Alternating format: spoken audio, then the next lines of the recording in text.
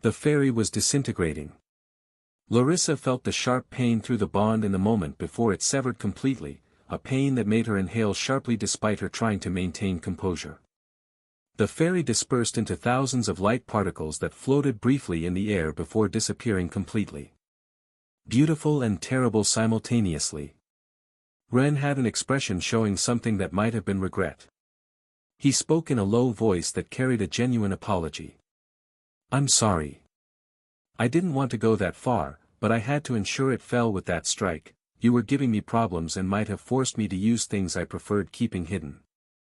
The lynx was her last beast. Larissa manifested it with movements that attempted to be confident but probably showed more moral fatigue than she wanted to admit.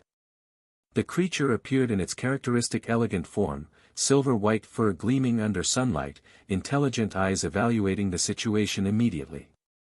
Against the Hydra that remained strong despite previous battles, the lynx would need everything it had. Larissa knew exactly what was required to give real battle to Ren's Hydra, and although the lynx had excellent control over wind, it wouldn't be sufficient, but she couldn't use ice yet like Ren had suggested she would learn. Element fusion into something new was a completely different level of difficulty. The Hydra handled wind even better than the lynx despite not being specialized in it, simply because it possessed superior raw power and refined control that came from enhancements from two other beasts at the moment. Larissa could use the lynx's speed, its superior agility, but eventually the difference would impose itself. The battle began with the lynx moving immediately, not waiting for the Hydra to establish rhythm. It ran laterally at speed that left blurred afterimages, using wind element to propel itself faster than its physical body would naturally allow. The Hydra's first head fired a light beam that passed grazing where the lynx had been half a second earlier. The second head fired toward where the lynx was heading, anticipating its movement. The lynx changed direction abruptly, an impossible turn at a 90-degree angle that defied normal physics. The beam missed by centimeters. The third head, no, only two heads, Larissa reminded herself, but both were firing so rapidly it seemed like there were more. The lynx dodged 4 consecutive beams with a combination of speed, prediction, and wind control that deflected its trajectory at the last moment. It was an impressive display of agility that made several spectators lean forward with renewed admiration. Perhaps Larissa could make this work after all. Perhaps speed would be sufficient to. But then the pattern changed. The Hydra stopped relying solely on firing speed and raw power. Ren had observed sufficiently to understand the lynx's movement pattern, the way it used wind currents for its impossible maneuvers that defied normal physics. When the next opportunity presented itself and the lynx attempted changing direction using an air current for propulsion, the Hydra controlled that same wind. Not completely overpowering it, but sufficiently to interfere with the technique. The current that should have pushed the lynx toward the left weakened at the critical moment, reducing the force of the directional change. The lynx moved but not as rapidly as it needed for clean evasion. The light beam caught it on the flank. Not a complete direct impact but sufficient to cause real damage that wouldn't heal quickly. The lynx howled, more in surprise than pure pain, and stumbled in its landing. Larissa felt the pain through their bond, not as devastating as what the fairy had experienced, but enough to know that another clean connection would end the battle decisively. The Hydra didn't fire again immediately to finish things. Ren kept it in position, observing the lynx recover its balance while Larissa evaluated her dwindling options. And then Larissa understood what he was doing. He was giving her an opportunity to withdraw the beast cleanly, exactly as he'd done with Lu in their match. Without forcing bond rupture, without causing unnecessary pain that would linger for days. Larissa withdrew the lynx before the Hydra had to attack again. Master Zhao raised his hand with the confirmation everyone already knew. Final victory, Ren Patender's team. The silence in the stands lasted 3 full seconds. Then came the explosion of noise. Applause. Shouts. Conversations overlapping as everyone attempted processing what they just witnessed. Because it wasn't simply that Ren had won decisively. It was how he'd accomplished it. Teleportation that nobody had anticipated. Combination of opposing elements. perfect timing to exploit opponents' cooldown. It was a level of control and tactical planning that separated good fighters from master tacticians. And Ren Patender, fifth-year student, had executed it with ease that tamers with decades of experience would admire. Larissa remained motionless for a moment, processing the defeat, feeling the empty space where the bond with the fairy had been before it shattered. She felt the weight of defeat settling over her in a manner she hadn't fully anticipated. It wasn't just that she'd lost, she'd known that would happen before even beginning. It was that she hadn't accomplished anything substantial with the lynx. Had been neutralized with a relatively simple tactic once Ren understood how it moved. And the Hydra was probably tired after all those battles. Not much perhaps, but something. Should have been an advantage Larissa could exploit. But it hadn't been sufficient. Her expression remained carefully neutral, years of noble training allowing her to maintain an appropriate poker face. But internally she felt deflated in a way she hadn't expected. She'd given her absolute best and it hadn't been even remotely sufficient. Ren walked toward her after withdrawing the Hydra completely. He approached close enough for private conversation, his gaze studying her face in a manner that made Larissa wonder how transparent her emotions were despite the careful control of her expression. "You won." Larissa blinked, genuinely confused for a moment. "What?" "The arrangement. The initial strategy. The scheming of how to position your team against mine," Ren elaborated, his words coming faster as if wanting to ensure she understood completely what he was saying. "You won that part entirely. If it weren't for the enormous advantage I have with my main beast, if we were at the same base power level, you would have won the battle in the end with those positioning decisions." He paused, making sure she was really listening before continuing. "And you gave me as good a fight as could be expected." "No, better than I expected honestly. The fairy was the perfect choice that forced me to reveal capabilities I wanted keeping hidden from the start. The lynx could dodge those beams with pure speed. And when you completely master ice, or when you have fusion as an additional option in your arsenal like some of us have learned." He stopped, letting the implication settle. "I can't imagine what you'll be capable of then." His expression softened slightly, something that might have been an encouraging smile. "Don't feel this way because you lost to someone with overpowered beasts when you don't have one. You're a great tamer, Larissa. Truly." Larissa felt something in her chest loosen with those words, tension she hadn't noticed she was holding until it began releasing. She smiled then, genuinely instead of the political smile she used in social situations. She sighed softly, letting escape the rest of the disappointment she'd been carrying. It seemed that in the end she hadn't disappointed him at all. "Thank you," she said simply, because sometimes simple words carried more weight than complex elaborations. Then she added with tone mixing humor and genuine determination, "You're right. And now I need you to win this entire thing." Ren looked at her with slight confusion. "Why?" "Because if you win, then I can consider myself tied for second place," Larissa explained with logic that was perfectly clear to her. "I'll have lost only to the final winner, which means technically I wasn't inferior to any of the other competitors except you. It's..." She made a vague gesture with her hand, searching for the right words, "better for my pride that way." Ren laughed, a genuine sound of amusement that attracted some curious glances from nearby spectators. "All right. I'll do my best then. For your pride." "I appreciate the effort," Larissa responded with a dry tone but eyes showing real humor. They shook hands in a grip that perhaps lasted longer than Ren considered normal. When they separated to return to their respective areas, Larissa felt significantly better than she had moments before. The defeat still hurt, especially the broken bond with the fairy that would take time to heal completely. But Ren was right about the realities of the situation.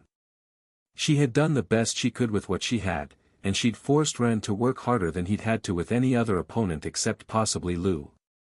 And when she finally mastered the ice element, when she had fusion as an additional option in her arsenal, then future battles would be considerably more interesting. Larissa smiled to herself while walking. The path toward improvement was long, but Larissa was committed to walking it completely. One defeat at a time if necessary. The semi-final teams. With Larissa's defeat, the bracket on Ren's side became clearly defined.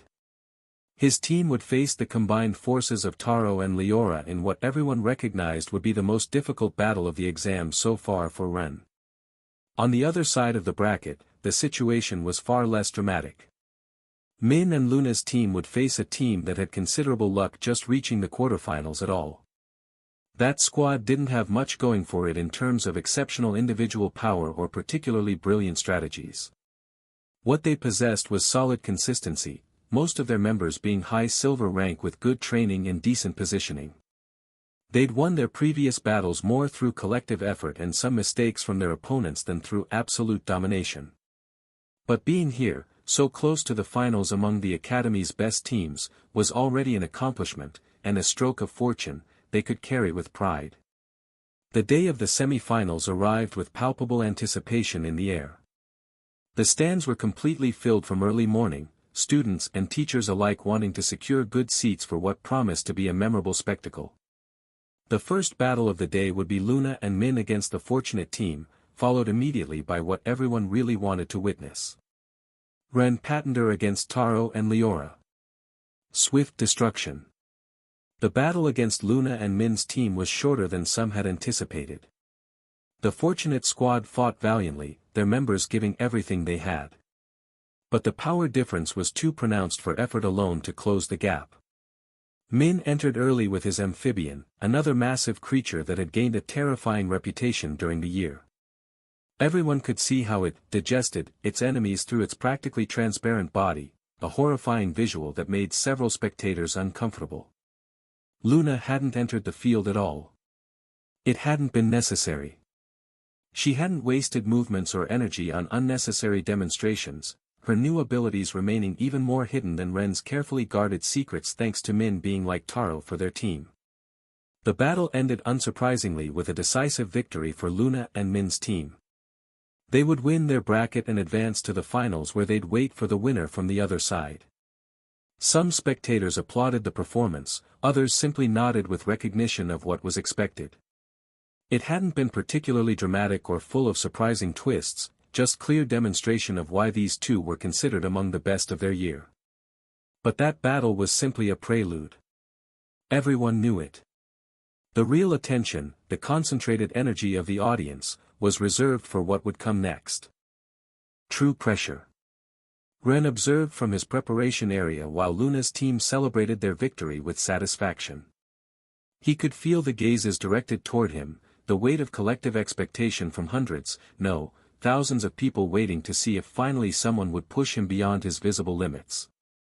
Because this time, for the first time in the entire exam, Ren might genuinely be pressed hard enough to actually be defeated.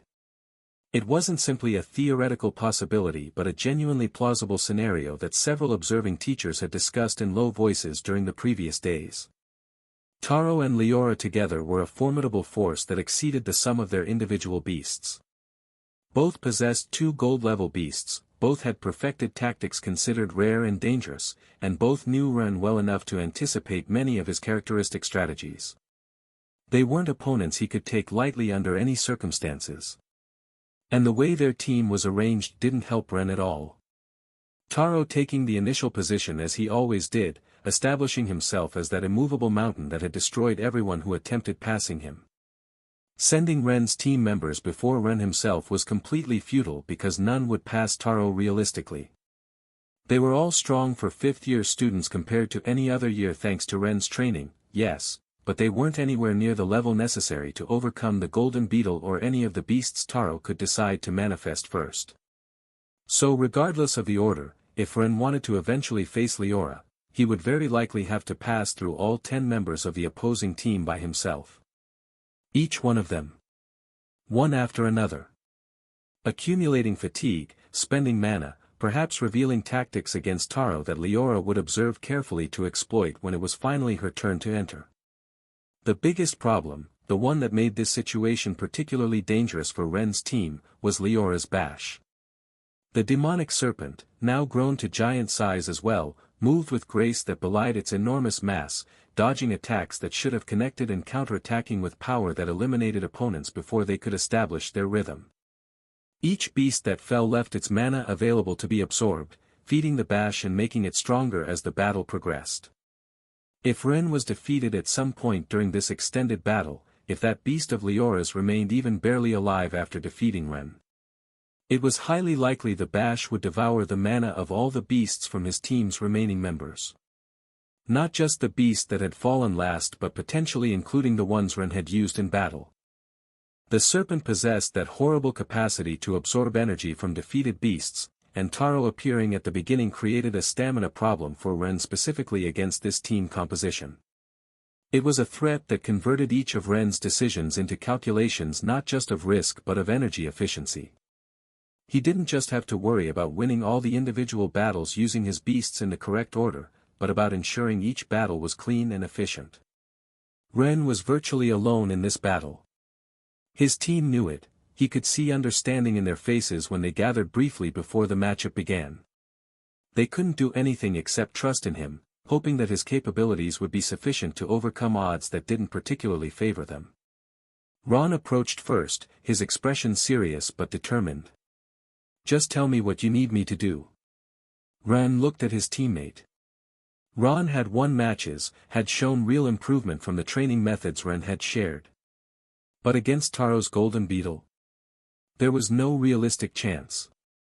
Still, Ren considered Ron's question for a moment, evaluating options rapidly in his mind. Things could proceed relatively normally and predictably if he simply accepted the reality of the situation as it stood. Taro would enter first as he always did, establishing his position as the immovable wall.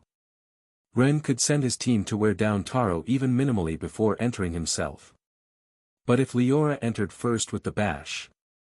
The more he thought about that scenario, the less he liked the idea. His teammates would be sacrificed without accomplishing anything significant beyond feeding the serpent's growth. Except being lucky, so Taro goes first might at least force the terror or the beetle to spend some energy. But too risky. "Come here, gather closer," Ren said to his team. When Master Zhao announced the beginning and requested that the first combatant from each side step forward, Taro emerged with the confidence of someone who'd done this dozens of times without losing a single match. From the other side, Ron walked onto the field with an expression showing quiet resolve. Taro sighed softly when he saw that Ron was first instead of Ren. He'd hoped to surprise Ren in a specific way he'd planned carefully. Throughout the entire exam, Taro had been using the Deep Terror as his first entry beast, establishing a pattern that anyone observing would eventually notice. The idea was that Ren would choose his beast considering the Terror as the most probable opponent, optimizing his selection to deal with the multiple articulated legs and unsettling versatility of that creature, perhaps sending the Mantis or Wolverine first. And then Taro would have deployed the Golden Beetle instead, completely surprising Ren and forcing him to adjust his strategy in the middle of battle when he'd already committed to a beast choice. It was a simple tactic but potentially very effective against an opponent who depended so much on careful preparation to conserve energy through the 10 consecutive battles awaiting him. But now with Ron entering first, the surprise would no longer be surprising for Ren. Taro would have to reveal the beetle now or maintain the terror pattern and lose the opportunity to use that tactic completely. Ren had taken precautions. Earlier, team discussion. "Enter first before me," Ren decided finally after his team had gathered. Ron blinked, clearly not expecting that instruction. "Me? I thought you wouldn't want." "I know," Ren interrupted with a tone that left no space for debate. "But if Leora enters, she'll only absorb your fire beast's mana. And if Taro enters, I need information about which beast he'll deploy first. And I need you to get that information for me." Ron understood immediately what Ren was asking. It wasn't fighting to win, it was fighting to learn. To force Taro to reveal his first card before Ren had to commit to his own choice. It was a calculated sacrifice that Ron accepted without further questioning. The other team members listened in silence, understanding the logic even if it meant Ron would be a sacrificial piece. "Make him work for it," Ren added. don't just roll over. But your primary objective is reconnaissance, not victory. Ron nodded. I understand. The rest of the team exchanged glances, recognizing the cold efficiency of the strategy. This was what tactical thinking looked like, pieces sacrificed not out of cruelty but out of necessity for the larger victory. Back to present. Taro decided there was no point saving the beetle longer if the surprise was already ruined. The golden beetle materialized on the field with a presence that made the ground vibrate slightly under its massive weight. The creature was a living testament to what proper cultivation and adequate resources could achieve with a beast most had considered mediocre at best. Now it was an absolute monster that had earned the nickname, the Immovable Mountain, with every demolishing battle it had fought. Ron manifested his salamander with determination everyone recognized as admirable bravery in the face of impossible odds.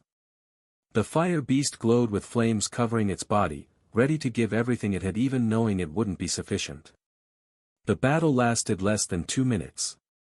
Ron attempted using speed and fire attacks to find an opening in the beetle's defenses, but each attempt was blocked by the sand and living minerals defense with ease bordering on insult.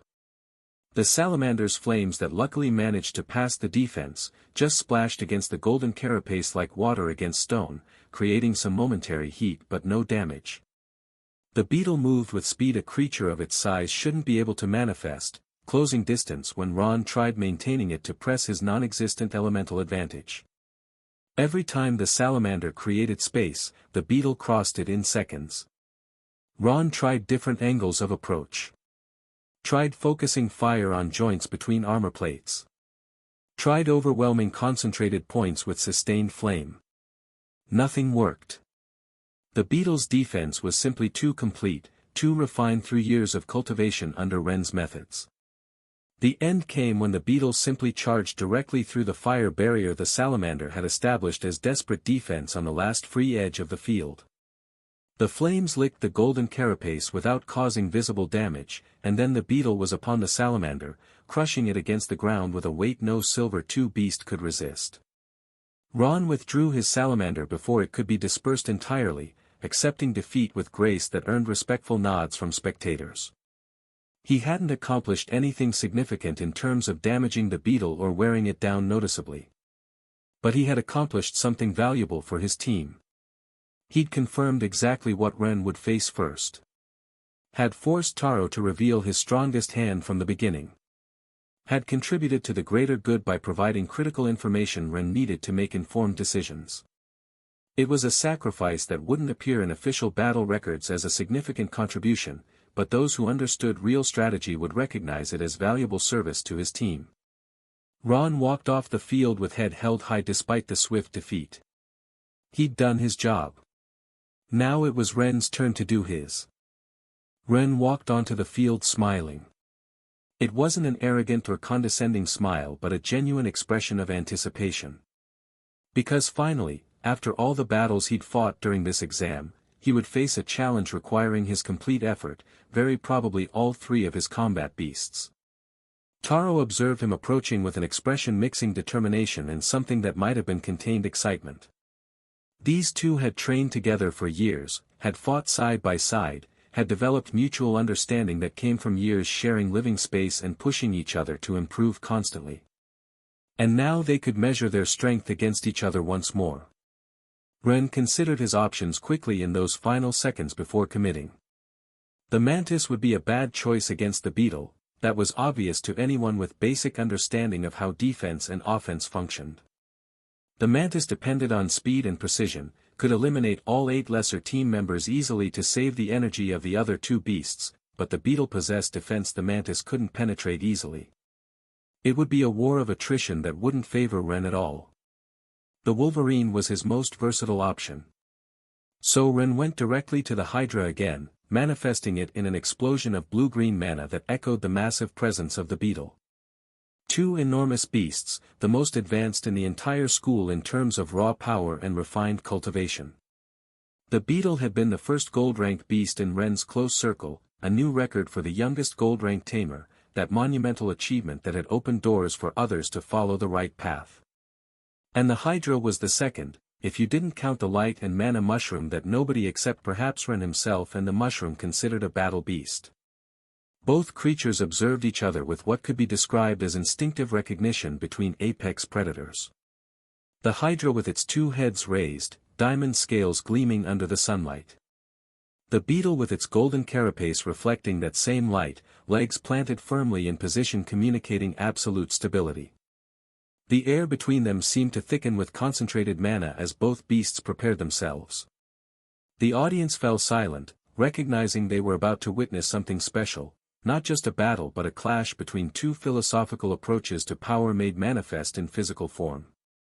The beetle represented perfect defense. Immovability. The idea that if you couldn't be moved, couldn't be hurt, you would eventually wear down any opponent through sheer endurance. The Hydra represented the perfect balance between defense and attack. Stability.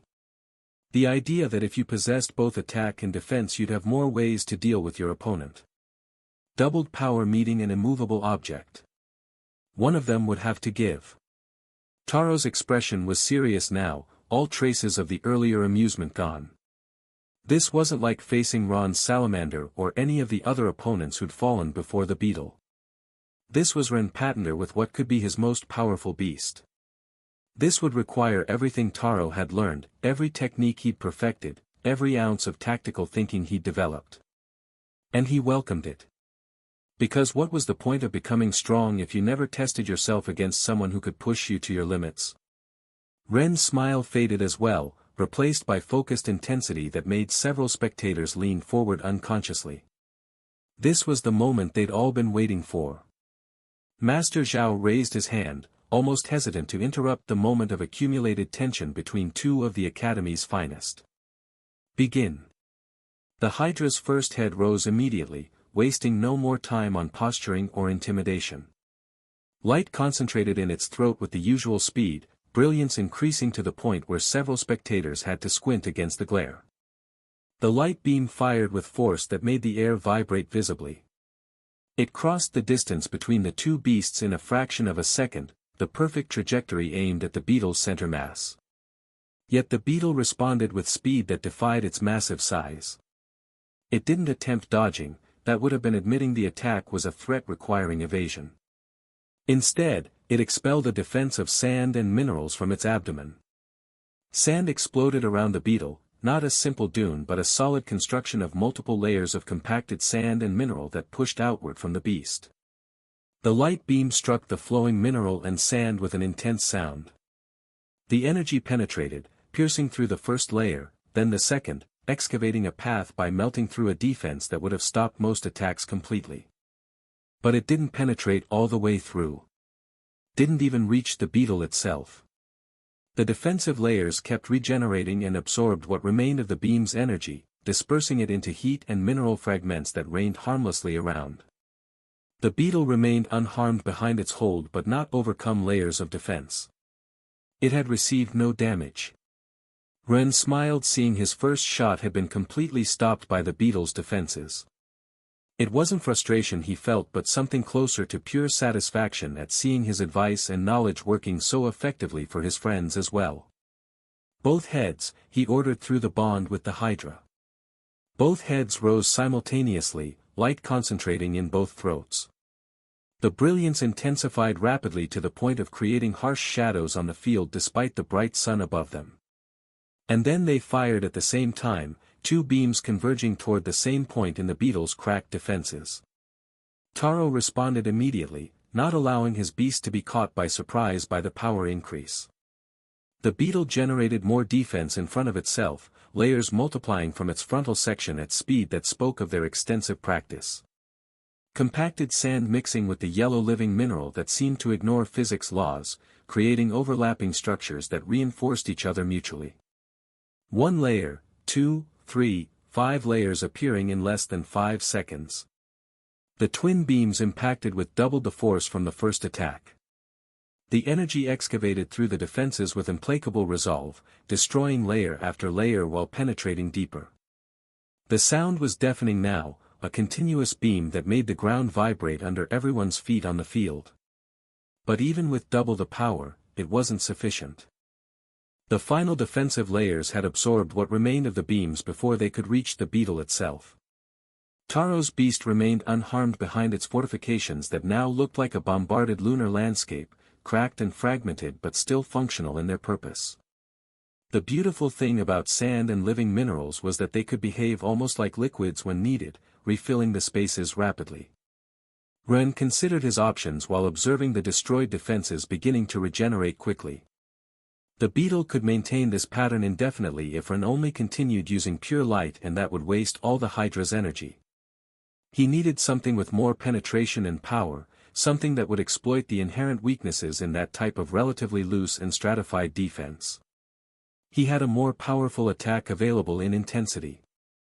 The combined light and darkness beam he'd used against Larissa's fairy, but this time he didn't need to fire so quickly, so he could maximize the output. It was a considerable power escalation that would require significant energy expenditure from the Hydra, but likely cheaper in the long run. Though it was not that expensive since he really had something even stronger than that saved, but didn't want to use it unless absolutely necessary. That new move was a card he preferred keeping hidden until a moment where victory depended 100% on it. Combination white and black, spiral, Ren ordered, his tone communicating the situation's seriousness through the bond. The Hydra's heads responded, but this time the charging process took noticeably longer. The first head began glowing with familiar light, intensity growing to almost blinding point. The second head darkened, blackness manifesting as tangible absence of light that seemed to absorb part of its twin's brilliance. The two contrary energies began rotating around their respective points of origin, creating spiral patterns that intertwined visually even before the shot. Taro saw the preparation and recognized immediately that a significantly more dangerous attack was coming. He couldn't simply wait passively and trust that his defenses would be sufficient this time. He needed to interrupt the attack before it launched completely charged. The beetle struck the ground with one of its massive legs, the impact's force resonating through the earth like a small localized earthquake. Earth control exploded from that contact point, energy running through the ground toward the Hydra's direction with alarming speed. The terrain began deforming violently, giant rock spikes emerging in a straight line toward Ren's beast. It was one of Taro's new signature attacks, the move he'd been perfecting during months of training. A wave of spikes that could shatter conventional defenses and impale opponents who didn't react with sufficient speed. The spikes grew in size as they approached their target, eventually reaching more than 10 meters in height each, tips sharp as spears aimed toward the Hydra's body. But the Hydra possessed earth affinity as well. One of the Hydra's legs lifted and struck the ground with perfect timing, just when the spikes were about to emerge beneath it. The Hydra's earth control collided against the beetle's in direct conflict. Energy against energy, will against will. And although the beetle was specialized in that specific element, the Hydra was also naturally specialized in it, though it added light to make it a less specialized repertoire. But it had the advantage of receiving control extras from the Wolverine and Mantis, besides it was easier to cancel the control when defending instead of attacking. It negated the spike formation directly beneath itself, dispersing to the sides the energy that Taro's enormous beast had sent through the ground. The spikes at the front collapsed, rock fragmenting into harmless pieces that fell back to the earth. And in that moment of interruption to Taro's attack, the Hydra's heads completed their charge. They fired simultaneously. Light and darkness launching from the Hydra's heads across the barely 30 meters separating the two beasts. The beams intertwined immediately after emerging, spirals converging in a hypnotic pattern that made them difficult to track visually. The contrary energies moved strangely better together than they should, the light feeding the darkness while the darkness defined the light's boundaries, creating a paradoxical synergy that amplified the total power beyond the simple sum of their components. The beetle had already begun increasing its defenses in anticipation of the attack it knew was coming.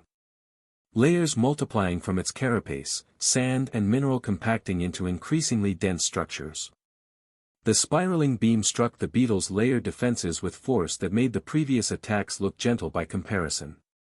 And this time the layers dispersed more easily under the beam's assault. The spiral movement of the two contrary energies acted like a drill, penetrating through defenses with efficiency that pure light couldn't replicate.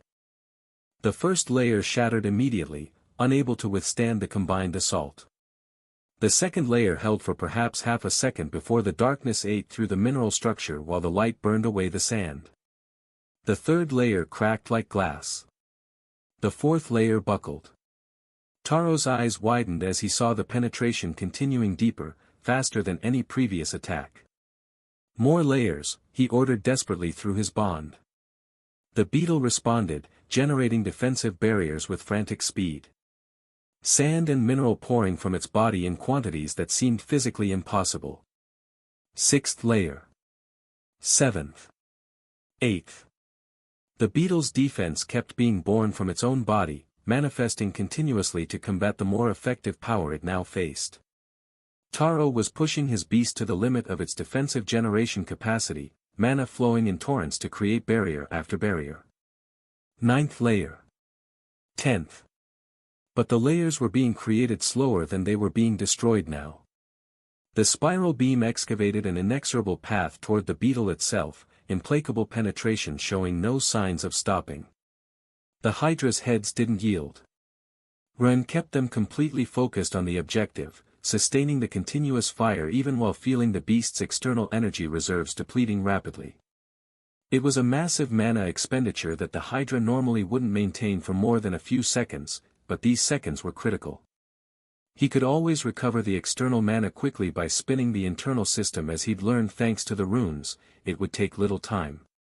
And most importantly, the beetle's last defensive layer fragmented under the continuous assault. And the beam impacted directly on the golden carapace. The energy used had been significant, much more than Ren had spent on any previous attack during the entire exam. But it had been necessary. Against an opponent of this caliber, with defenses of this level, there was no way to win without committing significant resources. The Hydra's heads finally ceased firing, having emptied a portion equivalent to a fifth of its mana reserves much faster than normal. The internal glow that normally emanated from the beast's scales had diminished noticeably, leaving them looking opaque compared to their usual state. Ren could feel through the bond that the Hydra was exhausted at a level it hadn't experienced in previous battles. But he also knew that in a few seconds it would begin spinning its internal system as he'd taught it to recover its power. Not completely in the strict sense, going from the current 80% to 100% true total reserves would take minutes or even hours of proper rest, but recharging the quickly accessible external power, around 20%, would be simple. It still had more than enough to continue fighting if necessary. Ren's cultivation methods already included rapid recovery techniques that allowed beasts to extract mana from their cores faster, even during active combat. However, those seconds of recovery were still a critical vulnerability that Taro wouldn't let pass without exploiting. The dust cloud the final impact had raised still floated in the air, obscuring clear vision of the beetle. For a moment it seemed that perhaps the attack had been sufficient to bring down the Golden Titan. Silence settled over the field while everyone waited to see what would emerge from the cloud. And then a massive form stepped forward in a rush, a dark silhouette becoming visible through the dust before the complete creature revealed itself. The beetle emerged with heavy steps that made the ground tremble, its presence as imposing as ever despite the damage it had clearly received. Its armor was slightly cracked now. Visible fissures running through sections of the golden carapace that normally looked immaculate. They weren't deep fractures that completely compromised structural integrity, but they were clear evidence that the attack had done real damage. The golden exoskeleton had withstood the enormous impact, testament both to the beetle's natural defense and to the extensive cultivation Taro had invested in strengthening his beast. But withstanding didn't mean emerging unscathed. The beetle moved with slight stiffness it hadn't shown before, a sign that pain or internal damage was affecting its mobility.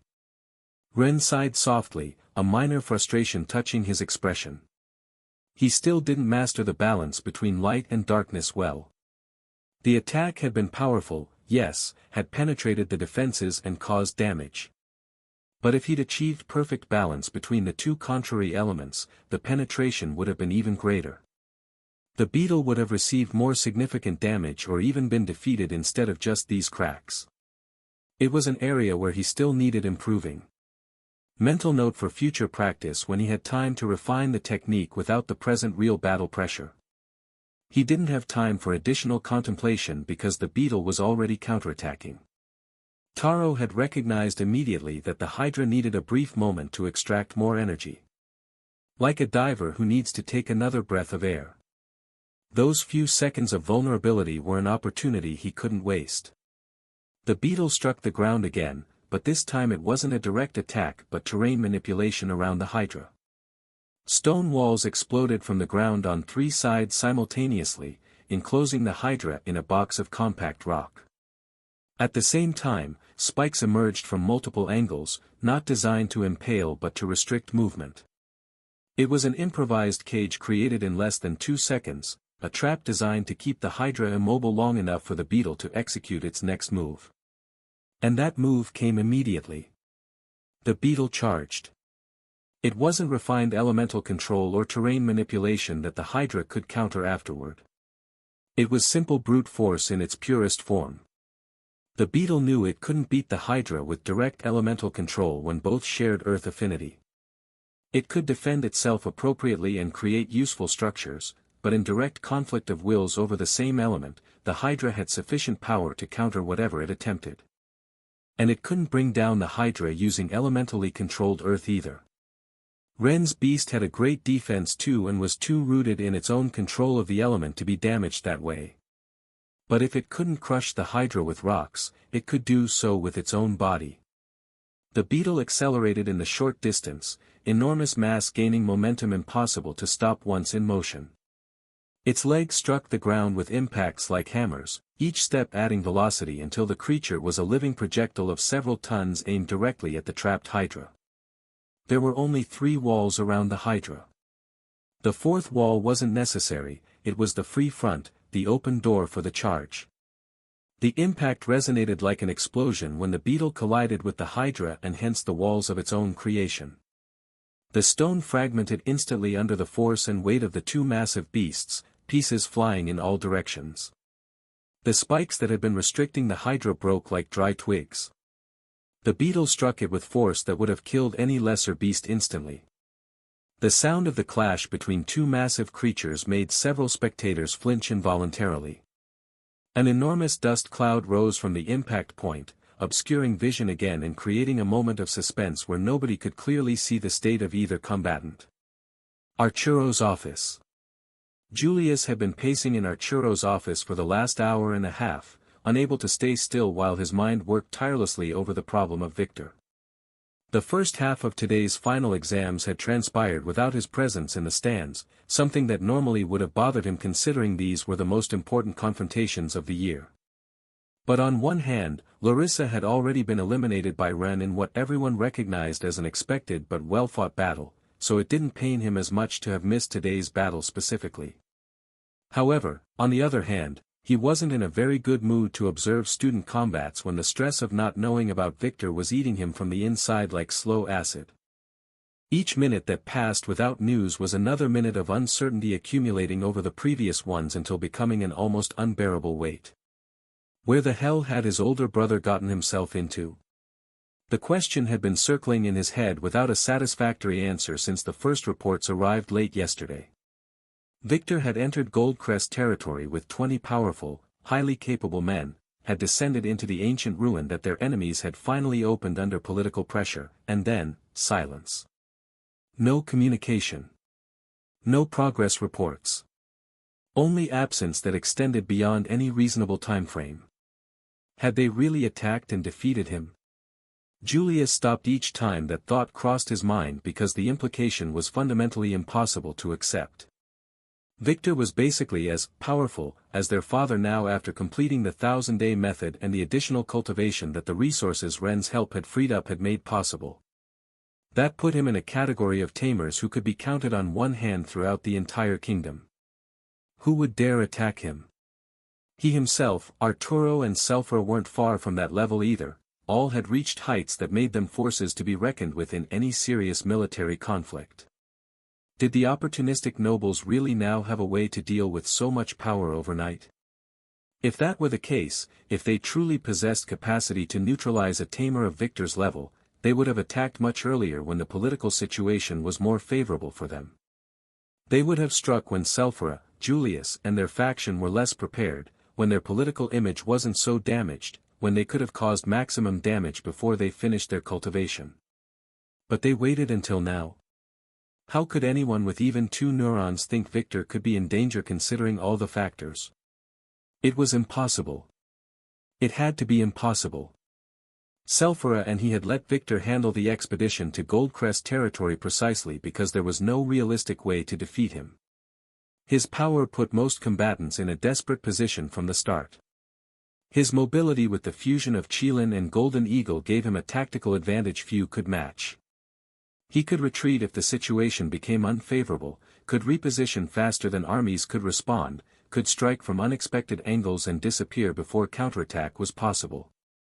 Was there a way they could really trap him? There shouldn't be. Simple logic of capability suggested Victor could escape from practically any situation if he decided retreating was necessary. It wasn't arrogance thinking that. It was a cold assessment of what should have been the tactical realities. Reacting differently, sending more troops than necessary, accompanying Victor, those would have been overreactions that opened doors to more aggressive responses, reactions they wanted to avoid. Reactions like the one that ironically did happen. But it still wasn't logical. They couldn't leave another front unattended. Accompanying Arturo meant weakening surveillance at the school, with Luna and Ren being such important targets.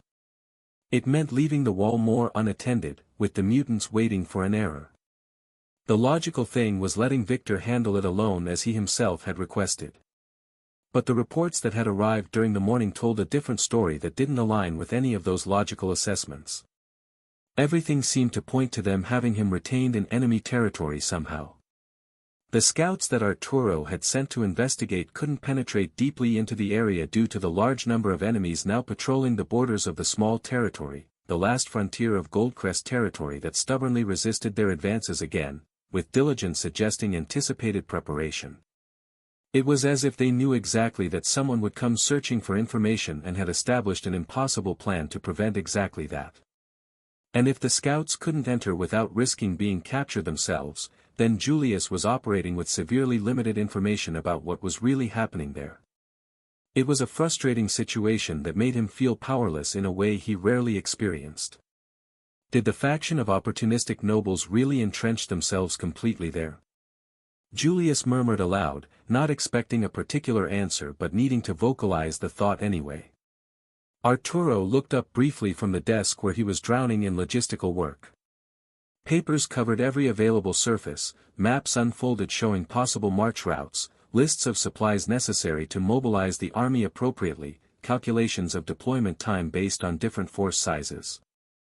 He was preparing everything necessary to finally send a complete military campaign if that became necessary, work that required meticulous attention to innumerable details.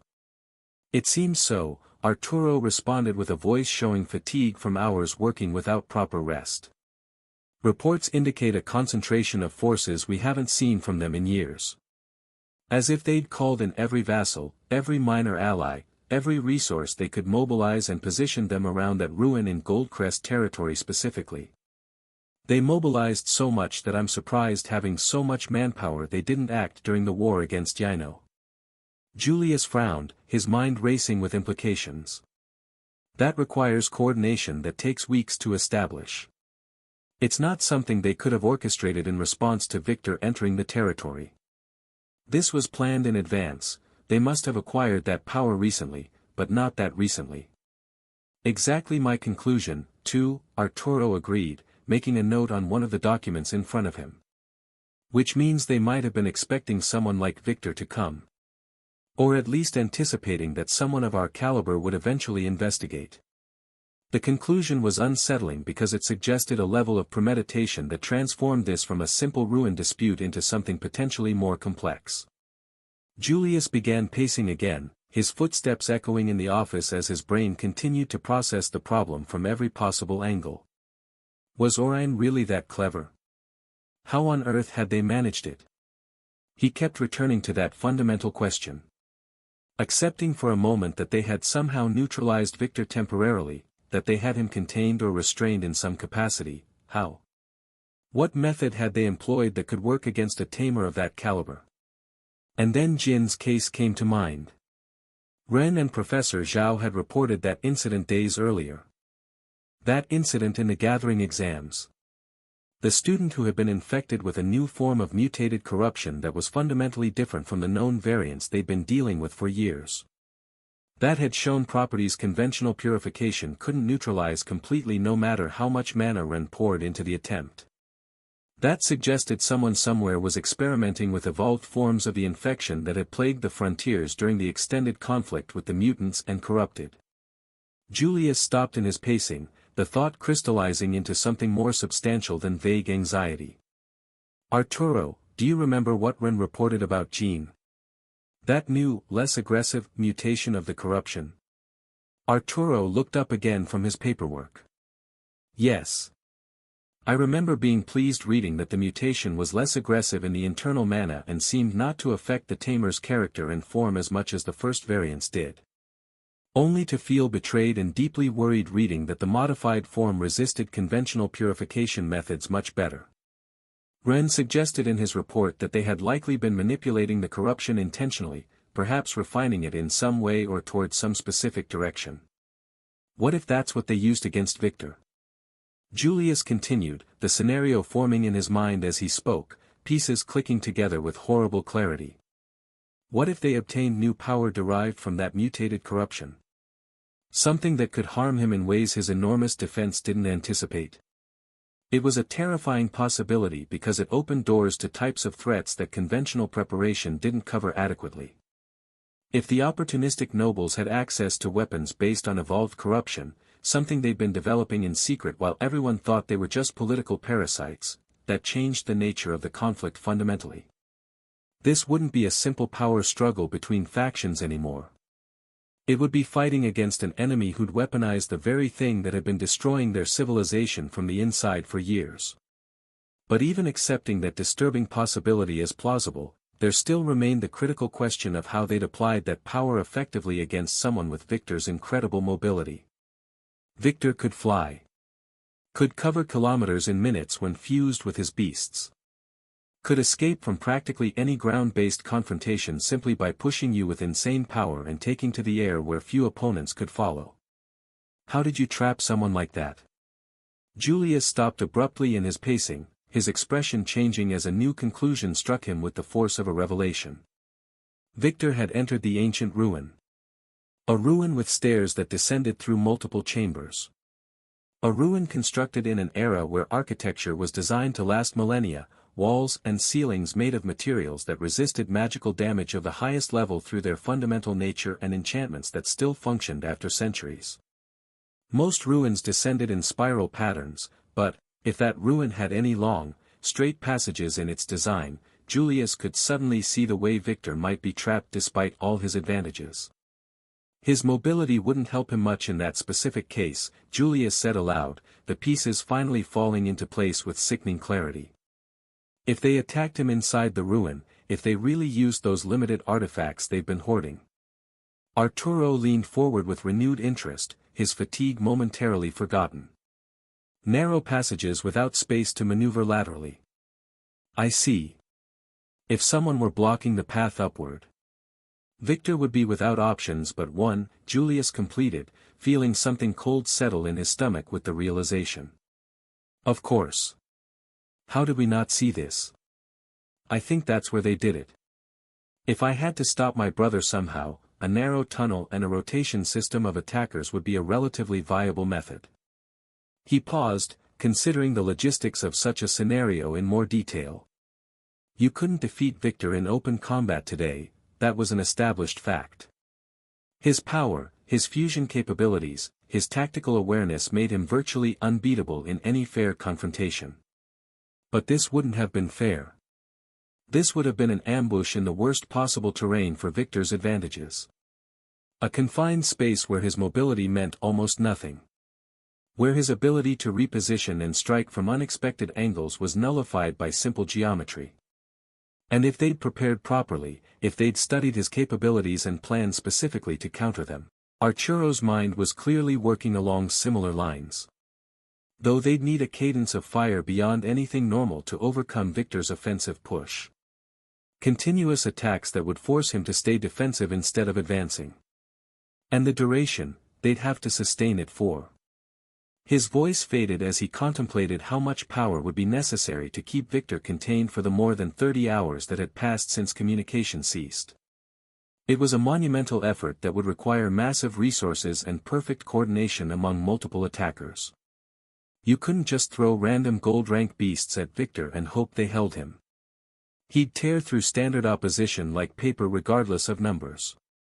But if they had access to mutated corruption that amplified attacks in ways conventional defense didn't anticipate properly.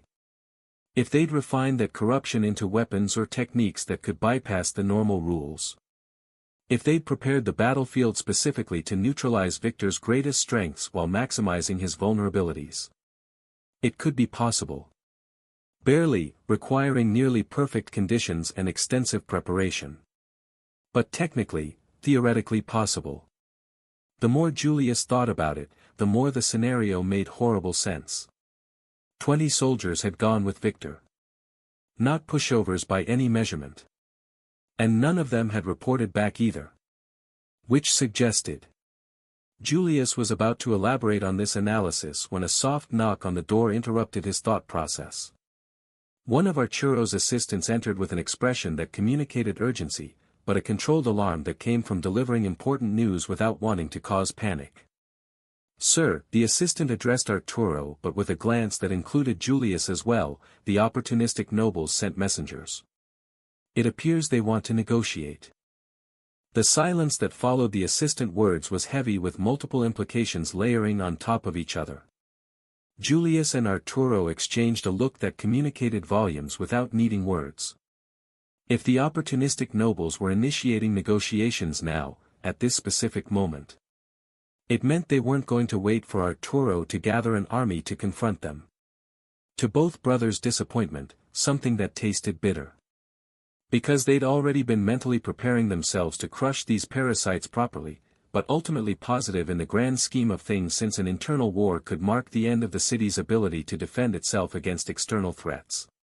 It also meant those opportunists had something they believed gave them a strong position to obtain what they wanted.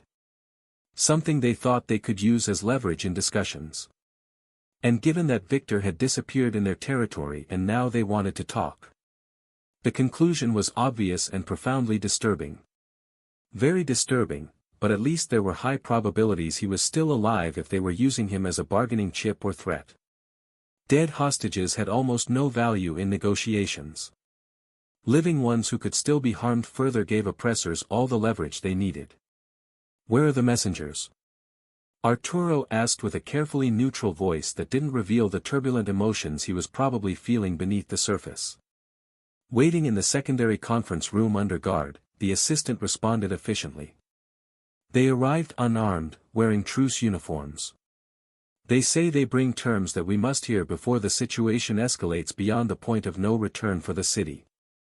Julius felt the muscles in his jaw tighten involuntarily at those words. The audacity of these nobles, attacking his brother and then having the sheer gall to send messengers as if they held the moral high ground from which to negotiate. Part of him wanted to reject the negotiations completely. To send the army immediately and resolve this with direct force. To make them pay. But the more rational part of his mind recognized that if Victor really was in danger, if the nobles had a way to seriously harm him, if they also had sufficient power to repel them and Selphra, then acting precipitously could worsen the situation dramatically. They could kill Victor out of spite or desperation if pushed too hard. They could trigger whatever contingency plans they'd prepared for a full assault.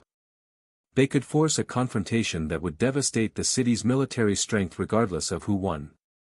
Leaving it basically open for the mutants.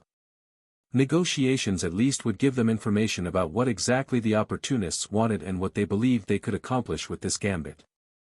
Information was power. Getting to know their demands would reveal their true objectives, their confidence level, their assessment of their own position. And more importantly, it might reveal Victor's actual status. Whether he was injured, how badly, whether he was actively being held or just prevented from leaving. All crucial details that would inform any rescue attempt. Gather the other counselors, Arturo ordered the assistant with a decisive tone that suggested he'd reached the same conclusions. And send a message to Selphora immediately. She needs to know this is developing now. The assistant nodded and withdrew quickly to carry out the instructions with the urgency they deserved. When the door closed again, Julius and Arturo remained looking at each other for a long moment. What would the nobles demand? Territory? Political concessions?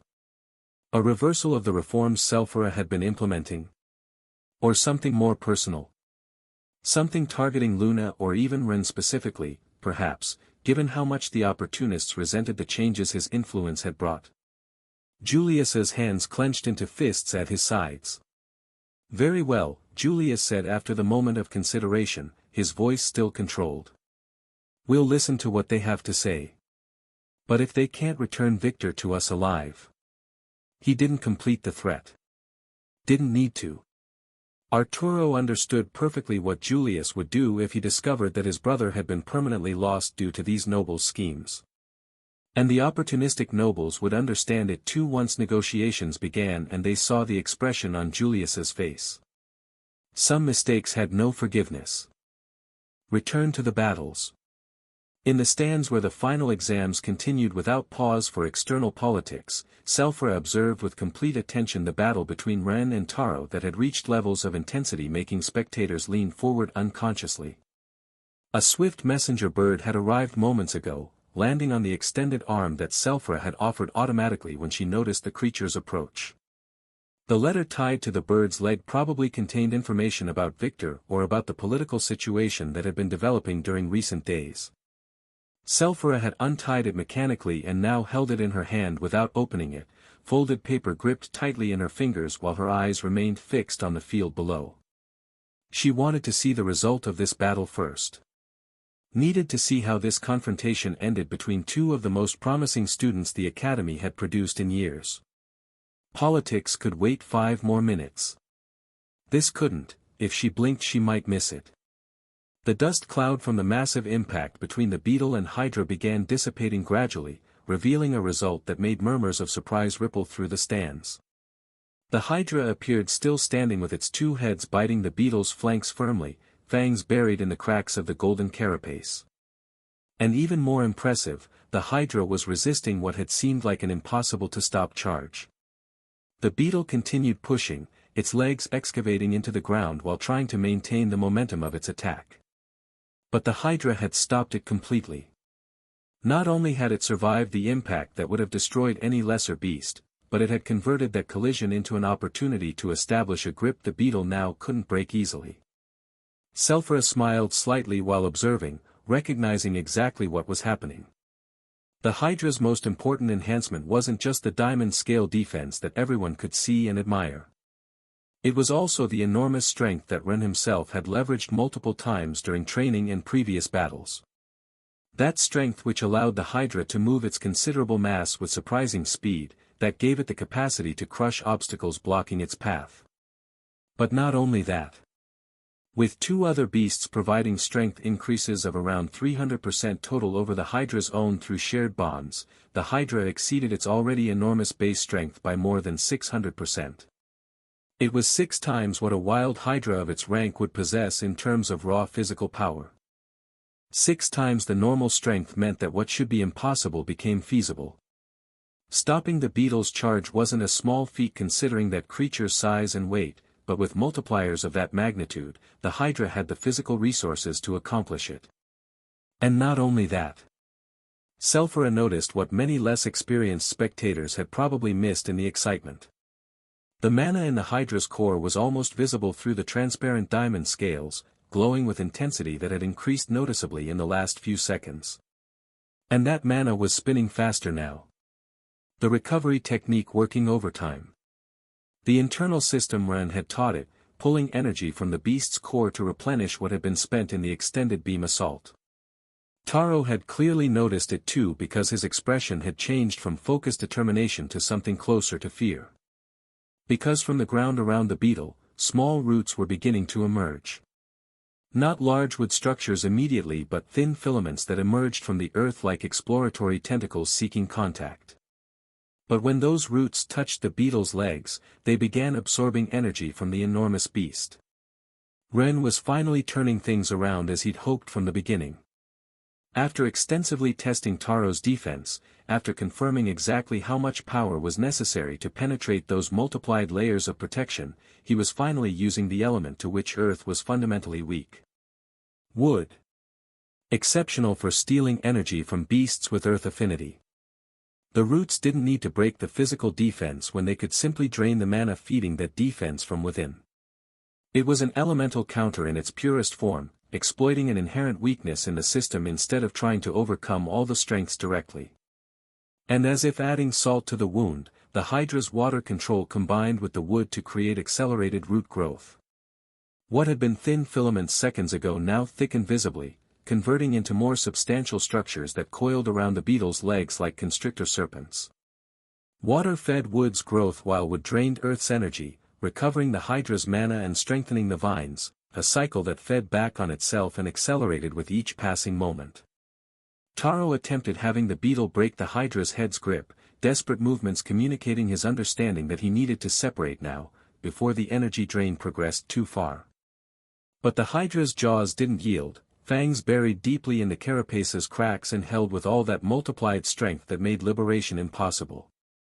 With each second that passed, more roots emerged from the ground.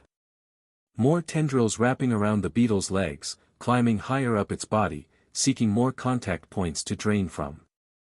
The beetle's golden glow was dimming noticeably now as its mana reserves depleted under the sustained assault. The Hydra's grip remained unbreakable. Taro's face showed the calculation running through his mind. How long could the beetle maintain itself under this drain? How much energy remained after generating all those defensive layers against the spiral beam? Not enough. The answer was clearly visible in the way the beetle's movements were becoming more sluggish, more labored. The roots continued thickening around the beetle's legs, draining energy with implacable efficiency that communicated exactly how effective the wood elemental counter was against Earth. Taro could feel through the bond how his beast's reserves diminished with each passing second, mana flowing outward faster than it could be recovered even with the recovery techniques he'd learned from Ren. It was a desperate situation that required a desperate decision. And Taro, knowing Ren better than most after already 5 years training alongside him, knew exactly what kind of decision to make. Because Taro wasn't just incredibly loyal to Ren, willing to follow him through any challenge that presented itself. He was also perceptive in ways others didn't always recognize, capable of reading nuances in Ren's behavior that passed unnoticed by casual observers. And one thing Taro had come to understand during their time together was that Ren wanted to reach the final consequences whenever possible when it came to his analysis. Yet with most opponents, Ren didn't force that level of intensity. He knew that breaking bonds hurt, that pushing beasts to complete disintegration caused unnecessary suffering to tamers who didn't deserve that type of punishment. So he contained his power appropriately, ended battles cleanly before they reached that point of no return. But for Taro that didn't matter in the same way. He would endure the pain if it meant trying to surprise Ren one last time, to keep him sharp by forcing him to deal with tactics he hadn't fully anticipated. Because that was what, in Taro's mind, true friends did for Ren, push him even when it hurt, especially when it hurt, because he knew Ren learned more from battles that forced him to adapt than from easy victories. So Taro took the only option remaining available when all others had been eliminated by Ren's implacable strategy. He couldn't escape the Hydra's jaws grip, that had been clearly established when his liberation attempts had failed to even move the beetle a single centimeter from its position. He couldn't wait and trust that eventually the roots would weaken or that he'd find an opening, because waiting only meant losing all remaining mana drop by drop until the beetle collapsed anyway without having accomplished anything additional. And creating more defensive earth structures was impossible when the Hydra's mana control for elemental constructions exceeded his at this moment, especially now that the roots were actively draining him and reducing his available mana. But there was something the beetle was fundamentally better at than the Hydra, a capability that came from its nature as a creature vital to the ecosystem of the deep caverns. Creating living minerals. It didn't function as external structures made of compacted sand or manipulated rock but as extensions of its own body, materializations of its essence that shared properties with the golden carapace but could be molded with freedom. Taro directed everything remaining of the beetle's mana toward the top of the beast, concentrating energy in a single point instead of dispersing it trying to defend his lost position. The carapace in that area began glowing with renewed intensity, gold becoming almost white for a moment before something began growing from that focal point. It wasn't slow organic growth but an accelerated manifestation of solid mass. Yellow mineral emerging like a massive tumor that expanded in all directions from its origin, absorbing all the remaining mana the beetle could channel. The yellow mineral structure grew larger with each second, reaching the size of the beetle's own head, then surpassing it, eventually achieving proportions that made the beast beneath seem about to be crushed by the weight of its own creation. But it wouldn't be crushed. Because beetles were also strong, not just in defense but in brute force when necessary. And while Taro's beast had less multiplied strength than the Hydra with its bonuses from 2 other beasts, it still had 1 extra beast and in total more than double what it would have as a wild creature. It was sufficient power to execute this final move even as its body began disintegrating completely from lack of mana. Ren recognized what was happening half a second before it was too late. Up, he ordered the Hydra, but knew even as he gave the instruction there wouldn't be enough time to release and dodge. The enormous ball of yellow mineral that had grown over the beetle hardened in a fraction of a second, the structure passing from semi-fluid to diamond solid. And then it began precipitating downward with all the accumulated weight plus the force the beetle could apply in its last act before disappearing completely. The beetle was disintegrating even as it pushed, its body converting into light particles that dispersed in the air as the bond with Taro severed violently. Taro felt the pain lance through him, that sharp and terrible emptiness where connection with his most powerful beast had been, but he clenched his jaw and held firm. Didn't scream. Didn't show visible weakness. Endured it, like a man, according to the expression his father sometimes used when talking about enduring difficult things without breaking.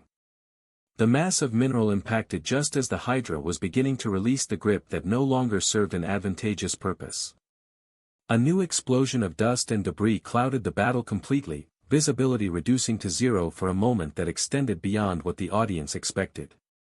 Dramatic silence settled while everyone waited for the dust to disperse, none completely certain what they'd find when vision was restored. Some murmured speculations in low voices about whether the Hydra would have been seriously damaged by the suicide attack executed with such perfect timing. Others simply observed in silence, recognizing this was the last moment where the outcome was in doubt. When the dust finally began settling, the first thing that became visible was that the beetle was just completely disappearing. It had disintegrated into particles that no longer existed on the physical plane, having returned to Taro's core in purely energetic form that would take time to reconstitute properly. The battle against Taro's first and most powerful beast had definitively ended. But the Hydra was also visible now, and to the surprise of many observers, it didn't look as damaged as the dramatic attack would have suggested. It had released one of its heads at the last moment before impact, the jaw releasing its grip to allow that head to move freely. And it had used that freedom to fire a light beam directed upward, not horizontally toward an opponent but vertically toward the mass of mineral descending upon it.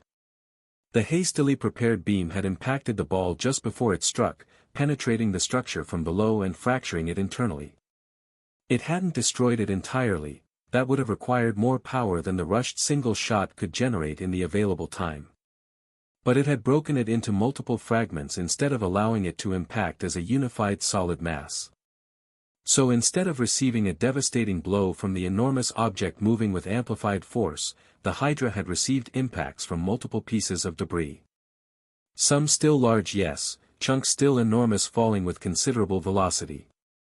But distributed across an area instead of concentrated on a single point, absorbable by the diamond scales that had been cultivated specifically to resist this type of punishment. The total damage was much less than expected considering the dramatic nature of the beetle's final attack. Nothing that compromised the Hydra's capacity to continue fighting. Nothing suggesting the battle had fundamentally changed in Taro's favor despite the sacrifice of his strongest beast. Taro observed from his position with an expression mixing residual pain from the broken bond with something that might have been satisfaction. And then he smiled, an expression communicating that this wasn't finished yet, not even close. Without waiting for even the announcement of the first win, without taking a moment to recover from the pain or regroup mentally, he manifested his second beast. The Deep Terror appeared on the field with that presence that was fundamentally different from the Golden Beetle's. Unsettling and articulated in ways that defied expectations about how creatures should move. Its multiple legs deployed immediately, extending in a considerable area around its central body. And Ren realized in that moment, seeing the smile on Taro's face and observing how the terror's legs moved with specific purpose toward particular objectives on the ground, that the beetle's last suicide attack hadn't been only to maximize damage to the Hydra before being defeated. It had also been to help Taro's second beast. Because scattered across the field now, result of the mineral ball that had been fragmented by the Hydra's light beam, were dozens of pieces of living yellow mineral. And the Deep Terror's legs were taking possession of all the fragments within reach, accumulating them around its body like valuable resources that would be utilized at the appropriate moment. The living mineral created by the beetle wasn't simple ordinary rock.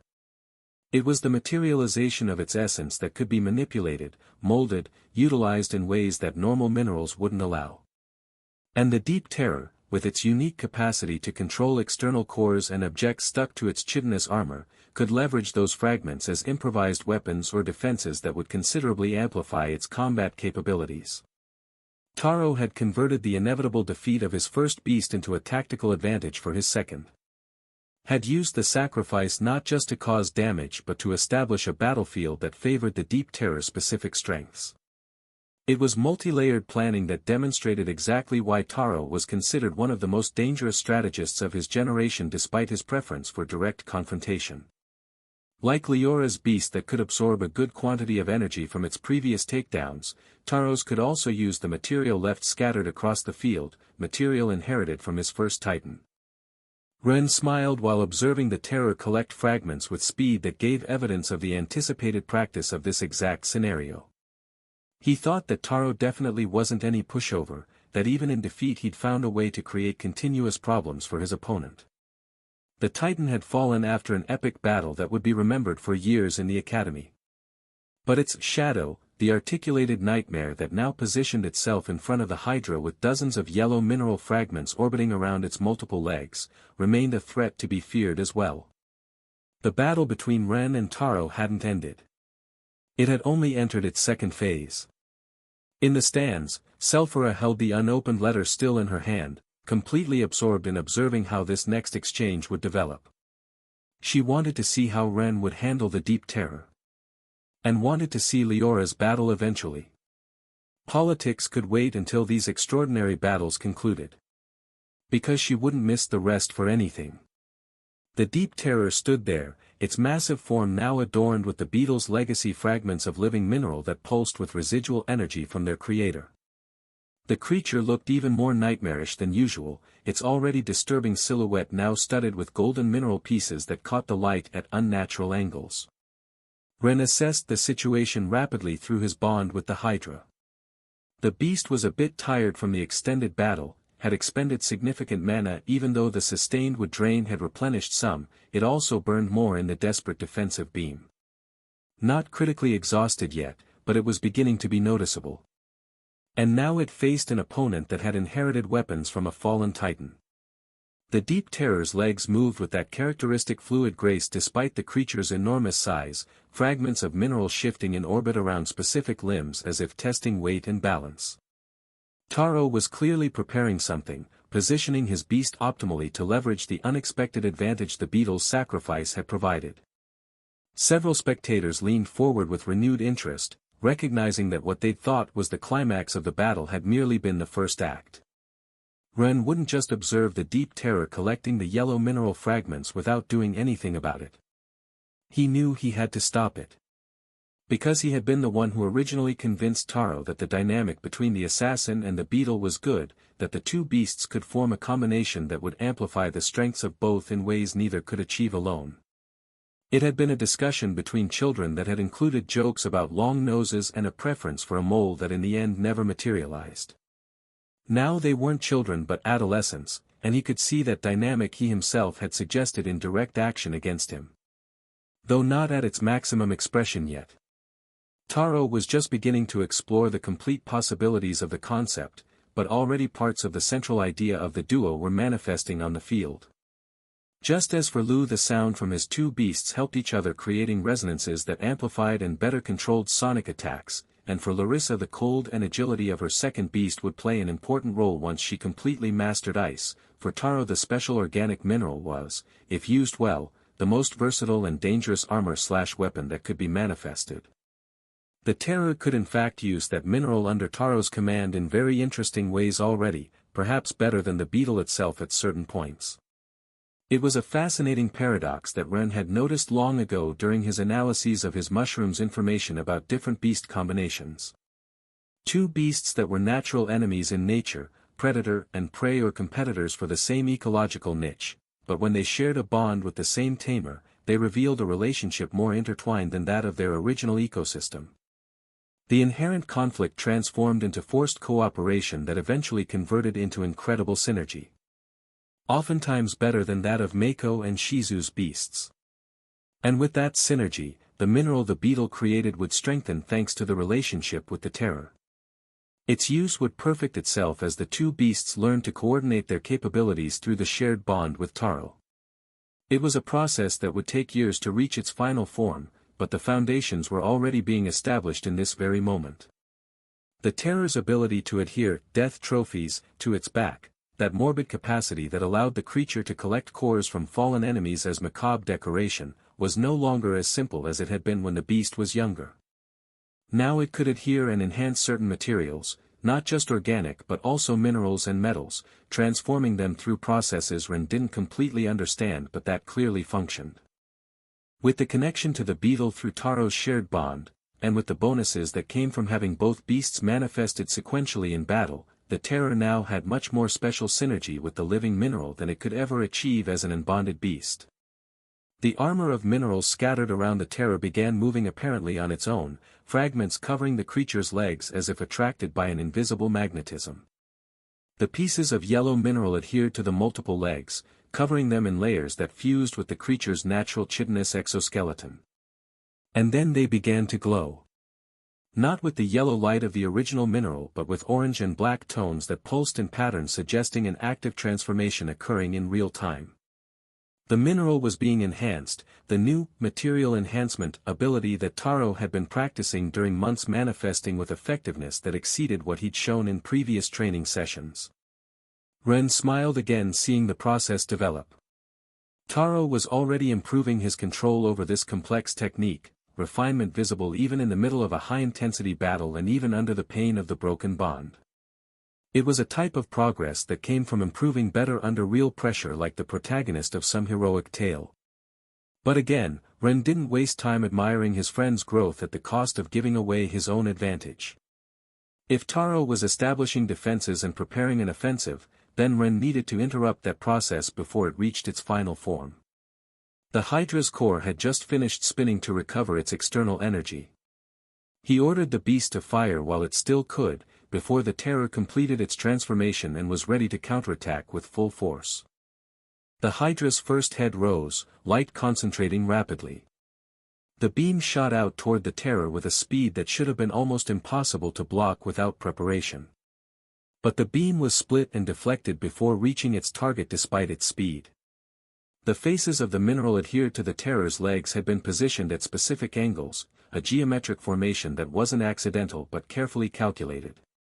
When the light beam impacted, it struck surfaces that were no longer matte yellow but brilliant orange and black with refractory properties that wouldn't have been sufficient before. The attack had been divided into components of multiple colors that dispersed in different directions. Several of the beast's legs had arranged themselves in front and in perfect geometric formation to achieve exactly that effect. It was a defense that required understanding of optics and physics of light that Taro probably couldn't articulate theoretically but executed instinctively through the bond with his beast. The Terror knew how to position its legs to maximize deflection, and Taro trusted that instinct completely. Ren felt something in his chest tighten slightly with cold recognition. It wouldn't be so easy now to finish this. The terror wasn't simply a strong beast that could be overcome only with superior brute power. The terror launched forward without waiting, surprising speed for a creature of its size but believable seeing so many legs moving in coordination. Ren decided to use his other shot from the second head to stop the advance, to maintain distance while he better evaluated how to handle the enhanced defenses. Simultaneously he ordered the Hydra's first head to use earth control, creating an enclosure similar to what the beetle had used against it moments before but fully closed. If he could trap the terror in a rock cage while bombarding it with beams of different elements. But the terror already had a response for that too. One of the balls, which were actually cores processed by the terror, began spinning around itself like a hunting sling, connected to the beast's leg by a sticky substance that resembled spider silk but was more viscous, more elastic. The ball accelerated in its rotation, gaining velocity and kinetic energy with each ultra-fast turn, and then was released at the precise moment of maximum speed. The projectile flew toward the earth walls the Hydra was constructing. It impacted with a mana explosion that massively amplified the physical impact damage of the projectile. An energetic detonation destroyed the point where two walls met, taking them down completely before they could finish forming. Fragments flew in all directions, the enclosure attempt failing before establishing itself appropriately, letting it escape in an instant. And the terror didn't stop there. Without ceasing its movement towards the Hydra, 3 of its legs rose simultaneously, each one with its own ball spinning in individual patterns. The movements were coordinated in a way that didn't obstruct each other despite the proximity of the legs and the trajectories of the balls. It was a feat that seemed more like the performance of an expert juggler than preparation for an attack, precise control over multiple objects in complex motion executed without apparent error. 3 more projectiles preparing to launch. Not at the incomplete walls this time, but directly at the Hydra itself. Ren's mind raced through calculations. The terror had just demonstrated it could break through Earth constructions with one explosive core. The geometric mineral positioning could refract light beams. And now it was preparing a triple assault while closing the distance rapidly. This was the nightmare scenario he'd helped Taro develop years ago, finally reaching battlefield maturity. The synergy between Beetle and Terror wasn't just about defense or offense separately. It was about creating an adaptive combat system that could respond to multiple threat types simultaneously. The balls still flew against the Hydra in rapid sequence, launched with timing that made it difficult to respond to all of them effectively. The Hydra was forced to stop its beam and generate a larger barrier in its place. Ren ordered a double-element defense, adding with one of the heads the wood element to the already resistant wall of rocks the Hydra could create. The wood grew from the center of the wall rapidly, intertwining with the rock in a composite structure that shared the strengths of both elements. It was a defense widely used in the army that had resisted powerful attacks in the past, a combination that leveraged the best of the natural element's capabilities. The first projectile impacted the barrier with an explosion that made the ground tremble. The structure held, cracks forming but general integrity maintaining itself. The second impact arrived before the Hydra could reinforce the weakened areas, exploding in the same point as the first and widening the fractures. But the barrier still held, it seemed very resistant now with the two energies combined creating redundancy that one alone couldn't provide. But the third projectile was different. While spinning, its surface became covered with a considerable quantity of transformed living mineral that the Terror had channeled toward it at the last moment. The orange and black mineral enveloped the ball like additional armor, concentrating mass and explosive energy in a unique package. When it impacted, the detonation was significantly greater than the previous two. The visible shockwave propagated from the impact point, sufficient energy that several spectators in nearby stands felt pressure in the air. The rock and wood barrier fragmented completely, incapable of resisting the final assault that had been amplified by the enhanced mineral. Debris flew in all directions while a dust cloud rose again, briefly obscuring vision of the field. But when the dust began dissipating sufficiently to see shapes within, what was revealed made a collective murmur run through the audience. The terror was clearly visible now, positioned closer to the Hydra than it had been moments before. And spinning around its body at complex angles were 5 balls covered in enhanced living minerals, each one glowing with those orange and black tones that communicated concentrated destructive power. They were projectiles ready to destroy Ren's beast, that same Hydra that until a moment ago had seemed invincible with its diamond scales and overwhelming elemental power. The terror had transformed Taro's apparent situation of inferiority into a genuine threat that put serious pressure on Ren. In the stands, even more casual observers could feel a change in the dynamics. This was no longer simply Ren dominating while his opponent desperately sought ways to survive. This was a real battle where both sides had the capacity to cause serious damage, where the outcome wasn't predetermined by a huge difference in power but would depend on tactical execution and precise timing. Taro observed from his position with an expression mixing residual pain from the broken bond with renewed determination. The beetle had fallen but had fallen in a way that established the possibility of an eventual terror victory, a genuine possibility. Those mineral fragments the beetle had created in its last act were proving to be exactly as valuable as Ren had anticipated. The terror crouched more deeply, its multiple legs adjusting at angles that communicated immediate preparation for launch. The 5 balls of enhanced mineral continued spinning around its body in patterns that made it difficult to predict exactly where they were at any given moment. And then the terror attacked. Its legs moved in coordinated sequence that released the projectiles toward the Hydra with speed that converted the balls into dark blurs crossing the field. Ren had no option but to use a light jump. It was a recognition that arrived with absolute clarity when he calculated the trajectories of the first 3 projectiles at the front. He could stop 1 or maybe 2, but saw the 3rd and didn't even worry about the 4th or 5th because he realized that conventional evasion or static defense wouldn't be sufficient against more than 2 attacks that had already demonstrated the capacity to destroy his strongest barriers. He needed the instantaneous repositioning that only teleportation could provide.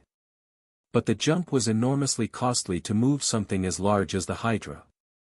During the battle against the beetle he hadn't used it when receiving the massive charge because he knew he could win the pure strength contest with the multipliers he had available, and because conserving mana for the extended phase was more important than avoiding damage the diamond scales could appropriately absorb. The jump consumed a considerable portion of the energy reserves, particularly when applied to a beast of the Hydra's size and mass. Ren had been able to use personal light jumps for a long time already. That had been one of the first advanced applications of the light element he'd mastered after understanding the fundamentals thanks to Larissa and his own early elemental aptitudes with the element. But not all his beasts could do the same even after months of specific training in that technique. There were multiple factors that determined whether the beast could learn the ability and execute it effectively. Ren himself was much smaller than any of his beasts. The mass that needed to be teleported was a fraction of what was required to move a creature of several tons. Additionally, he had direct control over his own body in ways that were more intuitive than directing a beast through a bond. And through the seed giving more control in light and darkness before breaking or being covered, he had learned more easily before losing that influence, knowing the permanent route in his mana. Amusingly, the mantis being his weakest beast had learned to jump first despite not having particular natural affinity with light or darkness. But that was because the new jade mantis had omni-elemental control and the mimic capability that allowed it to copy techniques from Ren. The mantis had simply copied Ren jumping many times and had replicated the process through its unique ability. The Hydra had managed to learn it as well. It had greater affinity to the light element than any of Ren's other beasts. It was a fundamental part of its elemental nature. That affinity reduced the difficulty of learning light-based techniques even when those techniques were as complex as teleportation. But affinity only made learning less difficult, it didn't make it easy or cheap in terms of mana cost. It remained difficult and expensive to move that enormous body even now that the Hydra had mastered the basic mechanics of the jump. Each teleportation of a beast that size required expenditure that would make Ren think twice before using the technique casually. It was an emergency tool more than a standard tactic. So the beast could execute the jump now, but doing so drained its reserves significantly, easily a tenth of its total mana for a single repositioning of moderate distance. And right now, with the Hydra already somewhat depleted from the extended battle against the Beetle and the subsequent exchanges with the Terror, using the light jump would push its usable mana to half. But there was no choice. The enhanced mineral projectiles were converging on the Hydra's position from multiple angles, trajectories calculated to eliminate escape routes. Static defense had already proven insufficient. Movement speed alone wouldn't create enough distance before the projectiles arrived. Teleportation was the only viable option. This was exactly the type of emergency that justified the cost. And more importantly, it was the perfect moment to generate a winning play that would end this dangerous combat before the Terror could establish a rhythm giving it more advantage. Ren didn't just need to dodge the projectiles but also counterattack in a way that Taro couldn't respond to effectively or even raise the stakes with fewer defenses and more attacks. "Jump," Ren ordered through the bond, his tone carrying the urgency of the situation. The Hydra's form began to shimmer, light element concentrating around its massive body, all in an instant. And then the Hydra vanished. The air around the beast rippled with spatial distortion as the technique activated. It had disappeared at the last possible moment, when the projectiles were mere meters from impacting. The world seemed to flicker for a fraction of a second, reality adjusting around the sudden absence of considerable mass at one point in space and its simultaneous appearance at another. The mineral balls roared through the space the Hydra had occupied an instant before, explosions detonating on empty ground while their intended target was no longer present to receive the impact.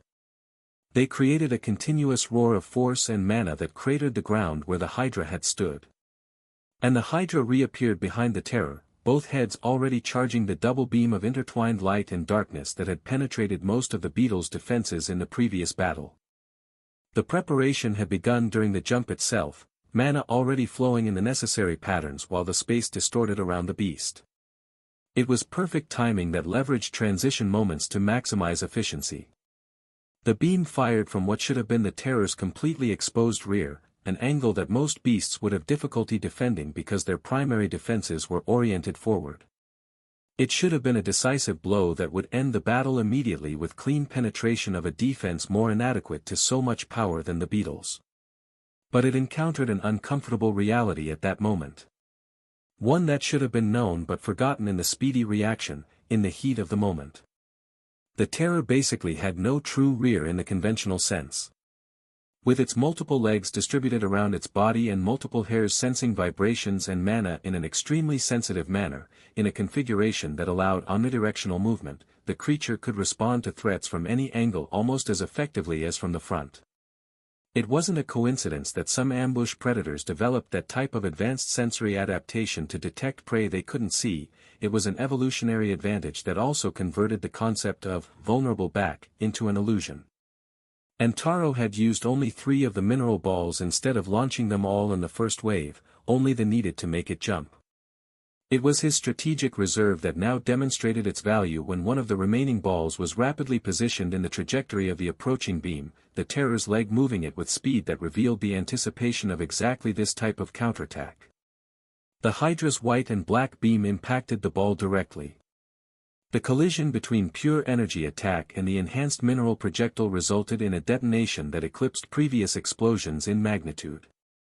The ball destroyed itself completely under the combined beam's assault, fragmenting into pieces that flew in all directions while energy released in a visible shockwave. But the beam was still more powerful and continued its trajectory after destroying the obstacle, power reduced by the expenditure of piercing through the ball but still sufficient to cause fatal damage. The Terror attempted covering itself with its legs as well, multiple limbs moving to interpose their tips while adjusting the faces of their remaining transformed mineral to divert the beam, and if that didn't work, even using the additional mass of all the extra legs between the beam and its vulnerable body. But the attack was much more powerful than the simple beams the Hydra had used previously, amplified by the combination of opposing elements and by the centrifugal force from the spiral movement that the intertwined energies naturally generated. The legs couldn't stay in place to deflect the beam, on the contrary, they were deflected by the rotation and only managed to reduce its effectiveness partially before it penetrated the improvised defenses. It struck the Terror directly, impacting the creature's central body with force that made it retreat several steps while its low number of remaining legs desperately adjusted to maintain balance. The terror shrieked, a sound that was a disturbing mix of multiple harmonic tones that made several spectators shudder involuntarily. It was a genuine pain cry from a creature that rarely showed vulnerability so clearly. Sections of the chitinous exoskeleton had been destroyed and burned where the beam had penetrated, blackened areas communicating damage that would take time to heal properly. But Taro hadn't kept two balls, maybe by accident or simple excessive precaution. No. He'd kept them specifically for this scenario, anticipating that Ren would try to capitalize on his jump with a powerful counterattack. And so, there remained a second ball in the air that had been launched at the precise same moment the other was fighting the beam. The second ball impacted the Hydra on its left flank while the beast was still sustaining the combined beam, before it could reposition or establish an appropriate defense. The amplified mana explosion detonated against the diamond scales with concentrated force, projectile energy plus additional power from the enhanced mineral creating an impact that exceeded what its passive defense could completely absorb without damage. The Hydra was launched laterally by the impact's force, its massive body dragging across the ground while trying to recover stability. One of the heads roared in pain while the other growled with fury, both expressions communicating that this exchange had caused real damage that couldn't be ignored. A new dust cloud rose from the impact point where the Hydra had been struck and from the area where it had landed after being launched, obscuring vision of the field for the umpteenth time in this extended battle. It was a dramatic moment where the outcome of the mutual exchange wasn't immediately visible again, making Finch and Theodore shudder in their seats. In the VIP section, several noble families watched with particular intensity. This wasn't just a student exam anymore. This was a demonstration of the next generation's capabilities, a preview of the power that would shape the kingdom's military and political landscape in coming years. And what they were seeing was unprecedented. Taro as a powerful double was one thing, but they needed to do something about that kid with the red hair. When the dust cloud began clearing gradually, the first thing that became visible from Ren's Hydra's side was a glow that was intensifying. It wasn't simply a reflection of sunlight on the diamond scales but something deeper, emanating from within the Hydra's body. A glow that spun in a manner those who'd paid attention to the battle would recognize immediately. The Hydra was recharging from the internal mana of its core again. It was using the accelerated recovery techniques again to be able to stand and continue. Taro was almost kneeling. Not completely collapsed but clearly in serious difficulty, his body leaning more on one leg. The pain of his two broken bonds resonated through him with intensity that made it difficult to remain conscious and focused. First the beetle, then the terror shortly after, both gold-rank connections severed violently in a space of few minutes. It was the type of pain that would leave any tamer completely incapacitated. But Taro held firm. He sustained his body through pure force of will as the dust continued receding. The Hydra had received enormous damage on its flank where the enhanced mineral ball had impacted. As the dust settled more, the extent of the harm became increasingly evident. The diamond scales in that area were severely broken or had simply fallen off completely, leaving underlying tissue exposed. It was a serious wound that communicated exactly how much force that final terror projectile had carried. But both Ren and Taro knew, evaluating the situation, that with a bit of additional mana recovered and elemental water healing, the Hydra could continue fighting. Not at 100% effectiveness, the harm was too extensive to heal everything during combat. But sufficient to finish with the 8 remaining opponents before Leora entered at the end of the line. The Hydra still had resources and could still manifest attacks that would eliminate opponents of level inferior to its own easily. This was a victory for Ren. Not clean, not without cost, but victory nonetheless. The Terror had fought valiantly and had caused more damage than many would have anticipated. But it hadn't been sufficient to change the fundamental outcome of this confrontation between titans. Ren was beginning to order the Hydra to start basic healing of the damaged flank as soon as the mana was enough when he noticed an unusual expression on Taro's face. His friend was smiling. Not a smile of accepted defeat but something more insidious. And then, in the last moment before Ren could react appropriately, something emerged from what remained of the dust cloud. An enormous lance. Not projected but thrown with force that made the air whistle around its passage. Speed that converted the object into a barely visible blur crossing the distance between where the terror had been and where the Hydra was trying to stabilize. The lance pierced through the Hydra directly, exiting through the same flank that was already damaged. It penetrated the scales with ease, sinking deeply into the beast's body until only the base was visible protruding from the entry point. It was a devastating blow that converted the serious wound into critical instantly. The Hydra's head lashed the ground violently when its legs gave out beneath it. They'd been trying to rise, to reposition for the next phase of battle, but the sudden impact, the massive pain, and the paralyzing venom that came with the attack eliminated any possibility of that. The Hydra collapsed heavily, its considerable mass striking the earth with a sound that resonated through the field. When the dust finally cleared sufficiently to see the attack source, what was revealed made several spectators inhale sharply with recognition of what they'd just witnessed. What remained of the terror, already disintegrating into light particles as its physical existence dissolved, had the internal bloody tip of that powerful proboscis pointing directly toward the Hydra. But it was, mostly, no longer part of the terror, its head had expanded and exploded to launch it. The characteristic proboscis of the beast, that long and incredibly hard appendage that had been the object of Min's mockery in the past, now demonstrated exactly why Ren had convinced Taro to perfect its use. The fired proboscis now piercing through the Hydra was covered at its tip with the special mineral the beetle had created and that the terror had enhanced.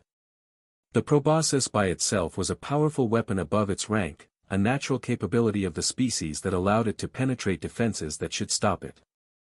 It could pierce even hard diamonds at gold rank when applied correctly, and probably could pierce the gold 2 or gold 3 mana reinforced diamond of a wild Hydra.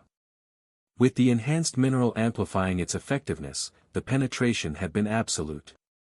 It had pierced through the diamond scales as if they were ordinary crystals instead of the material that had resisted massive previous attacks.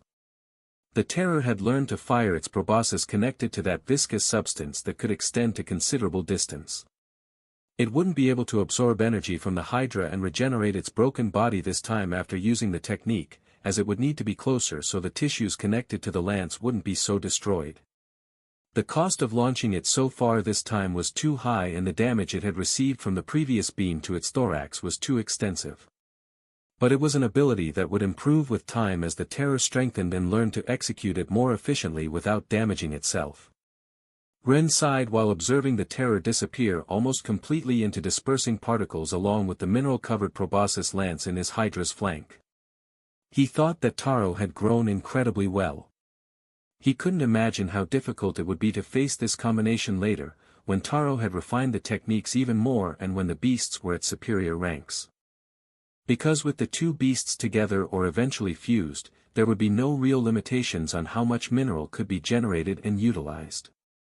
And as the beasts continued growing, the mineral would be more and more powerful, resonating with shared bonds and multiplying its effectiveness in ways that were only beginning to manifest now. In the end, that enhanced organic mineral could become the hardest material with the greatest mana accumulation available in nature. It was a potential that was barely being touched in this battle but that promised extraordinary development in the future. But the present battle still hadn't completely finished. Ren needed the venom to exit with the Hydra's blood before the paralysis wore off and it could heal the enormous hole in its flank, but then he noticed that Taro wasn't collapsing yet. He was resisting so the terror wouldn't disappear completely despite the obvious pain of his broken bonds. Instead, his friend was raising his hand in a clear signal directed toward his allies on his side of the field. The next in line on Taro's team recognized the signal immediately and ran toward the field without waiting for the teacher's confirmation. It was a movement that technically didn't violate protocol but that communicated something everyone understood instantly. Ren realized with cold recognition what Taro was doing. He was enduring as much as he could with the terror's bond still technically active, keeping it manifested even if partially for the time sufficient for the next opponent to reach an appropriate position. Because the Hydra wasn't just wounded but also immobile due to the paralyzing venom that the terror's proboscis had injected during its penetration. It was the last service the terror could provide before disappearing completely, leaving the Hydra in a state where even a significantly weaker opponent could eliminate it with any appropriate attack. Taro finished enduring until the next boy was in position with his beast manifested and ready to attack. And only then, when he'd completely fulfilled his tactical role, did he finally allow the bonds to be severed entirely. He collapsed onto one knee, breathing heavily, sweat covering his face. But there was a smile on that face despite the pain and defeat. He'd done what needed to be done. Had pushed Ren's golden beast to his absolute limits. Had wounded it critically in those final moments. And had set up his teammate for a clean elimination that would force Ren to face the remaining battles with one less beast available. Had established a situation where his team still had a chance of victory if the following combatants executed appropriately. It was the best outcome Taro could have achieved given the circumstances. Ren grabbed his hair with momentary frustration but was also smiling while observing his tenacious friend. Always giving him problems.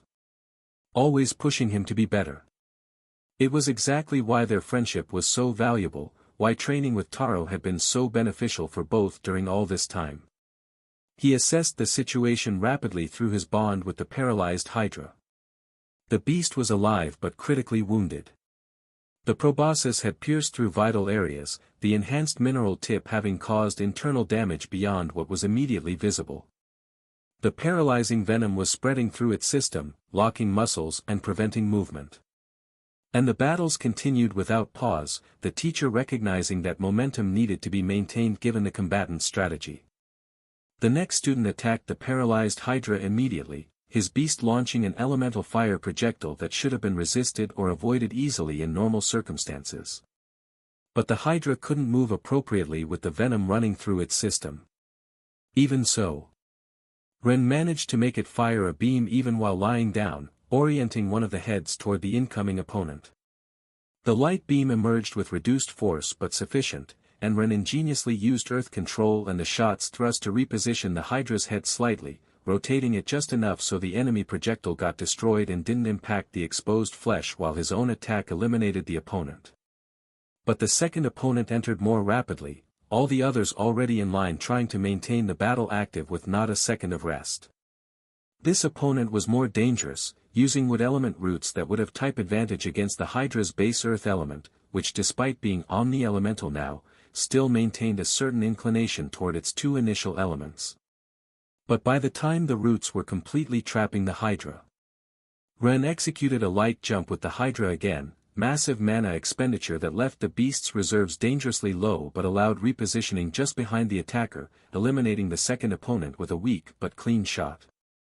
Against the third, however, the Hydra no longer had sufficient mana to continue. The venom had been partially processed but the physical damage it couldn't heal due to constant battle was too extensive. Without being able to heal appropriately, without resources for more powerful attacks, and with the enormous hole the Terror's lance had left in its flank plus the accumulated damage from the mineral ball on its diamond defenses, it took only any attack from the next beast to finally eliminate the Hydra. Ren withdrew it before the final blow connected completely, to avoid additional harm and unnecessary pain. And now Ren had to bring out the Mantis. His most versatile beast but also most fragile in many aspects. And there still remained 6 opponents he'd have to eliminate before he could even think about facing Leora at the end of the line. The battle was far from finished. And Ren, feeling the bond with the Hydra so weakened, mentally prepared himself for the extended phase that would require everything he had left to overcome. Taro observed from his collapsed position as they carried him away to rest, with genuine satisfaction despite the defeat of his 2 powerful beasts. He'd done his job. Had worn down the Titan. Had demonstrated that even Ren Patender could be pushed to his limits. Now it depended on the rest of the team to capitalize on the advantage he'd created. Attrition strategy. The Mantis moved through the 7 lesser opponents like a green storm that left no opportunity for appropriate responses. No silver rank beast could defeat it despite being only bronze 2 when the versatility difference was so pronounced. The inevitable result from before beginning. But what they did accomplish, despite their individual defeats, was wearing it down and tiring it somewhat. Each battle required the mantis to move, attack, dodge. Each exchange spent some mana even if victories came relatively quickly. And the general strategy they'd employed under Leora's coordination from her position at the end of the line had been defensive from the start, designed specifically to tire the mantis instead of trying to defeat it directly. The beasts focused on surviving as long as possible, forcing the mantis to pay for each elimination. They established defenses that had to be penetrated, created distance that had to be closed, executed suicide attacks that required the mantis to adjust its last attacks midway. It was death by 1,000 cuts in terms of accumulated fatigue, where that built slowly but consistently with each successive opponent. The strategy did little to keep the beasts alive for long, that had been recognized from the start as impossible. Even the most resistant of the group eventually fell under the mantis's rapid cuts, insane speed and precision, finding weak points that no silver defense could completely protect.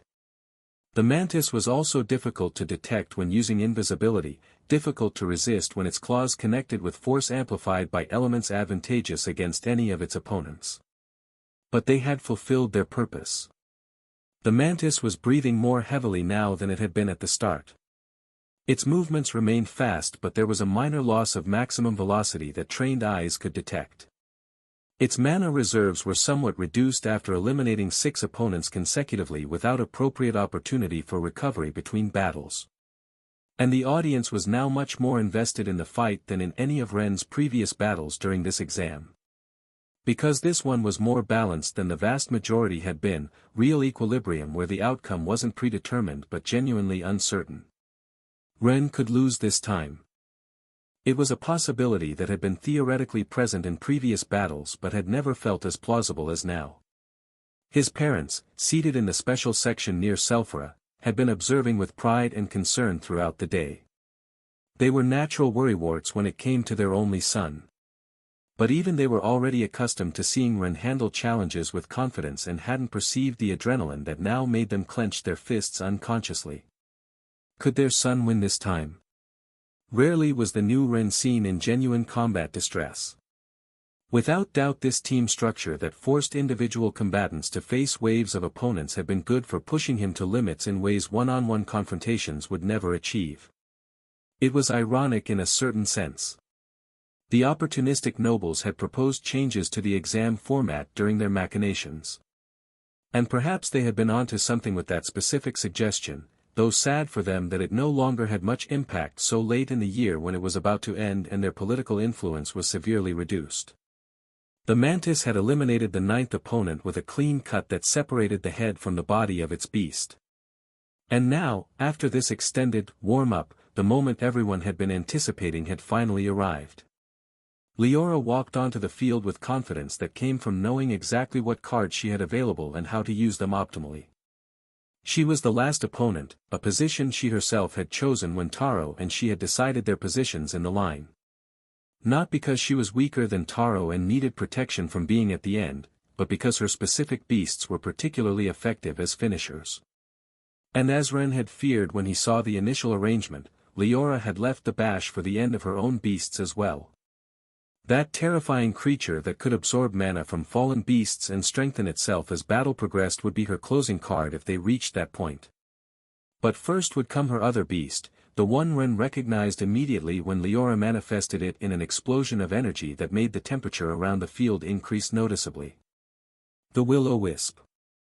Now at gold rank after months and years that had elevated it from its modest beginnings at iron rank. The spirit that had been bright blue when Leora originally acquired it was now more purple, a tonality that communicated fundamental transformation in its nature.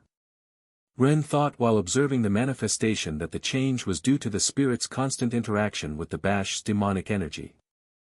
Maintaining 2 beasts with contrary energies bonded to the same tamer inevitably caused them to influence each other, to balance, particularly when one of them emanated a presence as strong as that of the giant demonic serpent. The spirit had become something more neutral than purely good, not as close to the black miasma of the serpent but also not as pure as the blue that had characterized it in its most initial levels. It was an evolution that intrigued Ren slightly in terms of what it meant for the creature's fundamental nature, but that he also knew greatly increased the potential for capabilities that normal spirits wouldn't develop.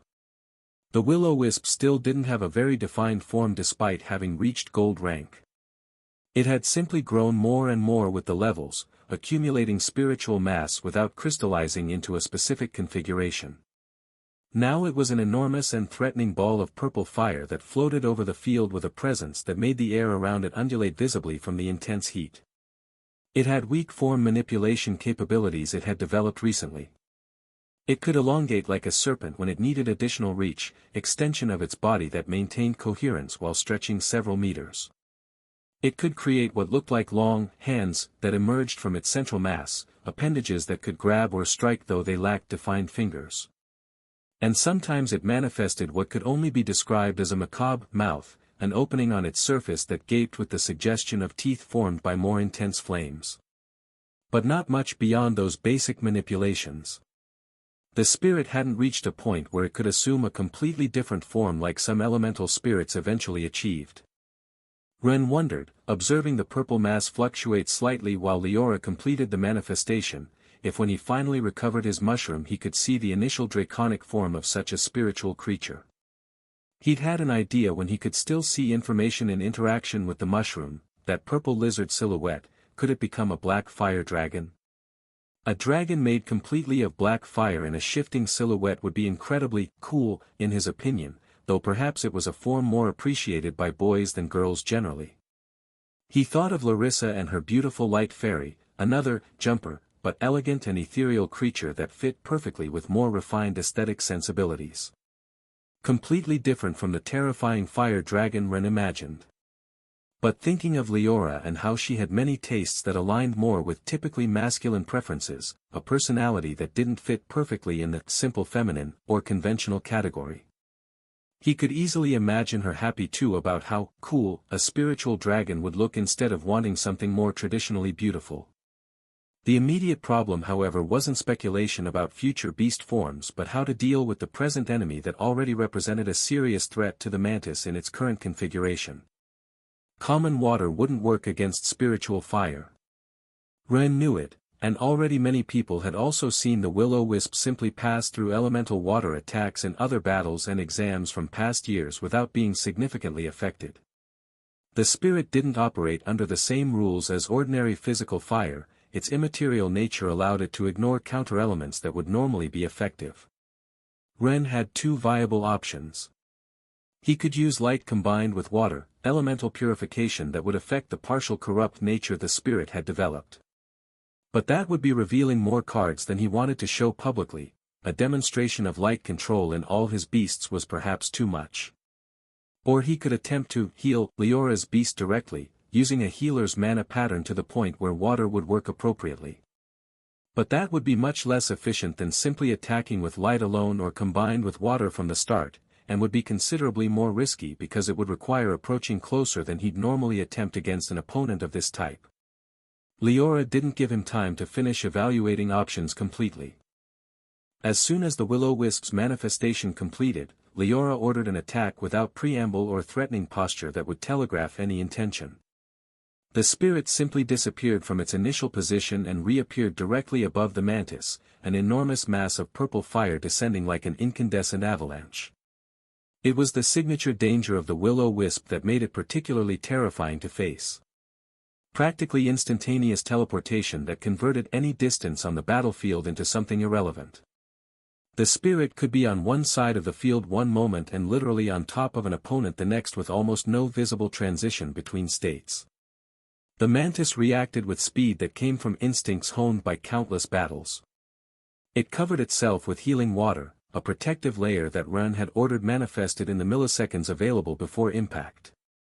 Simultaneously it fired itself with wind element, propulsion that launched it laterally out of the direct trajectory of the bite that the spiritual fire had formed, that macabre opening that had materialized specifically to engulf the mantis. Ren's beast exited the initial attack by scant centimeters, healing water hissing where the fire had grazed but fulfilling its purpose of preventing direct damage to the mantis's exoskeleton. And then the terrible battle truly began, an exchange that would demonstrate exactly why Leora's will-o-wisp was considered one of the most difficult threats to handle among all the beasts fifth-year students possessed. Because the worst thing about the will-o-wisp, what converted it from simply dangerous to a tactical nightmare, was that it was the largest beast that could teleport most frequently of all. Its mass was really very little despite its impressive size visually, being composed of spiritual energy instead of physical matter. And that meant it demanded almost no mana expenditure on jumps compared to what it would cost to teleport a physical beast of similar size. It was a true expert in harassment and speed, capable of appearing, attacking, and disappearing before any counterattack could be executed appropriately. And then appearing again from a completely different angle half a second later, continuous pressure that didn't allow a moment for recovery or any extended planning. The mantis had barely landed from its initial dodge when it realized the fire was already jumping on it again, purple mass materializing directly in its landing trajectory as if Leora had predicted exactly where it would be. And even with the healing water layer that Ren maintained, actively consuming mana constantly, damage was beginning to seep into the shield bit by bit. The fire wasn't just hot, it was corrosive in a spiritual sense, eating away at the water's protective healing properties through its partially corrupted nature. The hybrid state between pure and demonic that made it more difficult to defend against with only natural elemental counters. Ren ordered another evasion, the mantis launching itself backward with wind propulsion while simultaneously creating distance. But the will-o-wisp was already there again, having teleported to intercept the retreat before the mantis could establish safe range. It was like fighting a ghost that could be everywhere at once. No, worse than a ghost, a being with massive size and the ability to engulf its target completely if given the opportunity. The mantis twisted mid-air, blade-like limbs slashing at the purple fire as it passed through the space where the spirit had just appeared. The attacks connected, cutting through the spiritual mass and dispersing portions of it momentarily. But the will-o-wisp simply reformed, pulling its essence back together in less than a second. The damage was superficial, barely slowing it down. Leora watched from her position with focused concentration, directing her beast faster than normal reaction times could track. Ren recognized a problem immediately. The mantis couldn't win through attrition.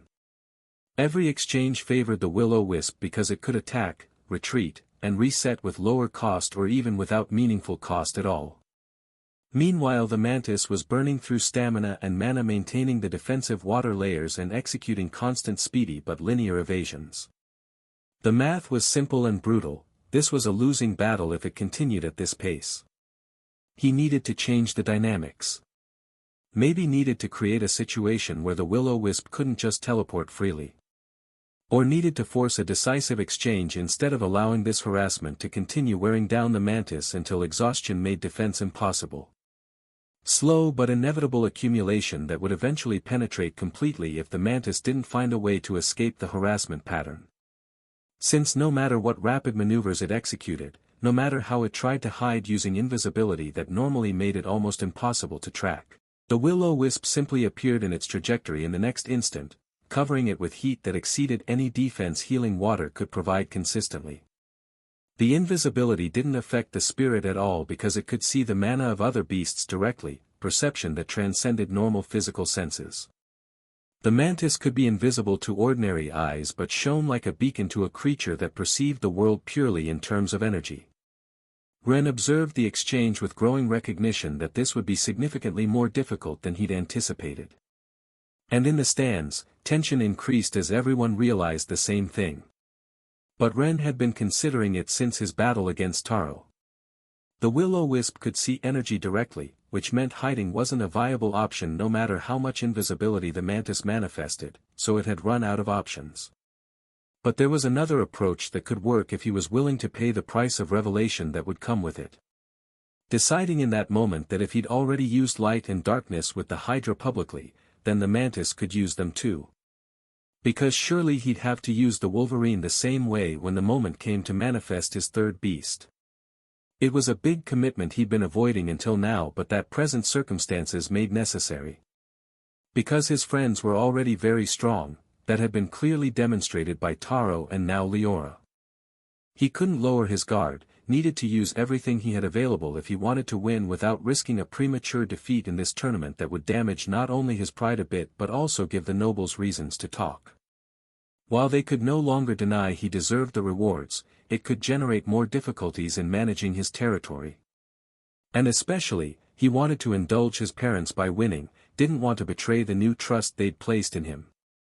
But there was also a more analyzed reason for this decision. He wouldn't run out of secrets or options.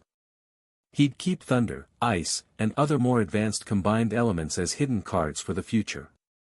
Light and darkness would have to be shown in all his beasts eventually anyway because they were the fundamental base to many of the techniques he planned to develop later. He could reveal them now and perhaps improve them soon so he wouldn't be left so exposed.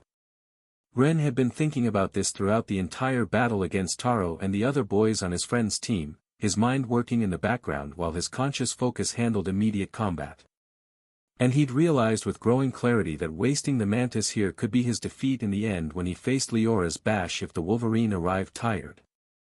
He needed the Mantis operating closer to maximum of its capabilities, not contained by artificial restrictions on what elements it could use publicly. He'd placed everything on an imaginary table in his mind, evaluating pros and cons. The biggest problem that could arise from revealing more Mantis capabilities was that enemies would finally understand that his three beasts had total access to all 7 elements without exception. Light and darkness completely integrated.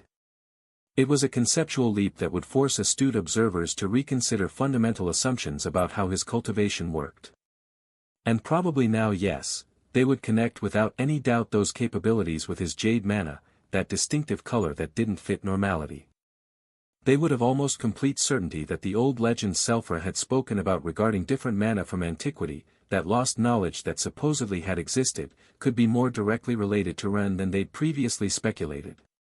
What that would generate as consequence was that they'd take him more seriously, elevate the level of attention they paid him to the point of treating him as a threat or resource comparable to Luna and her genetic key, or possibly worse. They would seek more aggressively ways to use him, to control access to what he represented, to ensure that any benefit coming from his unique capabilities would flow toward them instead of toward competitors. But Ren had realized during his analysis that this no longer changed much in practical terms. He'd successfully repaired an ancient artifact with demonstrated success, a feat that had already put eyes on him in a way that couldn't be reversed. And he was about to receive an enormous quantity of rewards for his achievements, resources, and recognition that would elevate him significantly in political and military hierarchies regardless of anything else he did. If they didn't have him in their sights at maximum already after all that, then they were blind or incompetent in ways that made them a lesser threat than he'd anticipated. The additional revelation of complete elemental control would simply confirm what sharper minds already suspected. It didn't change the fundamental equation of his situation. So the decision was clear when evaluated coldly. Use almost everything available now, win this battle in a way that demonstrated more capabilities, and deal with political consequences later when he had more time and resources to handle them appropriately. Ren made his choice. Light and darkness, he ordered through the bond. Full integration. Show them what you can do with them. The Mantis understood immediately, recognizing through their connection that more restrictions were being lifted. That it could finally use a bigger spectrum of capabilities it had been developing under Ren's careful cultivation but keeping suppressed in public demonstrations. The change was subtle at first, a shimmer across the Mantis's jade-colored exoskeleton as the light element began flowing more freely through its form. The Mantis's blade limbs and water shield began to glow with pale luminescence, light element concentrating along their edges in a way that made them appear sharper, more defined. Simultaneously, shadows gathered around the segments of its body, darkness element providing counterbalance that enhanced mobility and reduced the visibility of its movements even without active camouflage. In the stands, several observers leaned forward with renewed interest. Those with sufficient expertise recognized immediately what they were seeing. "Is that," someone murmured. "Light and darkness?" "Both." Simultaneously, another replied, voice carrying note of disbelief. "Not just the Hydra. The Mantis too." "Which most likely means." The implications rippled through the more knowledgeable observers like shockwave. One beast having access to opposing elements could be explained as unique evolutionary adaptation or rare mutation. Two beasts demonstrating the same capability suggested something fundamentally different about the Tamer's mana itself. In the shadows. Far from the main stands where the majority of spectators observed with attention focused on battle, in a less visible section reserved for observers who preferred maintaining low profile, a figure dressed in a manner that wouldn't draw particular attention held a small notebook. They had been observing the battles, especially Ren's throughout the day, with specific instructions to report any significant developments immediately. And what they'd just witnessed when the Mantis began using light and darkness after the Hydra had already demonstrated access to both elements definitely qualified as significant. The observer spoke in a low voice, words barely audible even to someone seated directly beside them in the noisy stands. Additional confirmation. The Mantis now also shows complete control over light and darkness. That makes two beasts with access to all 7 traditional elements without apparent limitation. They continued with a tone carrying the weight of the important conclusions reached. From this point, probability increases to 99.999% that Patenter hasn't simply discovered a strange species of Hydra with unusual capabilities as some had speculated. His mana itself is what's marked in that mural. They discreetly produced a small bird. Continuing observation. If the third beast demonstrates the same pattern when manifested, then we'll eliminate the small remaining uncertainty completely. The observer tore off the page, storing the notebook discreetly while tying the message to the bird and sending it flying, then returned their focus to the battle below. Ren channeled the decision he'd made into clear instructions through the bond with the Mantis. The beast responded immediately, understanding without need for extensive elaboration what it needed to do. The scythes that served as the Mantis's primary weapons, those sharpened extensions of its exoskeleton that could cut through defenses that would stop conventional ones, began igniting with brilliant light.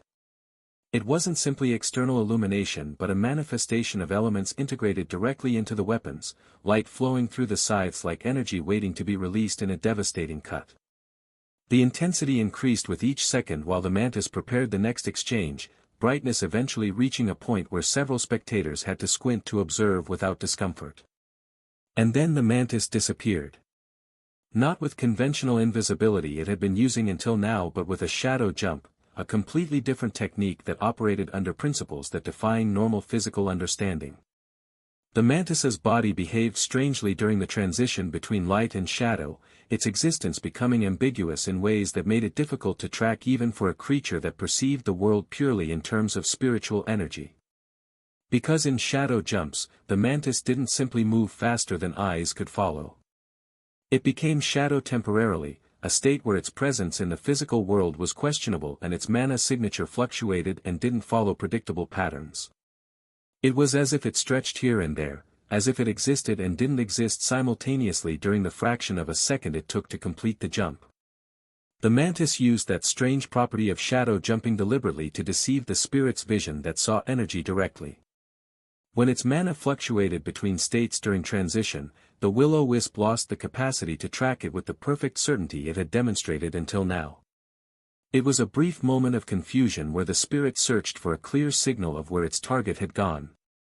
And in that moment of confusion, the Mantis emerged from the shadows in a position the will-o-wisp hadn't anticipated, scythes glowing with light that now served double purpose.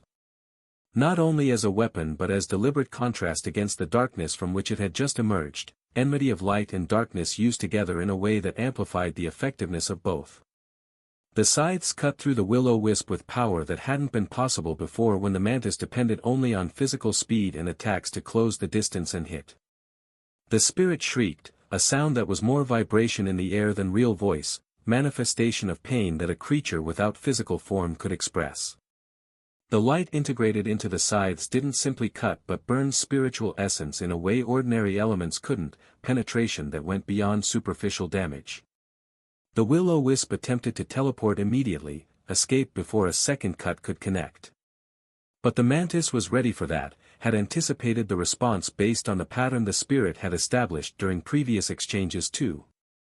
It jumped to shadows again just as the fire disappeared, following it through the transition with timing that suggested instinctive understanding of how the spirit's teleportation worked.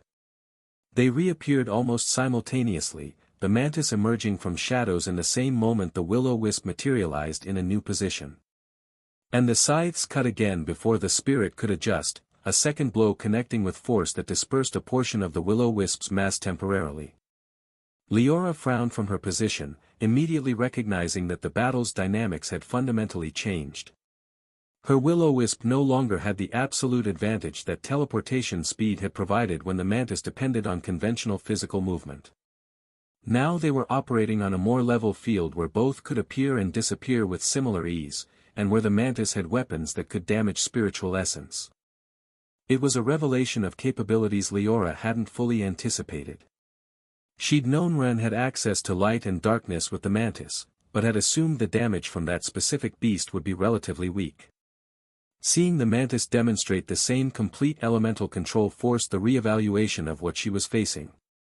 And in the stands, murmurs began propagating as implications of what they were witnessing settled into the minds of more astute observers.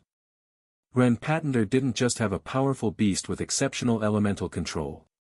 He had multiple beasts, apparently all with access to the complete spectrum of elements without restrictions that limited ordinary tamers. It was a legend that defied conventional understanding of how cultivation worked.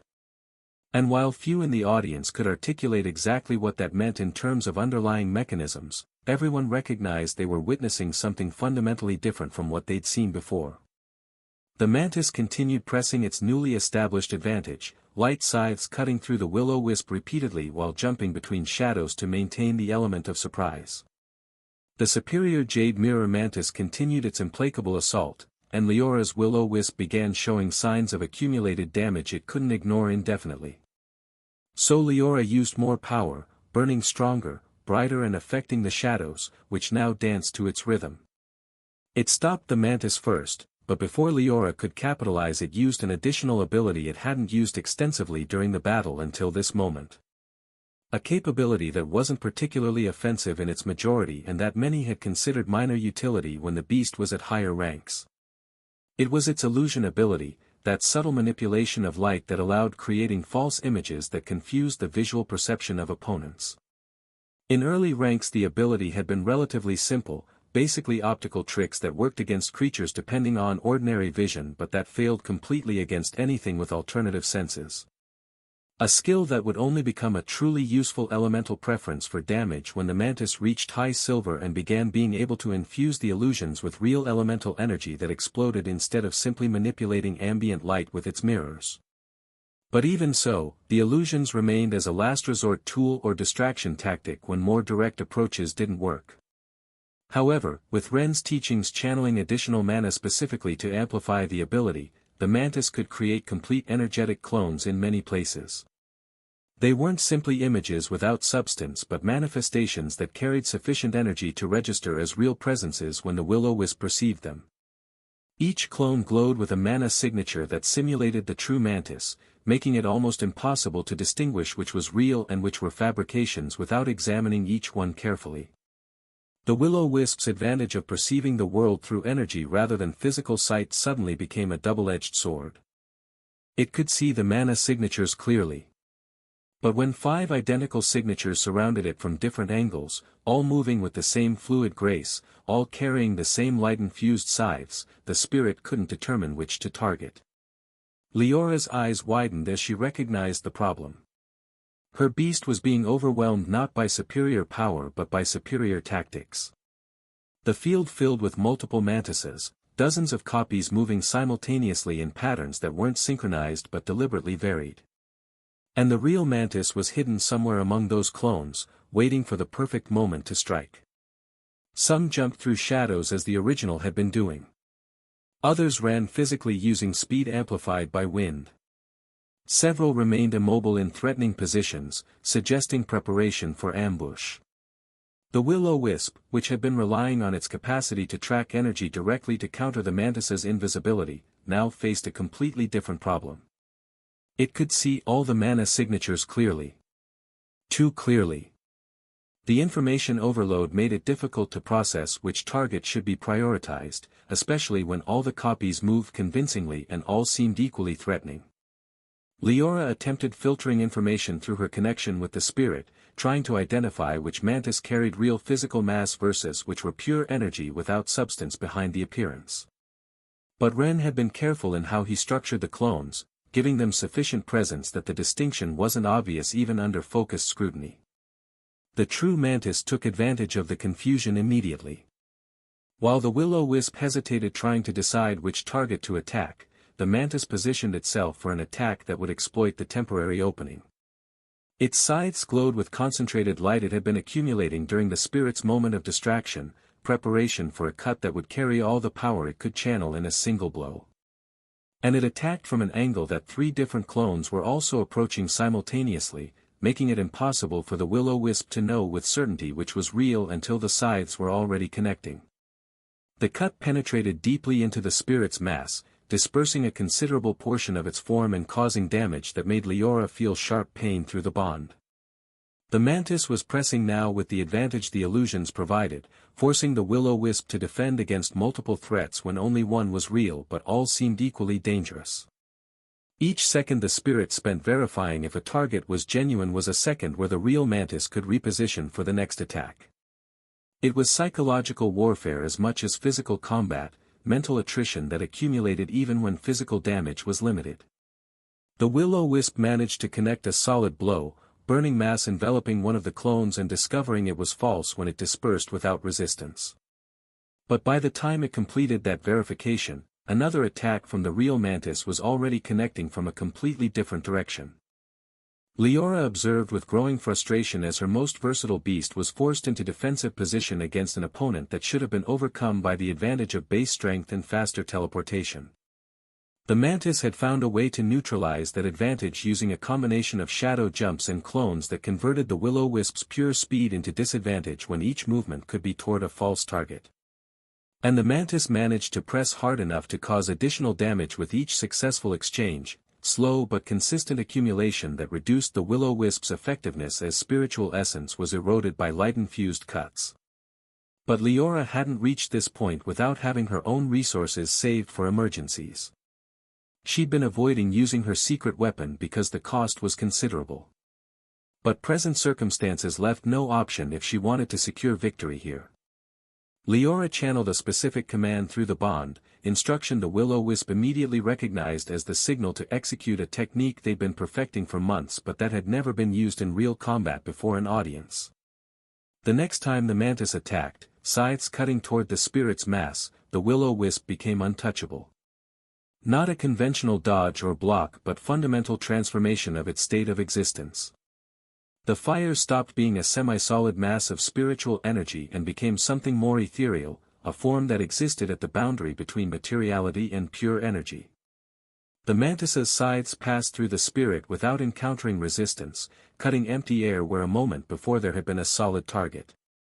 And in that instant of confusion when the mantis tried to understand what had failed, the will-o-wisp exploded. Not gradual dispersion or controlled energy release but massive detonation that liberated a considerable portion of the spirit's mass in a point-blank explosion. It was a deliberate sacrifice of its own substance and energy to cause devastating damage to an enemy that was too close to dodge when the attack manifested without prior telegraph.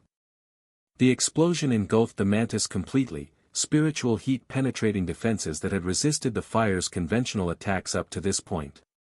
Because the mantis had a prodigious attack that made it capable of damaging opponents much stronger than itself when its blows connected appropriately. But its defense was mediocre compared to beasts of similar rank, thin exoskeleton optimized for speed instead of resistance to damage. When the explosion dissipated sufficiently to see the result, the mantis was on the ground. Its body showed extensive damage where the fire had burned through sections of the exoskeleton, blackened areas communicating how much energy had penetrated its inadequate defenses. It was at death's door, barely conscious through the bond that Ren felt fracturing under the weight of the accumulated damage. Leora hadn't wanted to use a technique so costly. But she'd had no other option when the mantis had proven more problematic than she'd anticipated. It was a choice between spending resources now to secure victory or risking defeat, while that wouldn't matter if she lost anyway. The mantis attempted to rise, battle instinct pushing it to continue fighting despite damage that should have left it completely incapacitated. It managed to half-raise itself, one of its front legs trembling with the effort of supporting weight while it tried to reorient toward the will-o-wisp floating several meters distant. But the effort was too much. Its body wasn't responding appropriately to commands, neurological damage from the spiritual heat had interrupted connections that allowed coordinated movement. And before it could even begin a final desperate attack, Leora finished it. It was merciful in a certain sense. The will-o-wisp enveloped the mantis completely but without additional explosion this time, simply applying constant heat that forced Ren to sever the bond before damage became permanent. The mantis disappeared into light particles. Ren felt the emptiness where the bond had been, that familiar but never comfortable void that came from losing connection with a beast. Now he only had the Wolverine left, his third and in many aspects most versatile creature. And although the will-o-wisp was spent, mass reduced and energy clearly depleted after using such a costly technique, he still had to face the bash. That massive serpent Leora had deliberately saved for the end, knowing it would pose the most serious threat when her opponent was already worn down and running low on options. The beast that could absorb mana from fallen creatures and strengthen itself exponentially as the battle progressed. And Ren would have to face it with only a single beast, after having lost both the Hydra and the Mantis in battles that had pushed him harder than anything else during this exam had managed. The silence in the stands was absolute as everyone processed what they had just witnessed. Ren Patender, who had seemed invincible throughout the entirety of the exams, was now in a position where defeat wasn't just possible but probable if Leora executed properly with her final beast. Ren's parents clenched their fists at the growing tension. His mother's breathing had become shallow, each exhale measured and controlled as if she could somehow channel calm to her son through sheer force of will. His father's jaw worked silently, muscles twitching beneath his weathered skin. Taro watched from his recovery cot, the healers having at least dulled the worst of his pain. His expression mixed genuine concern for his friend with a hint of satisfaction at having contributed to creating a situation where his victory wasn't guaranteed. He'd done his part. Now it was up to Leora to handle what came next. Min was biting his fingers, supporting Leora. Funnily enough, his partner, Luna, wanted Ren to win even if she wanted to support Leora too. Larissa was the same as Luna, but a bit more invested in Ren for her own silly small discourse about second-place draw. Lou had thought of it too, but now was happy about not having said it out loud. Most of Ren's friends were Leora friends too. Everyone was invested. Throughout the arena, whispers began to spread like wildfire through dry grass. The noble families leaned toward each other, speaking behind raised hands and fans. The commoner sections buzzed with speculation and debate. Betting odds were being frantically recalculated in the back rows. The end was approaching. And nobody could predict with certainty how it would go. Ren's Wolverine was still at Silver 3. He'd been cultivating it at that level for more than 300 days already, with approximately 3 additional months required before it would finally reach gold rank. It was a calculation Ren had made many times recently with anticipation, because the Wolverine would ascend on the exact same day the Mantis would reach Silver 1. That synchronization wasn't completely accidental but rather the result of obtaining it just as his mushroom reached gold, exactly 100 days before promoting his Wolverine to Silver 3. This meant they would share advancement dates in the future, making it easier for Ren to keep track of the countdowns. 3 months from now, he'd have 3 gold-rank beasts and 1 silver beast. The costs and waiting times were becoming quite lengthy indeed. Ren missed the lower levels where the base of 100 days wasn't yet multiplied by the achieved mayor ranks.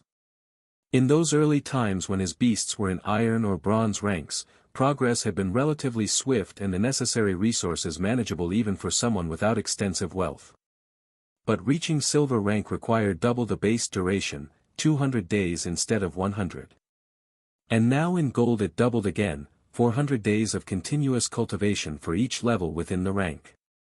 It was the fundamental reason why maintaining high-level tamers operating effectively became increasingly expensive. It wasn't just a question of time but of resources consumed during those extended periods, specialized materials and controlled environments for their processing that accumulated costs exponentially as beasts ascended. Materials and mana that already cost 10 times more resources when advancing to the next major rank. Some noble families had even bankrupted themselves trying to cultivate too many tamers in upper ranks without the economic infrastructure to sustain it. That had been far more common in the past, before Ren's infallible cultivation methods. Back then, the weights and expenses could reach around double the cost with no guaranteed reward. At least Ren would never fail, and he no longer lacked wealth. Not even counting the rewards he'd practically already earned and the compensation that would come with that achievement. While he would have liked more time, that was a constant in any serious tamer's life. There was never enough time for everything you wanted to accomplish. You could only prioritize appropriately and execute with maximum possible efficiency. His Wolverine at gold rank would be considerably more powerful than the Hydra, at least until the Hydra developed more than 3 heads and unlocked the additional capabilities that came with that evolution. Simply because the Wolverine's elemental control was twice as refined as the Hydra's, something that came from the fundamental nature of the species. Wolverines were renowned for refined elemental manipulation rather than raw power, though they didn't lack that either, along with resistance. But few beasts lacked strength as they grew, and Wolverines didn't stand out excessively outside their elevated tenacity, something that could be underestimated since they had no shells or armor of any kind. Their skin was surprisingly resistant though. But being a complete rank below the Hydra as it currently was, they were quite comparable in terms of overall combat effectiveness. The Wolverine compensated for the difference in raw strength and resistance with superior elemental versatility and more precise, powerful execution of complex techniques. It was a balance that made it difficult to predict which beast would have the advantage in direct confrontation without knowing the specific battle context. Leora wouldn't be easy to defeat now, especially with the bash still waiting after the wisp was handled.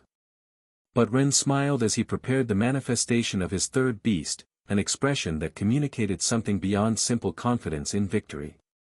Because in a certain way, this was more fun like this. A battle where the outcome wasn't guaranteed, where he had to push limits and execute with perfect precision to win. Besides, Ren had saved the best for last. While the Wolverine might be lower ranked than the Hydra, it was still slightly better for the moment. And he was about to demonstrate exactly why. The Wolverine materialized on the field with a presence that immediately captured the attention of every spectator. The beast was large now, substantially. A creature that reached nearly 3 meters in height at the shoulder when standing in its normal quadrupedal posture. Its weight had to be considerable, though it moved with a grace that belied its size. It was important to note that this still wasn't the largest Wolverine that existed in the kingdom. Being a popular species among the nobility for its elemental versatility, there were several specimens in gold rank distributed here and there among powerful families, not counting those belonging to Julius, Arturo, or Shizu. All of those were considerably larger than Ren's. But Ren's Wolverine was without doubt the strangest that most of the audience had ever seen. In general, its body followed the standard morphology of the species. It was somewhat elongated and muscular, an anatomy that communicated considerable strength compacted into a relatively compact frame. The legs were thick and powerful, built for both speed and stability. The shoulders were broad, supporting a neck that was thicker than it appeared at first glance. All Wolverines had a tail with long hairs that moved expressively, communicating the beast's emotional state. Relaxed and swaying meant contentment. Stiff and bristling signaled aggression. Tucked low indicated submission or fear, though few Wolverines ever displayed that particular emotion. Their claws were large. Each digit ended in a slightly curved talon as long as a man's forearm. The difference from other normal Wolverines began with the fur. In typical specimens, the fur changed with the element the beast had developed as a preference, color and texture adjusting to reflect elemental affinity. A fire wolverine would display red and orange tones, the fur taking on a quality that seemed to shimmer with heat even when the beast wasn't actively channeling. One attuned to water would show aquatic blues and greens, sometimes appearing slightly damp even in dry conditions. And so on for each element. Tamers who raised wolverines guided them toward a single element early, focusing all cultivation efforts on developing that particular affinity to its maximum potential. Trying two or more would always end up with your beast stuck in a low rank, bronze or silver at most. A big part of the audience understood this almost instinctively. On the back and head, wolverines had longer multicolored hairs when young. As they rose in rank and adapted to their preferred element, those hairs gradually transformed into physical manifestations of the element itself. If the wolverine leaned toward earth, those hairs converted into mineral structures that grew like crystalline spines. In fire types, they became perpetual flames that burned without consuming. In wood-attuned specimens, they first transformed into grass and then into small trees as the beast grew larger. It was a distinctive characteristic of the species that allowed immediate identification of which element a wolverine had prioritized during its development. Which brought everyone to the truly strange situation of Wren's wolverine, something that made it unique among all known specimens. There was a moment of confused silence as some observers tried to process what they were seeing. "Why is it green? Anne. What element is that?" someone said in the stands. "I can't tell," another responded, squinting. "It's multiple. That's impossible. Wolverines don't work that way." But the impossible was no more. The evidence stood before them in the arena. The best way to describe it would be as an unconventional rainbow mounted on a small jade mountain. The wolverine's back fur was a deep, lustrous black that seemed to absorb light rather than reflect it. Shadow element, clearly, though that alone would have been unusual enough. Shadow-attuned wolverines were not attainable, at least not the last 500 years. But that was just the beginning. Or the end. Well, the tail. Interspersed throughout the black fur were patches and streaks of white transparent hair that seemed to glow faintly with an inner radiance. Light element. The direct opposite of shadow, the yang to its yin. Having both shouldn't be possible even there. They were contradictory forces that typically cancelled each other out or caused cultivation instability. Yet Wren's wolverine displayed both in perfect balance. But that wasn't that weird anymore for a Wren's beast. There was more. The longer hairs along its back and head told an even stranger story. They hadn't transformed into a single element as nature intended. Instead, they had become a spectrum of elemental manifestations, each distinct and clearly developed. Red-orange flames danced along portions of the spine, actual fire that burned without heat reaching the fur beneath. Fire element, fully realized and controlled. Blue sections near the shoulders appeared liquid, water droplets that somehow remained suspended and flowing despite defying gravity. Water element, impossible to miss. Yellow crystalline formations jutted from other areas, mineral structures that caught the light and refracted it in rainbow patterns. Earth element, solid and unyielding. Brown-green growth sprouted in patches, actual living plants that seemed to draw sustenance from the beast itself. Wood element, vibrant and healthy. Silver-white wisps of moving air surrounded the head, visible currents that shifted and flowed with the wolverine's movements. Wind element, restless and free. 7 elements total. Not specialized in one. Not even split between 2 or 3, which would have been remarkable enough. All 7 elements, each manifested, existing in harmony on a single beast. Not 5 elements as would be the case with a legendary wolverine from the old stories that had cultivated affinity with all natural elements. But 7 complete elements including light and darkness, which were normally the exclusive domain of other specialized species. On the back of Wren's jade-green wolverine, the elemental transformations displayed themselves in an exhibition that gave everyone plenty to talk about and left little to hide regarding the beast's capabilities. It was obvious even to a casual observer that there were 7 different varieties manifested instead of the 5 that an extraordinarily versatile legendary wolverine might show.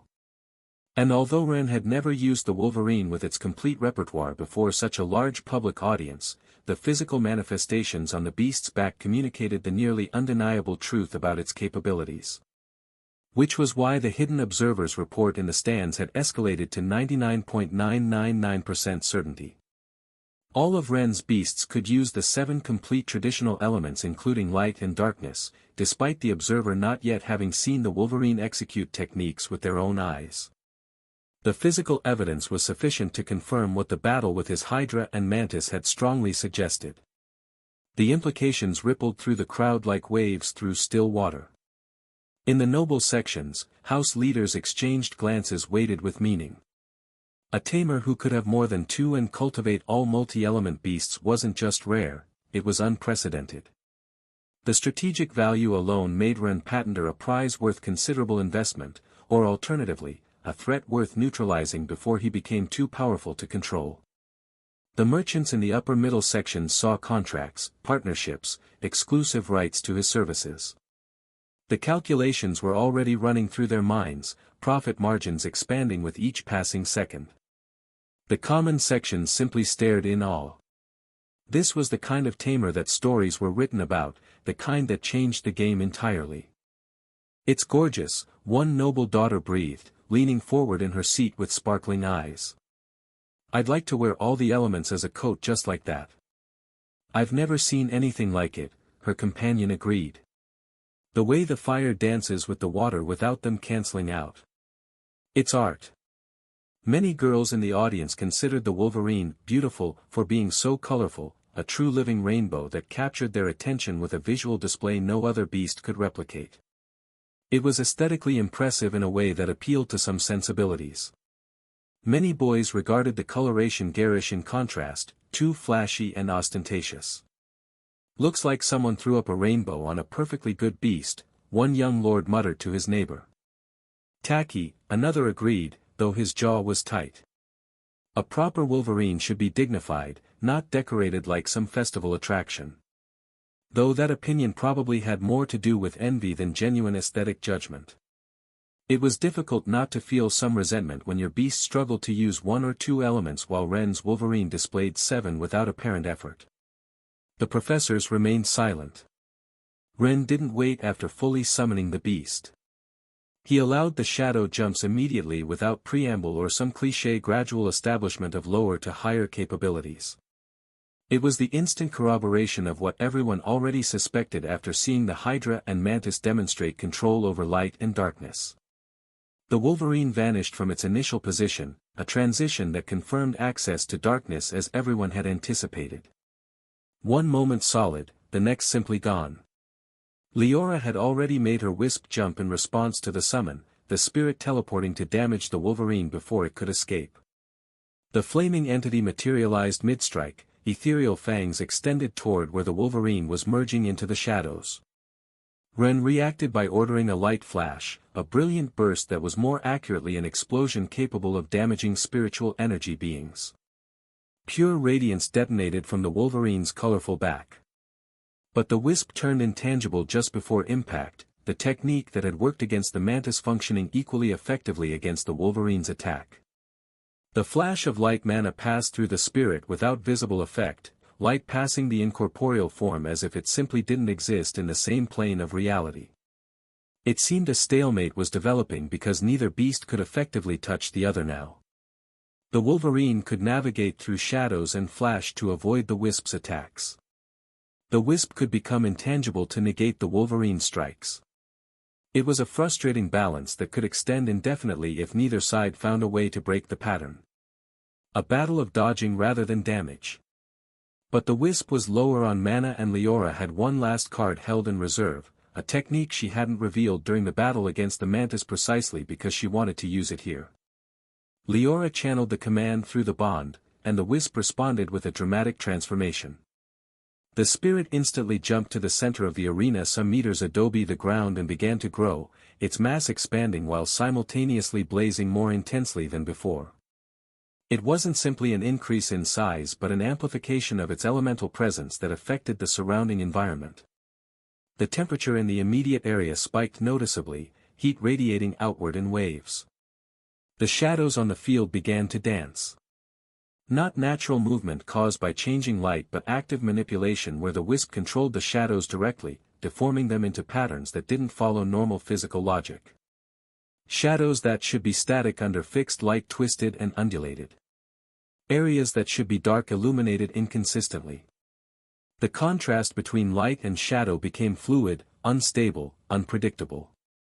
It was a technique born from the wisp's unique nature, one that disrupted shadow-based movement. And that affected the Wolverine's rapid movement significantly. When shadows danced and deformed unpredictably, the Wolverine lost the capacity to navigate through them with the speed it normally demonstrated. It was like trying to jump between platforms that constantly moved, possible but much more difficult and risky. A mistimed jump could leave the Wolverine partially materialized in an unstable shadow, vulnerable to attacks. Ren's eyes narrowed, analyzing the technique rapidly. Clever. A tactical disruption, taking away his mobility advantage. Leora prepared to detonate her beast again, the costly technique that uses almost half the beast's mana and that she'd used against the Mantis but planned to execute here one final time, taking advantage of the surprise and the fact that unstable shadows couldn't completely conceal the Wolverine. She didn't have mana to waste if she wanted it to work well again and assumed Ren would find the counter soon once he understood the shadow manipulation mechanics, so she needed to deal significant damage right now while she still had a tactical advantage. Even if it meant spending all the wisp's remaining energy in the process, it was worth it if she damaged the Wolverine before facing the bash. The wisp swelled further, internal fire building toward critical mass. The temperature continued climbing. The shadows writhed more violently. But it became instantly apparent that the power of the Wolverine's elemental control was different in considerable magnitude compared to the Mantis. Where the Mantis had been fast and precise, the Wolverine was exhaustive and dominant. Ren ordered a maneuver the Mantis never could have executed with its more limited control. The Wolverine buried itself several meters into the ground in an instant, excavation that ignored the normal resistance of compacted earth. The soil simply parted around. It hadn't done so at the beginning because the wisp would have reached and burned it instantly before it could submerge sufficiently into the earth. Shadows were a bit faster in that aspect, allowing instantaneous repositioning rather than the brief but measurable time required to tunnel. But now that the wisp was committed to growing for the explosion, that long second of peace was sufficient to dig. And from that subterranean position, it made the entire field explode in enormous earthen stakes that emerged to cover the whole area. The ground erupted. Not in one or two places but everywhere simultaneously, the entire battlefield transforming in a heartbeat. A massive, spiky hill. Stakes of compacted earth and stone burst upward, each one several meters in height and thickness. They didn't follow any regular pattern but instead created a chaotic forest of stone pillars that blocked lines of sight, provided cover, and fundamentally changed the terrain. They weren't simply obstacles but defensive and offensive structures simultaneously, each stake creating stable shadows behind itself while also blocking the wisp's line of effect. The wisp's prepared explosion detonated against the nearest stakes, fire and force dispersing against stone barriers rather than finding its intended target. The blast was still impressive, several stakes melted, cracked or shattered from the impact. But the damage was distributed across dozens of structures rather than being able to hit the Wolverine half inside a shadow or barely some meters into a flat floor that would be very hot right now. Leora's mouth fell open at the sheer size of the effect the Wolverine had generated on the field in less than 2 seconds. The transformation of the terrain was so extensive it seemed like a beast of far superior rank had executed the technique instead of a creature still at Silver 3. It was a demonstration of exactly what it meant to have elemental control twice as refined as Ren's other beasts, and 10 times more than a specialized Wolverine of the same rank. The ability to manipulate the environment at a scale that vastly exceeded what the rank would suggest. Was that really just double the power? And in the next instant a huge part of the ground turned inside out, the molten earth got buried and a new stone stake emerged. The Wolverine emerged from the tip of the spike now closest to the wisp, rising from the shadow cast by the structure as if darkness itself were a door it could traverse at will.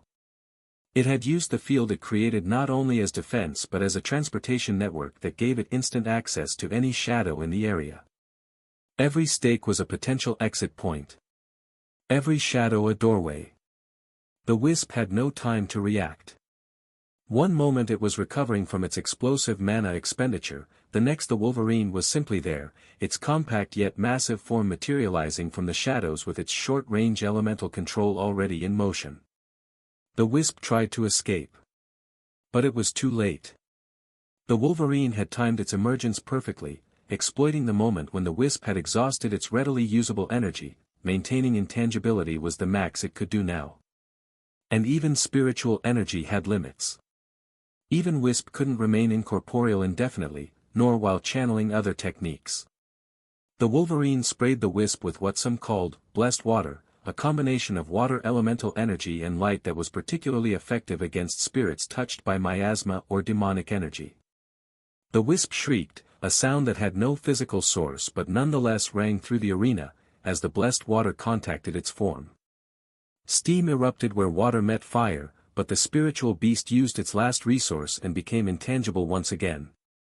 And before the spirit could escape, the Wolverine enclosed it in a black sphere that materialized around both the Wisp and the water like a perfect cage.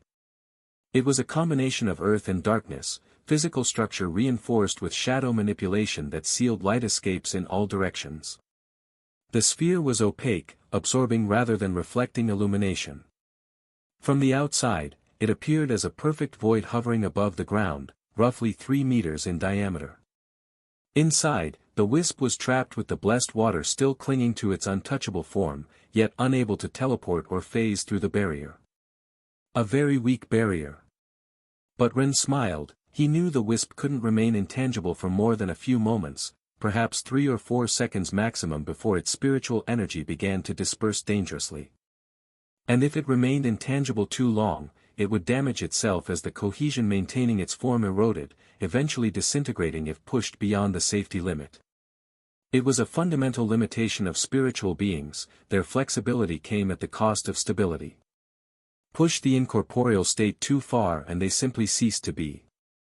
It could break the barrier with almost any attack, but as soon as it materialized trying that the water would kill it.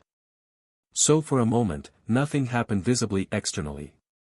The black sphere containing the Wisp remained motionless on the field while everyone watched, waiting for a resolution. The Wolverine maintained a vigilant position but didn't actively attack, simply ensuring the seal remained intact. It stood guard like a sentinel, eyes fixed on the sphere with unwavering focus. 1 second passed. The crowd held its breath. 2 seconds. Some spectators leaned forward, trying to discern what was happening inside the opaque barrier. 3 seconds. 3 seconds exactly. And Leora doubled over in pain. The bond with the Wisp severed abruptly. Not a controlled retreat but a forced rupture when the spirit couldn't maintain cohesive form any longer inside the sphere that blocked all its escape methods. The Wisp had dispersed completely, spiritual essence fragmenting into particles that could no longer sustain unified consciousness. It was gone for now. Simply ceased to be. Ren apologized internally as he watched Leora fall to one knee, her hand pressing against her chest where the pain of the broken bond resonated. The sensation was like having a piece of yourself torn away, a phantom limb that ached with absence. Not physical damage but spiritual trauma that would take hours or a full day to fully recover from. But he knew Leora was incredibly stubborn. She never surrendered easily even when the situation seemed desperate, never raised the white flag until absolutely forced. It was both her greatest strength and her most annoying flaw. If he didn't eliminate her at 100% with a decisive victory, she'd search for any possible way to damage him further or force him to spend more energy in prolonged exchanges that would eventually favor her next beast even if it hurt her more in the process. She'd trade her own pain for tactical advantage without hesitation. Leora never gave up until absolutely no option remained. It was a characteristic Ren admired but also one that made her somewhat difficult to handle. It necessitated finishing battles against her in ways that left no room for continuation, no opening for her to exploit with sheer determination alone. Professor Zhao raised his hand after verifying the wisp wouldn't reconstitute itself. The spiritual particles were too dispersed, lacking the coherent core needed to reform. Victory, Ren Patender. No applause followed the announcement. Everyone remained fixated on Ren's Wolverine, their attention captured by something beyond simple victory. The beast stood motionless amidst the forest of earthen stakes it had created, radiating a presence that demanded contemplation. The question continued. The power of the beast seemed to be much more than simply double what the Hydra had demonstrated, even considering the rank difference.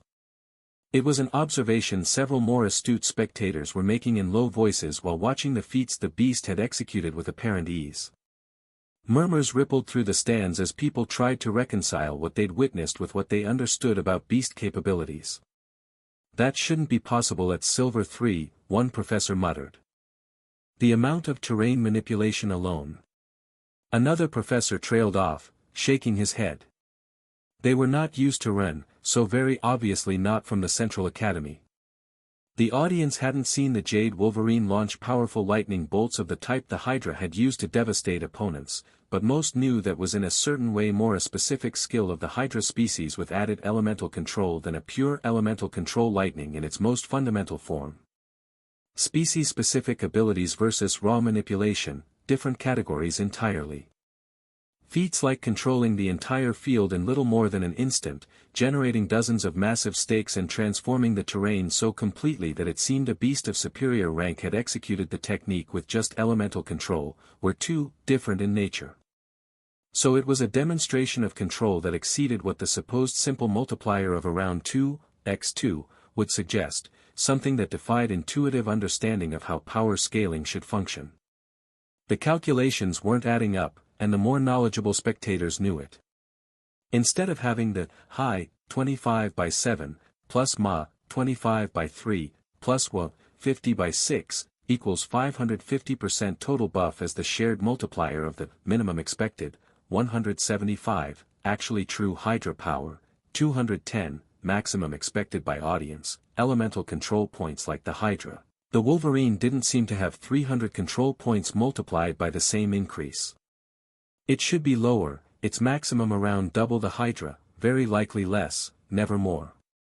There was a general understanding of the basics. Everyone knew Ren's Wolverine wasn't gold rank while his Hydra obviously was. They knew the maximum ceiling of the Wolverine's elemental control was 50 points per level, and they knew Ren's strange Jade Mana Hydra had to have around 30 points per level based on what was seen. Only 25 points being the absolute minimum theorized for some species that seemed to be slightly weaker even in the same Tier 1. But even with the theorized minimum being the case for Ren's Hydra, there was still too much difference. Some seconds ago, the math wasn't working out in their mind like normally. How is a Silver 3 doing that? Someone whispered. Maybe his weird cultivation methods affect the base multipliers too. That doesn't make sense. The mana print and the aura size and feeling is weirdly energetic but normal, and even if weirdly colored the core sizes are normal too. Indeed, after exhaustive investigation and now data sharing with Exynos people, even corruption or mutation didn't change the base multipliers. They are more fundamental than most things. Ren's beast's multipliers. Some did change slightly. Then what are we seeing? Selphra smiled upon hearing some of the murmurs expressing exactly that sentiment of confusion about the magnitude of the Wolverine's power they were witnessing. She thought to herself that normally only students consistently misunderstood power levels, but for professors despite having such clear and mathematically proven studies with numerous tests it was a bit unexpected. Still understandable though. The increase in strength through multipliers was so simple to see, and yet it was dramatically underestimated time and time again. It was a common mistake that even experienced tamers made when trying to estimate relative capabilities, even with appropriate and very basic mathematics, even more when they lacked sufficient combat experience. Selphra valued deep understanding over superficial knowledge, but she didn't blame them. That perspective had changed for her only when she was already quite old. Now she appreciated any opportunity to contemplate exactly why people's intuitions failed so consistently in this particular aspect. she'd taught some students over the decades. This kind of misunderstandings appeared in every generation without fail, no matter how thoroughly they explained the underlying principles. It was as if the human mind simply resisted accepting all but one of the sides of what the mathematics clearly demonstrated. For example, she'd observed while still watching the Wolverine maintain vigilant position over the incredible sphere containing the Wisp, if you compared 100 points of elemental control and theoretically transformed them into the range of a projected fireball, say, 100 meters maximum distance before the spell structure dispersed, then 200 points of elemental control would give you 200 meters range. It was a direct linear increase that seemed very simple to understand. Double the control resulted in double the range. Simple. Clean. Easy to grasp. And there, most people stopped analyzing, satisfied with a superficial understanding that seemed to capture the essence of the multiplier. It's double, obviously double as effective. Reasoning that sounded correct until you began considering multiple aspects of how that power actually applied in real combat. But people tended to minimize various aspects when thinking in such simplified terms. A tamer always received their omni-bust percentage to all their capabilities when cultivating a rank of their beast appropriately, an increase that varied from 10% to 30% depending on tier. Those percentages seemed small when declared like that, almost trivial in the context of battles where complete rank differences determined outcomes. Just 10%, just 20%. Numbers that felt manageable, comprehensible, safe. But like the magic range example Selphra had been contemplating, now not only the magic didn't just have double straight line range but that range applied in all directions when considering radius of effect. That was where intuition started to fail people. And that range, if taken forward and backward and in all dimensions with an ability unlocked at higher rank that allowed an area attack, instead of just a directed projectile, then the tamer could generate a fire explosion in volume that would be 8 times larger than the initial area. Not double. Not even quadruple. 8 times. Because you had to consider height multiplied by width and length of the affected space. If each dimension doubled from 100 to 200 meters, then the theoretical total volume affected went from 1 million cubic meters, 100 by 100 by 100, to 8 million cubic meters, 200 by 200 by 200. It was an 8 times increase in total effective area derived from simply doubling the underlying elemental control. Geometry didn't care about human intuition. The mathematics were absolute and unforgiving. And that was only considering basic geometry of area attacks. It didn't account for energy density, penetration against defenses, duration of sustained effects, or dozens of other factors that also scaled with improved elemental control in ways that weren't perfectly linear. Each of those factors multiplied against each other, creating compound effects that far exceeded simple addition. Energy density might increase by 50%, penetration by 30%, duration by 40%, and all those percentages multiplied together to create the final damage that was exponentially higher than the base increase would suggest. In a perfect theoretical example Selphra sometimes used to illustrate her points in her private classes for Leora, she'd use a hypothetical tamer who achieved 100% general increases through equal bonuses in every aspect of himself. It seemed to be simply a human, twice as strong when described casually. Double strength, double speed, double endurance. It sounded understandable, within a frame of reference that ordinary people could process. Just twice as good as a normal person, surely that meant they could handle 2 normal people, right? They'd end up tied in a battle against 2 humans, the fast logic went. 2 against 1 with double strength equals even odds. But that couldn't be more false as a characterization of what those multipliers really meant in practice. A tamer with 100% increases wasn't twice as strong in the way people imagined. They were exponentially more capable in ways that defied simple arithmetic. Considering strength alone.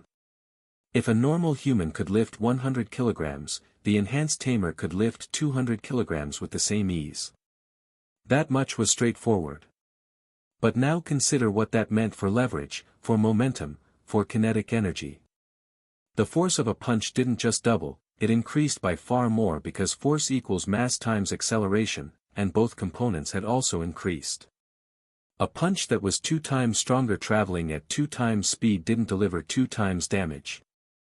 It delivered 4 times damage at minimum, potentially more depending on how well the energy transferred thanks to the new density the extra defense in the skin and bones is providing. Then add in doubled speed affecting reaction time, doubled endurance meaning they could maintain peak performance twice as easier, but still wait almost the same while opponents tired faster, doubled toughness meaning attacks that would injure them only bruised or bounced. Each factor multiplying against the others. The enhanced Tamer wouldn't tie against 2 normal humans.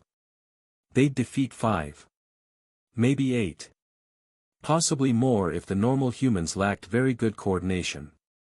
Even in a scenario where you had a highly trained human who was perfectly cloned, creating 2 identical individuals in every aspect, and one of those clones received only 10% more in reaction speed, physical strength, and damage resistance, that improved clone would almost always win in direct confrontation against its twin.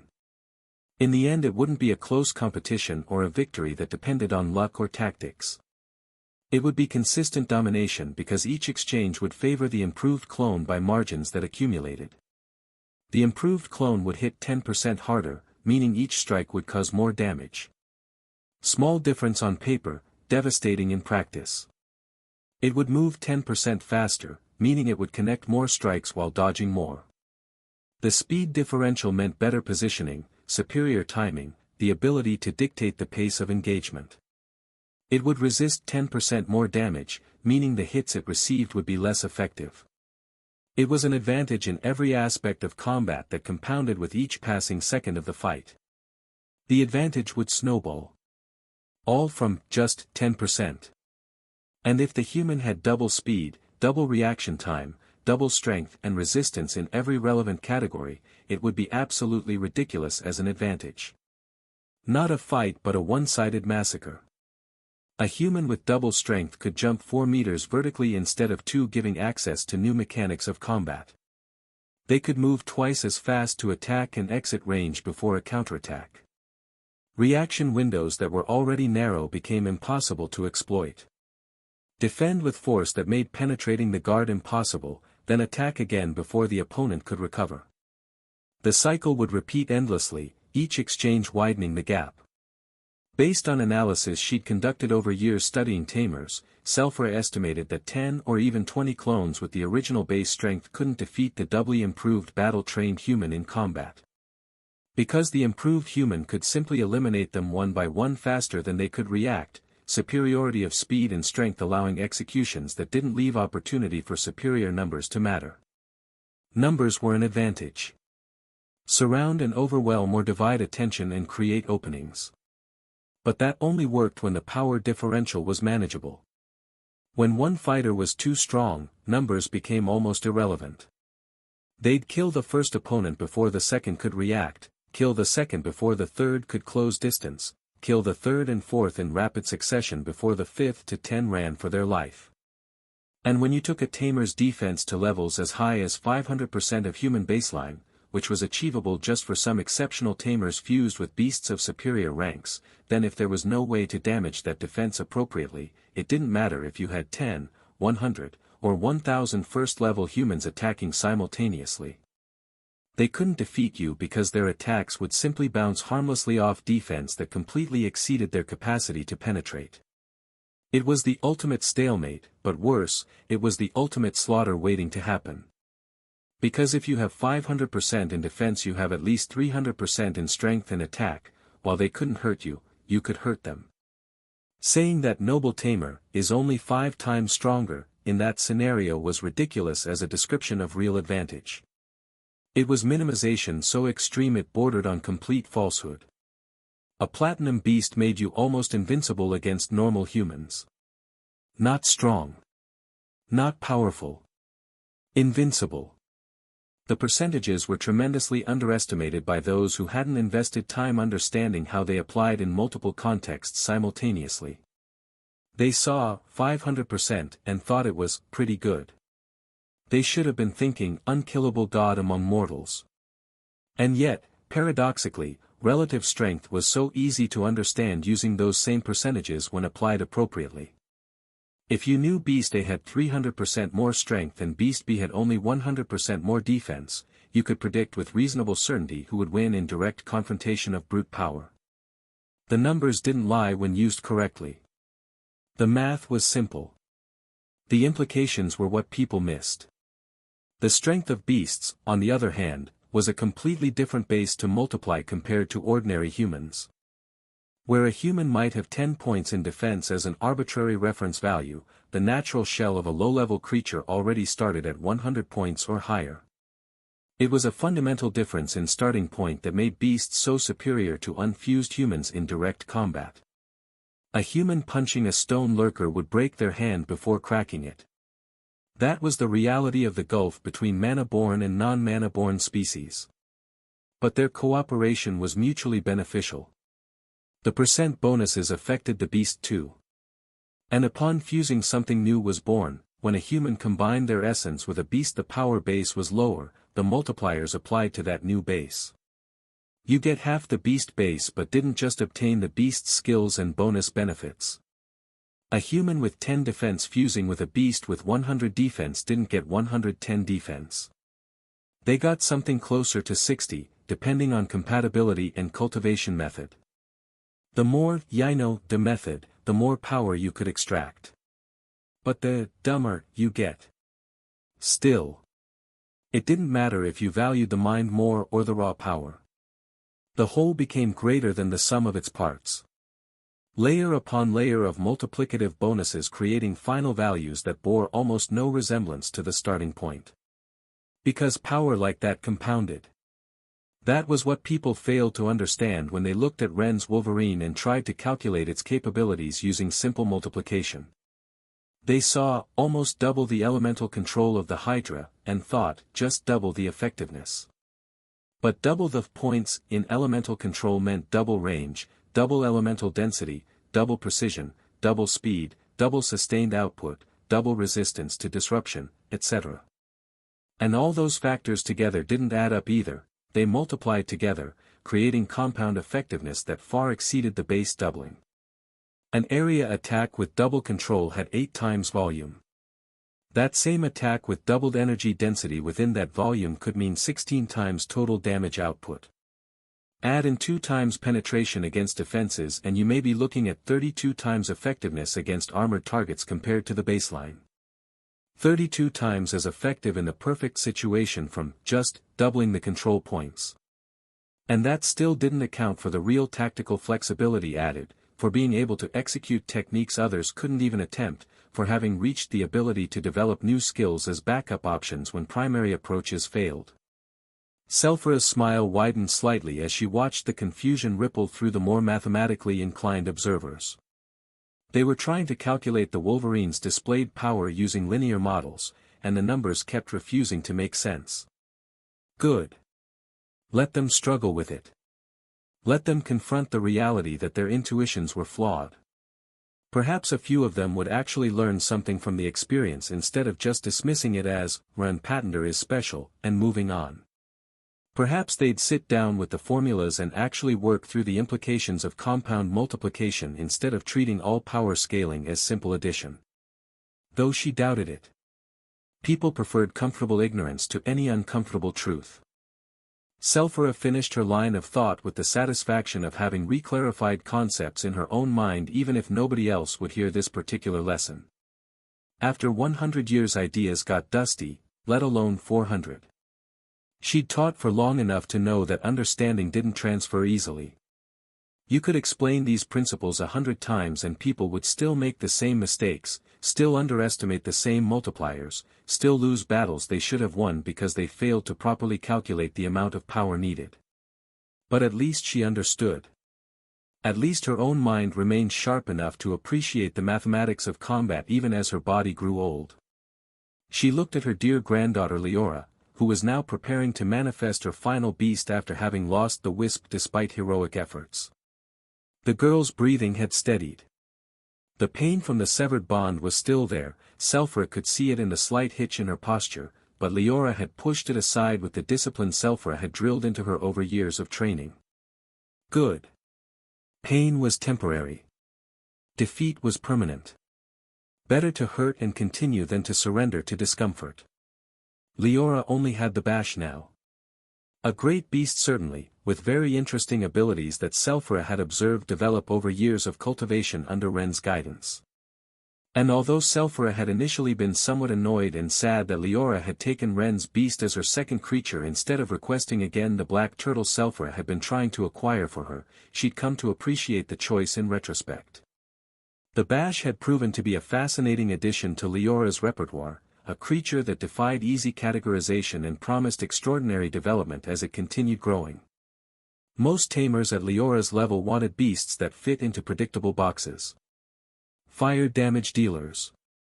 Water controllers. Earth tanks. The lesser royal demonic bash was none of those things and all of them simultaneously, its spiritual nature allowing applications that conventional beasts simply couldn't replicate. And Leora had demonstrated capacity to handle the beast with control that justified the confidence Ren had placed in her by facilitating access to the serpent. She'd cultivated it carefully, developed its unique talents and learned to work well with its skills. Selphira wondered now, watching Leora concentrate on the manifestation while breathing deeply to center her mind after the pain of the broken bond with the wisp, if her granddaughter had any interesting multipliers in that beast Ren had given her. Some particular synergy between Leora and the bash that could give her the needed advantage against the rainbow-haired Wolverine now waiting patiently on the field.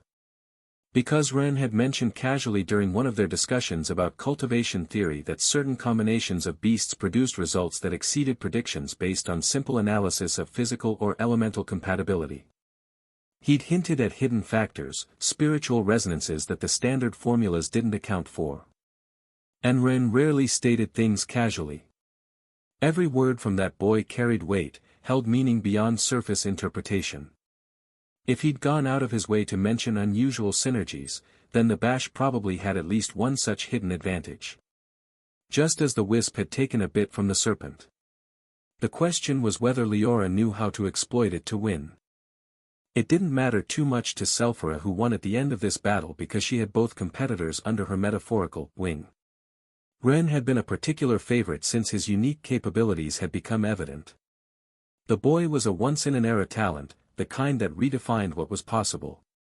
But Leora was her granddaughter, even if she didn't carry Selphira's blood in her veins.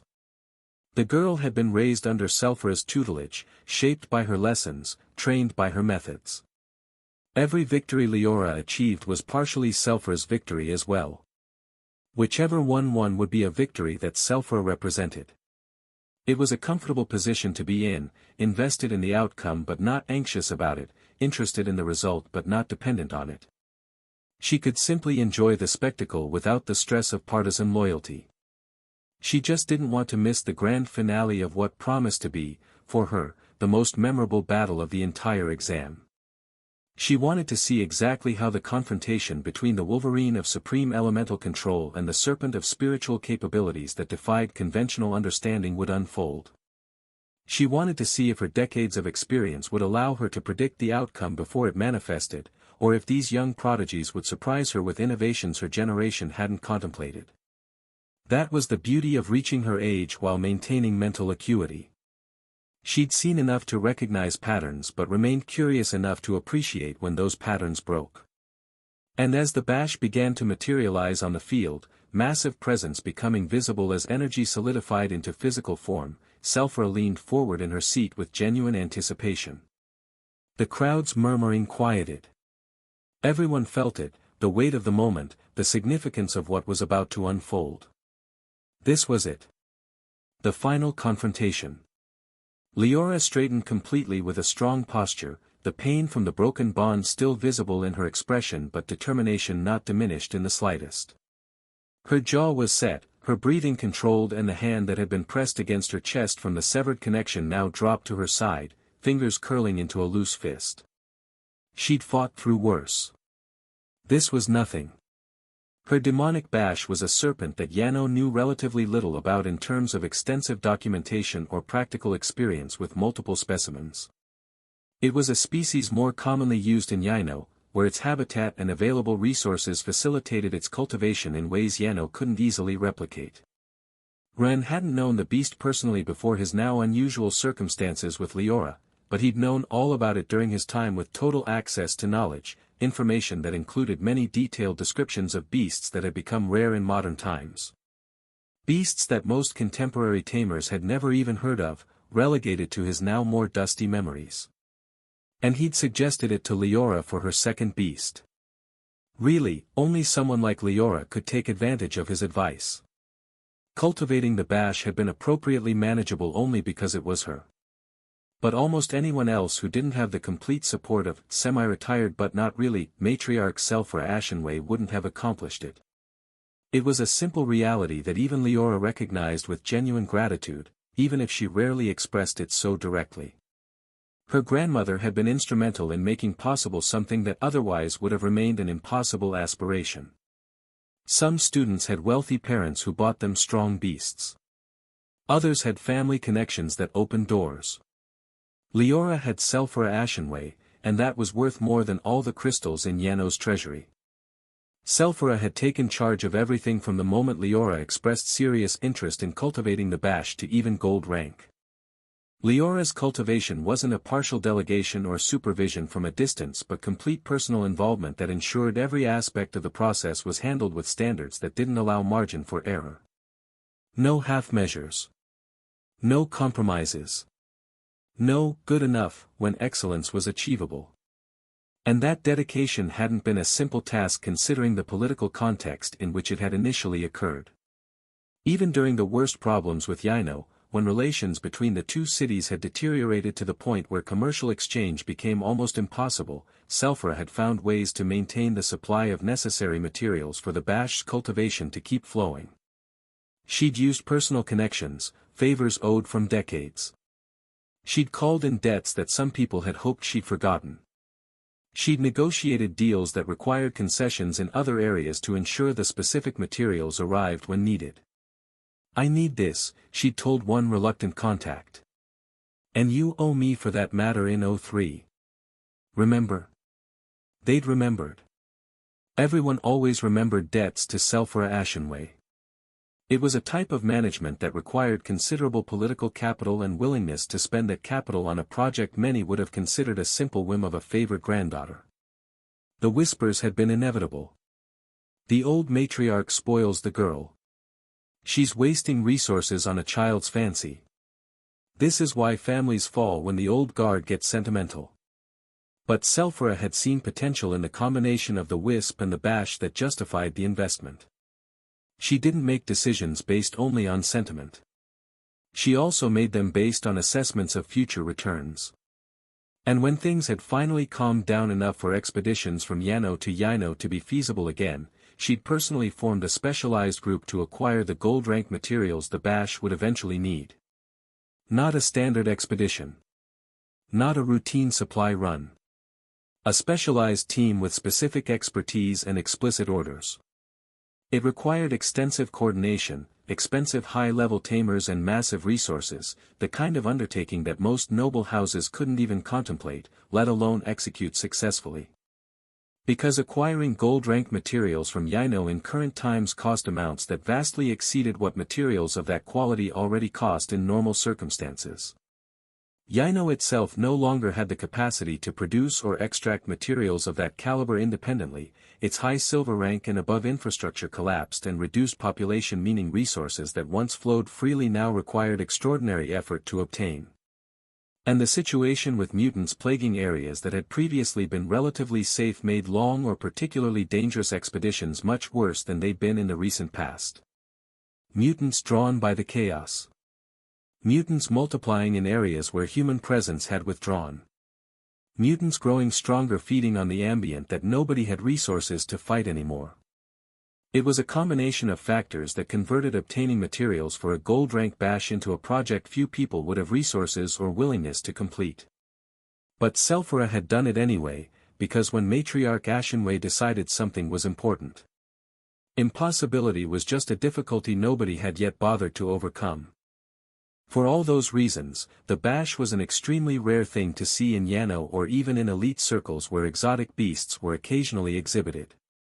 It didn't reach the level of absolute rarity of a hydra like Ren's, which hadn't reached gold rank as anyone's beast in either city in literally hundreds of years, setting aside its extravagant jade mana as well. That was an almost impossible standard to match. The bash wasn't so unknown. It had been the beast of some high command officers in Yaino in relatively recent history, according to Selfra's recollection.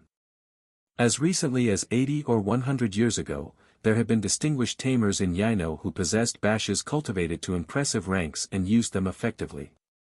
She'd met one such tamer during a diplomatic visit, watched the serpent demonstrate techniques. But the exchange between Yaino and Yano being what it had been for decades, practically non-existent during prolonged periods, meant that for the present audience it was basically the same as an absolute rarity.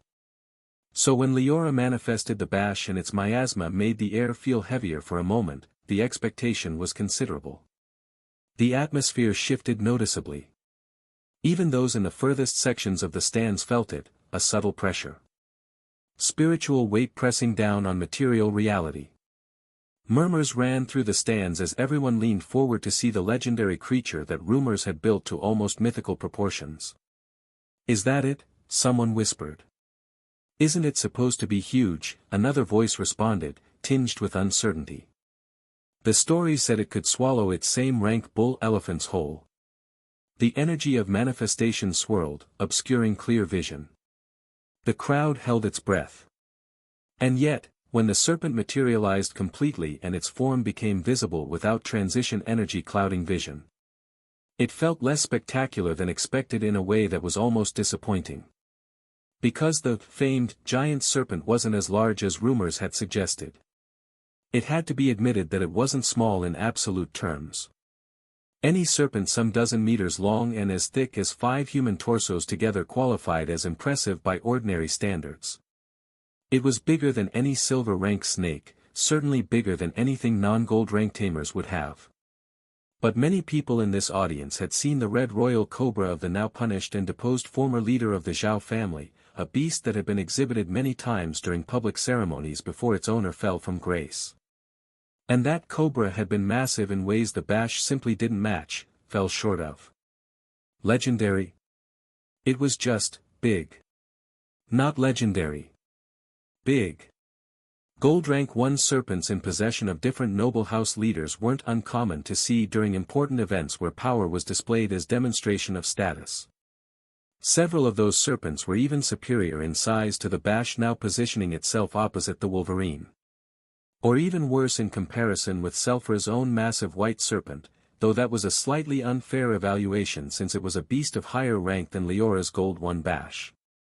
But it was a comparison that came naturally to mind because although seeing it wasn't common, Selfra had manifested it during the war a few years ago. And her serpent had been easily 2 times more giant than this supposed bull elephant devourer. The disappointment rippled through sections of the crowd in visible waves. Shoulders slumped. Excited chatter died down. Some people actually sat back, apparently deciding this wouldn't be as interesting as anticipated. Leora's bash had a dark purple color that was disturbingly similar to the tone of corruption many had seen in infected creatures, and the miasma emanating from it didn't help that impression. For those with superstitions about meanings of beast colors, and there were many such people in any crowd, they saw it as a bad color, suggesting corrupt or dangerous nature in ways that generated instinctive distrust. Purple like bruised flesh. Purple like poisoned blood. Purple like the corruption that had ate at Yaino's edges and slowly spread despite all efforts to contain it. "That thing doesn't look right," someone muttered. "Unnatural," their companion agreed. "It shouldn't exist." Additionally, the aura of spiritual miasma the serpent constantly emanated, slightly visible mist that floated around its body like a personal cloud, didn't help improve the initial impression. The mist moved wrong. Not flowing with air currents but following its own logic, curling and twisting in spiral patterns that had nothing to do with wind or temperature. It clung to the ground, then it reached upward, and it did both simultaneously in ways that hurt the brain to watch too closely. And its face, which wasn't as conventionally serpentine as the audience would expect, was considered terrifying by several spectators who murmured comments about the creature's unnatural appearance. But that was largely superstition without foundation in rational threat analysis.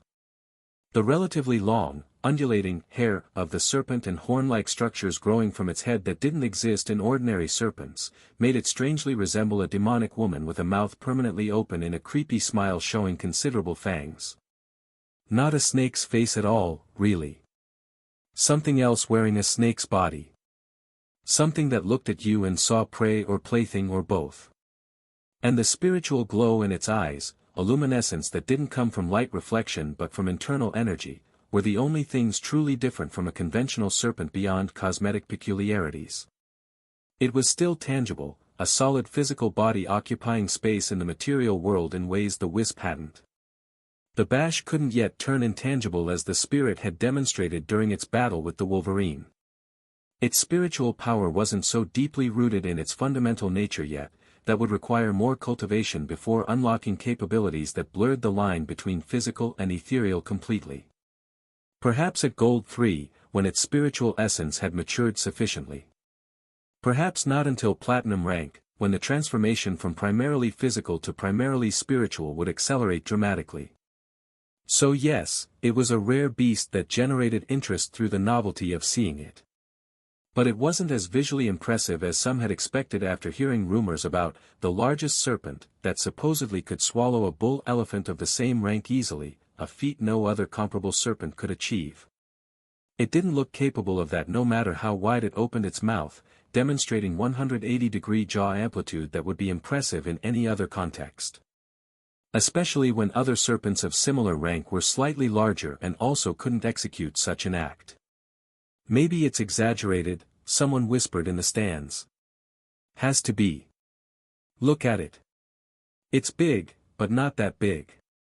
Perhaps it was an unfounded rumor from Yano's inhabitants who hadn't seen the true giant serpents of Yano, a story that had grown in repetition until it became accepted fact. So all this commotion was some exaggerated legend about historical capabilities of more powerful bashes that had been incorrectly applied to all specimens of the species. Stories had a way of growing with each telling. A bash that killed a bull elephant became one that swallowed it whole. One that swallowed it whole became one that could swallow 3. 3 became 10. Until eventually nobody remembered what the original truth had been. It didn't matter in terms of determining the outcome of the present battle. But everyone still wanted to see its real abilities in action, capabilities that would justify the massive investment Selphra had made possible, and that would explain why Ren had considered this beast appropriate for Leora specifically. The anticipation was thick in the air despite, or perhaps because of the initial disappointment. Sometimes the least impressive-looking beasts were the most dangerous. Sometimes appearances deceived.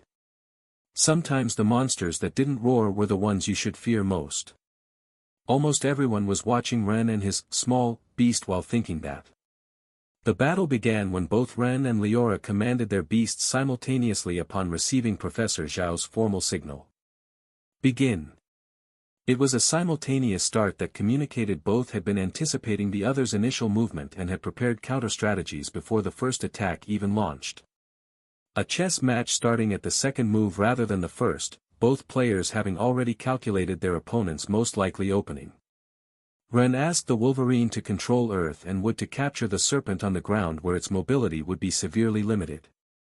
It was an approach using natural physical elements, theoretically the least vulnerable, to the serpent's spiritual abilities that Ren understood from his knowledge. Solid earth and living wood couldn't be drained of mana as easily as pure elemental projectiles. Or at least that was the theory Ren operated under, an assessment that would soon be tested in actual practice. The consensus seemed to be that spiritual absorption worked best against refined elemental constructs, fire bolts, water lances, air blades. Things made purely of shaped mana. Physical matter infused with elemental energy should be more resistant. Should be. The field exploded in response to the Wolverine's command.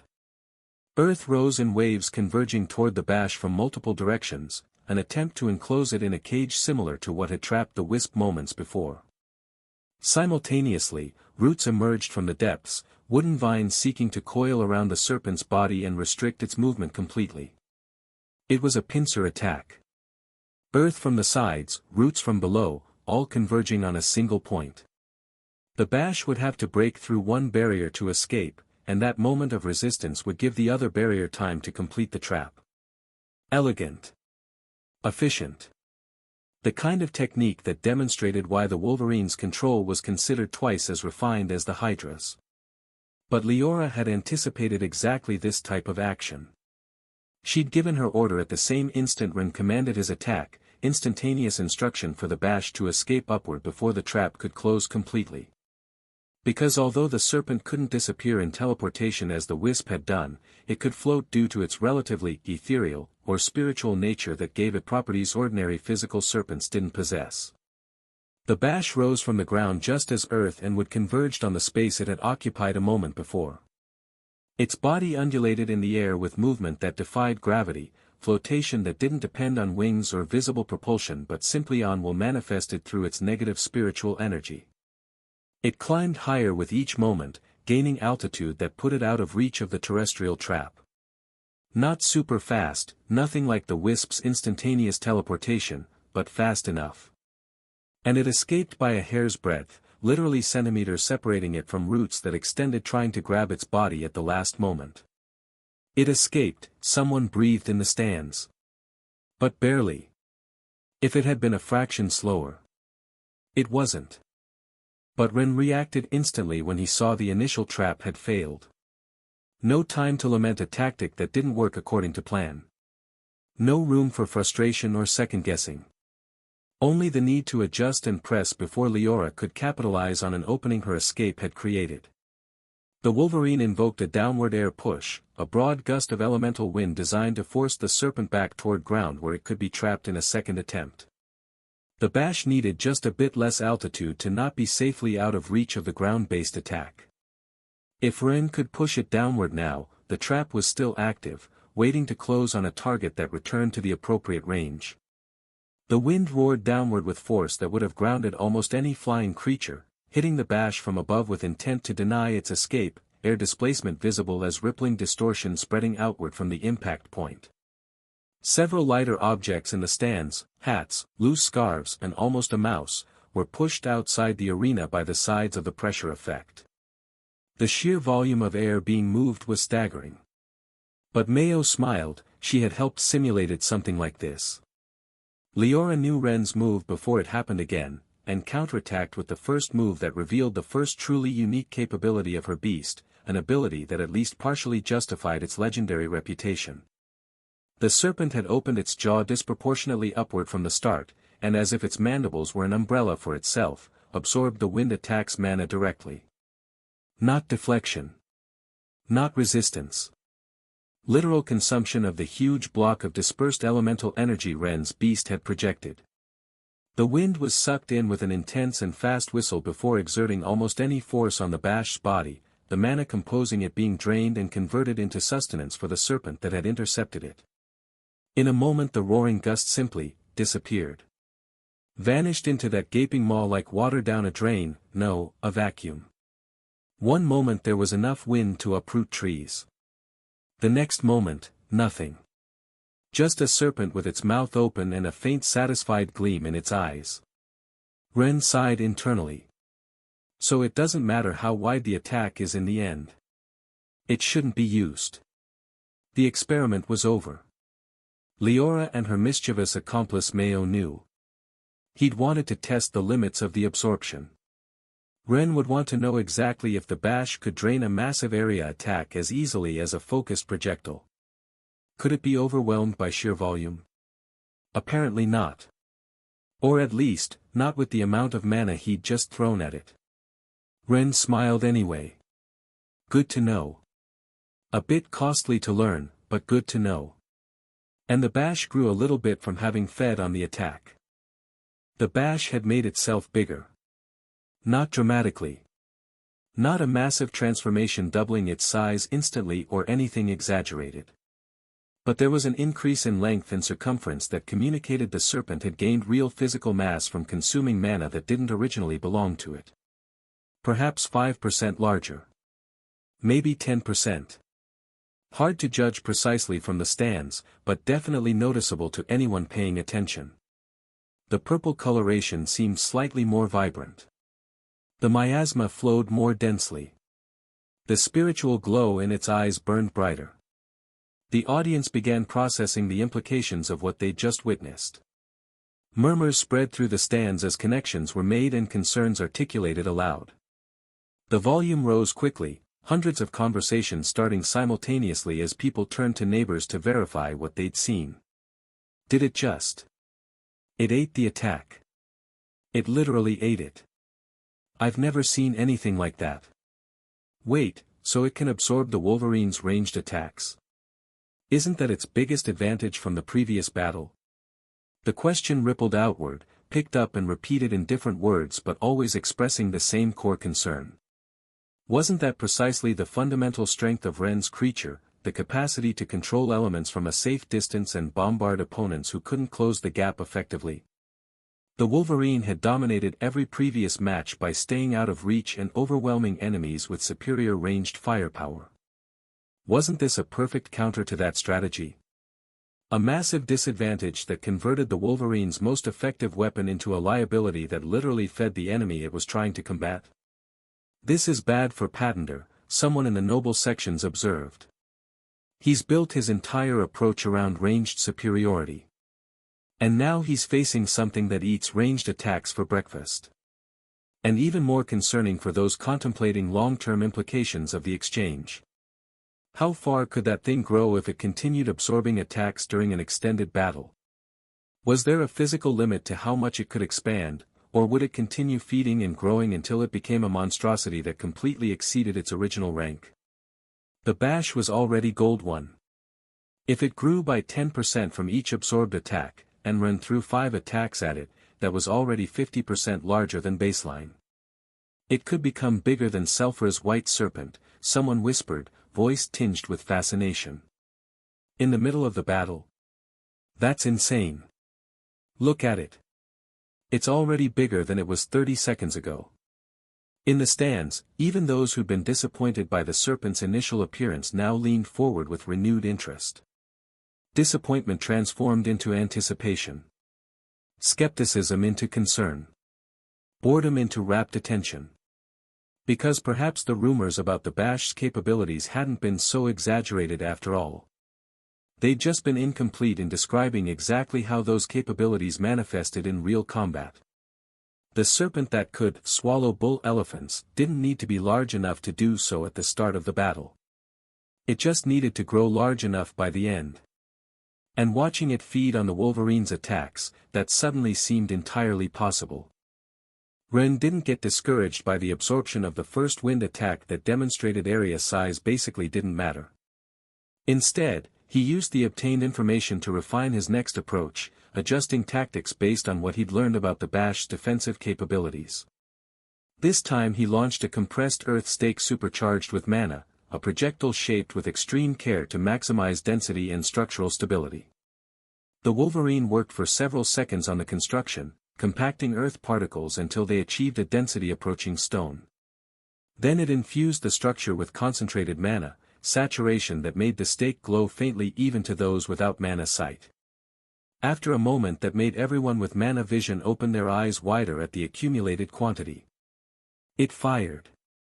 The shot traveled at a tremendous speed, air whistling around its passage in a sharp sound that cut through the ambient noise of the arena. It followed an almost perfectly straight trajectory demonstrating the Wolverine's enormous control over the elements it manipulated. No wobble. No deviation. Just pure, directed force. It wasn't simply an earth projection but a complex construction incorporating multiple elements working together. The Wolverine had also used wind and fire to increase velocity, a small, controlled explosion at the stake's base launching it forward with more force than Earth alone couldn't generate. It was a refined technique combining different elements into a single cohesive attack. 3 elements coordinated in perfect timing. Wind channeled to reduce air resistance. Fire detonating to maximize acceleration without destabilizing the projectile. Earth maintaining structural integrity through forces that would shatter ordinary stone. The stake flew through the space between the Wolverine and the bash in a fraction of a second. Fast. Too fast for the serpent to dodge even with its spiritual nature allowing unconventional movement. It managed to hit the bash's body directly before the serpent could react appropriately. Crack. The impact echoed across the arena. The bash's body jerked from the force, coils disrupting as the stake punched through scales that should have deflected ordinary attacks. The serpent received visible damage, the projectile having impacted with considerable force. A crater appeared in the bash's side, purple ichor leaking from the wound.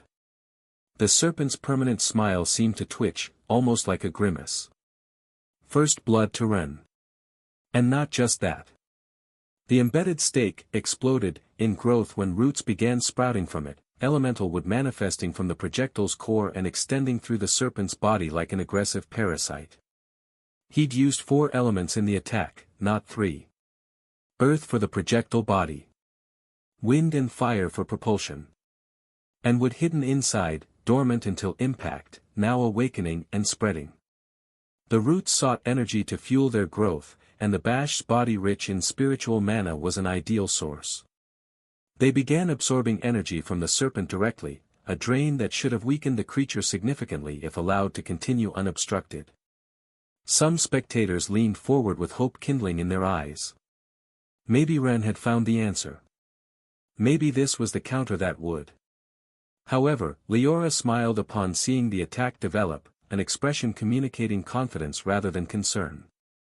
Leora never showed her concerns anyway. Her grandmother had taught her well. Never panic, never show weakness. Even when hurt, especially when hurt, project control.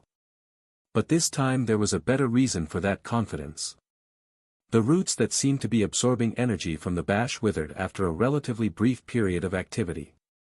The spiritual miasma the serpent constantly emanated wasn't simply an aesthetic aura but an active armor and weapon that corroded life itself. Plant life attempting to parasitize it was no exception. The roots dried and died, green turning brown turning black turning to ash. And the stake itself began to be absorbed bit by bit into the serpent's skin as the bash reversed the drainage process. What had been taking became giving. What had been a weapon became food. The attack was eventually absorbed, mana composing it being consumed and converted into sustenance.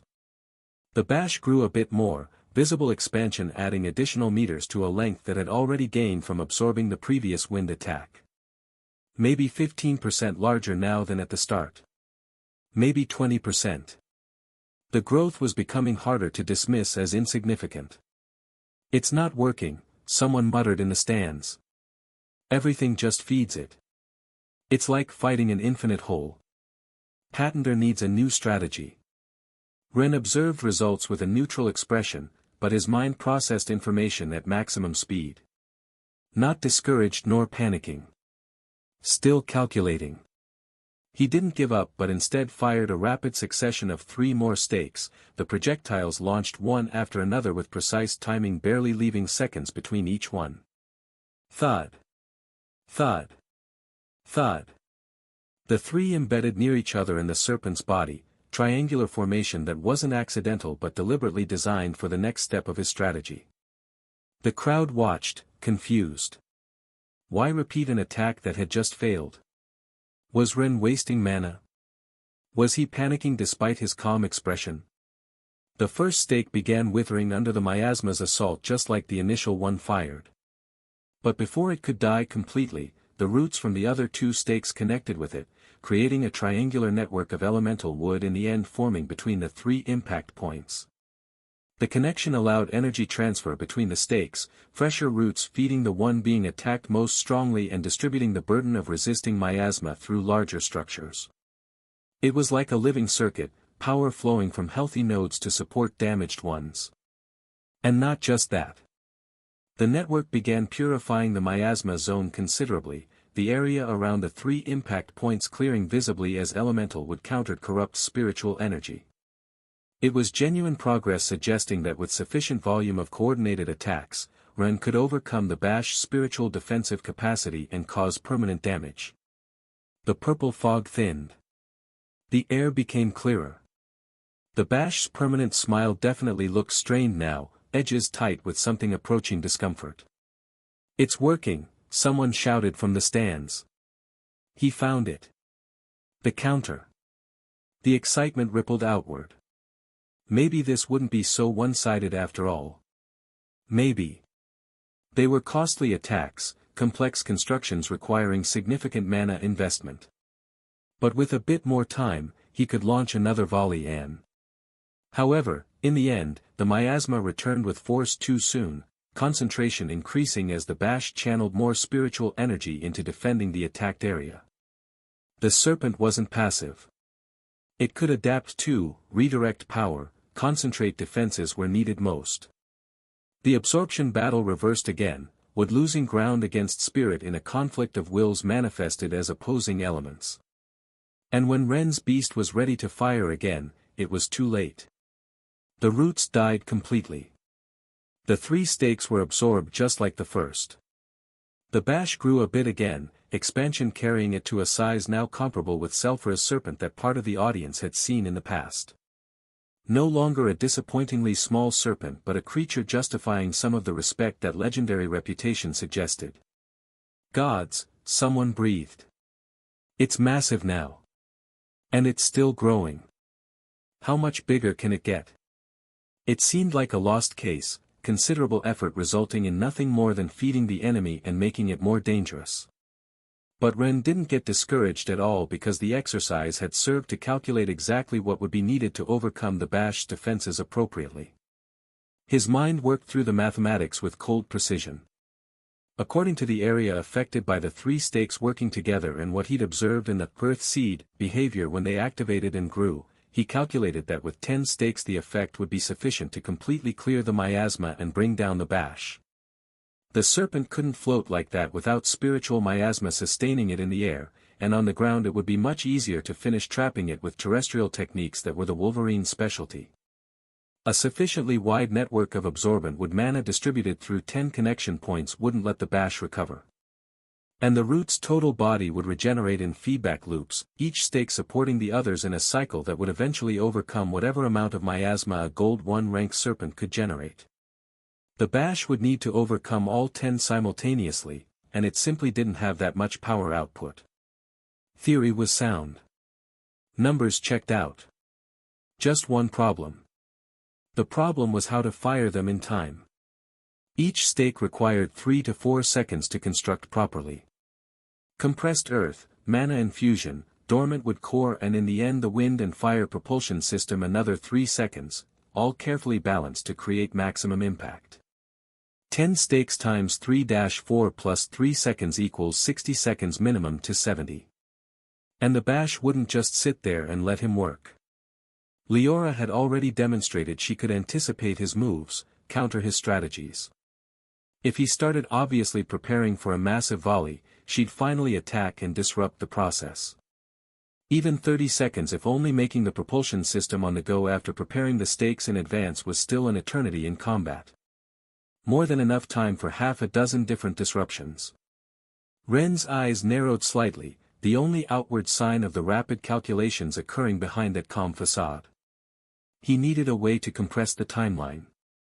To create all 10 stakes and shoot simultaneously or at least in such rapid succession that the bash couldn't interfere. The problem was how to fire them in time. That was the question that mattered. Everything else was just theory until he solved the timing issue. Bringing the bash down with 10 semi-simultaneous shots was a solid plan based on simple mathematics Ren trusted he'd calculated correctly. The numbers were sound, the theory was proven. 3 stakes had created a noticeable effect, 10 would be overwhelming.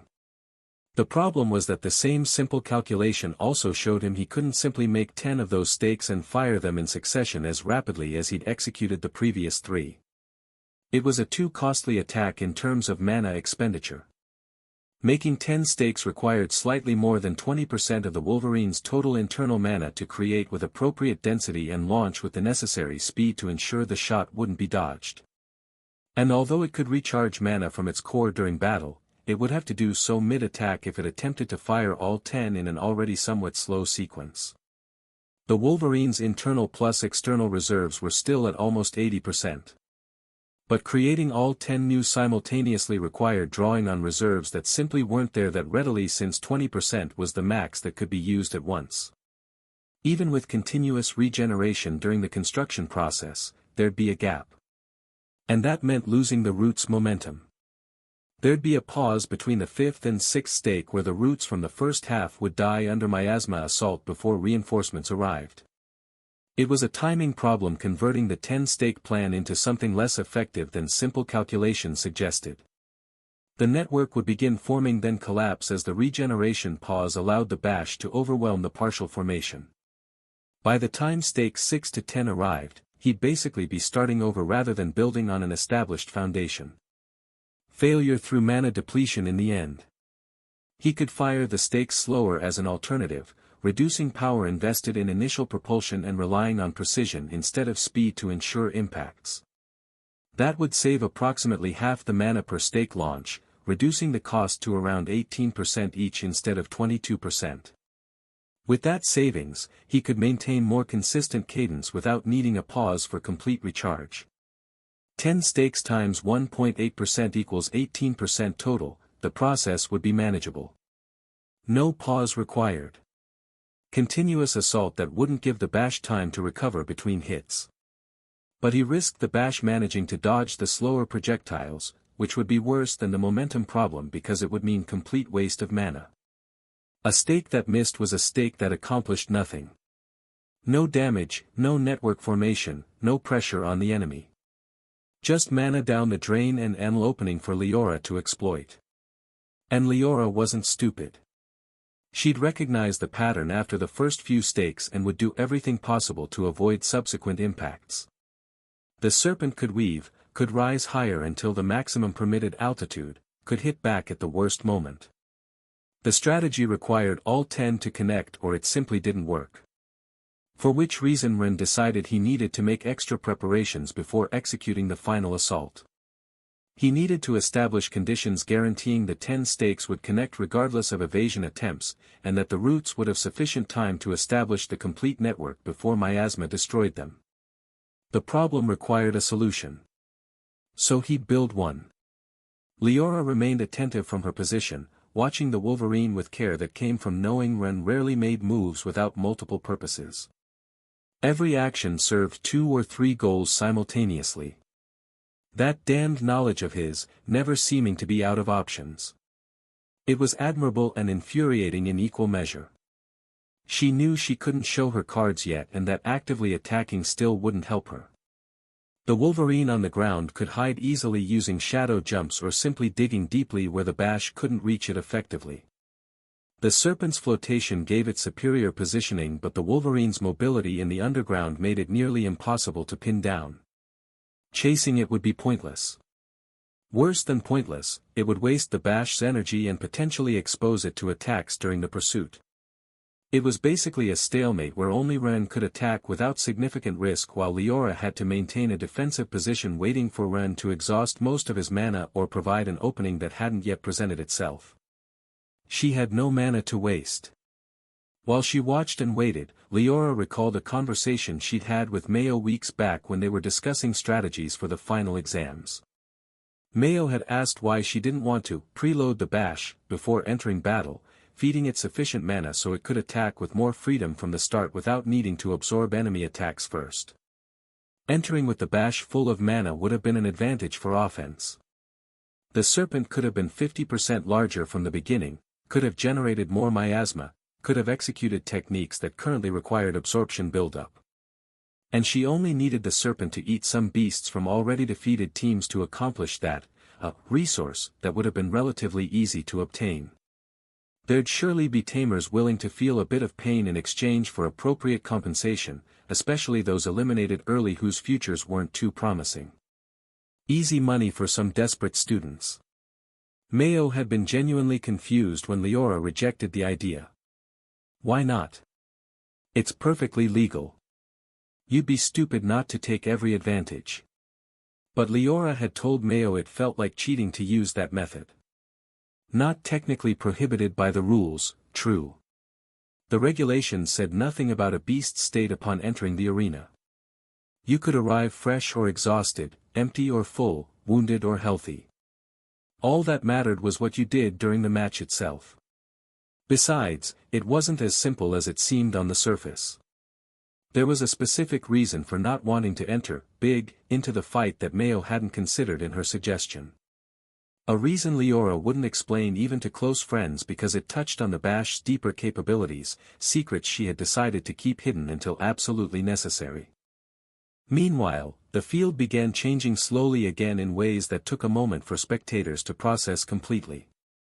10 spikes were born in a circle around the field, structures emerging from the ground in a symmetric design surrounding the combat area.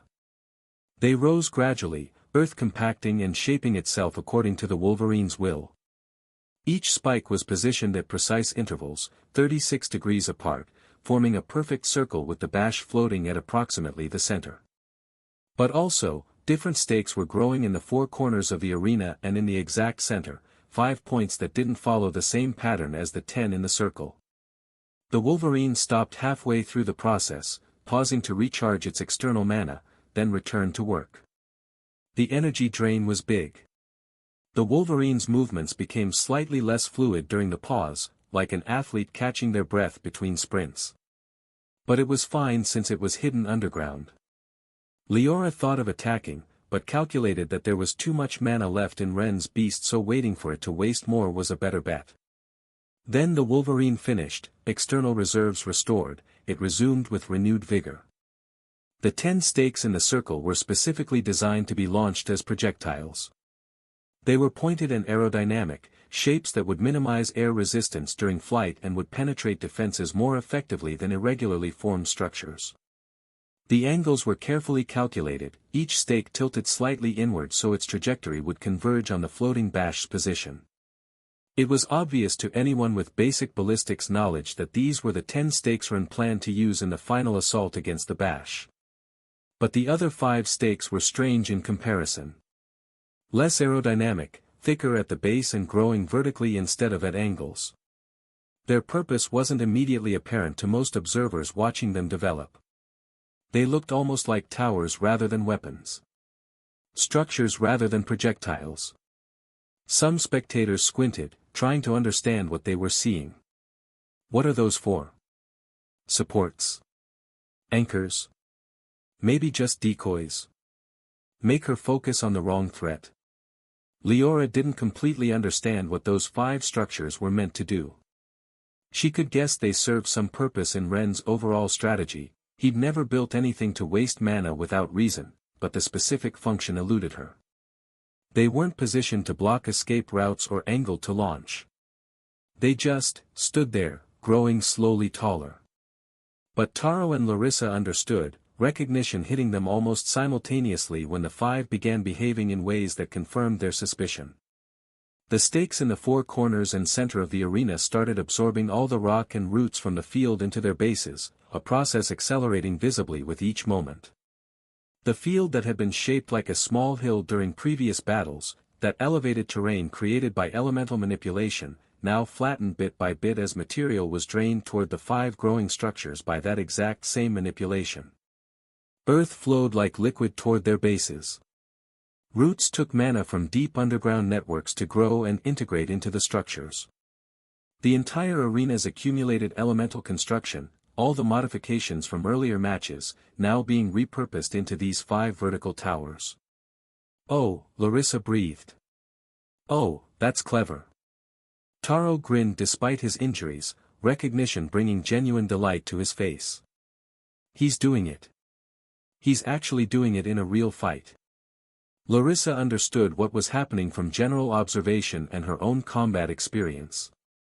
It made sense that it also saved in mana using the roots channels to get some from around 100 meters deep. But Taro especially recognized it because he'd done this with Ren many times during training and practice sessions that had no real purpose except entertainment. It was a very masculine obsession, an informal competition about who could make the tallest construction using earth and wood elemental control working together. Seeing how high you could go with a structure you had to maintain stable without collapse. It was a challenge that had begun as a simple game but had become a serious project as both refined techniques and competed for records. Mine's 150 meters. Taro would shout. 182 meters, Ren would respond calmly, his tower growing taller. Damn it. 30 meters. 32. The stakes grew upward without stopping, constructions that were perfect in structural aspects. Very rectangular. Thicker at the base to support the weight of upper sections. With an internal core of braided roots providing tensile strength that simple compressed earth alone couldn't match. It was elemental engineering in its most refined form, application of principles that Ren and Taro had perfected during countless hours of experimentation. Trial and error. Failure and success. Collapse and breakthrough. Every fallen tower had taught them something, every stable structure had validated a hypothesis. The knowledge accumulated like sediment, layer upon layer of understanding building until mastery emerged. Taro realized this was the perfect form they developed together. His throat tightened slightly with unexpected emotion. They'd spent so many afternoons on this. Hours that had seemed wasted at the time, juvenile competition with no practical application. And now, watching it deployed in actual combat. Both had already built the tallest possible tower many times, each iteration improving on the previous as they learned what ratios of base thickness to total height were necessary for maximum stability. A Minecraft player would be genuinely proud of how thin they'd managed to develop the design for extremely tall vertical construction. It defied intuition, something so slender shouldn't be able to support itself at such heights. But the math worked and the physics held. Little by little they'd figured out exactly what was needed so height and weight wouldn't collapse it upon itself under pressure from gravity alone. They'd learned that a braided root core was better for preventing fractures than solid earth all the way through. The roots provided flexibility that absorbed stress rather than concentrating it at failure points. They'd discovered how much thicker the base had to be as height increased. The weight distribution demanded careful calculation. They'd experimented with what type of earth needed to be compressed and reinforced in specific layers for appropriate stress distribution. In the end they'd achieved a structure so good and straight it exceeded the sky-tasty towers by a considerable margin, an accomplishment both had celebrated with the satisfaction of having mastered a big challenge. Ren was making 5 of those towers now. 4 at the sides of the field marking the corners and 1 in the exact center. Relatively thin towers compared to their bases but massive in height, continuing to grow as they absorbed more material from the surrounding field. The transformation was interesting to watch. Earth flowed upward like a reverse waterfall, defying gravity as it was pulled into the growing structures. Roots emerged from underground networks and wove themselves into their cores. The entire arena was being reshaped, repurposed, elevated. How is this even possible? Someone breathed in the stands. The control required. Each tower needs constant adjustment. He's maintaining 5 simultaneously. Professor Wei was scribbling frantically, his notes becoming increasingly illegible in his excitement. This was textbook material. Literally. He'd need to completely rewrite the chapter on advanced Earth manipulation. Leora kept the bash climbing higher in the air as the towers grew, trying to maintain it away from structures that were clearly part of Ren's strategy that hadn't yet fully revealed itself. Every meter the towers gained, the bash rose the same. Maintaining distance. Staying out of reach. She knew the Wolverine could be inside any of the pillars, hidden in the root core or in a cavity in the compressed earth, ready to emerge at the optimal moment for a surprise attack.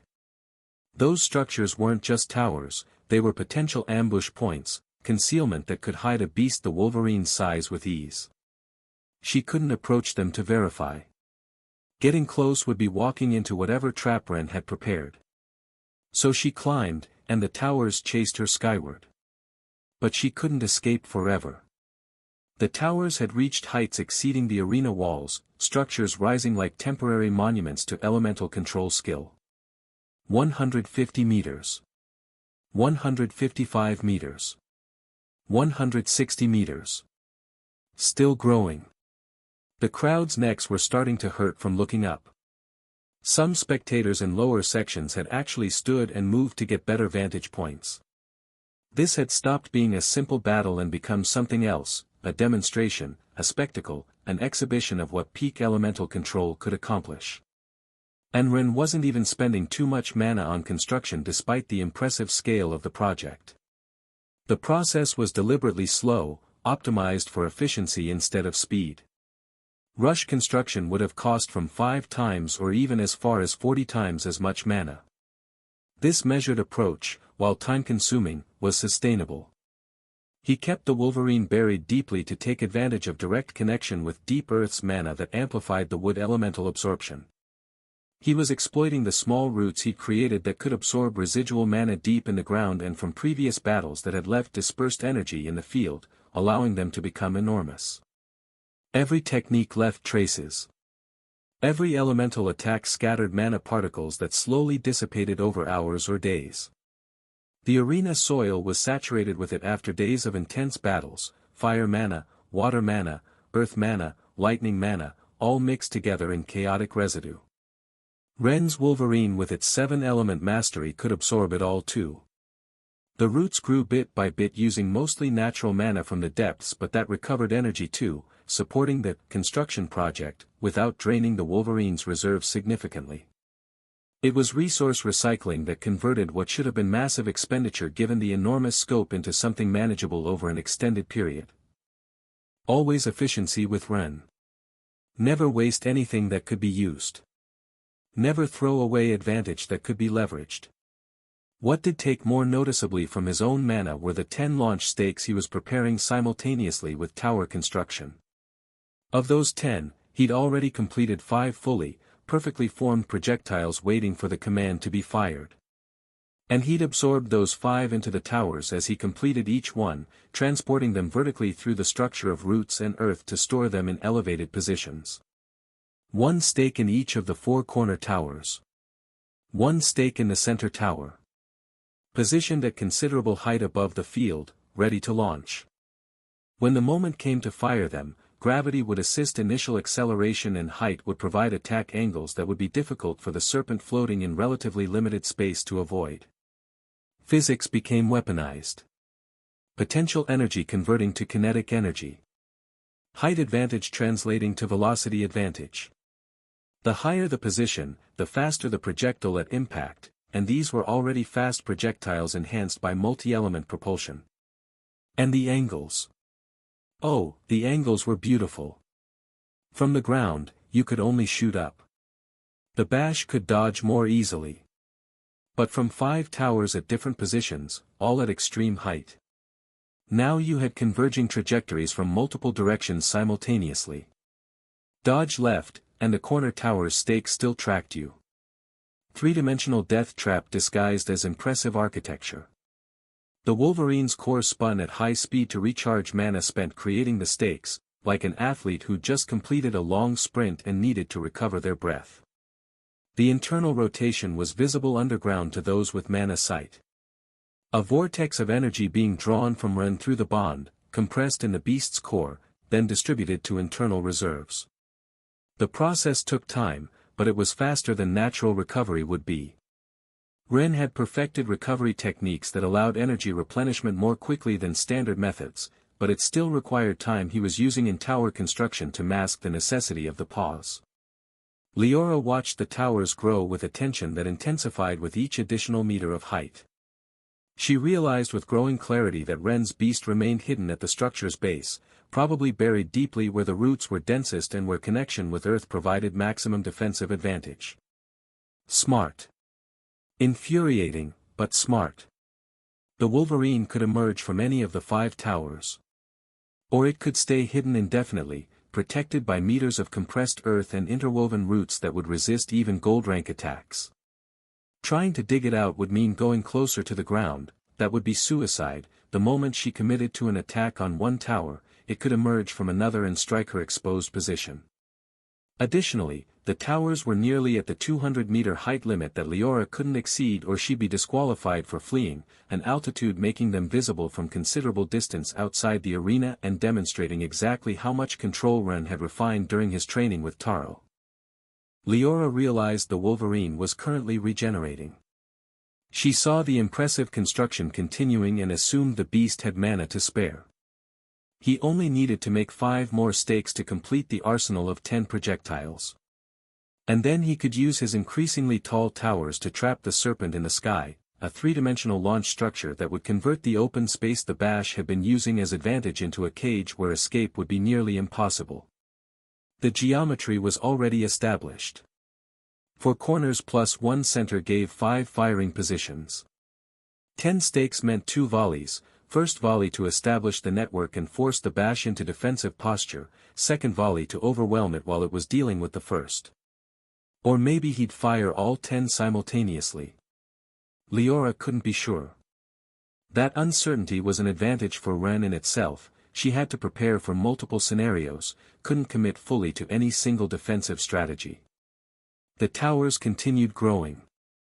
175 meters. 180 meters. 185 meters. The Bash continued ascending, purple coils spiraling upward as it maintained distance from the structures below.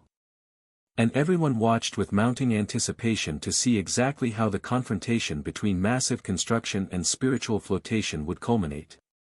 "They're going to hit the limit," someone observed in the stands. "What's the aerial battle height restriction again?" 200 meters, I think. Maybe 205. They're almost there already. And still climbing. The question hung in the air, unspoken but present in everyone's mind. Would they reach the height limit established for the arena's aerial battles? And if they did, what would happen when there was nowhere left to climb? From the city streets, citizens were stopping to stare at the structures rising impossibly high above the arena walls. Conversations paused mid-sentence, work halted and children pointed upward with wide eyes. Are those, in the exam arena? How is that even structurally possible? That Patenter boy. Has to be. The towers had become landmarks, temporary monuments to a level of elemental control most would never witness in person. And Ren was about to finish the second half of the launch stakes. Leora could sense through her honed perception that the Wolverine's mana fluctuated in patterns suggesting elemental constructions reaching completion. In moments he'd have all 10 stakes ready and then would execute a coordinated attack that would be nearly impossible to avoid from the Bash's position, especially since she couldn't climb higher anymore. The ceiling had been reached. Literally and metaphorically. She decided this was the precise moment she'd been waiting for, an opening that wouldn't present itself again once Ren completed his preparations. The Wolverine was still on the base regenerating. She needed to attack one of the towers now while they were still in the construction phase, before they solidified completely and before the stakes were positioned at her same altitude for launching. That way she could waste part of the massive energy Ren had invested in creating them, force him to rebuild or adjust his strategy that seemed to involve some kind of strange cage. The geometry was obvious once you understood what he was building. 5 towers at different positions, each capable of firing 2 stakes. That created a kill zone, overlapping fields of fire that left almost no safe space to dodge. Move left, stakes from the right towers tracked you. Move right, left towers had clear shots. Try to climb, you hit the height limit. Try to descend, you moved into denser crossfire. Brilliant. Terrifying. Completely like Ren to turn the entire battlefield into a mathematical problem with only one solution, lose. Unless she disrupted it first. She had 2 main options for executing the attack. She could use the Bash's enormous body, which had grown considerably after absorbing previous attacks, and simply break one of the towers with brute force of massive impact. Just ram it. 40+ meters of serpent moving at full speed would generate devastating kinetic energy. Enough force to shatter compressed earth, bring the whole structure tumbling down in a cascade of debris. Or she could launch ranged magic, bombard the structures with mana until they collapsed under accumulated damage. Safer. More controlled. Less commitment required if things went wrong. The first option was bad for a reason that became obvious when Leora considered it seriously for a moment. She knew the towers had internal wood cores, braided root systems providing structural integrity that compressed earth alone wouldn't achieve.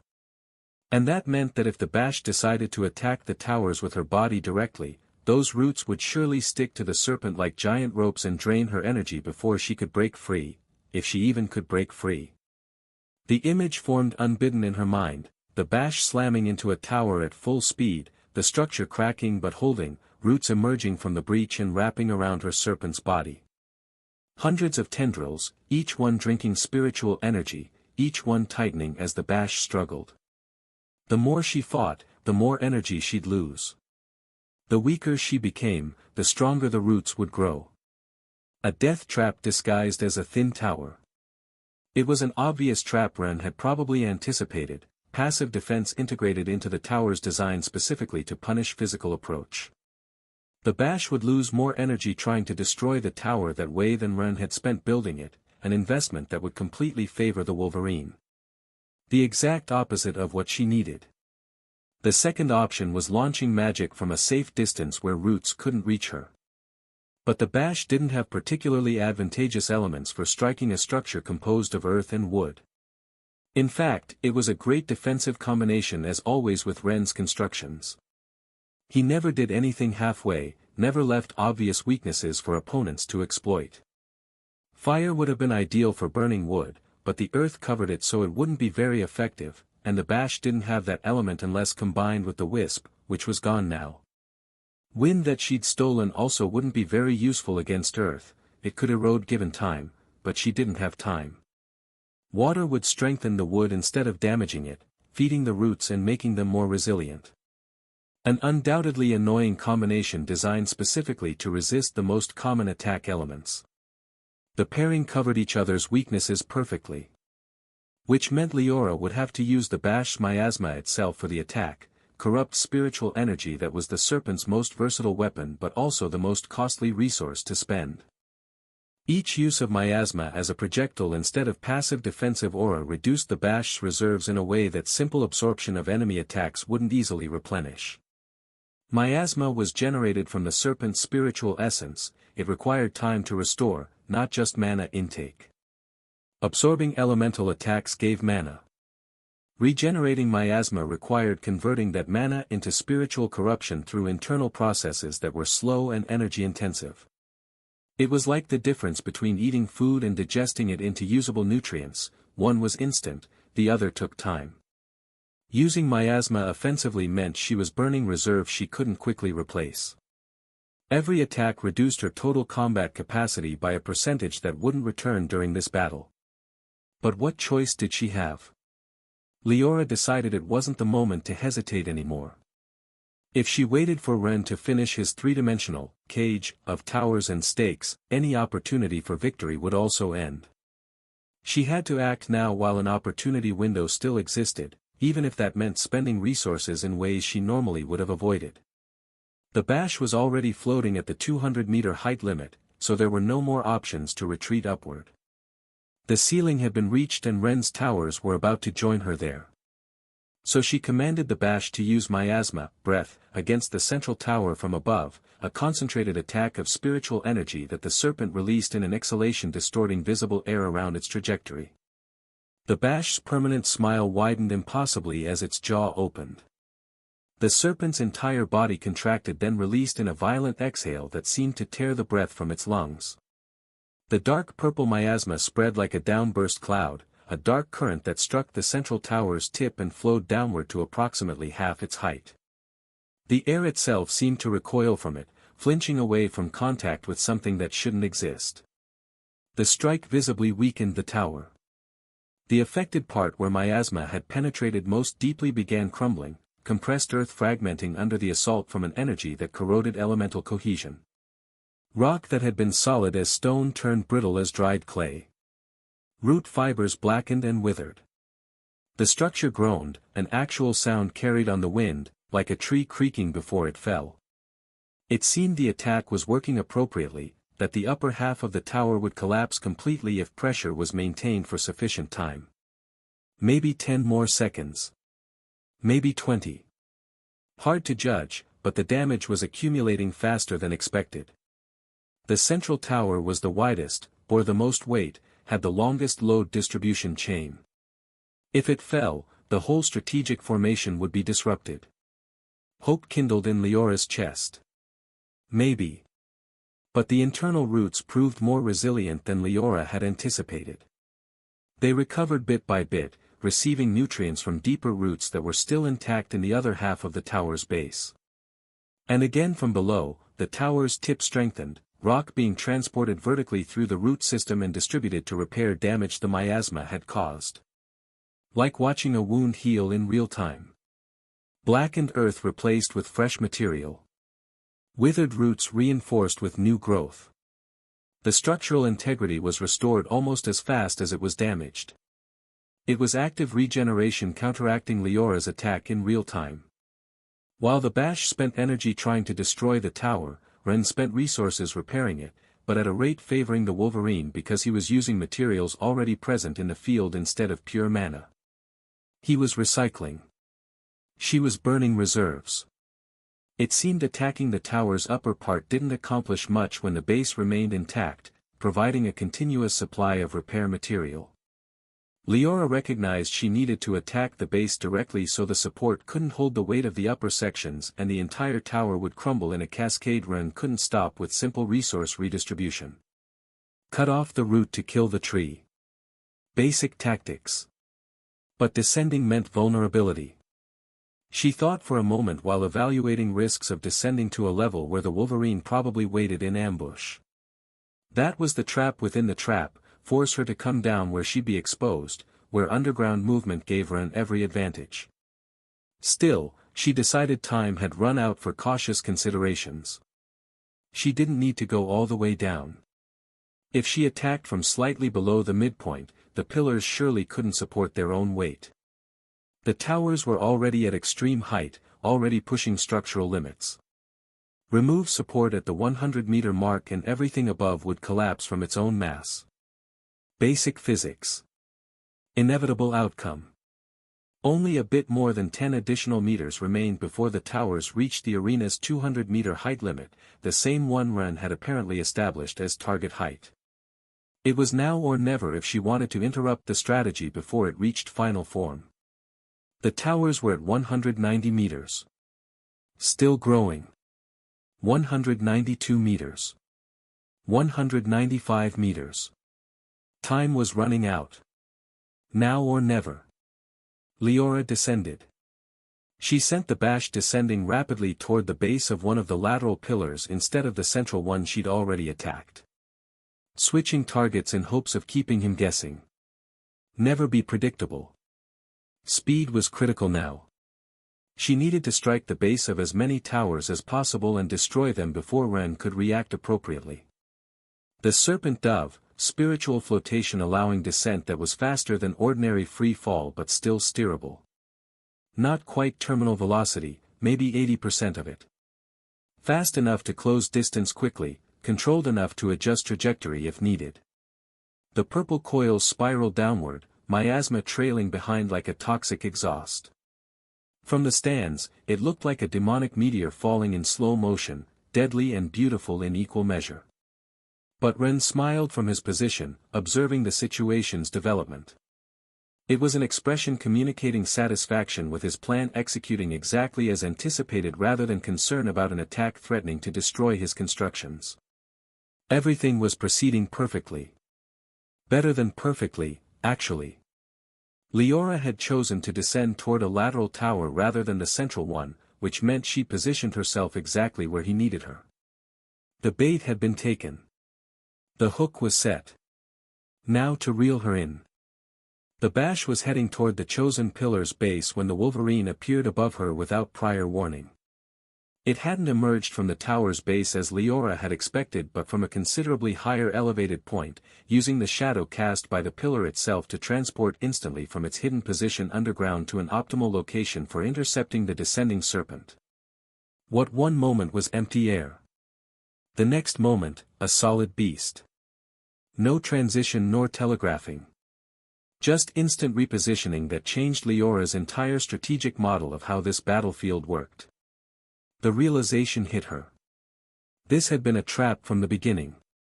The Wolverine had never truly been restricted to moving only through the earth pillars as she'd assumed. Her entire tactical framework had been built on a false premise, sand instead of stone. It could use any shadow cast by the massive structures to jump freely around the three-dimensional field Ren had created.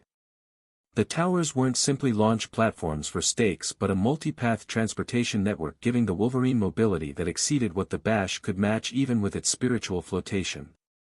Every tower cast shadows. Every shadow was a doorway.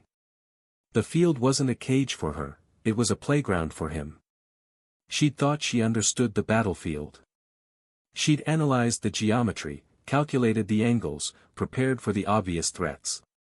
But she'd missed the fundamental reality: Ren didn't build battlefields with only one purpose. He built them with 3 or 4. The towers were weapons. They were defensive structures. They were mobility enhancers. They were psychological traps making opponents focus on the wrong threats. And she'd fallen for it. The Wolverine fired a blessed water sphere against the Bash from its superior position, an attack exploiting gravity to increase descent velocity. The projectile was large and dense with compressed elemental energy. Light and water mixed in blessing that purified rather than simply damaging, each element amplifying the other's effectiveness against corruption. The serpent couldn't dodge the high-speed projectile coming from above while she herself was committed to a descending trajectory. Physics didn't allow for sudden course changes at this speed. Momentum was a harsh mistress.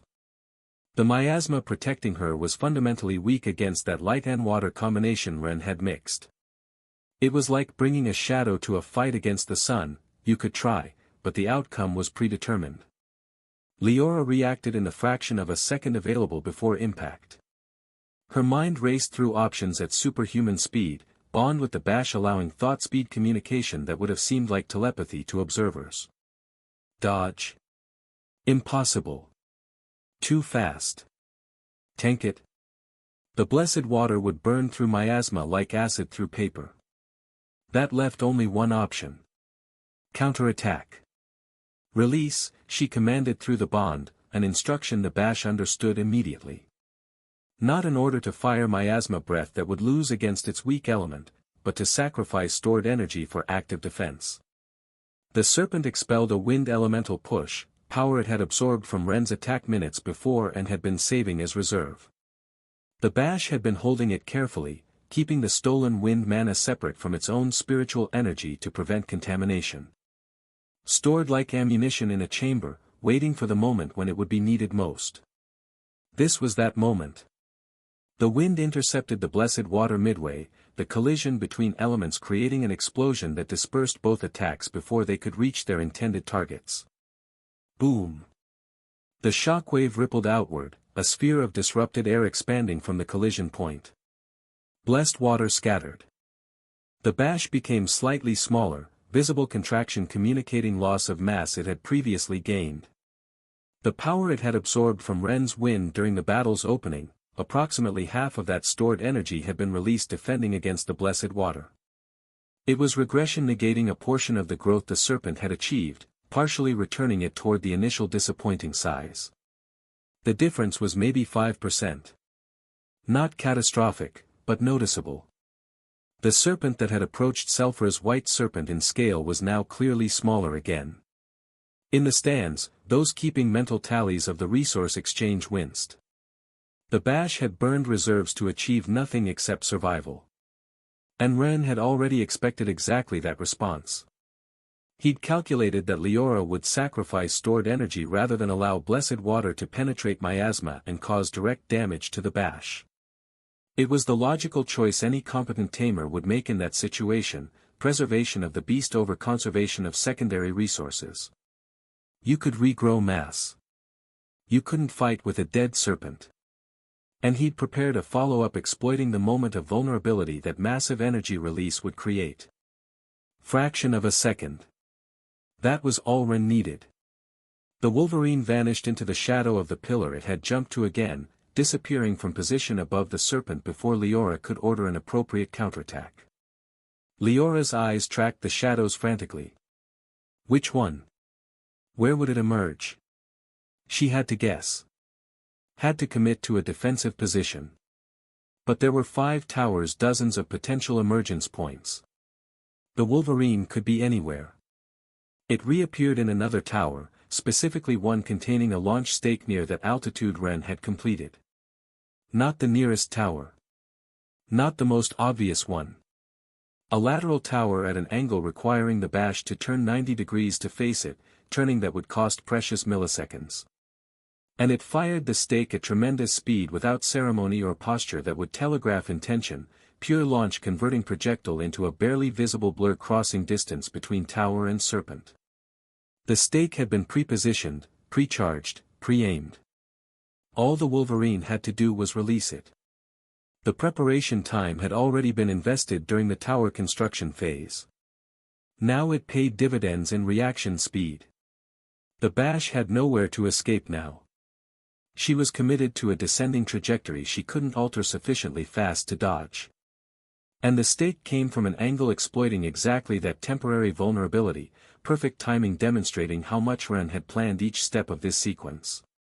He hadn't just built a trap. He'd built multiple overlapping traps, each one feeding into the next. In the stands, several spectators inhaled sharply with recognition that this was the decisive moment.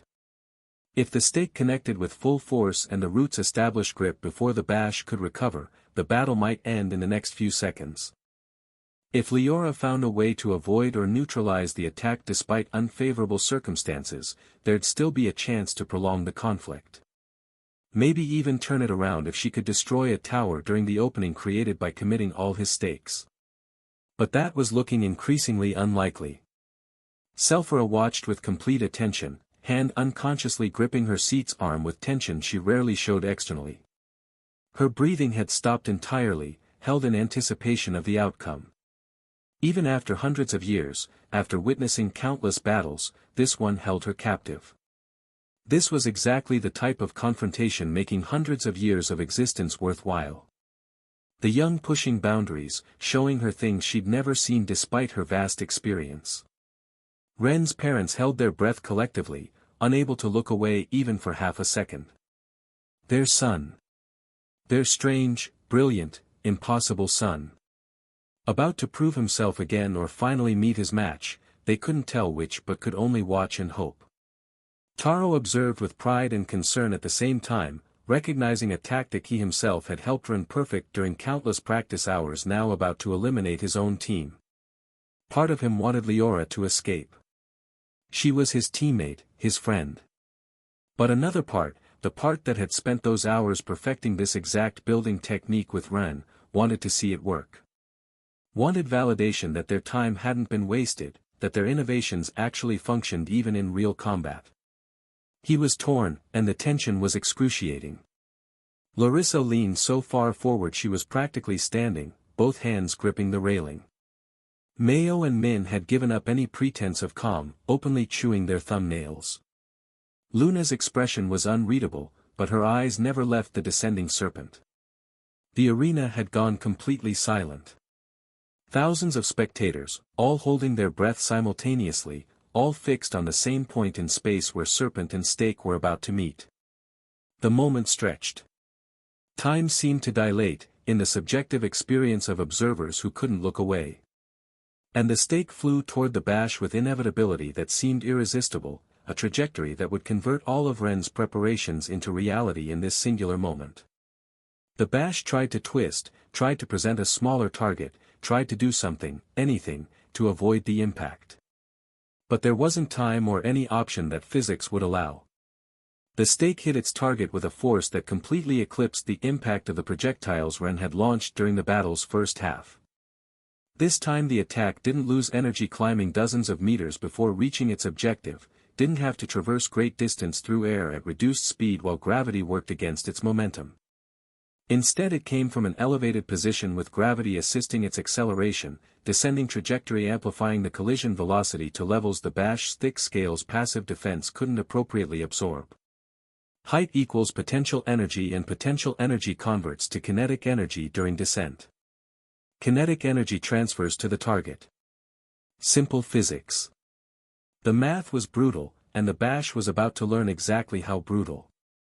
It suffered an enormous impact on its side that nearly split it in two, force penetrating through hardened scales, skin, and spiritual flesh to the point where the serpent's spine fractured internally. The sound of the blow echoed across the field like an explosion, impact strong enough that several spectators felt the vibration in the air.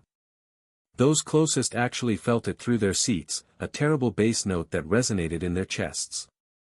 The stake itself broke under the extreme impact of penetrating so deeply, fragmenting into pieces that remained mostly embedded in the massive wound they'd created. Splinters of compressed earth and wood core scattered, some pieces lodging in surrounding tissue, others driven so deep they couldn't be seen. And that fragmentation released the root seeds faster than would normally occur, the wood attack's core exposing itself and beginning its parasitic growth immediately. No delay, instant activation. The roots extended through the bash's interior with alarming speed, seeking energy to fuel their expansion while simultaneously anchoring the serpent in place. It was a sharp pain that Leora felt through the bond with horrible clarity, even though it was only an echo of her beast's suffering, 10% of the sensation transmitting directly to her consciousness. Her breath caught, vision blurred momentarily, phantom pain lanced through her side, mirror image of the bash's agony. But the attack was barely beginning to develop completely. The Wolverine had already vanished from the tower from which it fired the first stake and had repositioned in another structure, specifically one containing another stake lower in its height, a position providing a different attack angle now that the serpent was falling. One blink and the beast was gone. Another blink and it had reappeared 40 meters away in a completely different tower. The shadow network made conventional positioning meaningless. Distance was no longer a defensive asset when your opponent could teleport. From there it fired the second stake without allowing a recovery moment for the bash. No charging period. No warning. The projectile was launched purely through earth control. No extra elemental propulsion this time, which several observers noted with confusion. It hit considerably hard despite not having the fire and wind propulsion mechanism this time, though the impact was more controlled than the first devastating blow. This one struck relatively close to the first wound, hitting barely 5 meters distant from the initial entry point. And the effect wasn't simply adding additional damage but pushing the serpent laterally, forcing it to move in a specific direction. The impact's momentum displaced it several meters, trajectory carrying it directly toward a better position to receive the third tower's impact in sequence. Each collision precisely calculated to set up the next shot. The third stake fired from that tower almost immediately after, timing so precise it left no space for adjustment. Thud. It impacted and pushed the bash again, continuing a pattern now obvious to anyone watching with appropriate attention. The serpent was being herded. Controlled through pure kinetic force like a puppet on invisible strings made of momentum and physics. Everything became clear in that moment. It wasn't simply random bombardment with multiple projectiles but a carefully calculated path. The Wolverine was adjusting shots in real time to keep pushing the bash near the next tower in sequence, facilitating each subsequent shot by positioning the target exactly where it needed to be for an optimal next impact. It was extraordinary control requiring not only precision in the initial launch but also perfect prediction of how the serpent's massive body would react to each blow. Ren was treating the bash as an object in a physics problem to solve, calculating force vectors and adjusting angles to guide movement toward the desired result. Multiple vectors combine into a final trajectory. And the bash was the problem being solved. The shots from the second stake onward no longer carried the augmented wind and fire propulsion the first stake had used. Some more observant spectators wondered why, if the same impact force applied 2 or 3 times would have been sufficient to split the serpent completely in two and perhaps end the battle immediately. Why isn't he finishing it? Someone asked. He could kill it right now. One more hit like the first. So why doesn't he? Now the stakes only embedded deeply and pushed instead of causing massive trauma that would sever almost any beast's bond through excessive damage. But Leora and Ren knew there was a specific reason for that apparent moderation. It wasn't mercy or miscalculation but tactical necessity. He needed the bash in one piece but immobilized, unable to resist while roots systematically drained it. It was a cruel distinction in a certain sense but necessary. The fourth stake impacted, continuing the sequence of directional pushes. Thud. The bash's trajectory adjusted again, momentum carrying it exactly where Ren needed. The serpent tried to resist, tried to use its flotation to counter the force, but wounded and suffering, it couldn't overcome physics. Its flight path became predictable, its fate approached inevitability. And then the fifth stake fired from above instead of laterally, vertical trajectory designed specifically to push the bash downward instead of to the sides. This was the critical hit. Not the most damaging but the most important. It was a blow negating the spiritual flotation the serpent had been using to maintain its altitude as near as possible to 100 meters, forcing it toward ground where mobility would be even more limited. The bash dropped, pushed, driven downward by a force it couldn't resist. 80 meters altitude. 70 meters. 60 meters. Still descending. The dark purple coils writhed, trying desperately to arrest the fall, but each movement cost energy the roots were actively draining. Every attempt to stabilize made the situation worse. 50 meters. 40 meters. 30 meters. Getting close to the ground now. Close to where Ren wanted it. Ren smiled while watching the fifth stake connect exactly as planned. Everything was proceeding perfectly. 5 hits delivered, 5 directional adjustments achieved and a target successfully guided to optimal position for the final phase. The 5 ground stakes, those he'd been constructing while the towers grew, were just about to be finished. He could feel through the connection with the Wolverine that only seconds remained before they'd be ready for the launch that would complete the 10-point network he'd calculated as a bit more than necessary. Its core spun faster, channeling mana to complete the last constructions. Almost there, almost ready. Leora realized that the roots were already becoming a serious problem with only 5 stakes embedded in her beast's body.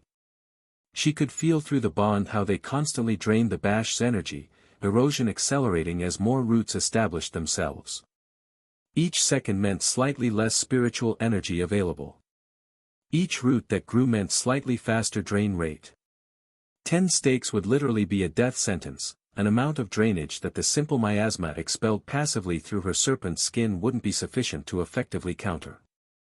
The numbers were absolute. The math was final. The complete root network would overcome any defense the bash could manifest in its current weakened state. It was simple mathematics allowing no denial or false hope. But Leora didn't surrender even facing apparent inevitability. She'd never surrendered. Not when her parents died, nor when nobles whispered she was too weak for the Ashenway name. She'd proven them all wrong through sheer stubborn refusal to accept defeat. This would be no different. If she was already here, in the middle of an exchange clearly favoring Ren, she might as well try to cause maximum damage to his strategy before it closed completely. If she was going to lose, at least she'd demonstrate it hadn't been an easy victory Ren could obtain without effort. She'd make him work for it, make him remember this battle even if he won. She commanded the bash to release powerful miasma breath, not careful conservation but massive expenditure of spiritual energy in a single devastating attack. All or nothing. Everything on this one strike. The miasma concentrated and launched like a directed torrent striking the middle tower's base, that central structure Ren had built thickest and which served as the fundamental pillar of the 5-point design. Being so close to the base, the effect was dramatic. The structure gave way almost instantly, its structural integrity collapsing under the miasma assault that eroded elemental cohesion faster than roots could compensate. It broke upon itself in a manner recalling modern controlled demolition, upper sections falling on lower ones in a cascade that raised a massive cloud of dust and debris. Crack. Crack. Crack.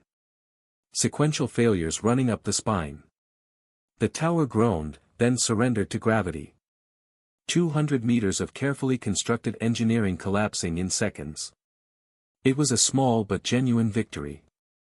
And it came at a critical moment. The 5 remaining stakes fired just as they were completed, a sequence Ren had planned to execute with the middle tower still standing. That tower's loss forced last-second trajectory adjustments to compensate for the enormous structure that was tilting and obstructing paths. The Wolverine's calculations updated in real time, but there were limits to how much could be adjusted after launch. Projectiles already in flight couldn't be recalled or redirected significantly. Leora managed to capitalize on that momentary confusion. She positioned the bash behind the collapsing tower, using the falling mass of earth and wood as an improvised shield blocking 2 of the 5 shots.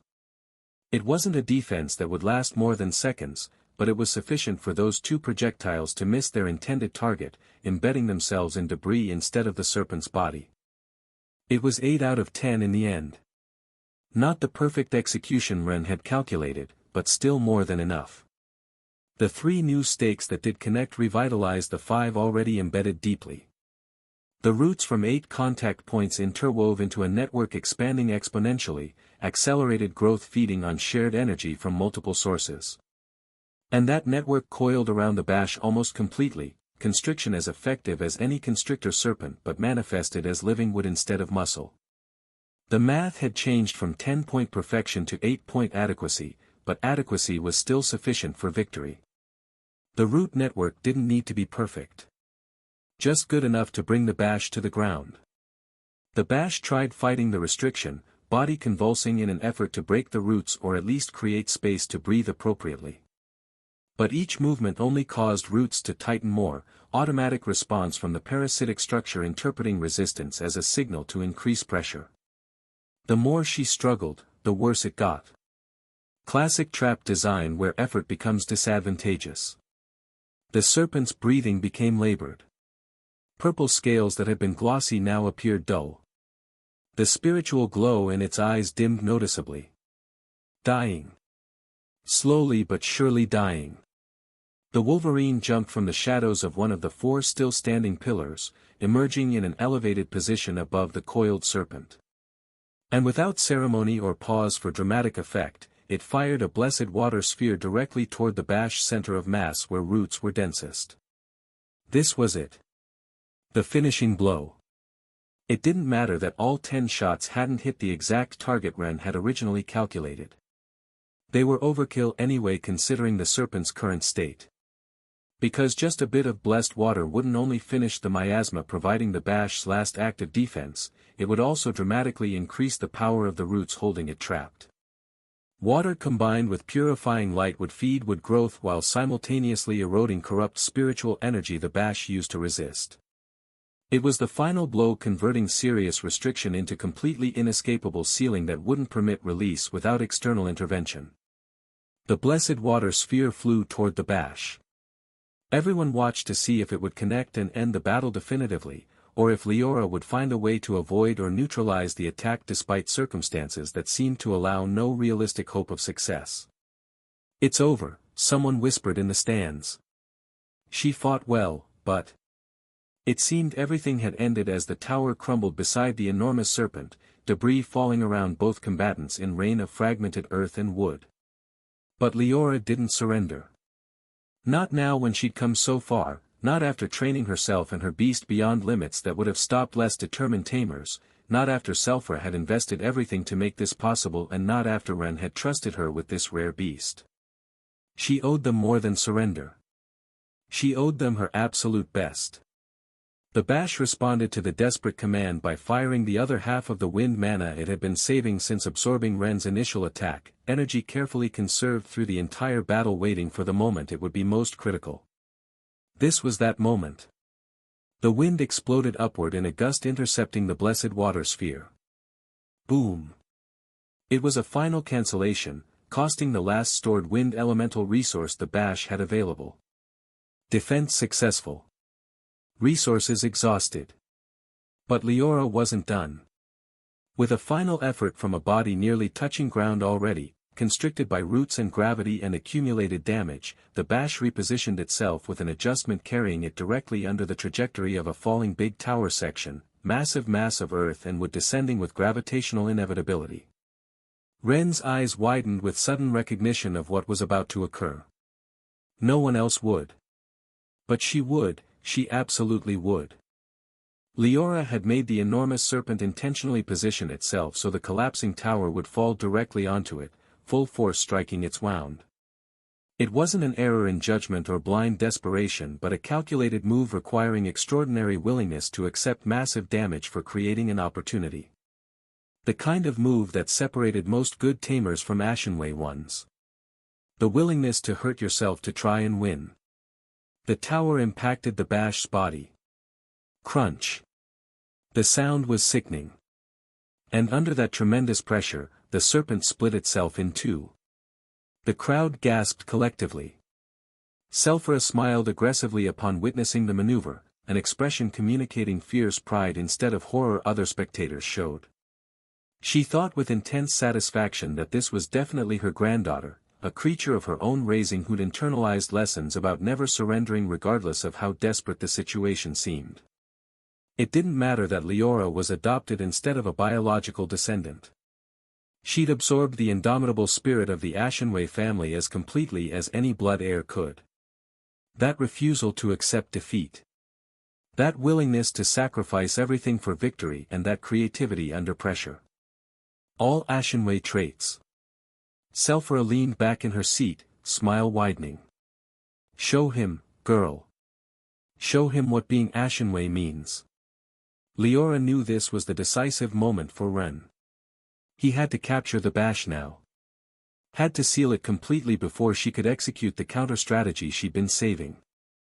Every passing second without the Wolverine sealing victory was a second where Leora could execute her plan. Because Leora had saved not only wine mana she'd just spent but also considerable earth and wood power from the stakes the Bash had absorbed initially during the battle's first phase. Those early stakes that had seemed to accomplish nothing.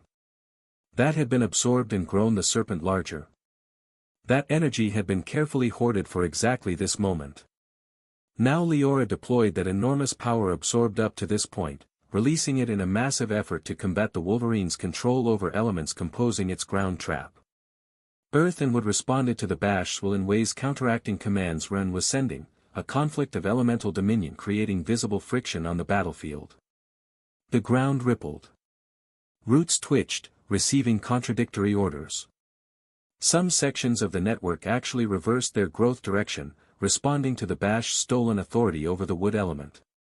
The Bash used that energy specifically to make a space between the roots and earth, trying to trap it completely. It was a small opening, but sufficient for what the serpent needed to accomplish in the next critical movement. Because the serpent wanted something very specific now that it had deliberately split itself. It wanted to eat its own tail. To execute a spiritual technique few modern tamers had read about and fewer still had witnessed in actual practice. A self-devouring serpent. Theory said it was possible for sufficiently advanced spiritual beasts to consume portions of themselves and convert that consumption into explosive power increase. Not sustainable, but devastating in the moment. Like burning your own furniture to heat your house. Effective short-term but catastrophic long-term. But Leora didn't need it long-term. She just needed to win now. The severed tail section, still spiritually connected to the main body despite physical separation, began moving. Writhing toward the serpent's head with unnatural purpose. The Bash's permanent smile widened impossibly as its jaw opened. And it bit down on its own tail, teeth sinking into spiritual flesh, consuming itself. The crowd went silent. Ren's smile vanished, replaced by intense focus. A serpent devouring itself in an act defying normal biological logic but resonating with profound symbolism permeating spiritual cultivation. The Ouroboros. The eternal cycle. Death and rebirth contained in a single impossible moment. Ren sighed while watching the technique in its earlier form, expression communicating resignation more than frustration. He'd known this was possible. Had even explained it to Leora in the Bash's potential development path. But he'd expected this particular breakthrough to come much later, not now. Yet he realized that Leora, like him and his other companions, had obtained an ability they were supposed to acquire later. The elemental curse ability the Bash had just unlocked normally required the serpent to be at Gold 3 rank. 2 full ranks ahead of where it currently was. That was the standard progression. But intense battle seemed to have pushed both Leora and the Bash beyond normal progression limits.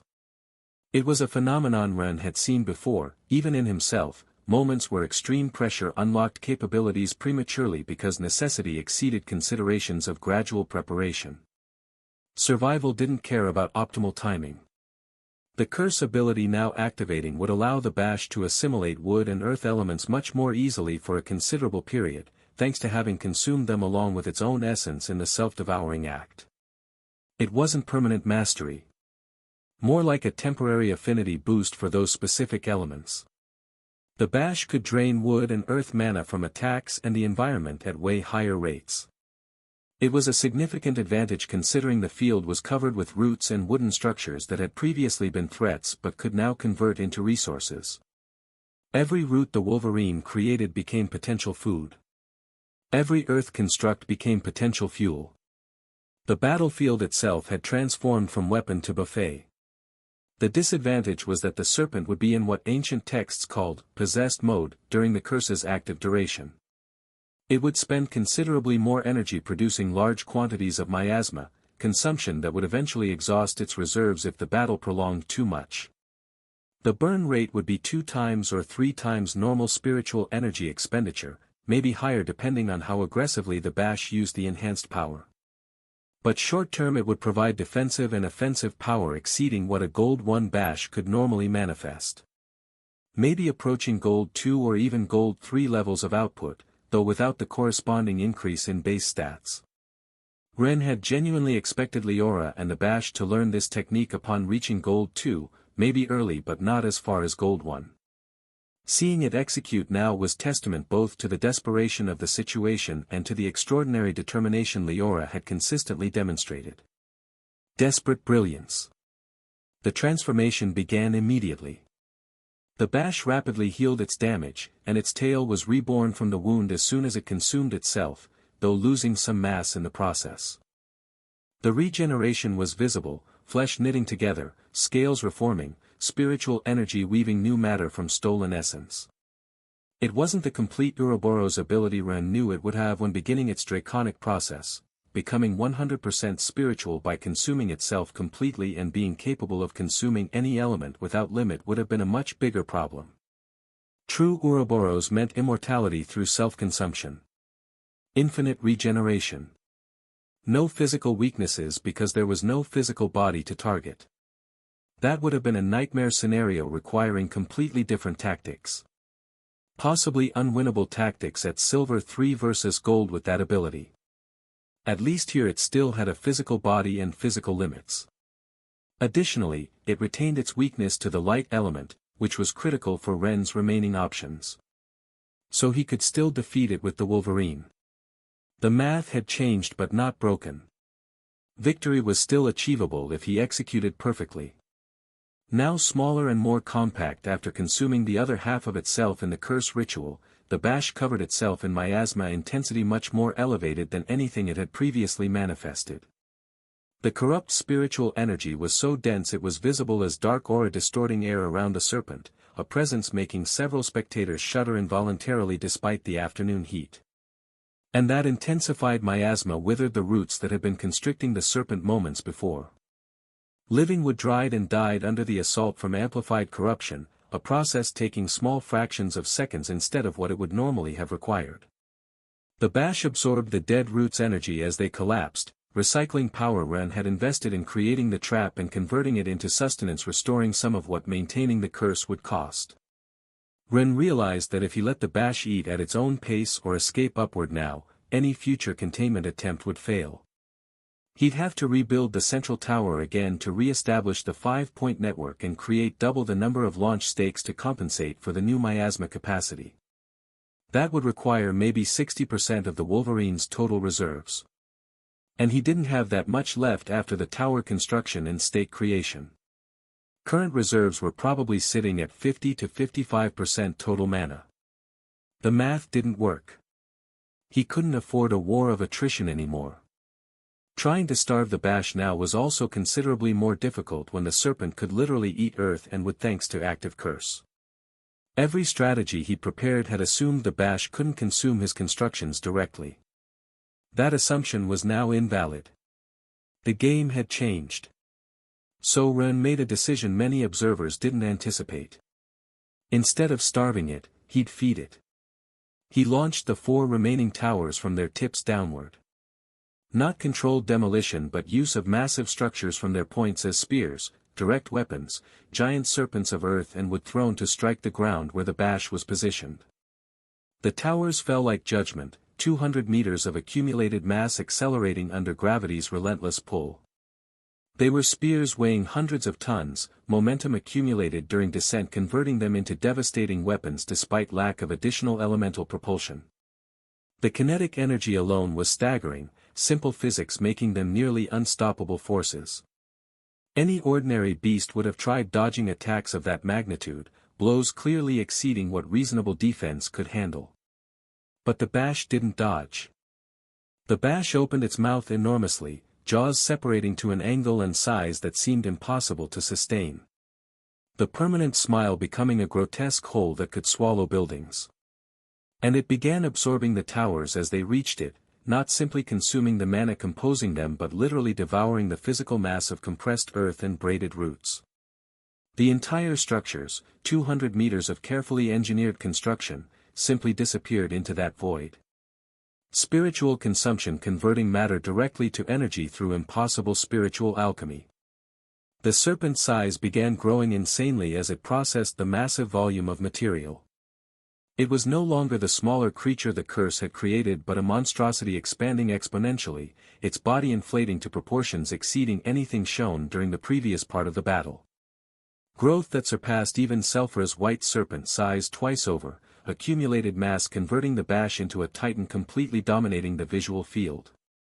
The coils filled the arena floor and purple scales now covered an area visible from anywhere in the stands.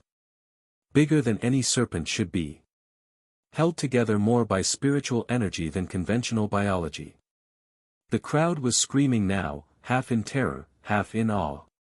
Nobody had seen anything like this outside of historical records about legendary beasts from centuries past. Leora knew exactly what Ren was attempting to accomplish with this apparently counterproductive movement. He wanted to make the Bash explode. Force absorption of more energy than a gold one serpent could appropriately process. It was the reason Leora hadn't entered too large into the battle as Mayo had asked days back. Because maintaining such massive size for prolonged time was difficult at the Bash's current level, making it easier to reach an amount of mana that would eventually collapse the serpent from within. Ren was betting he could force that collapse now by feeding the Bash more than it could safely digest. Overload the system. Trigger catastrophic failure.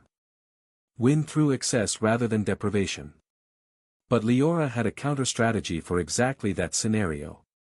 She knew she could release the massive wood and earth mana now filling the Bash's inflated body in an enormous nature frenzy that would trap the Wolverine Ren kept hidden underground. It was the only way to convert the apparent disadvantage of excessive mana into an advantage that could change the battle's outcome. All that absorbed energy released simultaneously underground where the Wolverine was anchored. Enough to kill a Silver 3 Wolverine instantly if positioned correctly. But the timing had to be perfect. Too early and the towers would still be falling, additional mass striking the Bash's enormous body and causing trauma that would interrupt the control necessary for the directed explosion. Too late and Ren would attack first, surely using blessed water to destabilize the internal wood mana before Leora could execute the release.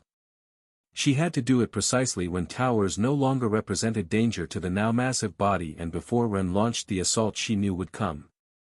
Because Ren wouldn't simply observe the Bash without doing anything to interrupt. The window was narrow. Her mind was focused, ready to command through the bond. Waiting for the precise moment. Almost. And Ren waited for exactly that moment to destabilize the wood mana in the Bash's body with a blessed water shot.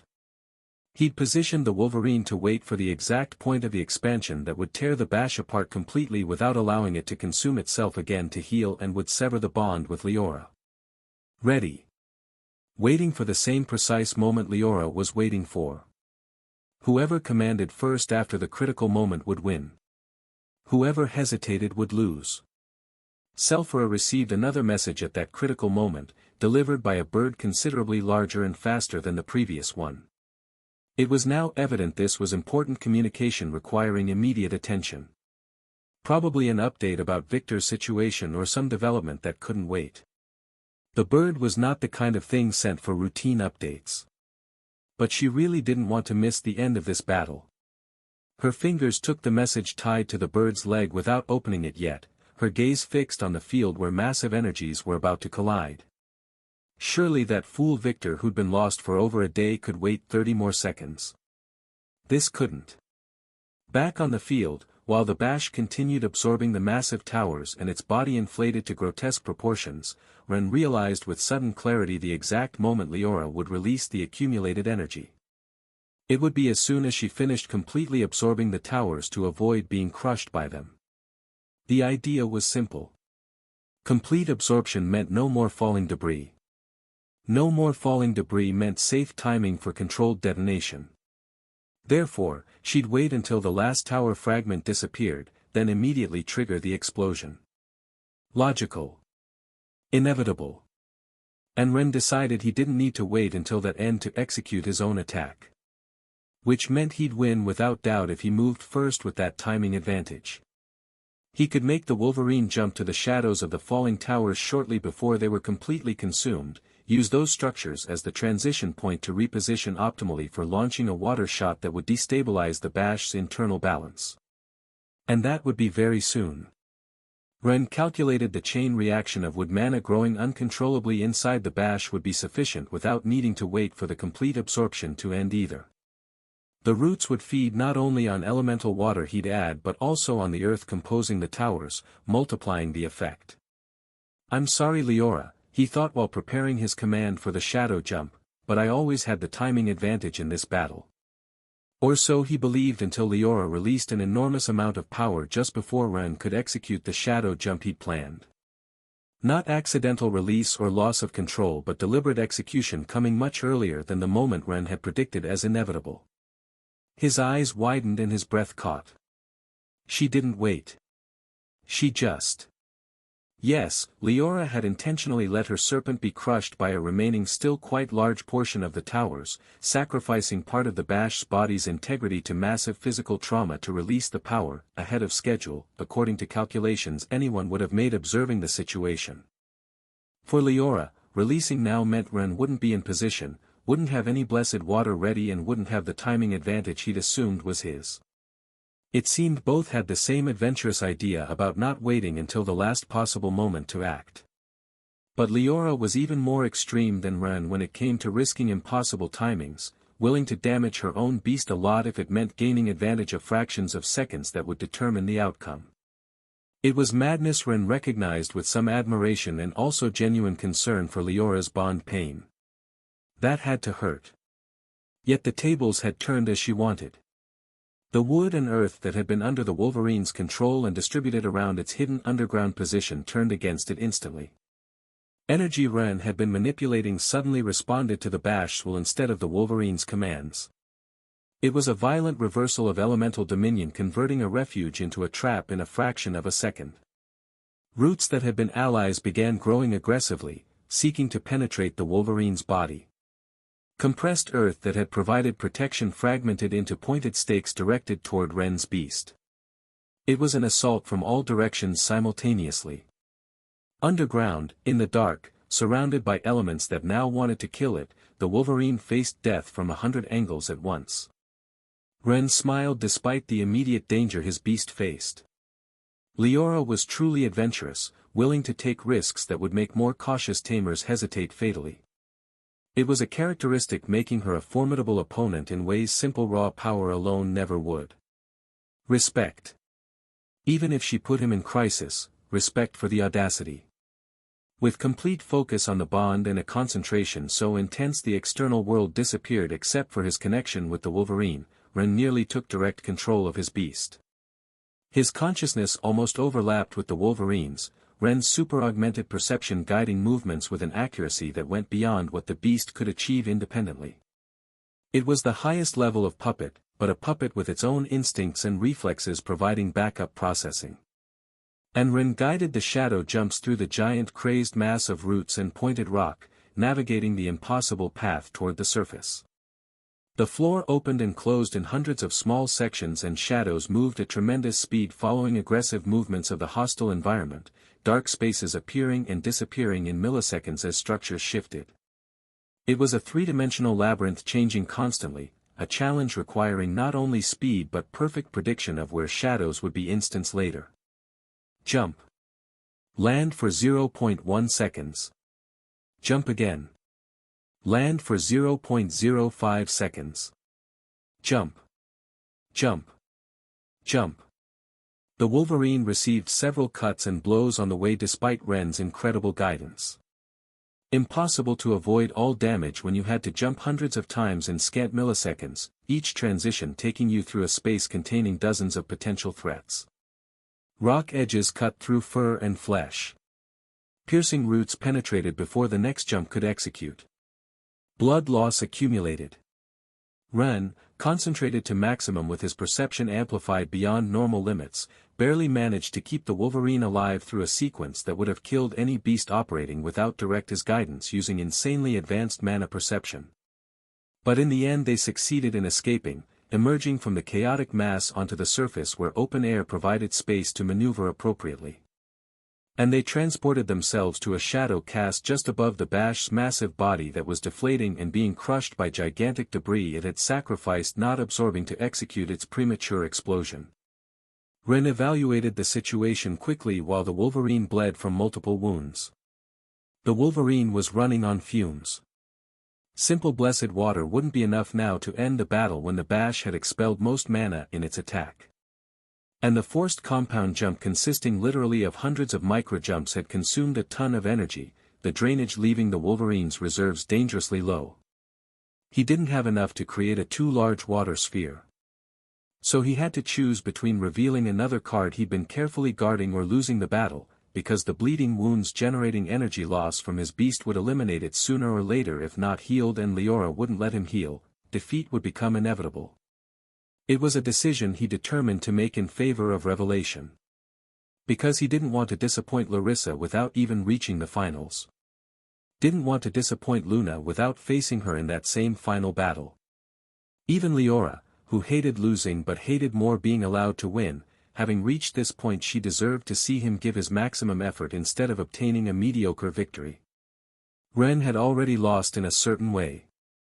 Leora had forced him to use what he didn't want to reveal publicly, forced to show capabilities he'd planned to keep secret. Fine. So be it.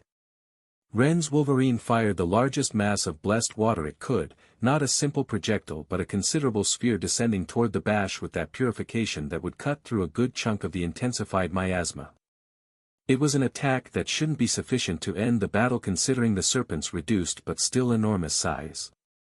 And not only that, Leora didn't surrender to pain and still redirected the serpent's head along with releasing rock mana she still controlled, a mass of earth exploding upward to intercept the water ball before impact.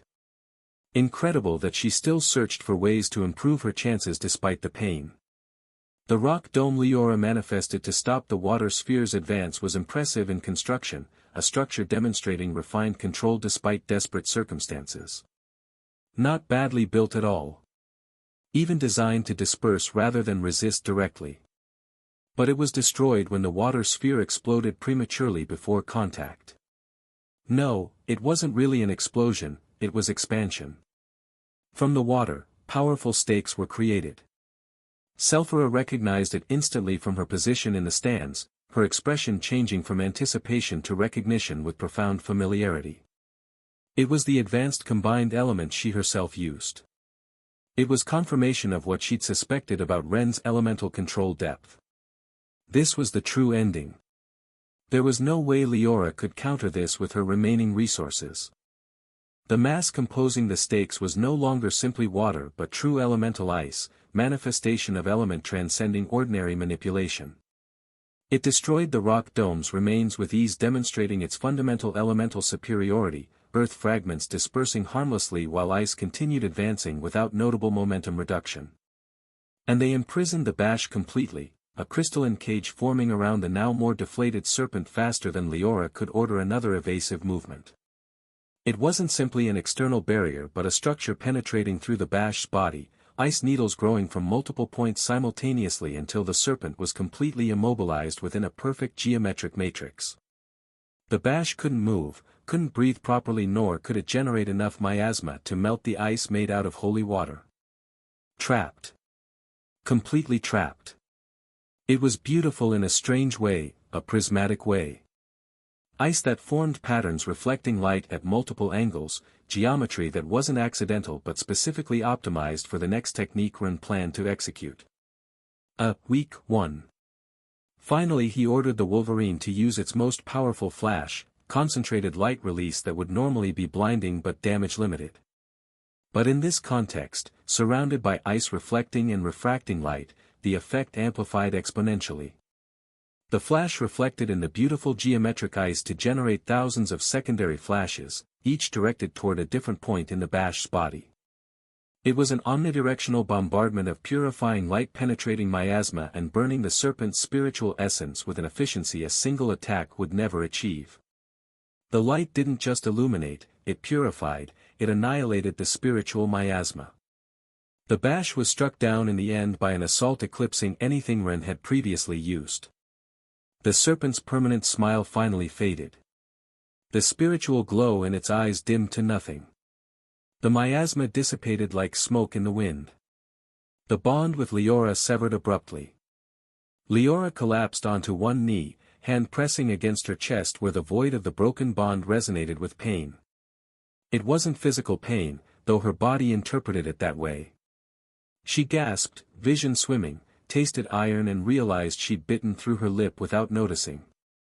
The insane battle ended with the Wolverine in its final moments, body covered in bleeding wounds communicating exactly how much this victory had cost.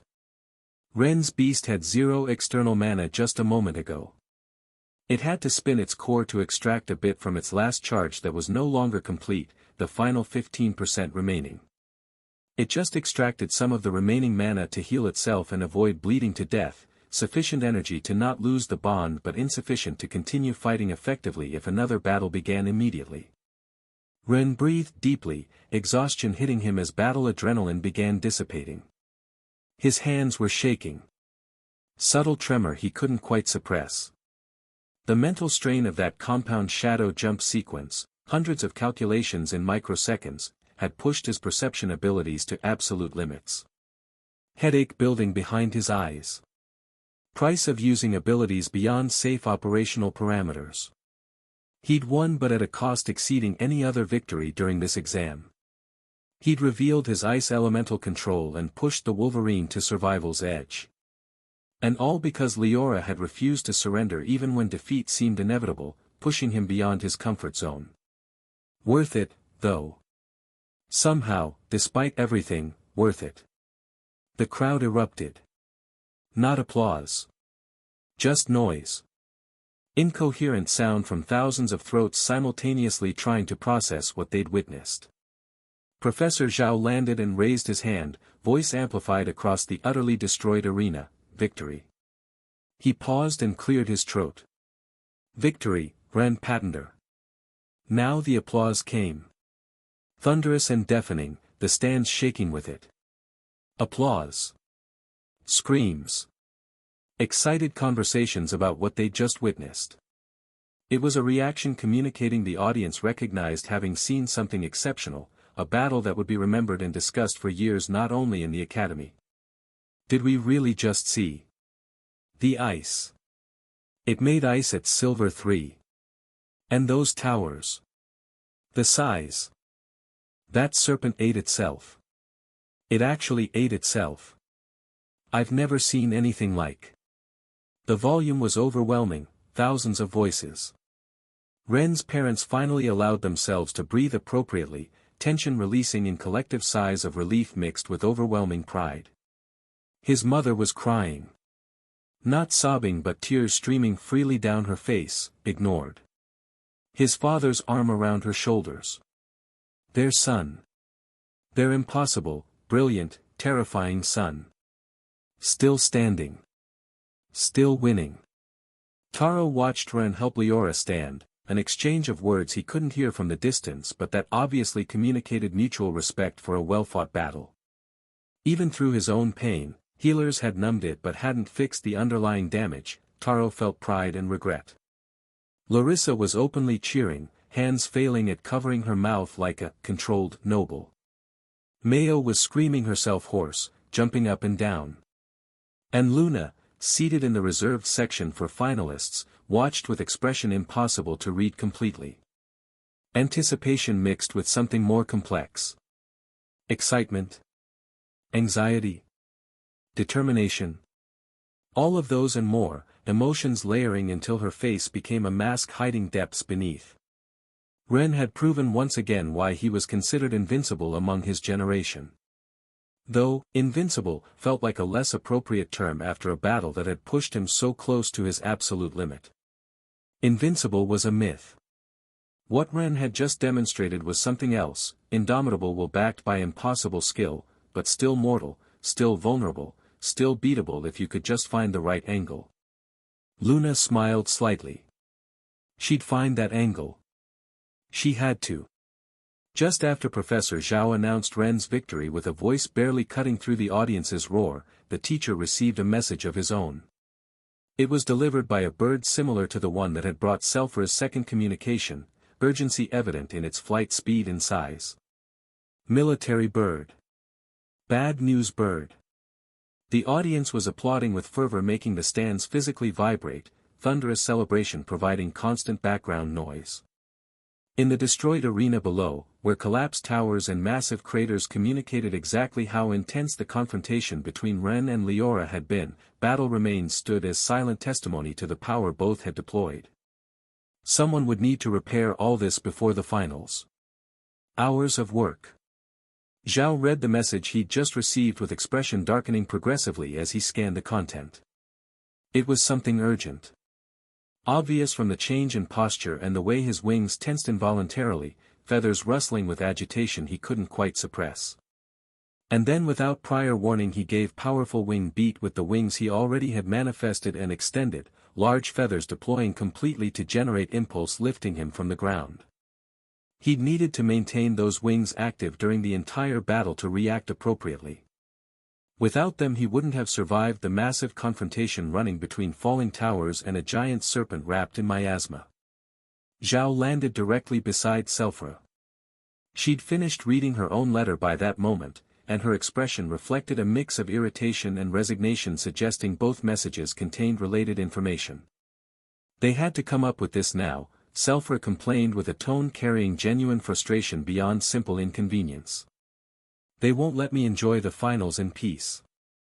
Whatever the messages reported required Selphra's immediate attention, interrupting plans to observe the final battle between Ren and Luna that promised to be equal or more spectacular than what they'd just witnessed. Terrible timing robbing anticipated pleasure she'd been waiting for. The finals were supposed to be her reward for investing so much into both Ren and Leora. And now duty was stealing that reward. She sighed deeply, exhalation releasing tension while accepting the inevitability of responsibilities that couldn't be postponed regardless of personal preferences. At least I got to see how far my granddaughter goes, she said with a tone softening in genuine recognition of pride. I'm proud of her. And then she added with a small smile suggesting approval going beyond simple battle achievement, and in the end my granddaughter's tastes aren't bad, so I can be proud of both in the end if she manages to catch him. Her eyes glinted with amusement.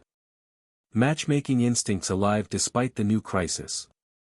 If her granddaughter managed to unite with Ren Patender eventually, it would be a different but more valuable victory than any combat arena triumph.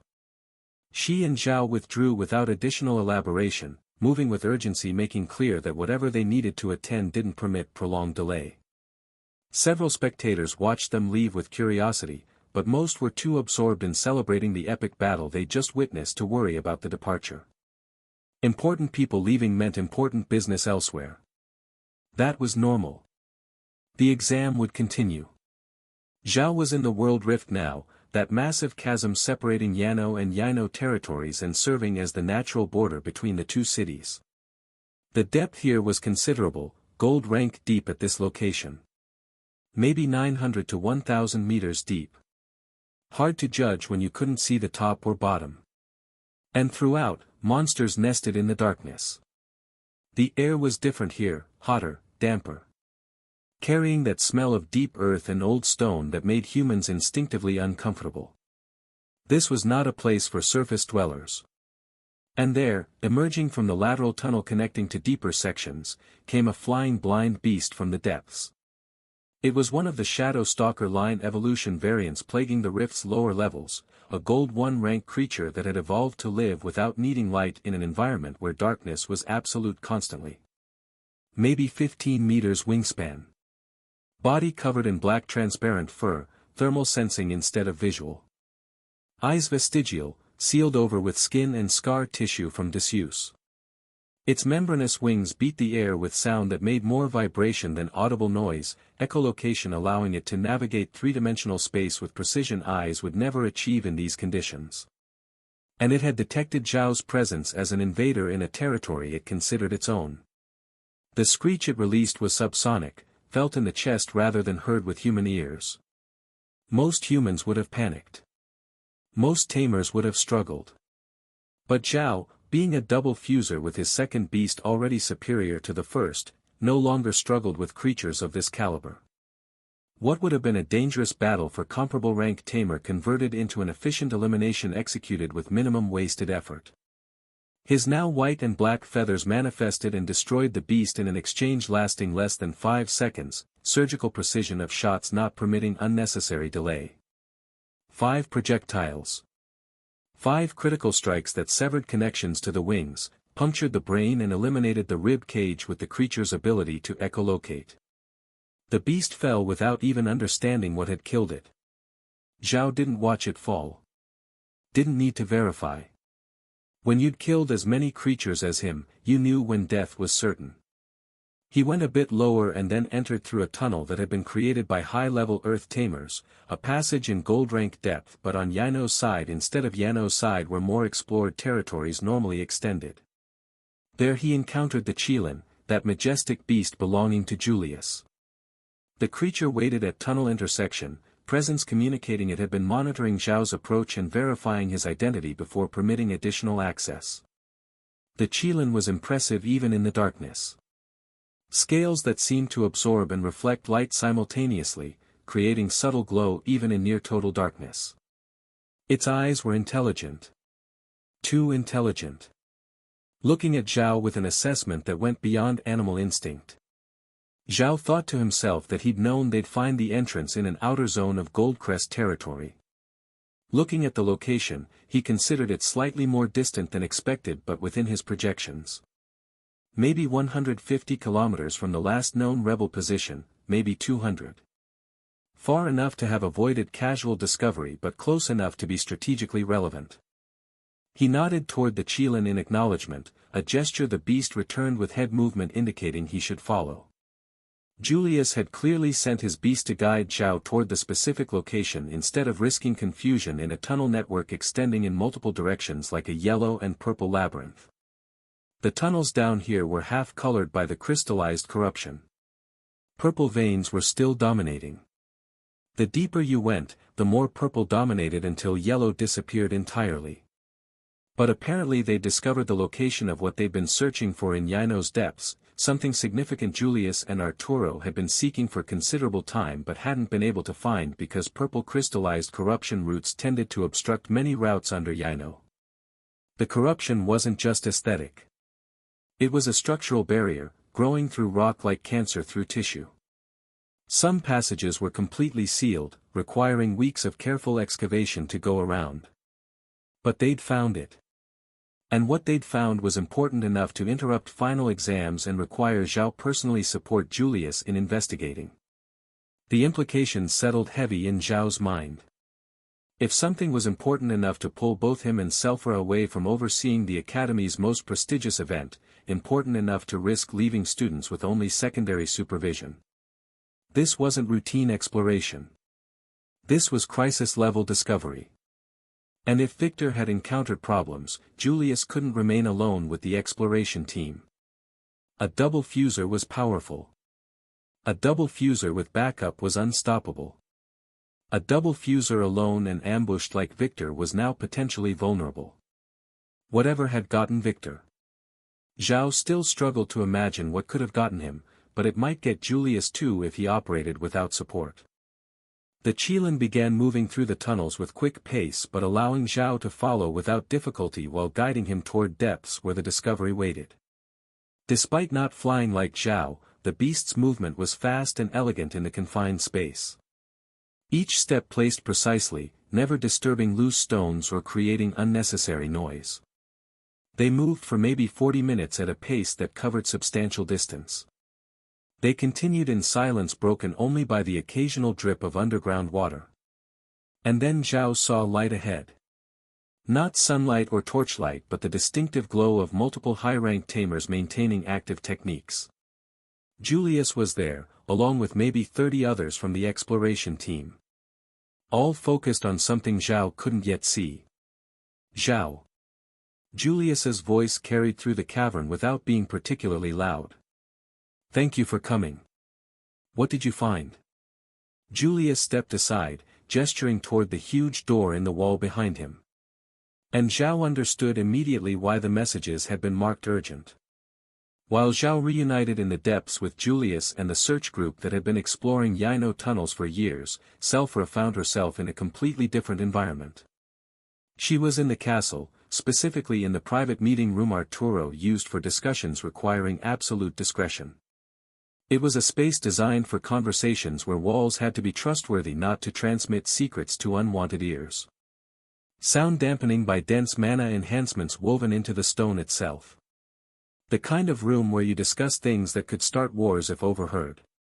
And she was receiving news about Victor she simply couldn't believe no matter how much the messages insisted on the written word's veracity. News so incredible her first reaction had been assuming a communication error or a massive misunderstanding about the real situation. Because the noble faction that had been entrenched in the last piece of Goldcrest territory, that faction reduced to defending that small position instead of actively threatening, now alleged they held Victor hostage. Victor. Dragarian's first son. A tamer with power comparable to his father in raw terms even if not in his refined experience. User of complete fusion with two beasts of Gold 3 and Gold 2 rank converting him into an absolute combat force of the kingdom. And supposedly idiotic rebel nobles had not only defeated but captured and were keeping him captive. It was as ridiculous as it sounded when articulated aloud. The math didn't work. Victor at full power could probably fight 40 to 50 Gold 1 tamers simultaneously. Maybe 90 to 100 if they were poorly coordinated. His beasts had been cultivated using Ren's methods for the past 3 years, making them significantly more powerful than typical high gold rank creatures. How did you capture someone like that alive? Selphra touched her forehead with a gesture communicating exasperation and genuine concern, sighing in a way expressing multiple feelings she couldn't cleanly separate. She was thinking about how the hell they could have trapped that hardhead when Victor had such great power now, capabilities dramatically improved thanks to methods Ren had shared over years. Victor wasn't a prodigy of his father's caliber, that was true. But he was an exceptional tamer by any reasonable standard, a combatant who could eliminate dozens of lower-rank opponents without serious difficulty. Top 1 or 2 in the kingdom, easily. And yet the messages insisted he'd been successfully contained. Not necessarily defeated in clean combat, but trapped in a manner preventing escape or using force to break captivity. Which meant either he was dead and the messages were lies designed to lure them into making mistakes, or the rebels had something new. Something that changed the situation fundamentally to the point of being able to fight even Selphra. Neither option was comforting. What specifically are they demanding? Selphra asked after processing the initial information, voice-controlled but carrying an underlying tension that Arturo recognized as a signal that she was considering response options including considerable violence. Arturo knew that look. Had seen it before, usually shortly before something exploded. They're demanding non-intervention in several specific zones to keep Victor alive, he explained with a tone communicating skepticism about the promise's sincerity.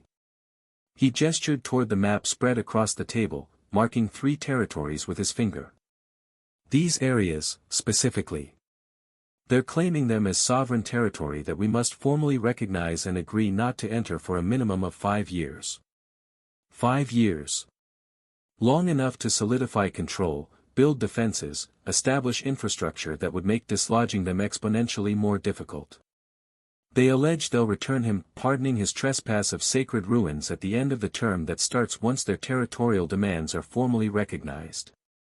Classic hostage pattern for political advantage.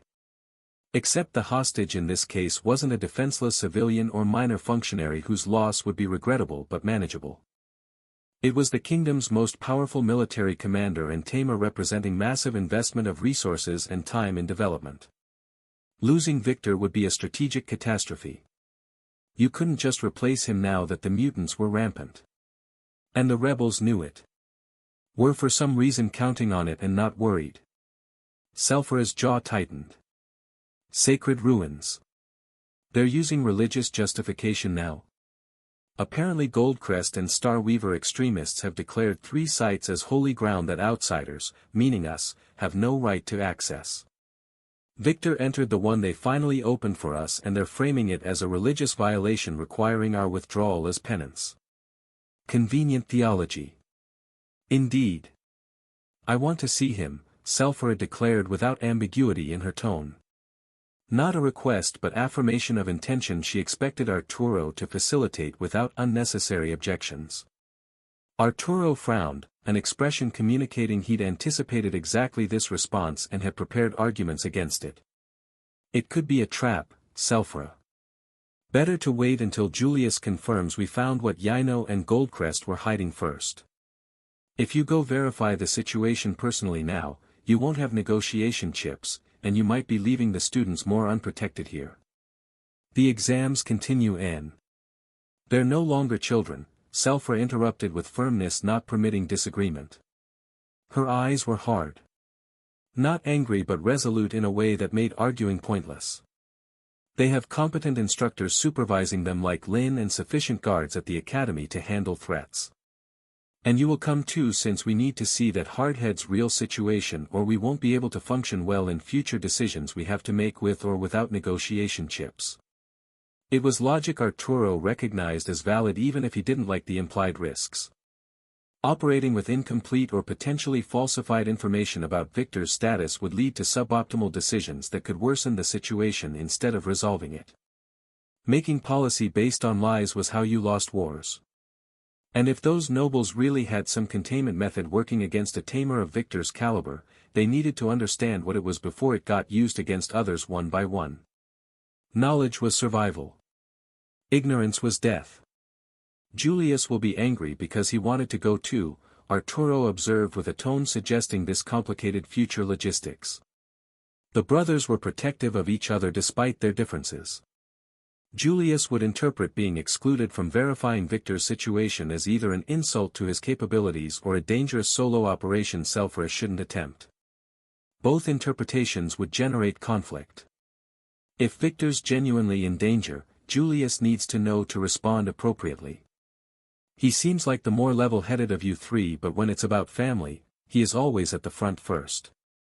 If this is a trap or exaggeration, we need to debunk it before Julius decides to go alone or does something precipitous those nobles can exploit too. Arturo sighed, recognizing Selfra would go regardless of whether he formally approved or not. It was a characteristic making working with her both exasperating and effective, determination that didn't stop at personal safety considerations when there were objectives she considered priorities. But she'd survived this long precisely because that determination was backed by capability. She didn't take stupid risks. Just somewhat calculated ones that would terrify more cautious people. And while watching Selfra mentally prepare for the expedition that could be dangerous in multiple ways, Arturo thought with certain irony that the matriarch always spoke with notable roughness about Victor. She called him hardhead regularly. Criticized his impulsive decisions. Complained about how he'd inherited the worst personality aspects from Dragarian without sufficient temperance from his mother. That boy rushes in without thinking, she'd say. Just like his father at that age, except Dragarian had the excuse of being actually invincible. stubborn. Won't listen to any advice. Thinks raw power solves everything. I've told him 100 times, tactics matter more than strength. But does he listen? No. Charges forward like an elephant bull at a red flag. Criticism after criticism, delivered with tone suggesting frustration bordering on exasperation. But clearly she cared considerably more than that superficial roughness would suggest. You didn't insist on personally going to verify a hostage's situation if you didn't genuinely care about that person's well-being. You didn't risk walking into a potential trap if the person in danger was simply a military resource that could be replaced. You didn't spend years training someone, correcting their mistakes, pushing them to improve, if you didn't care whether they lived or died. Victor was family in a sense transcending formal definitions. He'd been trained under Selfra's partial supervision for years. Had grown up in an environment where she was a constant presence providing guidance his busy father couldn't always give.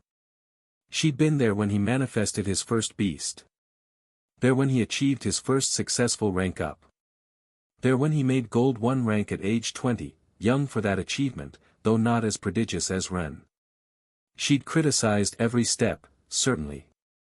Pointed out every mistake, every inefficiency, every moment where he could have done better. But she'd been there. And now he was in danger, and she was going to verify that personally regardless of risk. Because that's what family did. POV Orion. Orion held in his hands objects representing years of meticulous planning and sacrifices that would have made men with less determination step back. 11 strange crystals rested on his desk, 4 of them floated on top of his palms, each pulsing with energy that slightly distorted the air around their surfaces.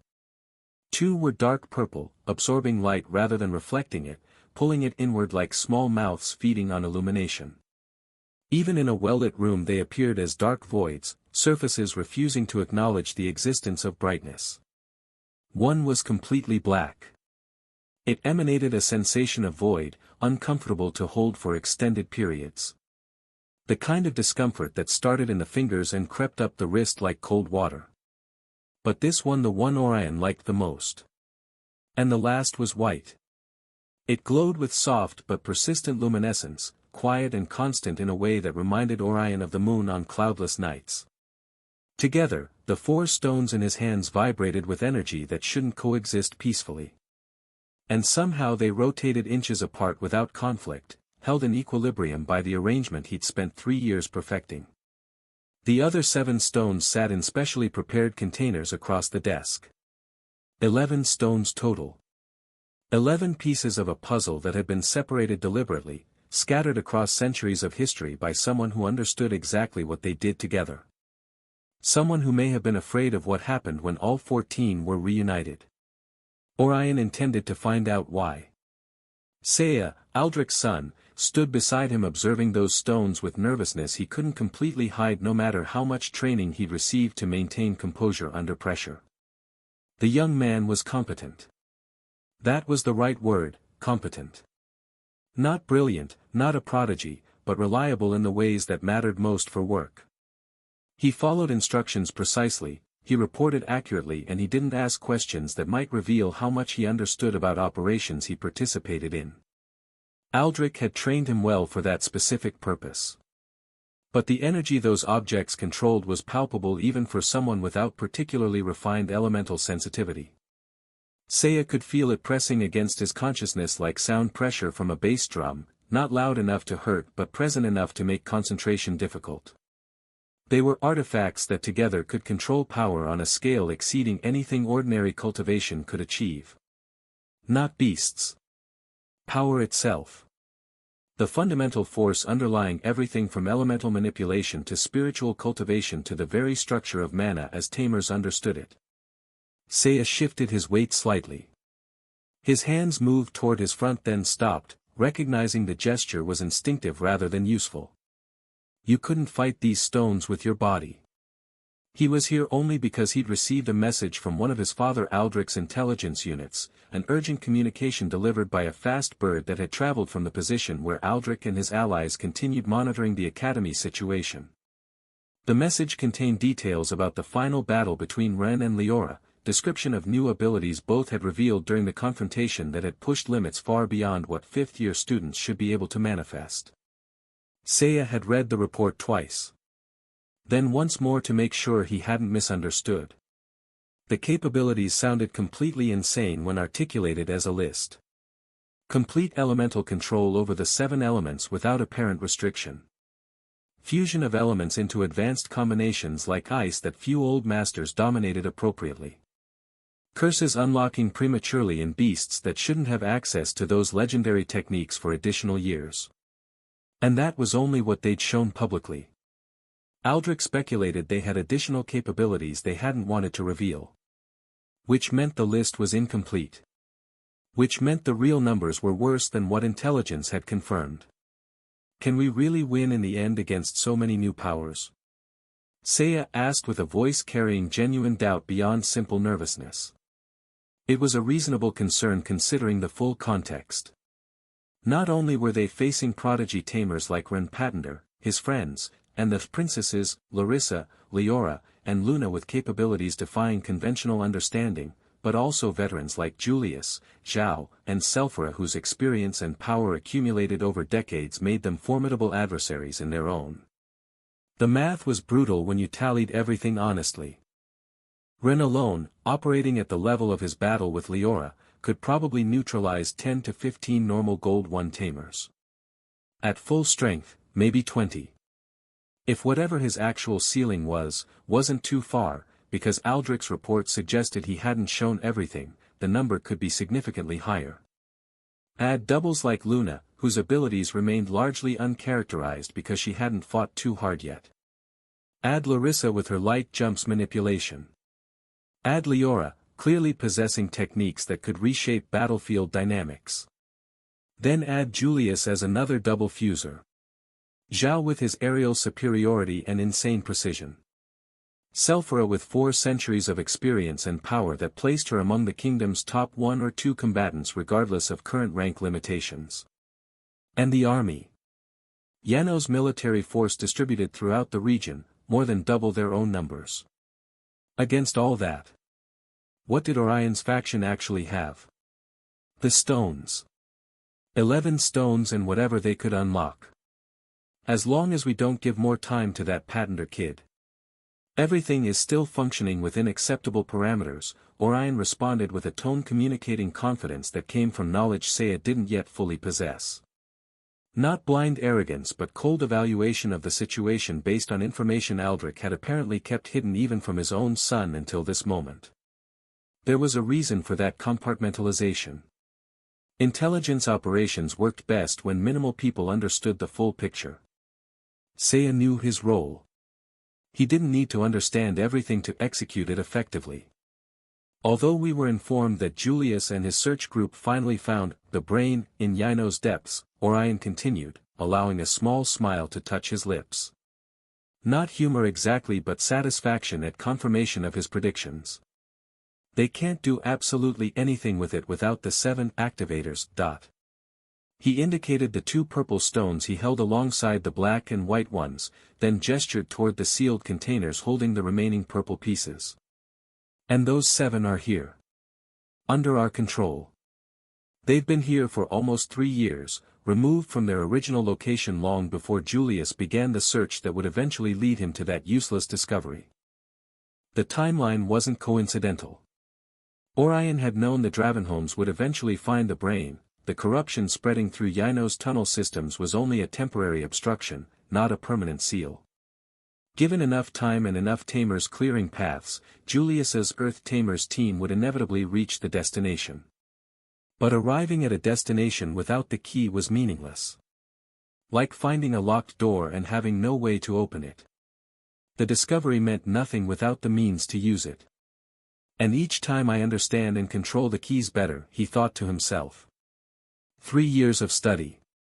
3 years of careful experimentation, testing boundaries, mapping the energy patterns, understanding how each stone interacted with the others. He was further along in that comprehension than anyone suspected. Orion thought with satisfaction that the advantage had been enormous for Yano. They had it all during years when the city had been under control of leadership that understood the real value of what the ancient ruins contained. All that ancient knowledge at their fingertips. It was wisdom that made the current generation techniques look primitive.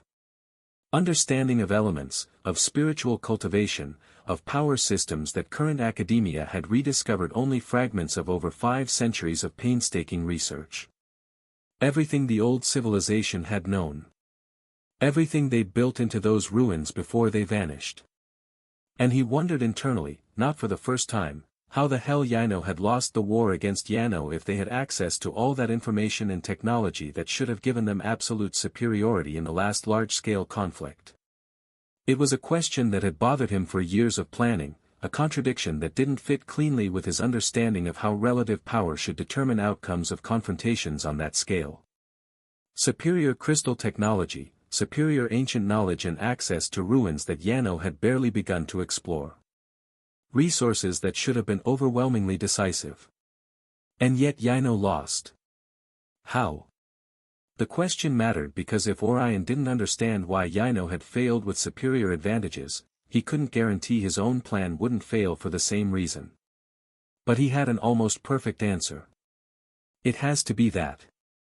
They trusted that damn crystalline entity invader, they let it use them instead of using the stone's power for themselves.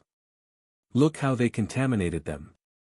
The theory had been forming for many years now, pieces clicking into place as Orion studied the stones and the corruption that permeated Yino's underground. The crystalline entity had landed from the sky in Yino's territory. And instead of treating this unknown entity with appropriate suspicion, Yino's leadership had ended up welcoming it. Had listened to what it suggested. Had allowed it access to the ancient ruins and the crystal hearts and the knowledge systems that should have been the foundation of Yino's power. Trust given to something that shouldn't have been trusted. The corruption spreading through Yino's tunnels, the purple crystalline growth that made navigation difficult and that had been slowly poisoning the city's underground for years, was a direct consequence of that trust. The entity had been feeding. Or growing. Or something between the two that didn't translate cleanly into concepts human minds processed easily, something to do with crystals. And Yino's leadership had let it happen, possibly not understanding what was happening until it was too late to reverse. Idiots. They had everything and they gave it to something that didn't save them in the end. Orion would not make that mistake. Yino had a ruin system very similar to Yano's, that was a well-known fact among the faction opposing Dragarian, even if specific location details remained classified for some non-direct supporters. Both cities had been built above ancient structures for reasons of space, the new civilization having occupied the same territory that was convenient, or perhaps necessary, to construct new settlements directly over old foundations that were the only place free of mana. But for some reason they'd lost access to the technology and knowledge the previous civilization had left behind when it disappeared suddenly and without clear explanation. One moment the old civilization existed. The next it was gone. No data of gradual decline, no war of extinction, no plague or natural disaster that left traces. Just absence. Had the new humans invoked a mountain of earth above the ancient city to escape the mana from the depths? As many other theories, it was a guess since nobody truly knew what happened then. The apparent disappearance remained the greatest unsolved mystery in recorded history. Scholars had debated it for 5 centuries. Religious groups had built entire belief systems around it. Military strategists had built contingency plans assuming the civilization might somehow return. None had answers. But what they did know was that both cities sat atop ruins containing crystal technology that far exceeded current capabilities. And both had, at various points in their short history, gained partial access to that technology before losing it again through combinations of ignorance, corruption, and poor decisions. And of all their relatively identical ruins, Yino had one that was functionally identical to the one that had claimed the life of Orion's wife and the wife of his brother Sirius. Same structure of chambers, same doors requiring specific sacrifices to open and the same final design requiring 3 large cores guarding a purpose that transcended simple artifact storage. Orion's hand tightened slightly around the stones. The memory was old. But it hadn't faded the way some people promised it would. The sacrifice the door demanded wasn't voluntary. It was simply extracted from whoever had the elemental aptitude and was closest when the mechanism activated. She'd been closest. Sirius's wife had died just as his. Orion hadn't felt grief the way others expected him to. He'd felt clarity. Sharp, cold, absolute clarity about what these ruins actually were and what they demanded of anyone who sought their secrets. They weren't gifts. They were tests. And the price was measured in lives. But where Yano had failed to keep opening them for almost a decade now after its first attempt, losing valuable lives in the process without reaching the final reward expected in the depths, Yano had managed to reach the end on their side. They had been capable of completing the full sequence the ruins demanded to reveal the deepest secret. Yano's approach had been incomplete. Had stopped the exploration after the deaths, deciding the cost exceeded the likely benefit, thinking only of the double potions. A miscalculation, as it turned out. The fundamental difference in Yano hadn't been in raw power of their tamers or sophistication of techniques they employed. It had been in willingness to sacrifice people with fewer scruples about the moral cost of actions deemed necessary. Yano was weaker there because it operated under restrictions that many noble families imposed collectively, concerns about lineages and inheritances that made sacrificing valuable gold-rank members a decision requiring extensive debate and justification. Family politics paralyzed action, every risk or sacrifice demanded approval, every death required throughout explanation to the families involved, compensation negotiations, political favors exchanged to smooth over grievances. Cautious approach layered on top of cautious approach until the expeditions moved backwards or stopped based on the decision of the main family of the territory. Yano under much more centralized leadership had none of those paralyzing restrictions. When a ruin with promise of power demanded sacrifice, that sacrifice was executed from the least important usable links without prolonged hesitation. When the new cores required blood of certain caliber, it was provided without much consideration for political implications of who died in the process. The ruins didn't belong to any family owning a zone like in Yano. There was no bureaucracy, no permits required to access power that would have been family property. They were attacked with the majority of gold-ranked tamers available working collectively, and the rewards belonged to the crown. No debate about distribution, no negotiation about who deserved what. Results went where centralized authority directed them. That brutal pragmatism had allowed Yano to obtain the 3 ruins and the 3 cores necessary from the 3 runes, cores that controlled final access to the central ruin, very quickly by comparison. A matter of a few years. Dozens of high-ranked tamers had overwhelmed the guardian beasts even if they were semi-dragons of platinum rank, through pure numbers. Not through superior tactics or more skilled individual combatants. Through willingness to throw enough bodies at the problem until it stopped being a problem. Even if 5 gold won tamers out of the just above 100 that Yano had died, it meant nothing when what waited on the other side justified the expenditure. Yano would never have authorized those numbers even when they had 500. The political fallout alone would have destabilized the kingdom. Yano didn't care about political fallout. Political fallout was a peacetime concern. And they were always, even if silently, at war. And it also helped their decision that they had known exactly what reward waited beneath the last door long before opening it, information obtained from that crystalline invader, that entity that had deciphered and provided information about locations and rewards that Yano had never had access to outside of Ren's mushroom's head. Yano's exploration was mostly blind in contrast. Each step forward was educated guesswork, researchers mapping as they went, sacrifices demanded unexpectedly by mechanisms they hadn't anticipated. Yano's exploration was guided because the crystal entity had provided information and maps. Had identified which doors demanded what sacrifices and had even calculated optimal routes that minimized unnecessary losses while still moving forward. It was the difference between navigating a minefield without a detector and walking through one with a perfect map. They even knew what technology awaited. They had obtained so much information in exchange for allowing that apparently indestructible ball of corruption, that ended plaguing their region, to connect directly to a part of that same reward they were seeking. A devil's bargain. Knowledge in exchange for contamination. The corruption entity they had discovered when it landed on the outskirts of their city wasn't simply a dangerous energy source, but an interface capable of connecting with a much larger system. A system that had been operating for centuries beneath their feet without human supervision. Centuries. The system had been running autonomously, processing, maintaining, doing whatever it was supposed to do when left without operators. They had let it connect to the brain. That was the term Yino's high command used for that enormous central device, a crystal intelligence or control system that had guarded knowledge of many fundamental aspects of how the previous civilization operated. The brain had been dormant for centuries before the corruption entity activated it. Or perhaps dormant was the wrong word. Perhaps it had been waiting. And when Yino finally penetrated the final chamber where the brain waited, they found exactly what the corruption had promised: technology exceeding anything the modern era could replicate, knowledge codified in formats that would take years to decipher appropriately. But it wouldn't take time if the entity connected directly. The corruption served as a translator.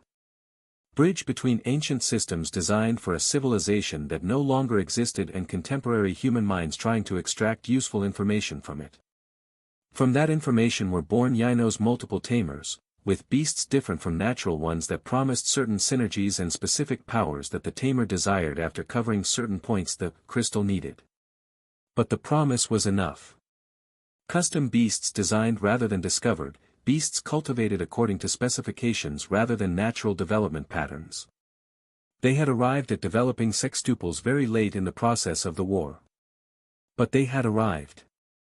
The corruption delivered, and the brain, despite everything, had been an enormous reward and advantage. But the brain had two parts. That was a discovery that came after the initial analysis.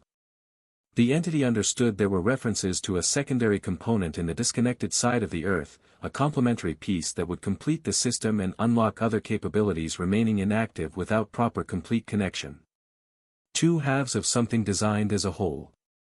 Separated by a divided Earth that didn't let the system be fully functional. Orion wanted to control that second part of the brain and its intelligence too, an obsession that had grown during the last 3 years of studying what the first part revealed.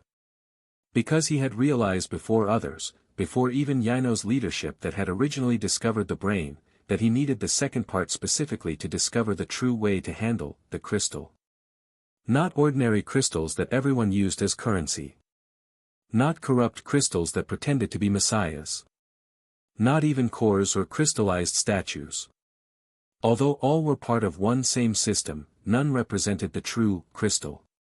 The crystal with capital C was the fundamental system sustaining literally everything that existed in the known world. The mana that Tamers manipulated. The physical reality of beasts and their existence. Laws governing how elements interacted. All of it depended on the crystal functioning appropriately in ways most people didn't even know existed. It wasn't a metaphor. It wasn't religion or philosophy or ancient belief systems preserved through tradition. It was a worldwide infrastructure. Like water pipes beneath a city, invisible to residents going about their daily lives but absolutely essential to everything functioning. Remove the pipes and the city dies within days. Most residents never think about the pipes, never see them and never consider their existence until something goes wrong. The crystal was the pipes, the mana was the water and Tamers were, at best, people who'd learned to adjust individual valves without understanding the larger network. It was a system much more complex and powerful than most Tamers understood or needed to understand to operate effectively within their limitations.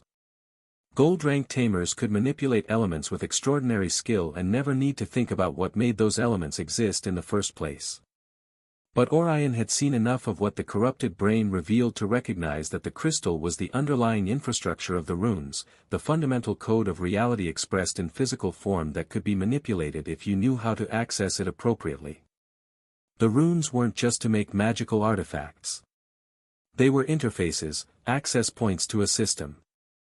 And everything Orion had been building toward, was aimed at becoming someone who could actually operate that system consciously rather than stumbling through it blind. That's why that boy Patenter who managed to repair a damaged crystal with his own hands is so dangerous and must be. So then what do we do about Julius investigating that brain in the ruins and about Selphora and the group that Arturo is sending to the location? Seiya interrupted, pulling Orion from thoughts that were about to become dark in ways his nephew didn't need to witness yet. The thoughts darkened indeed. Orion caught it, examined it, set it aside. Not yet. That problem would be addressed when the time was appropriate. Rushing conclusions on matters like that had destroyed better plans than his. But the implication was clear. A child who could repair the fundamental infrastructure of reality with his bare hands wasn't just a talented tamer. He was something else entirely. Something that may be as dangerous as corruption or worse. Orion came back to the Seiya's query. It was a practical question requiring immediate answer considering that reports indicated Selphora had already begun preparations for the expedition toward this Goldcrest territory where Victor was being maintained as hostage. Orion took a moment to organize an explanation that would clarify the situation in a way Seiya understood why there was no need for excessive worry about intervention from forces that were effectively non-existent. The city's situation makes an aggressive response limited in ways that favor our position, he began with the tone of an instructor explaining military logistics to a student. They can't come with anything that could be called an army or even a significant fraction of their available forces. Seiya frowned, confusion evident. Why not? They're many more than us and. Because Yano's army is completely occupied, distributed in the underground and the walls surrounding the city, Orion interrupted, fast explanation cutting any erroneous speculation before it could develop. He moved to the map spread across the adjacent table, finger tracing the perimeter lines that marked Yano's defensive responsibilities. The mutants are on the prowl constantly. They can attack from any side without prior warning. That requires forces to be spread thin across the complete perimeter without possibility of being concentrated in a single location. He tapped 3 different points on the map. Despite what official reports say to keep common people working peacefully, we know the reality of the troops because we manage a part of them in this very zone and the surrounding ones. Even part of Yano and Starweaver territory. It was the tactical reality Yano faced constantly, a threat not permitting relaxation or force consolidation without creating dangerous vulnerabilities that the mutants would exploit immediately. And that same reality meant no army was available for Arturo to send toward Goldcrest territory without creating breaches in defense that would put the city at unacceptable risk. Pulling 5,000 soldiers from the perimeter to handle a hostage situation meant 50,000 meters of defensive line gone. Those 50,000 meters are an invitation for mutant incursion that could cascade into something much larger. Arturo knew this, Selphora knew this. Everyone with strategic understanding knew this. Which meant Selphora would come alone, or with maybe 20 to 50 individuals at most. Not an army. Not even a significant force. In fact, Orion continued with satisfaction that was almost palpable, the small army we have stationed here in Goldcrest territory is many times larger than what Selphora and Arturo can bring. Because their forces are distributed not only across all of Yano but also across the half of Yano that still functions appropriately. It was a numerical advantage many wouldn't appreciate without understanding the complete logistics of the situation. Rebel forces could concentrate resources in a single location because they didn't respect their responsibility to defend the massive perimeter against external threats. They could operate with efficiency that a dispersed army would never match. Against maybe 25 people coming from Yano's side. The numbers weren't even close. But wait, Seiya objected, processing implications, if our forces are here instead of caring for the half of Yano you mentioned and our surroundings, won't that cause problems? The mutants attacking that region could end up not only with infrastructure but also eventually reach us too if the city's complete situation deteriorates enough. It was a logical concern demonstrating Seiya had been paying attention to the threat mutants represented and how they propagated when left without control. Good. Aldrich's son understood threat dynamics even if he didn't yet understand what controlled those dynamics. Orion laughed, sound carrying genuine amusement merged with something darker. Your father Aldrich seems to have kept you too much in the dark about certain aspects of our operation, he observed with a tone suggesting gentle criticism of Aldrich's decision to limit information shared even with his close family. Compartmentalization had its uses. But there came a point where incomplete understanding created fear that was both unnecessary and counterproductive. The mutants won't attack us, Orion declared with absolute certainty, not permitting doubt. Not us specifically, and not as long as we have what we have. Saya looked at him with confusion demanding elaboration. Orion decided this was an appropriate moment to provide more complete information about aspects of the situation that had remained hidden until now because the plan was already in motion. I once fell into the trap of not fully understanding how the stones that attract or repel corruption's beasts function, he explained, voice taking a more serious tone. He remembered that time. The fear, the desperate scramble to understand what was happening before it killed him, and the lesson learned through pain rather than study. Those stupid imitations initially used in Yino were replicas. They worked to a certain point but had limitations. The imitations had been functional enough. But they failed to be specific. That failure had nearly cost Orion everything during the phase when he had been expendable, a simple external helper. But now that the bulk of the corruption's party was absent, the opportunist found the best opportunity. Control was entirely his. But now, he continued while reaching toward a nearby container, I have the real version. Not imitations but genuine artifacts the ancient civilization created and the entity transformed with the specific purpose of controlling exactly this type of threat. He raised his hand. And revealed that he could make not only the 4 stones he'd been holding rotate but 9 of the 11 additional objects he'd maintained stored until this moment of demonstration. Only the blue and red ones escaped his control. But he could control the 7 purples, the white, and the black. Almost all. 9 of the 11 crystallized cores. Each pulsing with energy visible even in normal room lighting. They floated. Simply existing in suspension, as though gravity had politely stepped aside to accommodate them. The purple stones absorbed nearby light, creating small shadows around each one that shouldn't have existed given the room's illumination. The black stone generated that same void pressure Orion had felt when first touching it, now amplified by proximity to its fellows. The white stone's gentle glow intensified, casting everything in clean luminescence that made the room feel simultaneously warmer and more sterile. 9 points of power orbiting each other in patterns that seemed rhythmic. Saya took an involuntary step backward. Some deep instinct that told him he was looking at something fundamental. Something that existed before humanity. Something that would exist long after. What? He started, then stopped. Swallowed. Started again. What are those? Orion smiled. The future, he said simply. The 9 stones continued their slow rotation, patient and eternal, waiting for the moment their owner decided the world was ready to see what they could do. 7 of them were deep purple. Those had come from Yino, removed from the ruin where the brain waited long before Julius began his search that would eventually lead him there. They were components the brain needed to operate, the activators Orion had mentioned before. Each purple stone was needed. And there were 4 additional cores that shone with distinct colors. One completely white, emanating pure light that seemed to come from within rather than reflecting anything external. Warm.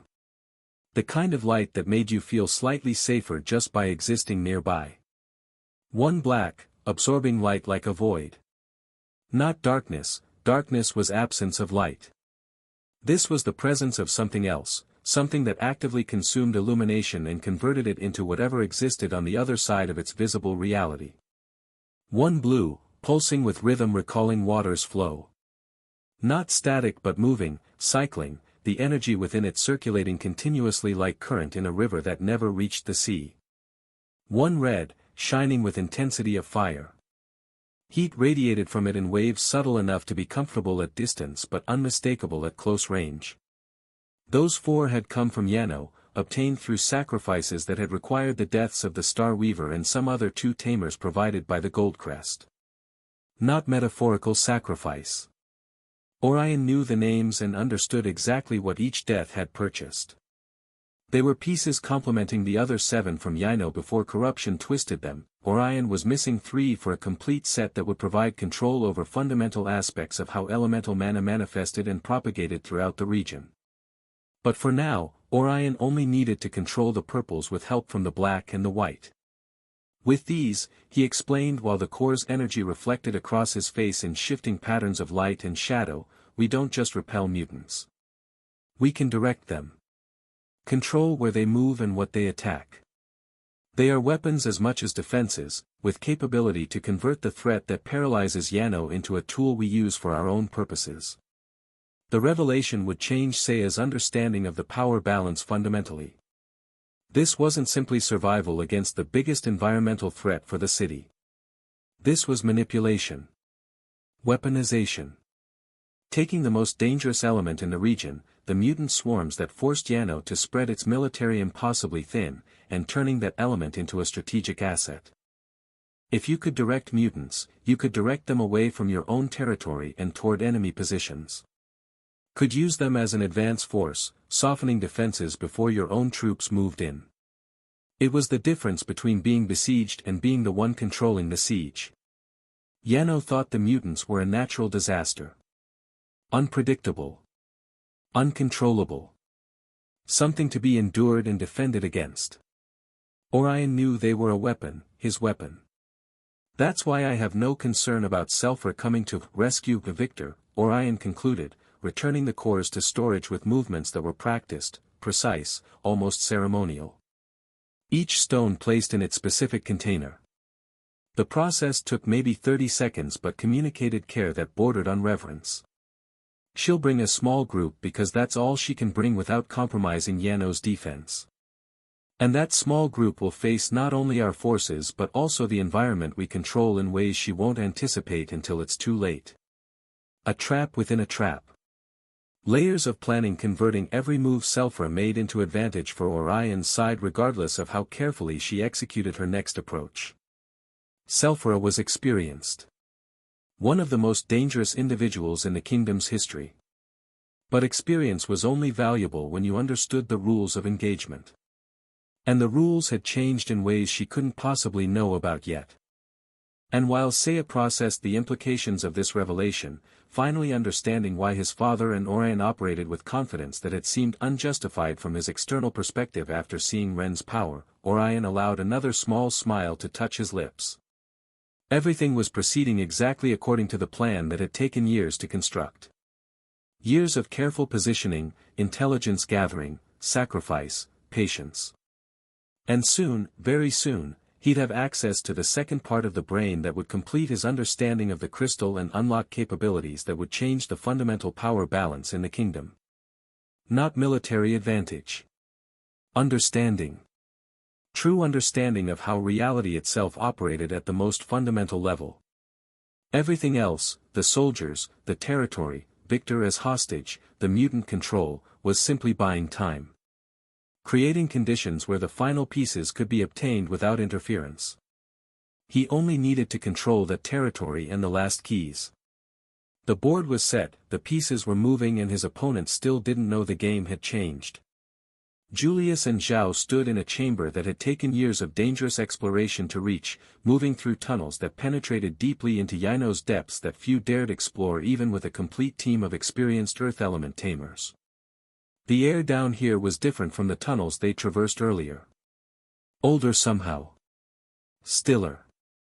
Like breathing into a room that hadn't been opened in decades, not stale exactly but carrying some flavor of accumulated time that pressed against consciousness in subtle ways. The ruin they'd discovered was completed. That was their feeling from the moment they entered the first chamber where a guardian should have been stationed and found it empty of any recent signs of activity. Someone had already cleared the path. Had already dealt with whatever protections existed. Had walked these same corridors before them. It was unsettling. These ruins housed rewards and power they didn't fully know. The fact that they were walking through unmolested suggested someone had them now. And this was the main ruin.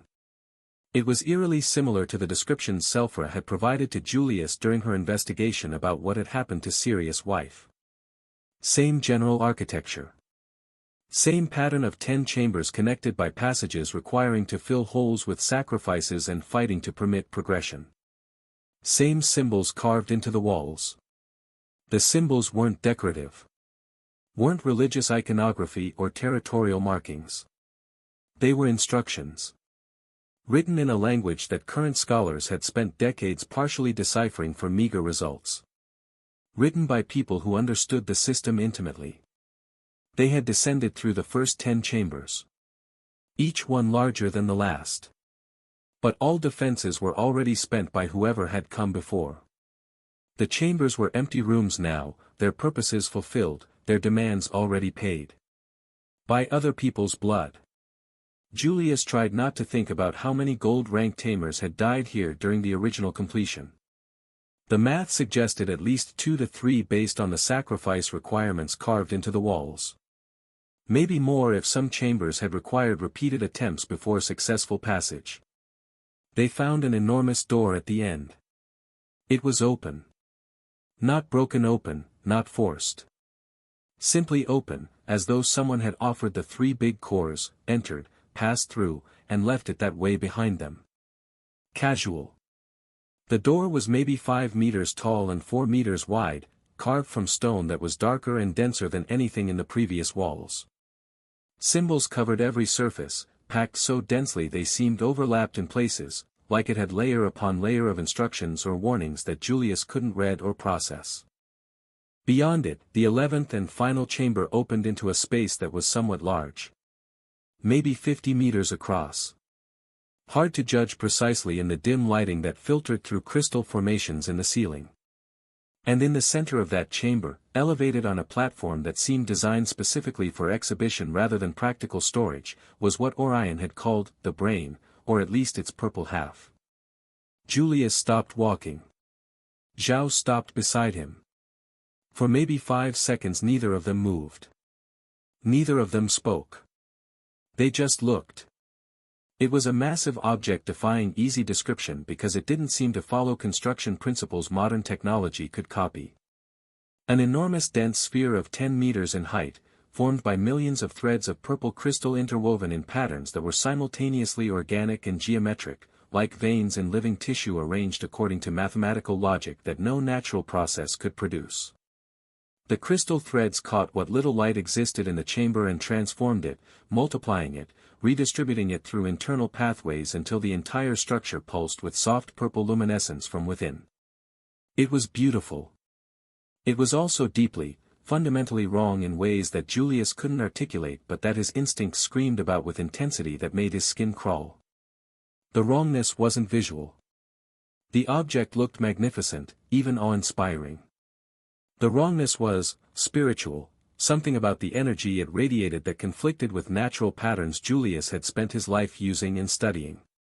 It was like looking at a painting that was technically perfect but depicted something that shouldn't exist. It's exactly what ancient texts described, Julius murmured with reverence and with concern about the implications of the discovery. Control Center for something. A system that manages aspects of how the ancient civilization operated. Not a weapon, not a power source. An information system. Like the administrative center of a city, where information flowed in from all districts, was processed, and decisions were sent back out. The brain wasn't powerful in the way beasts were powerful, through force and capability. It was powerful the way a nervous system was powerful. Through connection. Understanding of the whole picture when individual parts couldn't see beyond their immediate surroundings. Zhao observed from a slightly more distant position, wings still partially extended in case he needed to react quickly to some threat. But can we do anything with it? He asked with common curiosity, cutting through Julius' reverence. Or is it simply an artifact we can see but can't use without some of that knowledge lost with that lost civilization? It was the question that mattered. Historical significance was interesting for scholars. For the current crisis, only practical utility counted. Julius had been considering that question since first seeing the brain. And the answer became clear as he examined the structure more carefully, observing the surrounding platform's base. Even touching the brain cautiously and trying to direct his mana into it, searching for any response, any indication of dormant functionality that could be awakened. Nothing. The surface was smooth and cool and completely unresponsive to his attempts. Like pressing against very hard glass, his mana simply slid off without penetrating.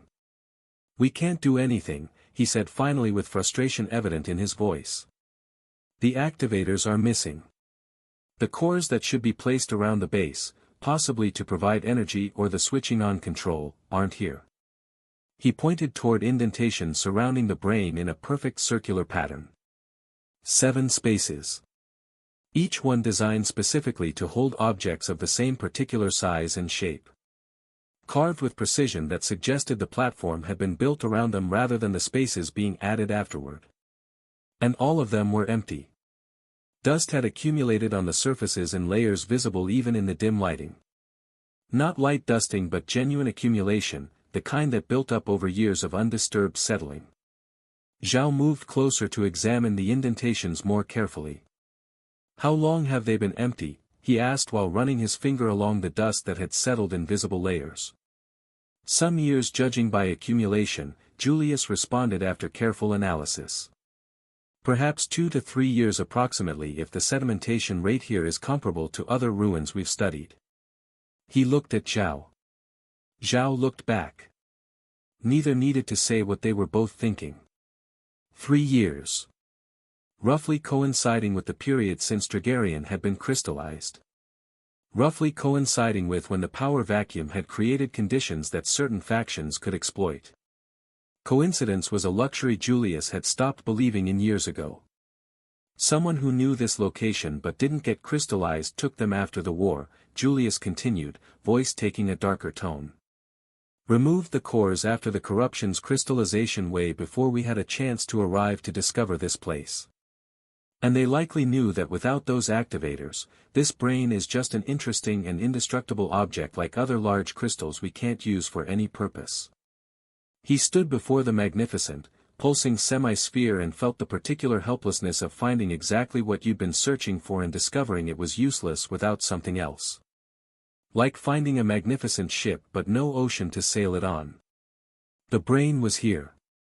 Operational in every way except the one that mattered. Someone had made sure of that. Had removed the activators at precisely the right moment to ensure that anyone who eventually found the brain, and had known Julius eventually would. Powerful information but inert. A door without a key. Julius felt certainty settle in his chest like cold stone. Orion and the opportunistic faction were behind this. He didn't have proof. Didn't have evidence that would satisfy formal investigation. But the pattern was unmistakable to anyone who understood how the opportunists worked. Orion was preparing to receive Selphra with the methodical calm of someone who had planned every aspect of confrontation during months of careful preparation.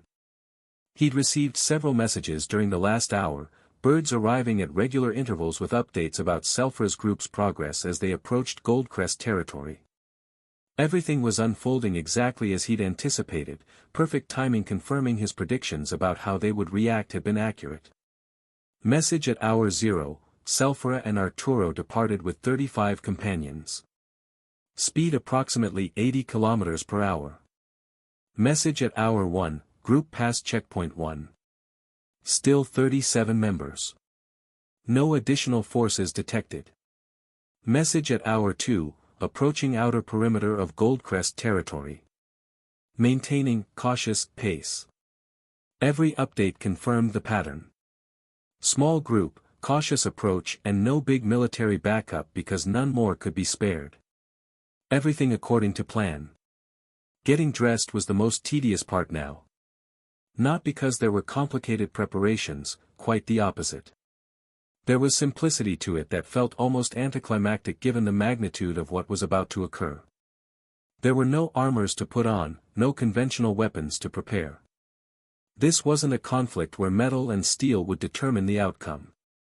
In this world, beasts dominated combat through physical superiority exceeding anything a human forge could create.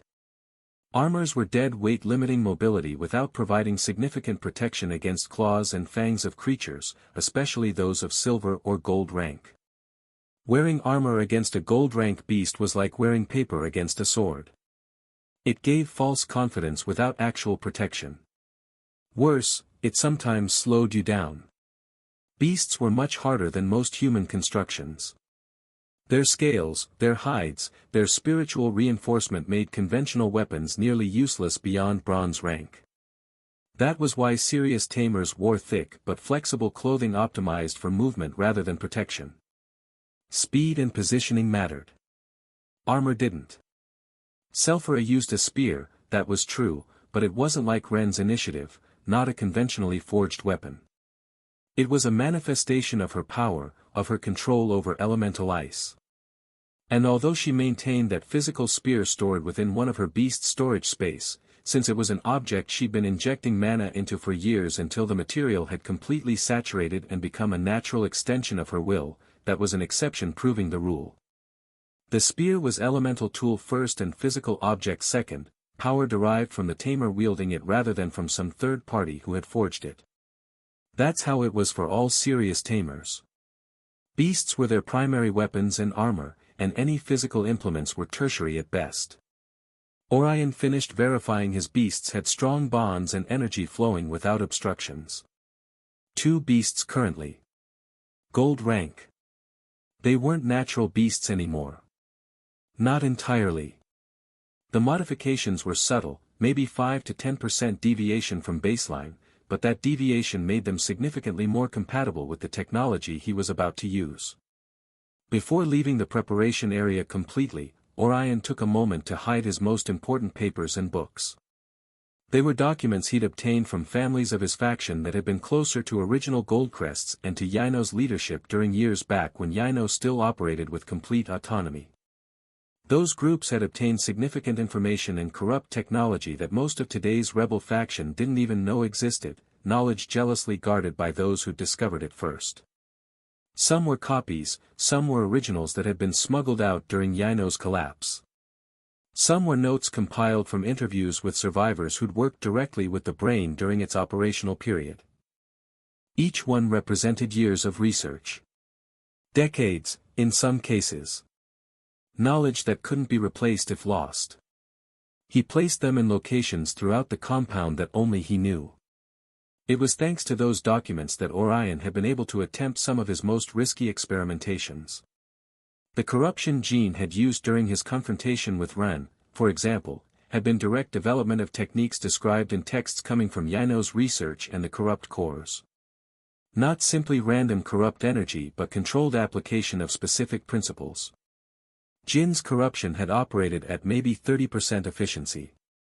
Weak. But functional enough to demonstrate the concept. With more time, more refinement, more test subjects to work with, Orion could have pushed that to 60 to 70% efficiency in power buff without the secondary effects. Maybe higher.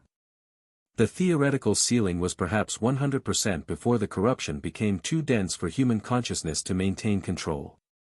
And other experiments he'd conducted over the years had taught him fundamental things about how mana and corruption interacted. He'd learned the limits of what the human body could tolerate. Had discovered breaking points where transformation became irreversible. Had mapped territories of knowledge remaining completely unexplored by conventional researchers operating under ethical restrictions. All volunteers, technically, though volunteer became questionable concept when you were offering power to desperate people with nothing to lose. But despite all that, he remained convinced of something that seemed to contradict his research direction: crystals used by oneself remained superior in terms of stability and reliability. Corrupt technology provided power and capabilities that normal cultivation would take years to reach, but it came with costs not always apparent until it was too late to reverse the damage. Maybe it was part of what others might call his Yano pride, that deep conviction that his city's purest culture had intrinsic value that shouldn't be completely discarded in favor of tempting shortcuts. Yano had lasted centuries. There had to be wisdom in there. Wisdom that shouldn't be thrown away just because something faster existed.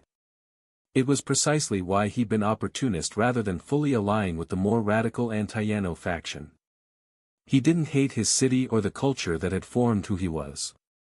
He just wanted to improve them his way, evolve traditions rather than destroy them and replace them with foreign systems that hadn't been properly tested.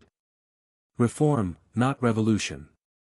Though the distinction was admittedly subtle when you were currently holding another city's military commander hostage in pursuit of more ancient technology.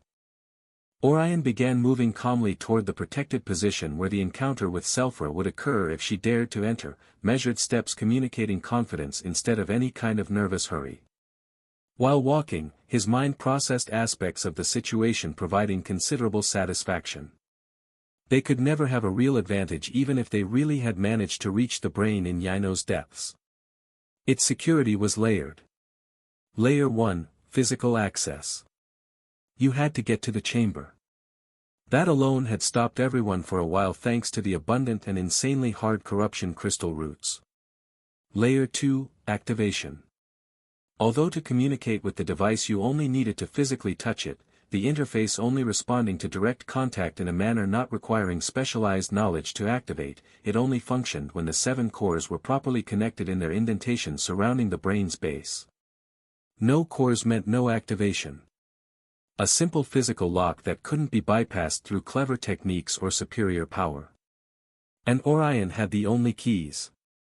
Layer 3, Comprehension. This was the layer that gave Orion particular satisfaction. Even if they somehow recovered the 7 cores, which Orion considered extremely unlikely given his current force deployments, the information the brain provided was completely cryptic if you didn't have the necessary means to decipher it appropriately. It wasn't a question of simply listening and understanding immediately. It was a complex translation process requiring keys. Without the tools the corrupt crystal of Yino created, or a medium capable of interfacing with ancient systems, the data and concepts the brain used to encode information meant someone could spend years studying output without comprehending the true meaning of what they were seeing. The brain didn't communicate in modern language. Didn't use current terminology.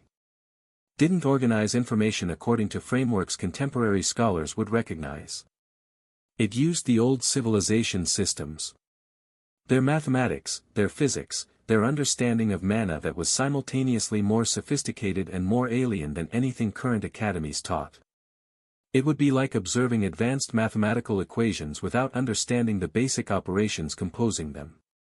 Without the decryption framework, without the translation tools, without the conceptual foundations the corrupted crystal had of the old civilization. The brain was useless.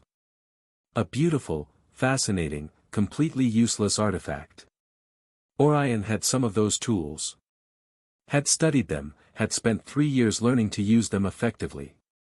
He could extract maybe 40 to 50% of what the brain contained now. With the second part, with more time, he'd reach 90 to 95%. That gap, between 10% comprehension and 70% comprehension, was the gap between interesting discovery and civilization-changing advantage. With tools, papers, and books hidden in locations only he knew, Orion smiled again. His expression was still serene, his steps confident and his posture of someone completely controlling the situation rather than someone negotiating from a position of weakness.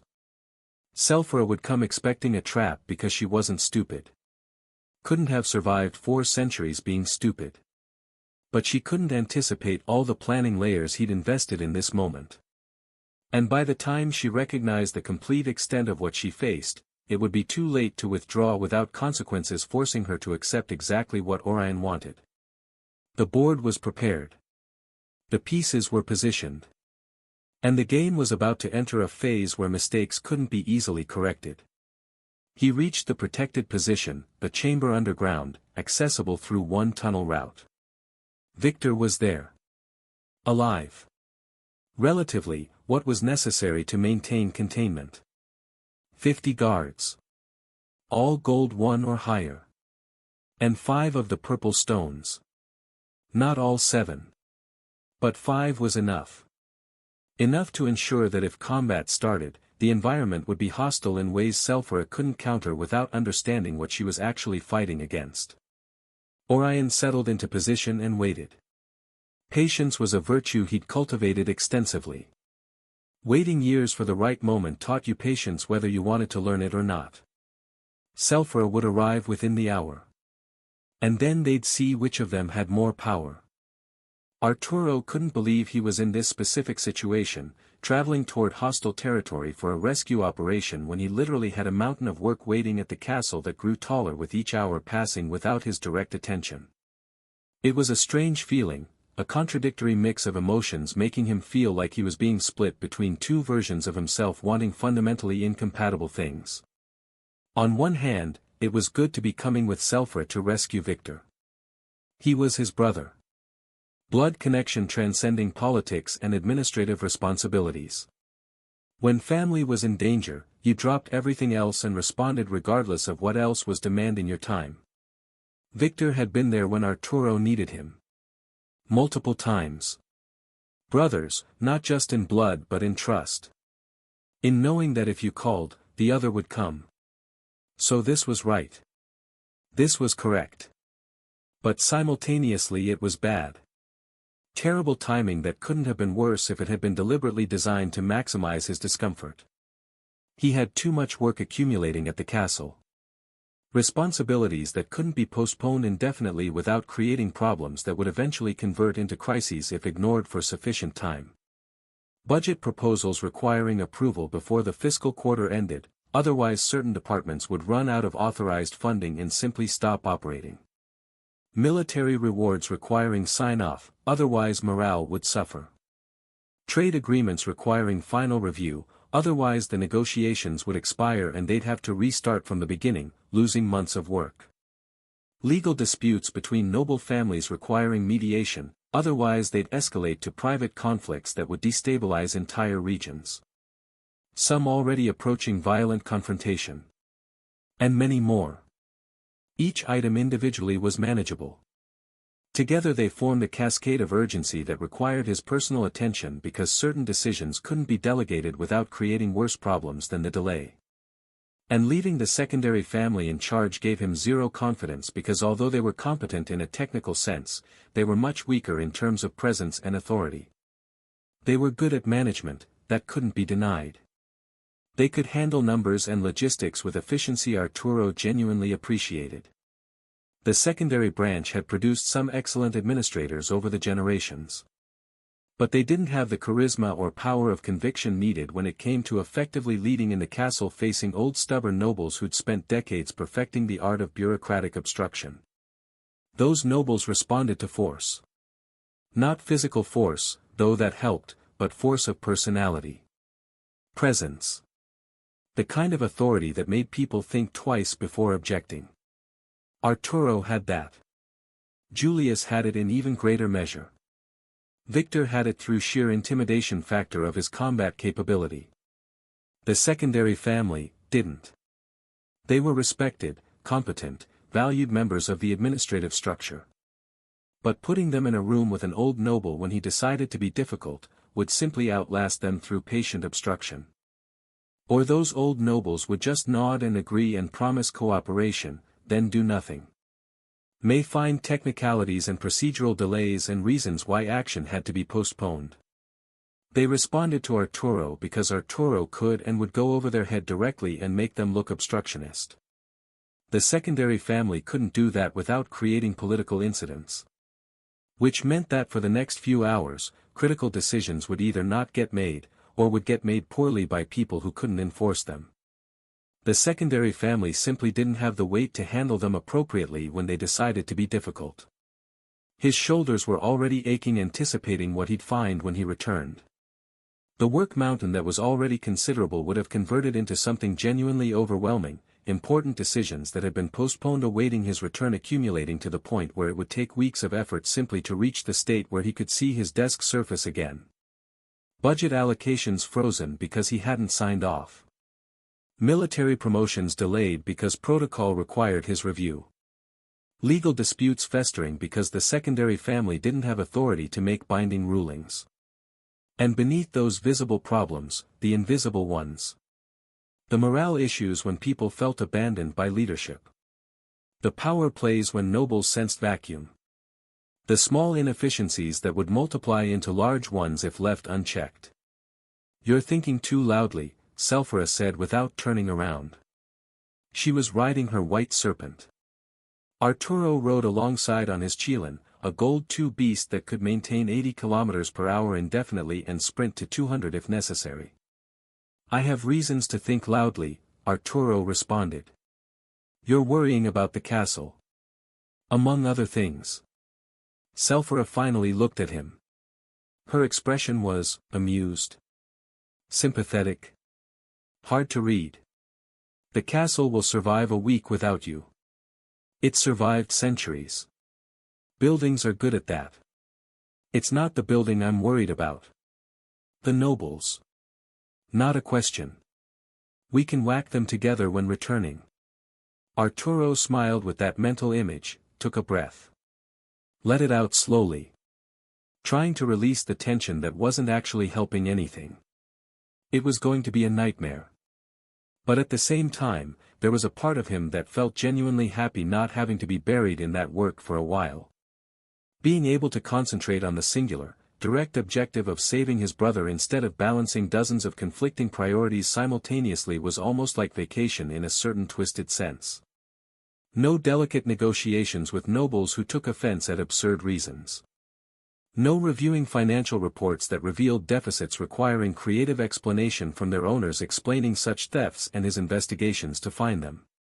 No mediating disputes between families that had been feuding for generations and expected him to somehow resolve conflicts rooted in grievances from before he was born. Just go, find Victor and bring him back. It was straightforward in a way his normal work never was, clarity of purpose that was refreshing even when he knew it wasn't really a vacation but a dangerous operation where things could go terribly wrong considering the implications of Victor's capture. Still, a simple objective. Either they got Victor back or they didn't. Either the operation succeeded or it failed. No ambiguity. No need to satisfy 12 different stakeholders with contradictory requirements, nor compromises that pleased nobody and solved nothing. Just one goal. One chance to do something that actually mattered in an immediate, tangible way. Arturo hadn't realized how much he'd missed that until this moment. Administrative work was important. Critical, even. Civilization required bureaucracy the way a body required a skeleton, invisible when functioning properly but catastrophic when it failed. But it wasn't immediate. Signing a document today might prevent a crisis 6 months or years from now, but you'd never see the crisis that didn't happen. Never get credit for the disaster you prevented through boring, methodical preparation. This, though. This he'd see, this he'd feel, and this mattered in a way that transcended spreadsheets and procedural compliance. Victor was family. And saving family was the simplest, purest form of purpose. "How long do you think this will take?" he asked. "Depends on what Orion wants." "And what do you think he wants?" Sulphura smiled without humor. "Everything. But he'll settle for less if he's smart. And if he's not smart? Then we get Victor back and Orion doesn't get anything. Including breathing privileges. That was one thing Arturo could count on. Whatever else happened, Sulphura wouldn't leave without Victor. One way or another, this would be resolved. The question was how much it would cost. And whether they could afford to pay it. Arturo felt the tension building in his shoulders again. The kind that would turn into a headache by evening and wouldn't leave until he could finally focus on one thing at a time instead of juggling dozens. They were surely walking into a trap.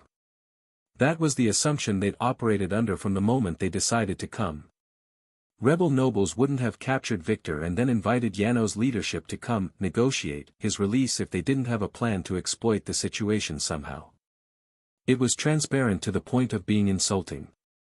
Like a child hiding behind furniture and assuming you couldn't see them because they couldn't see you. But that didn't mean they could simply ignore the threat when Arturo's brother was genuinely in danger. Some traps still worked even when you knew they existed. Sometimes especially when you knew they existed, because knowing made you cautious, and caution could be exploited just as easily as ignorance. They'd brought a small group as Orion probably anticipated they would, logistical limitations making it impossible to mobilize a massive force without compromising the city's defense. But Arturo's insistence on bringing more Tamers instead of fewer had resulted in them bringing 35 instead of 25 that Selphra had initially suggested as sufficient.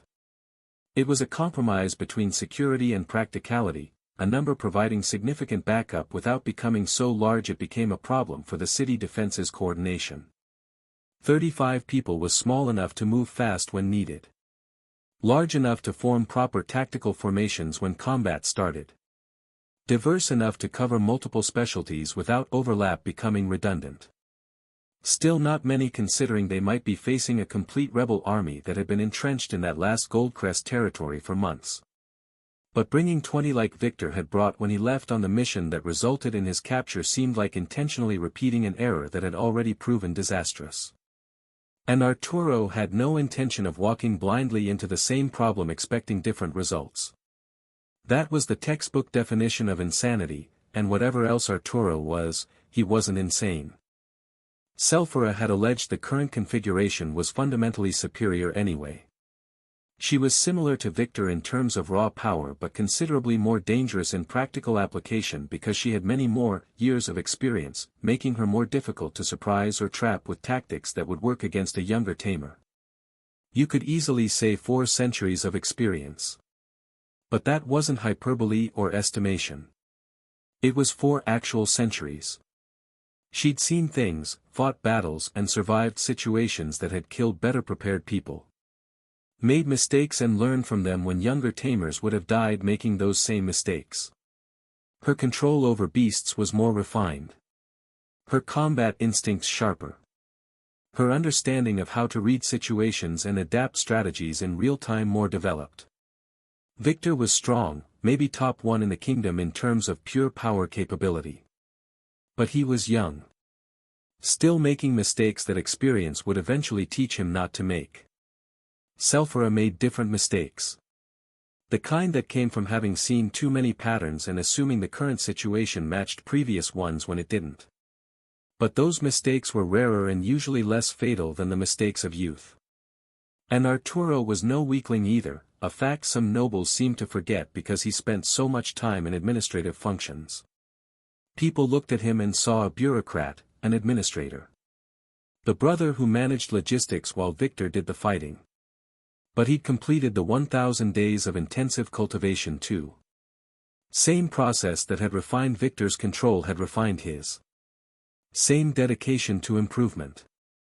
Maybe he spent more time with documents than with beasts nowadays, but the capability remained. The foundation was solid. His gold-ranked beasts weren't weak by any measure. Fire Wolverine, Gold 1. It controlled flames but not the wild, overwhelming firepower of some fire types but surgical application of heat exactly where and when needed. Could maintain 5 separate fire streams simultaneously, each independently controlled. And Qilin, Gold 2. It combined speed with elemental power in ways that made it deadly at range and in close combat. Earth manipulation for defensive barriers and terrain control. Selphra brought power similar to what Victor had available too. Her Black Tortoise, Gold 3. It rivaled the strongest active Qilin in the kingdom, endurance that had proven almost impenetrable against most attacks. Arturo had seen it take direct hits from gold-ranked beasts and simply absorb them. The shell was thick enough that physical attacks glanced off. Spiritual defenses dense enough that elemental assaults dispersed without penetrating. Regeneration fast enough that minor damage healed within minutes.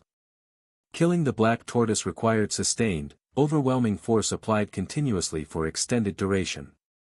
Most battles ended before you could accumulate that much damage. And her White Serpent, Gold 2. It provided offense that complemented her defense perfectly. Used together, the tortoise and serpent formed a combat system that was greater than the sum of its parts. It was a combination that had worked for 4 centuries. That long history suggested it would continue working for at least one more operation. Basically they were bringing double the power and also in leadership terms compared to what Victor had available, and 35 high-rank Tamers instead of 20 provided additional depth that would make it significantly more difficult to surprise them with conventional ambush. They wouldn't be as easy to trap as Victor had been. That was the theory they operated under while approaching the territory where the encounter would occur. But the reality of the situation became visible when they finally arrived at the perimeter of Goldcrest territory the rebels controlled. What they found was an army that was large. Larger than expected. More forces than a small group would normally face comfortably. Maybe 5,000. Hard to judge precisely when they were spread across terrain in loose formations designed to appear even more numerous than actual count. Arturo and the men hesitated. This wasn't the garrison they'd anticipated. This was a significant military presence. The kind of force that should have been impossible to assemble without Yano's intelligence networks noticing the troop movements unless. But rapid analysis by Selfra revealed a critical detail that changed the threat assessment considerably. They weren't gold-ranked Tamers for the most part. The vast majority of the army deploying before them was composed of silver-ranked Tamers, impressive numbers against ordinary opponents but not representing a serious threat against Tamers of Selfra and Arturo's caliber when they came with appropriate backup. It was a force designed to intimidate through numbers rather than individual quality, a strategy that worked against weaker targets but that had obvious limitations against opponents who knew how to exploit rank differences effectively. The math was straightforward. A gold 1 Tamer could probably handle 3 to 7 silver 3 Tamers simultaneously. Maybe 10 or more if they were silver 2 or lower. The power gap between major ranks wasn't linear, it was exponential. And Selfra was gold 3. Arturo was gold 2. Doubles. Together they could probably handle 500 to 700 silver-ranked Tamers unscathed if those Tamers were poorly coordinated. This army was large. But it wasn't overwhelming. Not against their group composition. There were some gold-ranked Tamers leading the formation, and even being silver many of them could cause damage being mostly high silver. That was true. Arturo counted approximately 24 golds distributed through the ranks, sufficient to provide tactical backbone that prevented the silver force from dispersing under pressure. 24 golds changed the calculation. That was enough to form coordinated assault teams. Enough to provide covering fire while silver ranks maneuvered. Enough to create situations where Arturo's group would have to split attention between multiple simultaneous threats. Still manageable. But no longer trivially easy. 3 of those gold-ranked Tamers stepped forward to establish initial contact, separating from main formation and approaching with a posture communicating intention to negotiate rather than attacking immediately. It was an expected development following standard protocol for this type of situation, preliminary step before more substantive events could begin.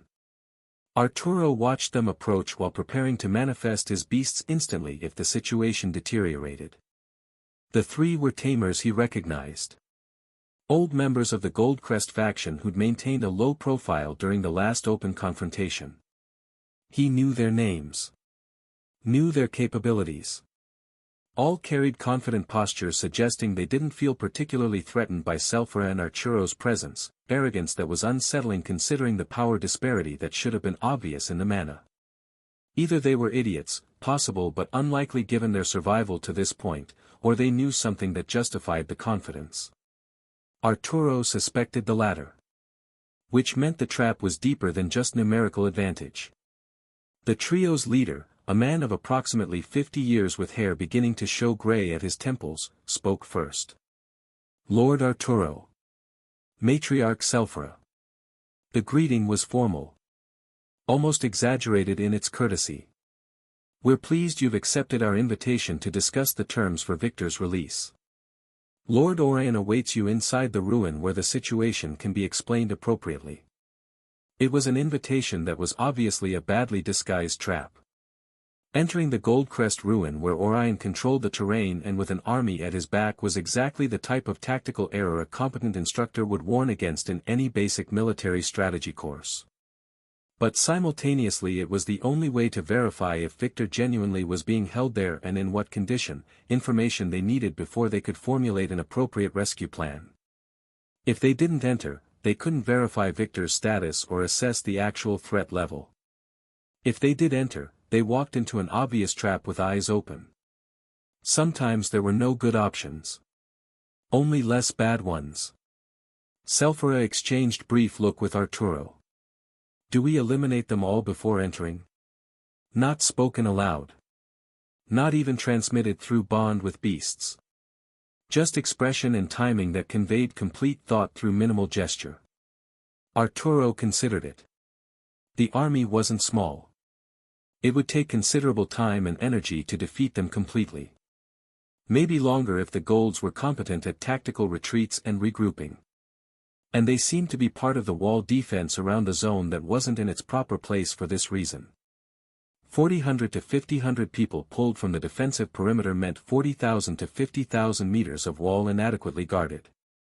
Maybe more if these troops had been spread across multiple sections. That was an invitation for a mutant attack. The creatures didn't think tactically, but they seemed to sense weakness. Detecting gaps in defense through mechanisms nobody quite understood. And a mutant attack after this operation would be a disaster for common citizens of the city. Not the nobles or the military. The ordinary people who couldn't defend themselves. The farmers, workers, merchants and craftsmen who'd done nothing wrong except live near a territory that happened to be of strategically valuable to these rotten nobles. Killing this army might save Victor. But it might also doom thousands of civilians who'd done nothing to deserve it. Arturo felt the weight of that calculation settle in his chest like lead. This was the cost of leadership. Like going against the reason he worked until exhaustion managing logistics, coordinating defenses and dealing with nobles who made everything more difficult than it needed to be. Because when you made decisions at this level, people died based on what you chose. Not enemies, not criminals, nor people who'd wronged you.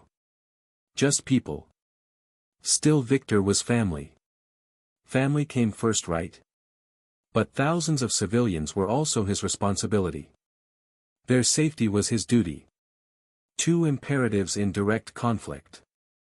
No solution that satisfied both. The trio's leader was a Goldcrest who hadn't participated in the past war, a distant cousin from the main line who'd maintained a relatively low profile for years. Not a coward or incompetent. Just politically astute enough to recognize when battles were not profitable enough and to position himself accordingly. The kind of person who survived regime changes by never being quite important enough to purge but always being useful enough to keep around. Arturo knew the type. Had dealt with dozens of them over the years. They were reliable when winning. Flexible when losing and always positioned to benefit regardless of which side ultimately prevailed. The two Tamers accompanying him were a woman in her 40s with an expression attempting to seem friendly but not quite reaching her eyes, and a younger man of perhaps 35 with military posture suggesting extensive formal training.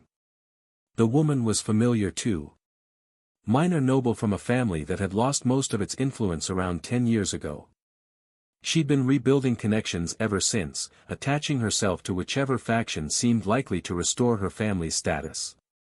The younger man was unknown. No family markers Arturo recognized. No distinctive features that marked him as a member of an established bloodline. Which meant either he was genuinely talented enough to reach gold rank without too many family resources, or he'd been adopted by someone who wanted capable hands without complicated loyalties. Probably the latter, given the company he kept. Lord Arturo. Matriarch Selfora, the leader repeated with exaggerated formality, making each word sound like it was being carefully weighed before pronunciation. His accent was interesting.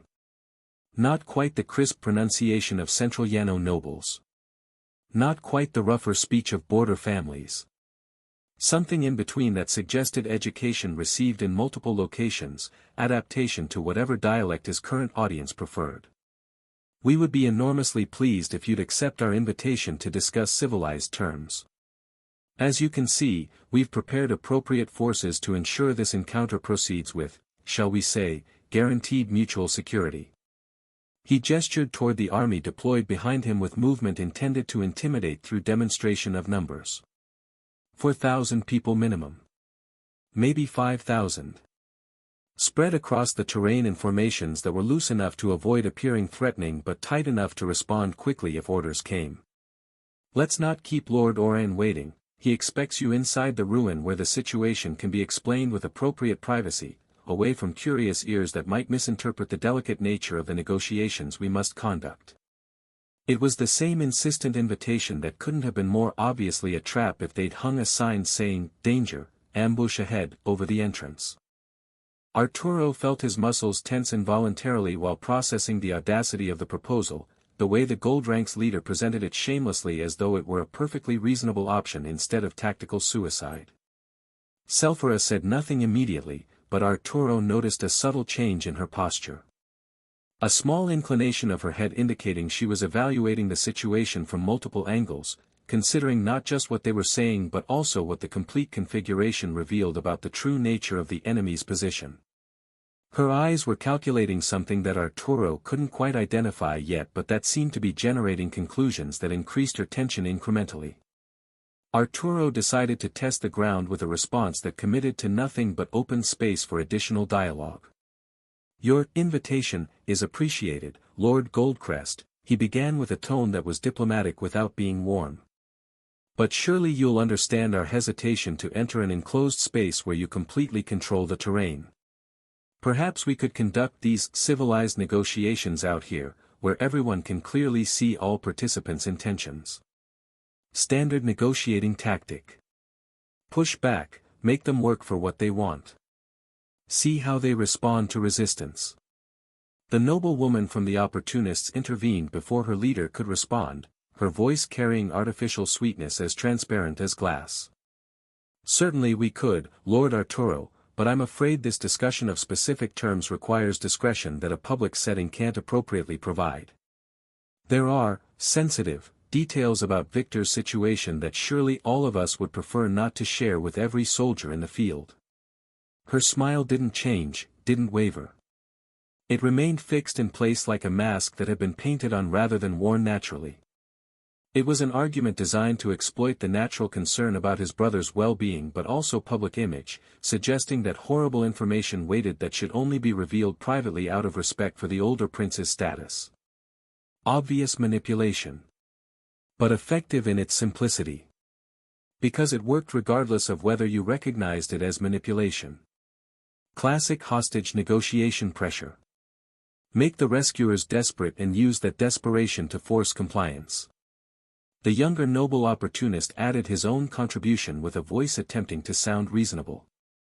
"Furthermore, Matriarch Selphora will surely appreciate that conducting negotiations before a complete army creates unnecessary pressures.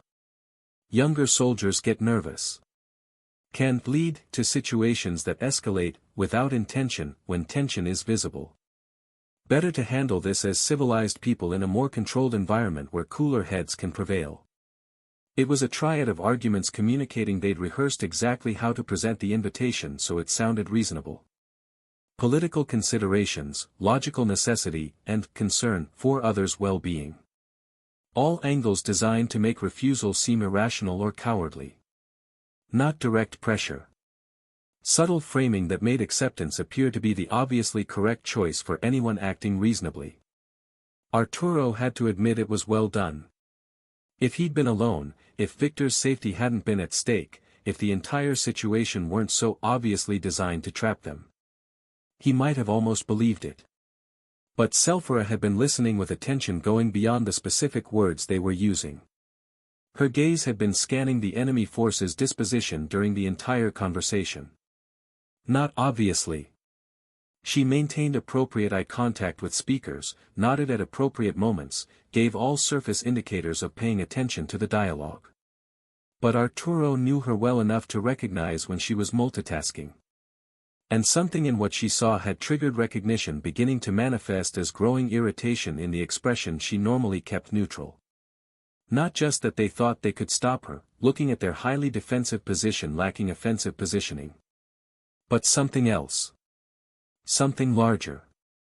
"I have a question," Selpher interrupted with a cold voice cutting through the trio's cheap diplomatic speech like an ice knife. The leader blinked with surprise at the interruption but recovered his composure quickly. Of course, matriarch. We're here to answer any legitimate concerns you may have. His smile stayed in place.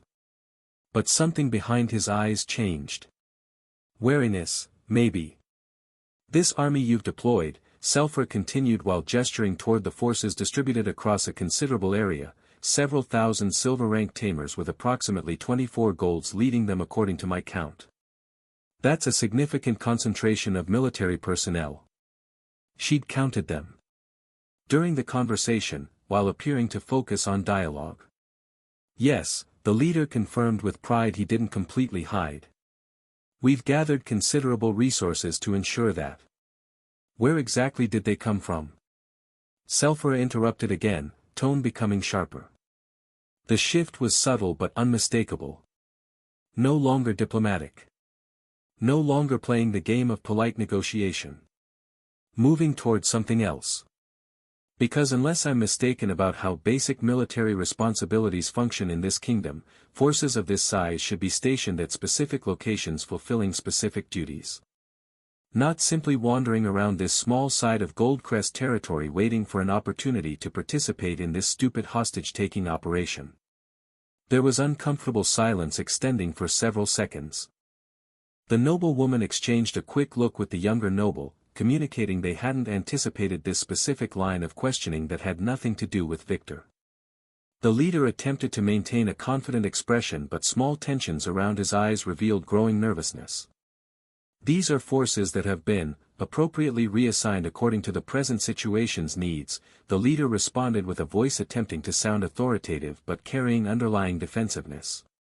Reassigned, Selpher repeated with a flat tone, converting the word into accusation.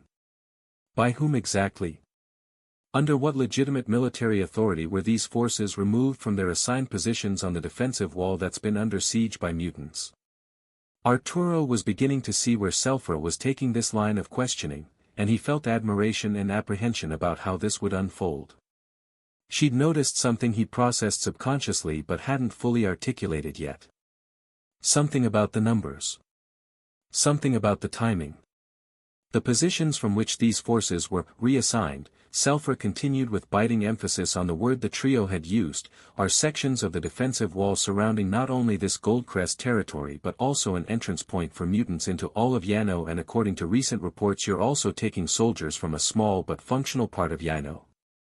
Areas that should be constantly patrolled against the threat of mutants attacking without prior warning. She gestured toward the army. Yet here they are. Hundreds of soldiers who should be defending a critical perimeter, concentrated in a single location for a purpose having nothing to do with the kingdom's security. That's desertion on a massive scale according to any military definition I know. Her voice was rising. Not shouting, Selpher didn't shout. But increasing in intensity, pressure building behind each word like steam in a sealed vessel approaching critical temperature. Now wait a moment. The leader began with indignation sounding rehearsed. And yet, Selpher interrupted with voice elevating slightly in volume and intensity, the mutants haven't attacked those unprotected sections during the time these forces have been absent. Don't you find that strange? The silence that followed was different from the previous uncomfortable pause. The leader's face went blank. The woman's artificial smile finally cracked. Not disappeared, she caught herself before that, but momentarily faltered before being forcibly reconstructed. The younger man's military posture stiffened further, which shouldn't have been possible given how rigid it already was. But somehow he managed it, tension radiating through shoulders and neck. Arturo felt his own understanding crystallize as Selpher's implication became clear. 5,000 soldiers pulled from the defensive perimeter. That many missing should create an exploitable gap. Mutants attacked opportunistically, probing constantly for weaknesses in the wall defense. They didn't think strategically, but they seemed to sense vulnerability through mechanisms nobody understood. So when so many soldiers disappeared from their posts, leaving sections of wall with maybe 10 to 20% of normal guard strength, mutants should have attacked. But according to Selfra's observation, and she would have verified this before making the accusation, no attacks had occurred. Which meant either the mutants had somehow failed to notice an obvious vulnerability, which was unlikely given their consistent behavior. Or they hadn't attacked because someone told them not to. Unless, of course, someone is controlling where the mutants attack. And more importantly, where they don't. The leader opened his mouth. Closed it. She looked at Arturo. Her expression said everything she didn't speak aloud. This isn't just hostage situation. This is something bigger. Something worse. Arturo looked at the three negotiators. Saw the confirmation in their reactions. In what they didn't say as much as what they did. The rebels may have mutant control. Which would mean every attack on Yano over recent months, every casualty might have been deliberate. Orchestrated as part of a larger strategy. But they weren't certain. Maybe it was indeed a big coincidence, maybe the control was situational, regional or even temporal.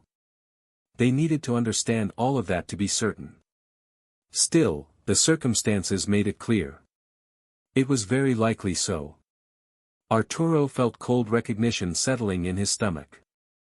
Not the sharp alarm of immediate danger. Something worse. The slow, creeping understanding that arrives when you realize something has changed and you hadn't noticed until someone pointed it out. Selfra was absolutely right. He had no proof, yet also no doubts. If mutants attacked on their own, exploiting any weakness in the defenses with consistency. Why weren't they attacking now? Now when big wall sections were being left without appropriate personnel. But there were no reports of mutant attacks in areas these forces had abandoned. Arturo would have known. Emergency reports came directly to him. Prioritized above almost everything else because mutant breaches required immediate resource allocation that couldn't wait for normal bureaucratic processing. No reports meant no attacks. No attacks meant either impossibly good luck or something was controlling mutant behavior in the manner Yano once controlled corrupt beasts. And there was only one faction Arturo knew that could have recovered access to the technology achieving that type of control after Yano's fall and the loss of most Goldcrest territory nobles. The rebels. Orion's people. The same group that had somehow captured Victor despite his overwhelming combat advantage. Pieces clicked into place like a puzzle solving itself in his mind and each piece adding weight that pressed down on his chest. Selfra's eyes narrowed while observing the trio's reactions before her. The noble woman still maintained a fixed smile that no longer reached any part of her expression. The younger man's military posture had somehow gotten even more rigid. The leader's confident facade cracked. "So I have a better proposal than your invitation to an obvious trap," Selfra declared with a tone that had passed from interrogation to pronouncement of judgment. Her voice was level and calm. But the kind of calm that was more dangerous than shouting because it communicated absolute certainty rather than emotional response. Regardless of whether your leader can control those beasts or not. These forces are going to be appropriately disciplined for abandoning their assigned positions. And they're going to return to the wall immediately or I'm going to make everyone, especially the leaders, suffer the consequences of their insubordination, consequences that they'll never forget. Not a threat. Simple statement of intended action delivered with tone suggesting she'd already calculated the odds and found them acceptable. Matriarch Selfra, the noble woman intervened with a voice attempting to sound calming but carrying underlying panic, "Surely you're not suggesting you'd attack the forces that are here under legitimate orders from." Legitimate orders from whom? Selfra cut her off. From Orion. Who has no military authority to command massive desertion from critical defenses. Or from rebel nobles who've been operating in direct violation of the kingdom's mandates. The questions weren't rhetorical. They were accusation formatted as inquiry. Each one stripping away another layer of pretense. Arturo watched the exchange with conflicting feelings. Part of him wanted to interrupt. To try to prevent the situation from escalating toward violence that would convert this into pitched battle resulting in massive casualties. The math would be brutal. 35 versus 5,000. Even with Selfra's 4 centuries of experience, even with his own Gold 2 capabilities. People would die. Probably 500,000 casualties minimum before the enemy force broke and fled. Maybe more if they were disciplined enough to maintain formation under pressure. And many of those casualties would be silver rank soldiers who were probably just following orders. People who'd woken up some days ago not knowing they'd be in combat today. Who had families. Who had responsibilities. Who were guilty of nothing except being part of a military structure that had given them questionable orders. Attacking the army was bad for everyone involved. That was an incontrovertible truth. Even if they won the confrontation, losses would be considerable and defensive ramifications would complicate the future. Pulling 35 high-ranked Tamers away from their leading positions for this operation was already straining Yano's defensive coverage. Adding casualties to that equation would make the strain worse. But another part of him, the part that was brother before an administrator, recognized that Selfra was identifying a fundamental reality changing the moral calculation of the situation. If these forces had abandoned their positions where they should have been protecting the city. If they'd left vulnerabilities in defenses that only hadn't converted into disasters because somehow these nobles were controlling the mutants somehow. Then they weren't simply an army deserving respect as combatants doing their duty. They were deserters who'd put the civilian population at risk for political purposes. Leaders had ordered them to abandon fundamental responsibilities. And that created a situation where punishment wasn't simply permitted but obligatory under military laws governing the armed forces' conduct in the kingdom. The regulations were clear, had been clear for centuries. Abandoning a defensive position without authorization was a capital offense. Not because rulers were cruel but because the alternative was systematic collapse of defense that would result in far more deaths than executing a few deserters. Those laws existed because previous generations had learned what happened when you tolerated desertion. Through lessons written in blood and corpses. Selfra wasn't proposing revenge. She was proposing the application of the existing military law to a situation that fit the definition of desertion with disturbing precision. And Arturo, despite his reluctance toward violence, despite his preference for administrative solutions, despite every instinct telling him this would create problems, couldn't actually argue that she was wrong. That's unnecessary, the leader protested with a voice that had lost some of the initial confidence he'd projected. We can resolve this civilly if you'll simply. No, Selfra interrupted with finality not permitting additional discussion. I've already decided. You're going to return to your positions after discovering exactly what it means to face the consequences of desertion. Her mana increased. The 3 Tamers before her involuntarily stepped back another half a pace. It was a clear threat needing no verbal elaboration to communicate intention. The younger man attempted one last argument appealing to rationality. Matriarch, please carefully consider what you're proposing. There are hundreds of soldiers here. Even with your considerable capabilities and the forces Lord Arturo brought, direct confrontation will result in violence and casualties that neither side truly desires.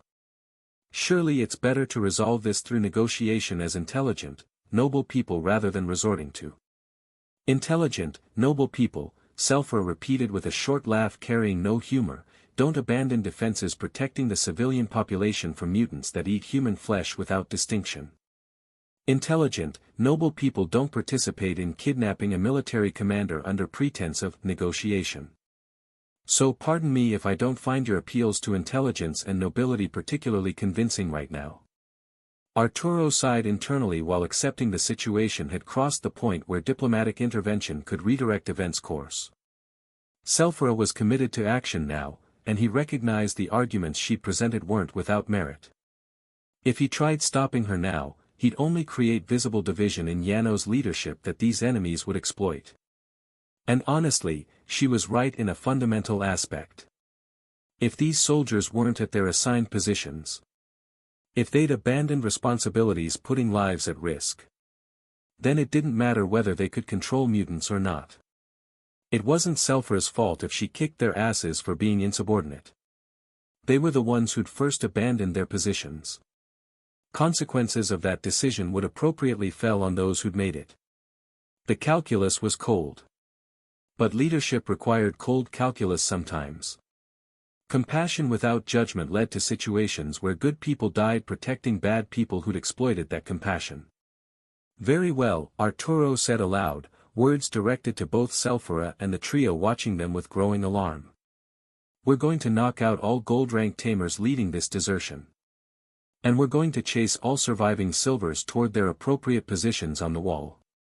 With sufficient incentive, some will remember their duty is toward the kingdom and not toward some corrupt nobles." It was an acknowledgement that much of this force was probably people from the regional regular army, soldiers who'd been ordered here by superiors controlling part of the command structure but who personally had no particular loyalty to the rebel faction. Those obligated soldiers could surely be convinced to return to appropriate duties if the alternative was sufficiently unpleasant. Maybe 50 to 70% of the force fit that category. Regular soldiers. Career military. People who'd taken orders because that's what soldiers did. Those people didn't deserve death.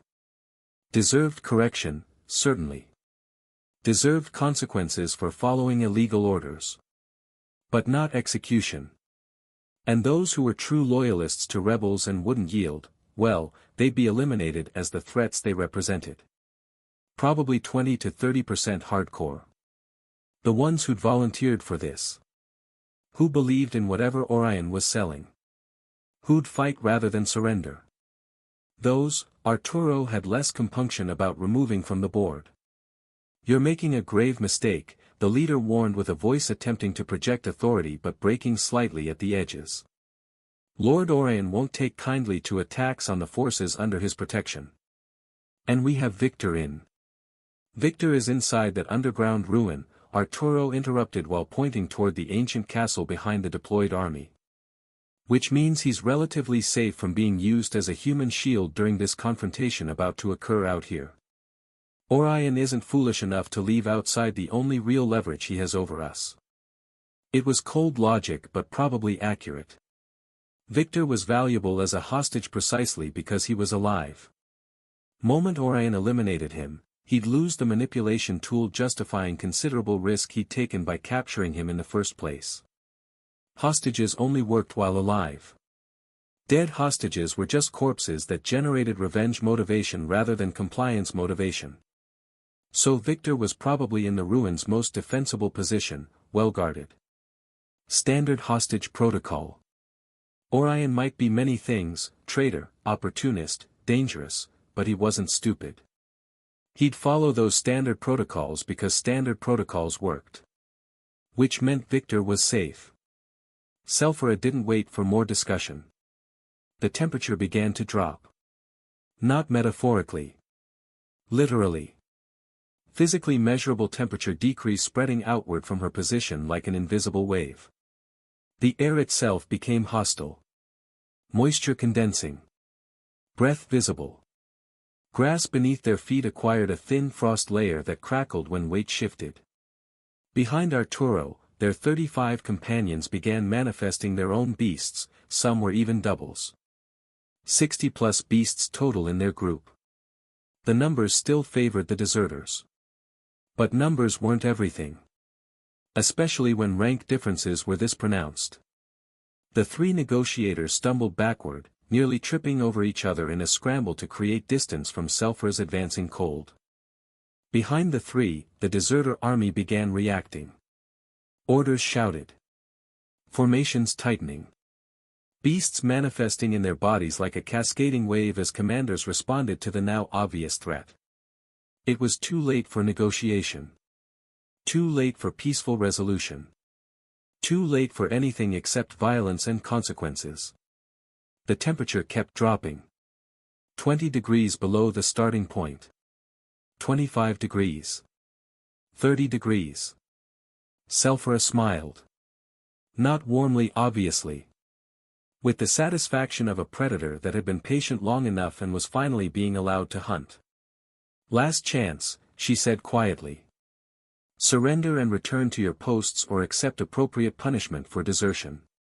Silence from the army. Movement and mana signatures but no verbal response. Very well. The temperature dropped another 10 degrees in a single second. And not only that. Selfra's mana was like a huge pressure making air feel heavier. Not metaphorical weight, the actual physical sensation that made breathing slightly more difficult, that made movement for many feel like pushing through some resistance that shouldn't exist, that pressed against the senses of every tamer within 400 meters like an atmospheric change before a storm. But before completing invocation, she executed technique not requiring physical beast manifestation. It was a direct application of elemental control she'd perfected during decades of mastering the ice element her beast combination provided access to. And it was a dramatic declaration that would establish the tone for the confrontation to come. Not the kind of technique you used when you wanted to leave room for negotiation. But the kind you used when you wanted everyone present to understand exactly how seriously you took their offense. This wasn't weather. First, Selfra announced with a voice cutting through the cold like a clear bell, "We're going to make you suffer inclement cold. Let's see if this motivates you to remember that the wall you abandoned is considerably warmer than staying here freezing under the discipline you deserve for desertion." It was psychological warfare as much as tactical preparation. Making them question whether standing their ground was worth the physical misery. Already working, too.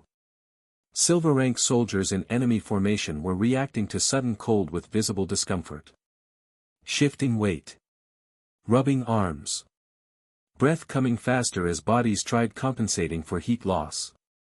It wasn't temperature level causing immediate damage but was sufficiently unpleasant that maintaining position for extended time would become increasingly difficult as minutes passed. And that was before Selfra deliberately intensified the effect for those who decided to resist instead of retreating.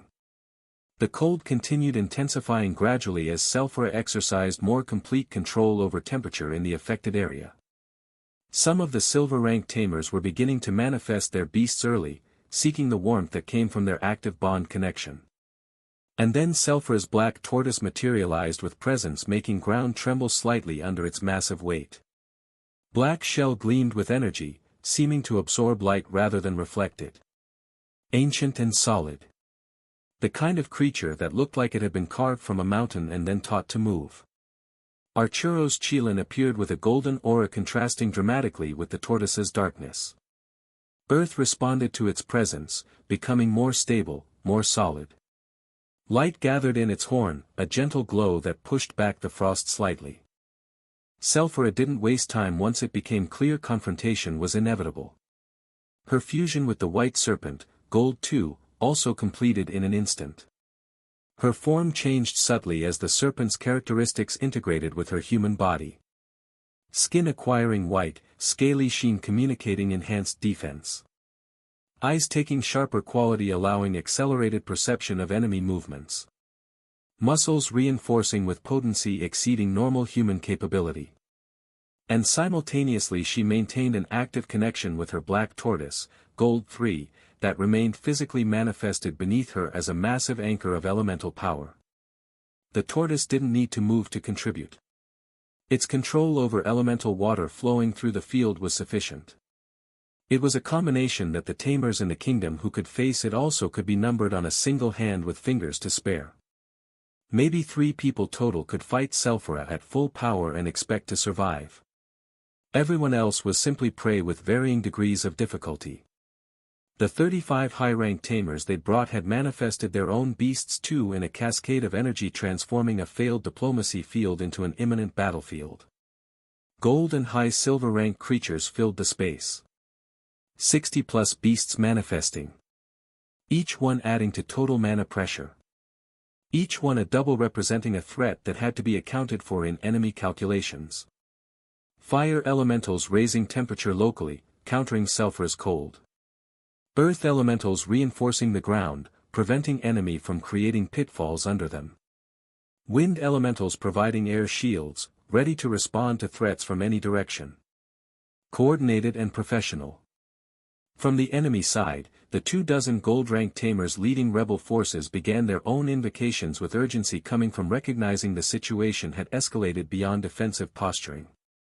And hundreds of silver-rank tamers behind them mobilized into formations they practiced, preparation for confrontation commanders had anticipated might occur but had hoped to avoid through intimidation and manipulation. That hope was dead. But before they could do anything, before formations could solidify, before defenses could be raised, Selphira raised both hands forward, fingers extended in gesture directing massive energy she'd been accumulating during previous seconds. Not obvious accumulation. Not visible glow or dramatic aura. Just a subtle gathering that few tamers would recognize for what it was, preparation for a technique that would cost around 5 to 10% of her current mana reserves in a single expenditure. The water her black tortoise provided mixed perfectly with wind control that white serpent fusion gave her. Two elements working together in a manner amplifying technique's potency beyond what either alone would achieve. Elemental synergy creating something greater than the sum of its parts. And she launched a large ice attack sweeping across the enemy formation's front like a frozen tsunami. Not a directed projectile or a concentrated burst, but a massive wave of crystallizing energy expanding in a cone encompassing hundreds of meters width. And when it reached silver-rank tamer ranks composing the enemy army's front, it engulfed them fast, not permitting conventional evasion. Ice formed around bodies with speed that was almost instantaneous. Crystals growing from the ground upward and from the air downward simultaneously until tamers were completely enclosed in solid frost prisms. Not killing freeze. Selphira had carefully calibrated technique to incapacitate without causing direct death.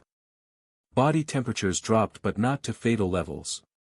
At least for most silver tamers.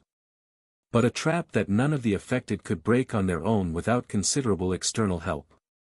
Ice was thick, reinforced by ongoing energy that prevented normal melting.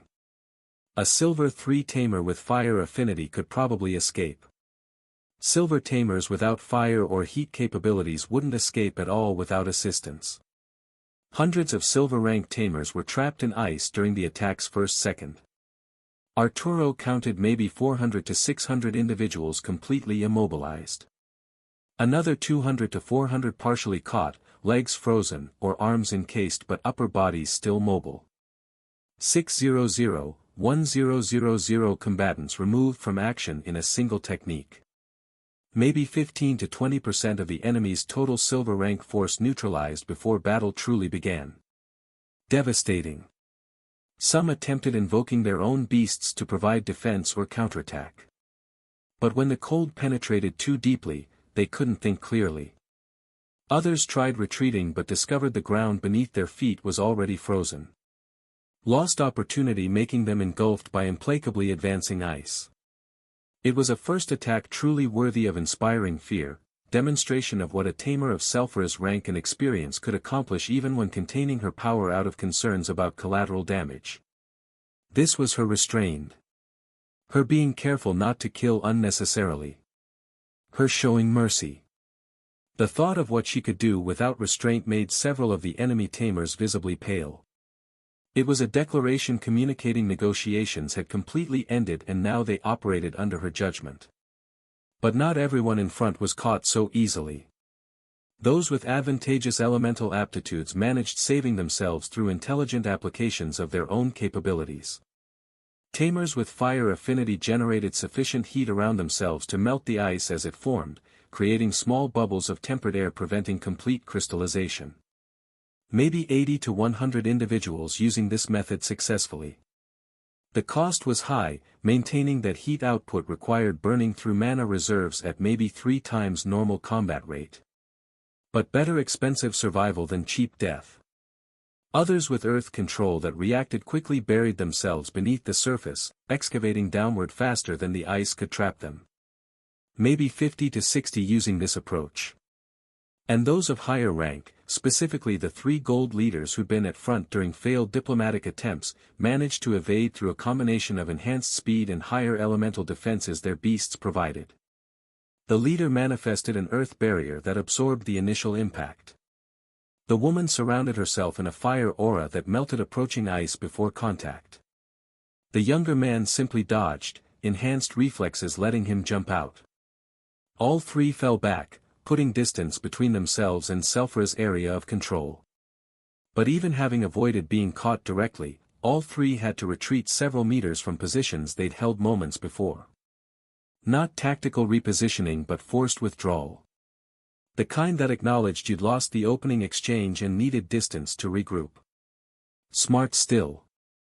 Surviving meant being able to regroup and respond. Pride was worthless if you were frozen solid. They regrouped with the remaining gold-ranked Tamers who'd been positioned further back. 21 golds remaining mobile out of the original 24. 3 had been caught in the ice wave's periphery. Not completely frozen, their rank provided too much protection for that, but slowed, encumbered, fighting off cold that crept through their defenses. There was now a recognition that the front wasn't defensible against a Tamer who could project attacks of that magnitude repeatedly without apparent difficulty. Each technique of that scale should have cost Selfra some important part of her total mana reserves. That she'd launched it looking completely unaffected suggested either she had reserves approaching 3-5 times what Gold 2 normally possessed, or the technique was more efficient than it appeared. Probably both. For centuries of refinement meant her core was denser, her control more precise, her efficiency higher than any modern gold rank could achieve through normal methods. And that forced retreat revealed a fundamental reality about power disparity between the two sides of this confrontation. The gold-ranked Tamers on the enemy side weren't doubles like the core of the group Selfra and Arturo had brought. Of those leading the rebel army, only the oldest leader was genuinely double with only one gold-ranked beast fully developed and another in high silver. The rest had a single gold 1 or gold 2 beast. It was a standard separating competent from exceptional. In contrast, of the 35 Tamers Arturo had brought, most didn't have 2 gold beasts certainly. Many were in configuration of 1 gold and 1 high silver.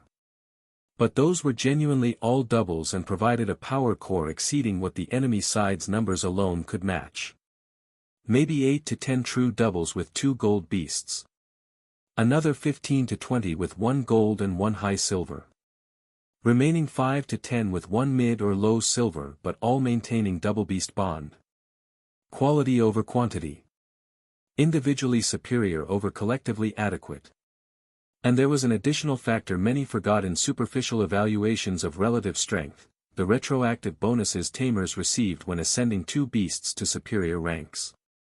When Tamer with 2 beasts elevated 1 to gold, the other beast remaining in silver received improvements to its basic capabilities, making it considerably more powerful than ordinary silver without that connection, same for the gold. It was a resonance effect between bonds, making a Tamer with 1 gold and 1 high silver more formidable than a simple sum of those parts would suggest. And that was before considering the possible active fusion between the beasts during combat. It was an advantage Selfra's side had in every individual matchup when comparing Tamer against Tamer. And it was the reason why 35 could face hundreds with confidence that wasn't simple arrogance but cold evaluation of relative capabilities. But there was more concerning observation Arturo had noticed during rapid analysis of enemy forces' mana signatures. Underground there was intense mana presence. Multiple powerful sources arranged in defensive formation beneath the ruined structure. Orion had apparently entrenched himself with the most powerful doubles at his disposal inside the ruin rather than deploying them to lead the army in open field. Arturo counted maybe 20 to 25 gold-rank signatures underground. Possibly more, sensing through earth and stone was imprecise. It could mean that Orion anticipated the silver army was expendable while he maintained a core of true power in reserve. Either possibility was unsettling for different reasons. If Orion considered the surface army expendable, what did that say about his strategic calculations? About how much power he actually had access to? About what he was planning next? Questions without immediate answers. But questions that would need answering soon. For now, Arturo needed to concentrate on neutralizing the immediate threat of hundreds of Tamers in the immediate range and the thousands still organizing for more coordinated responses. The enemy army, despite having lost some hundreds in Selfra's first attack, was still very large in absolute numbers. More than 4,000 silver-rank combatants remain mobile and mostly capable of healing and rescuing the frozen ones. Gold rank leaders still directing them. Enough mass to be dangerous if properly organized. And they began implementing even more defensive tactics that were effective specifically when you had many people available to coordinate, approaches leveraging volume over individual quality. It was an iteration of elemental power, each tamer contributing their mana to the construction of the collective. Smart tactics. Exactly what you should do when outnumbered but not outmassed. The walls formed a rough channeling structure, not complete fortification but enough to direct attacking forces into kill zones where fire volume could concentrate without risk of hitting allies by mistake. Classic defensive design. Any academy would have approved. And that fire volume began manifesting as dozens of tamers with fire affinity coordinated attacks amplifying each other. One tamer launched modest-sized fireball, maybe basketball-sized, strong but not overwhelming. But when it passed through space where 3 other fire tamers were channeling flame energy, the ball grew exponentially. By the time it reached its intended target, a projectile that had started as a minor threat had transformed into an inferno that could melt steel and vaporize water instantly. And they could launch maybe 10 to 15 of these per minute, creating continuous barrage that would overwhelm even golden-ranked defensive techniques through sheer sustained output. Again, decent smart tactics. Using numbers advantage appropriately. Creating threats that individually superior opponents would still have to respect. These were tactics functioning precisely because the enemy had massive numbers permitting coordination at scale that a small group couldn't replicate. If Selphra and Arturo had tried facing that with a conventional approach of simply charging directly toward the enemy formation center, they'd have been overwhelmed by the pure volume of elemental attacks converging from multiple directions. Even Gold 3 couldn't tank 10+ amplified fire attacks simultaneously. Even Selphra's defense had limits when focused fire exceeded those limits through accumulation. Even if she had finished Ren's 1000 days extra cultivation. But Selphra and Arturo's group was small in numbers, and that smallness was also advantageous when applied appropriately rather than a disadvantage needing compensation. Arturo gave signals that all tamers under his command recognized immediately. All fingers raised. Sharp downward motion. Disperse. The group divided into small cells of 5 tamers each. 35 tamers became 7 cells. Each cell capable of operating independently but maintaining tactical communication with other cells through signals established previously. And Cell 8, Selphra plus Arturo, leadership, maximum individual power, cells 1 to 7, 5-person units, mixed specialties for tactical flexibility. It was a configuration maximizing mobility and minimizing risk that area attacks would eliminate multiple tamers simultaneously. Spread formation meant a single massive fireball might hit 5 people maximum instead of 37. Meant the enemy had to divide their attention across 8 different threats instead of focusing on a single target. Meant if one cell got pinned down, 6 others could respond. Selphra and Arturo had formed their own cell together, 2 tamers each worth more than 100 ordinary silvers and not needing additional backup to operate effectively against most threats they'd face. Missing only wood element in their roster. Nobody argued with 4 centuries of experience. Nobody questioned Gold 3's tactical judgment. You just followed and tried to keep up. The cells began moving with speed contrasting dramatically with the enemy army's attacks. Each identifying targets of opportunity. Each executing coordinated attacks leveraging speed and power over raw numbers. Cell 1 flanked left, targeting earth element tamers maintaining wall structures. Take out builders, walls collapse. Cell 2 went right, engaging fire amplification chains. Disrupt one node, the entire chain becomes less effective. Cell 3 pushed the center, drawing attention and forcing the enemy to commit to defense. Cells 4 to 7 circled wide, preparing to hit enemy flanks and rear once front engagement pulled defenders forward. Classic small unit tactics. And Selphra and Arturo moved as a strike unit, identifying high-value targets and eliminating them before the enemy could react. The oldest gold leader attempting to rally his forces. Selphra's ice spike. Fire amplification node building particularly dangerous attack. Archuros Chilan scattered the formation. Earth wall blocking optimal approach path. Combined technique. Wall fractured and fell in under 5 seconds. Efficiency. No wasted movement or mana. And then it became painfully clear why massive area tactics the army was employing were poorly conceived against mobile high-rank opponents.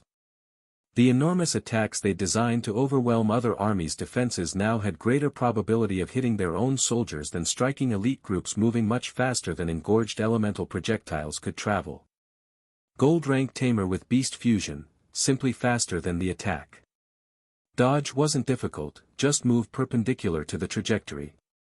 But the silver-rank ally maintaining defensive wall position couldn't move. Perfect target for the attack that missed the intended victim. Boom. Fireball struck a friendly wall position. 9 Earth Tamers caught in the blast. Watch your fire, someone screamed. Too late. Another amplified attack hit a friendly formation behind them. 5 Silver Tamers went down. Cease fire on Zone 3. It was a tactical nightmare. The exact problem that happened when you design tactics for different types of warfare and then tried applying them inappropriately. Area attacks worked best against armies. Worked against formations. Worked against targets that couldn't or wouldn't move too fast. They didn't work against small, mobile, individually superior units that could dodge and let your attacks hit your own people instead. Morale was fracturing as soldiers realized they were more likely to be killed by their own commander's tactics than by enemy action. Reform lines. Tighten formation. Don't fire unless you have a clear shot. Despite devastating initial losses and fractured morale that had seemed to announce their imminent collapse, the enemy army demonstrated adaptation capacity that Arturo recognized with reluctant appreciation. 5,000 Tamers were said easily in terms of abstract numbers. But the reality of defeating them when they began operating with appropriate tactics was considerably more complex than early victories had suggested. The scale was staggering when you actually thought about it rather than treating it as an conceptual number. The enemy's gold-rank leaders, after seeing their offensive approach only resulted in massive friendly fire and systematic elimination by elite cells exploiting superior mobility, had made a decision fundamentally transforming the confrontation's nature. They'd ordered the army to divide into large cells, groups of approximately 100 Tamers each that could maintain internal cohesion while simultaneously having sufficient mass to provide defense in depth. Almost 45 out of the initial 50 cells of around 100 Tamers each, having healed and saved a good amount of Tamers from self-or initial attacks. Each cell with its internal command structure. Each cell was capable of operating semi-independently while maintaining some communication with adjacent units. It was the correct response to small unit harassment. And more critically, they'd switched to absolute defense with harassment strategy instead of attempting to win the battle through direct elimination of self-res forces. No more trying to kill the enemy. Just trying to not die while making the enemy waste resources. It was recognition they couldn't win in direct exchange but could make victories cost high enough that attackers would eventually have to withdraw or risk complete exhaustion. Defensive warfare. Wars of attrition. The kind of combat where raw endurance mattered more than tactical brilliance.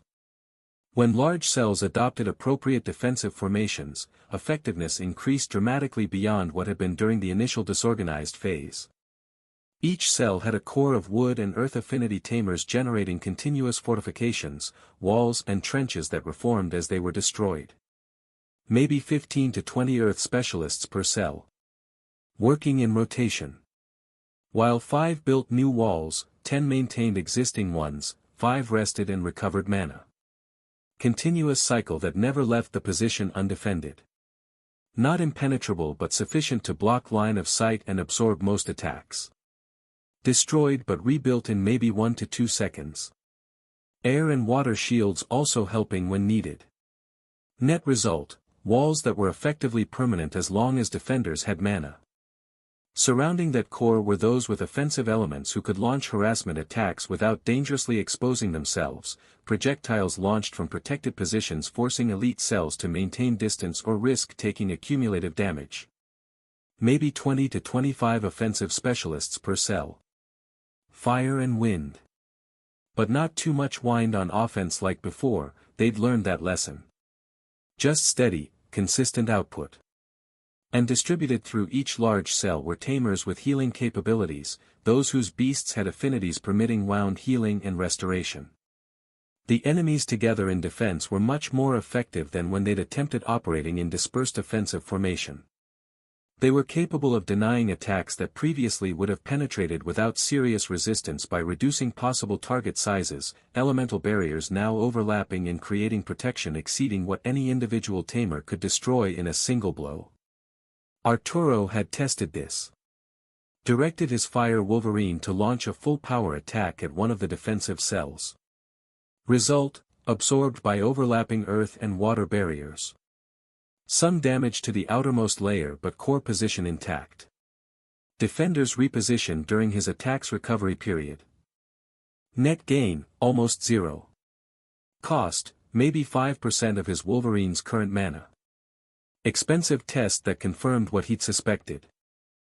And continuous healing cycle meant wounded who would have been permanently out of combat in initial phase could now be restored to partial effectiveness in seconds instead of being incapacitated for hours or days. One of the groups had directed personal assault against one of the cells with their own 5-person unit. And after 20 minutes of intense combat, they'd managed to force retreat. But they'd spent significant mana in the process. Maybe 20 to 25% of total reserves. Victory, technically. But Pyrrhic. It was simple mathematics not favoring attackers when projected into the future. If it took considerable resource expenditure to force the retreat of 100 tamers now, then eliminating a complete army of 5,000 would require. Arturo did a quick mental calculation and felt the weight of recognition settling heavily. 50 cells times 20 minutes per cell equals 1,000 minutes equals 16 to 17 hours of continuous combat. But that assumed his forces could maintain combat effectiveness continuously, which they couldn't. They needed mana recovery. Needed healing. Realistically, 30 to 40 minutes per cell when accounting for recovery periods. 50 cells times 35 minutes average equals 1,750 minutes equals 29 hours equals 1.2 days. Add complications like defensive positions improving over time, morale stabilizing. 1 day minimum.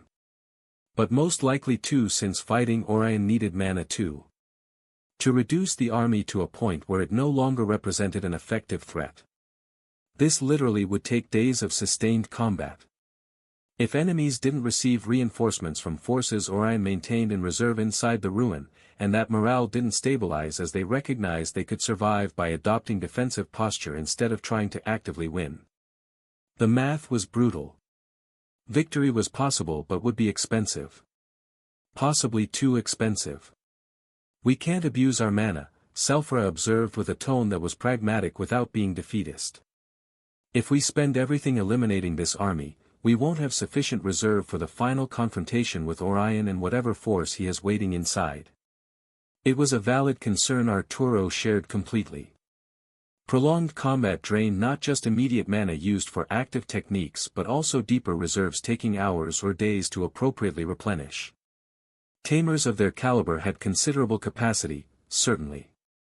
But they weren't carriers of infinite capacity. If Selphra and Arturo arrived at Orion with 30 to 40% reserves remaining, they'd be fighting fresh opponents at significant disadvantage. We have to use low mana tactics to save for what comes after, Arturo agreed while watching another of his cells execute probing attacks against a fortified position and being forced to retreat after an inconclusive exchange. Which means this will take considerable time. Before we've worn down enough of their army that we can push toward the ruin without risking being surrounded when we're inside. It was frustrating prospect considering Victor's situation's urgency. Each passing hour was an additional hour where his brother was in enemy hands, potentially being used for purposes Arturo didn't want to contemplate too specifically. But pushing too quickly and exhausting resources prematurely would only result in completely failing to rescue him, trapped between the exterior army and Orion's interior forces without capacity to effectively deal with either. Move too fast, fail. Move too slow, fail differently. No good options. Just less bad ones. Selphora looked toward Horizon with expression that was difficult to completely read. Something between frustration and resignation. The look of someone who recognized being in a genuinely difficult position without a clear solution. Perhaps it will be less time when Julius's group joins us, she offered with tone carrying cautious hope. If Julius brings Zhao and even 10 additional Tamers, that would change the balance sufficiently that we could accelerate elimination without spending so much mana individually. Getting Julius and some more high-ranked Tamers would mean additional mana in the total pool. More importantly, Julius was another heavy hitter who could engage command structure while others handled the masses. They shouldn't be late, Arturo agreed while consulting the sun's position to estimate how much time had passed since the assault began. Should have completed initial exploration by now. Should be redirected immediately upon arriving at the castle. Travel time to Goldcrest may be 4 to 5 hours at his Earth team march pace. Julius didn't know we were coming here. But he'd figure out very quickly what's happening with the messages I left him. But even while saying those words, Arturo felt growing unease he couldn't completely articulate. Julius wasn't a person who wasted time. Wouldn't ignore the urgency of situations involving his own brother. If he hadn't appeared yet when the sun was already beginning to descend toward afternoon. That suggested something that they hadn't anticipated was delaying him. Which left increasingly concerning possibilities. Unable to respond because he was dealing with his own crisis. Arturo didn't voice these thoughts aloud. No point in adding speculation to their concerns when they had concrete problems requiring immediate attention. But the absence was noted. Worry grew with each passing hour that didn't bring reinforcements. Julius and Zhao stood against the ruins' narrow passage that barely permitted two people to stand side by side comfortably, in defensive positions they'd adopted approximately 2 hours ago when the situation had escalated from exploration to desperate survival. The passage was maybe 2.5 meters wide. 3 meters high. Stone walls on both sides. Single entrance ahead where mutants were coming from. No exit behind where the rest of their team was positioned. The small search group they'd brought was distributed through the tunnel in formation, maximizing defensive coverage while minimizing friendly fire risk in such limited space. They should have been sufficient for anything they'd reasonably expect to encounter in the already explored ruins. Should have been. But they were being attacked by a mutant flow that seemed literally endless. Wave after wave of corrupted creatures entering the ruin with a frequency defying rational explanation of how so many could be attacking such a specific small area. Not normal mutant behavior at all. They'd attempted leaving the ruins several hours ago, right after completing the brain analysis and recognizing that the missing cores meant they couldn't do anything useful with the immediate discovery. Simple enough plan. Return to the surface. Report the findings to Arturo at the castle and send a message to Selphora. Inform them of the knowledge that Orion probably had access to technology they hadn't completely anticipated. Standard post-exploration protocol. Nothing complicated. But they were locked in by this strange event none of them had predicted. Just when they reached the tunnel section from the last chamber connecting to the exit, mutants began appearing. Not a small number explainable as a random encounter. But hundreds simultaneously, a huge concentration blocking the escape route completely. And when they'd attempted pushing through, they discovered the mutants were filling the passage with suicidal commitment. Not avoiding obviously fatal attacks at all. Just throwing themselves with single-minded determination that ignored self-preservation entirely. It was weird. Was someone controlling mutant flow deliberately, directing them toward the entrance and converting the ruin from archaeological resource into effective prison? The timing had been precise. The group eventually settled by retreating somewhat to a narrow tunnel section that was straighter and without curves, providing greater defensive advantage, a passage permitting visibility but still only allowing a single mutant to attack simultaneously instead of being overwhelmed by numbers that could concentrate in a chamber's more open space. The tunnel was maybe 2.5 meters wide here. 3 meters high. Straight line of sight for 40 to 50 meters before it curved. A perfect choke point. It was a classic bottleneck strategy used during hundreds of years of human military history. And they held strong because the small tunnel's disadvantage was also a considerable advantage when defending. Mutants could only approach in essentially a single file, a concentration allowing Julius's strikes to eliminate the relative to silver rank power threats easily before they could achieve any effective attack form. His 2 gold rank beasts gave him range and power exceeding what individual mutants could withstand. And next to him, Zhao provided a secondary layer. They were holding. But holding wasn't winning here. This was a bad situation, becoming worse with each passing hour. They couldn't be locked here too long without creating massive problems for the future, considering the current political situation.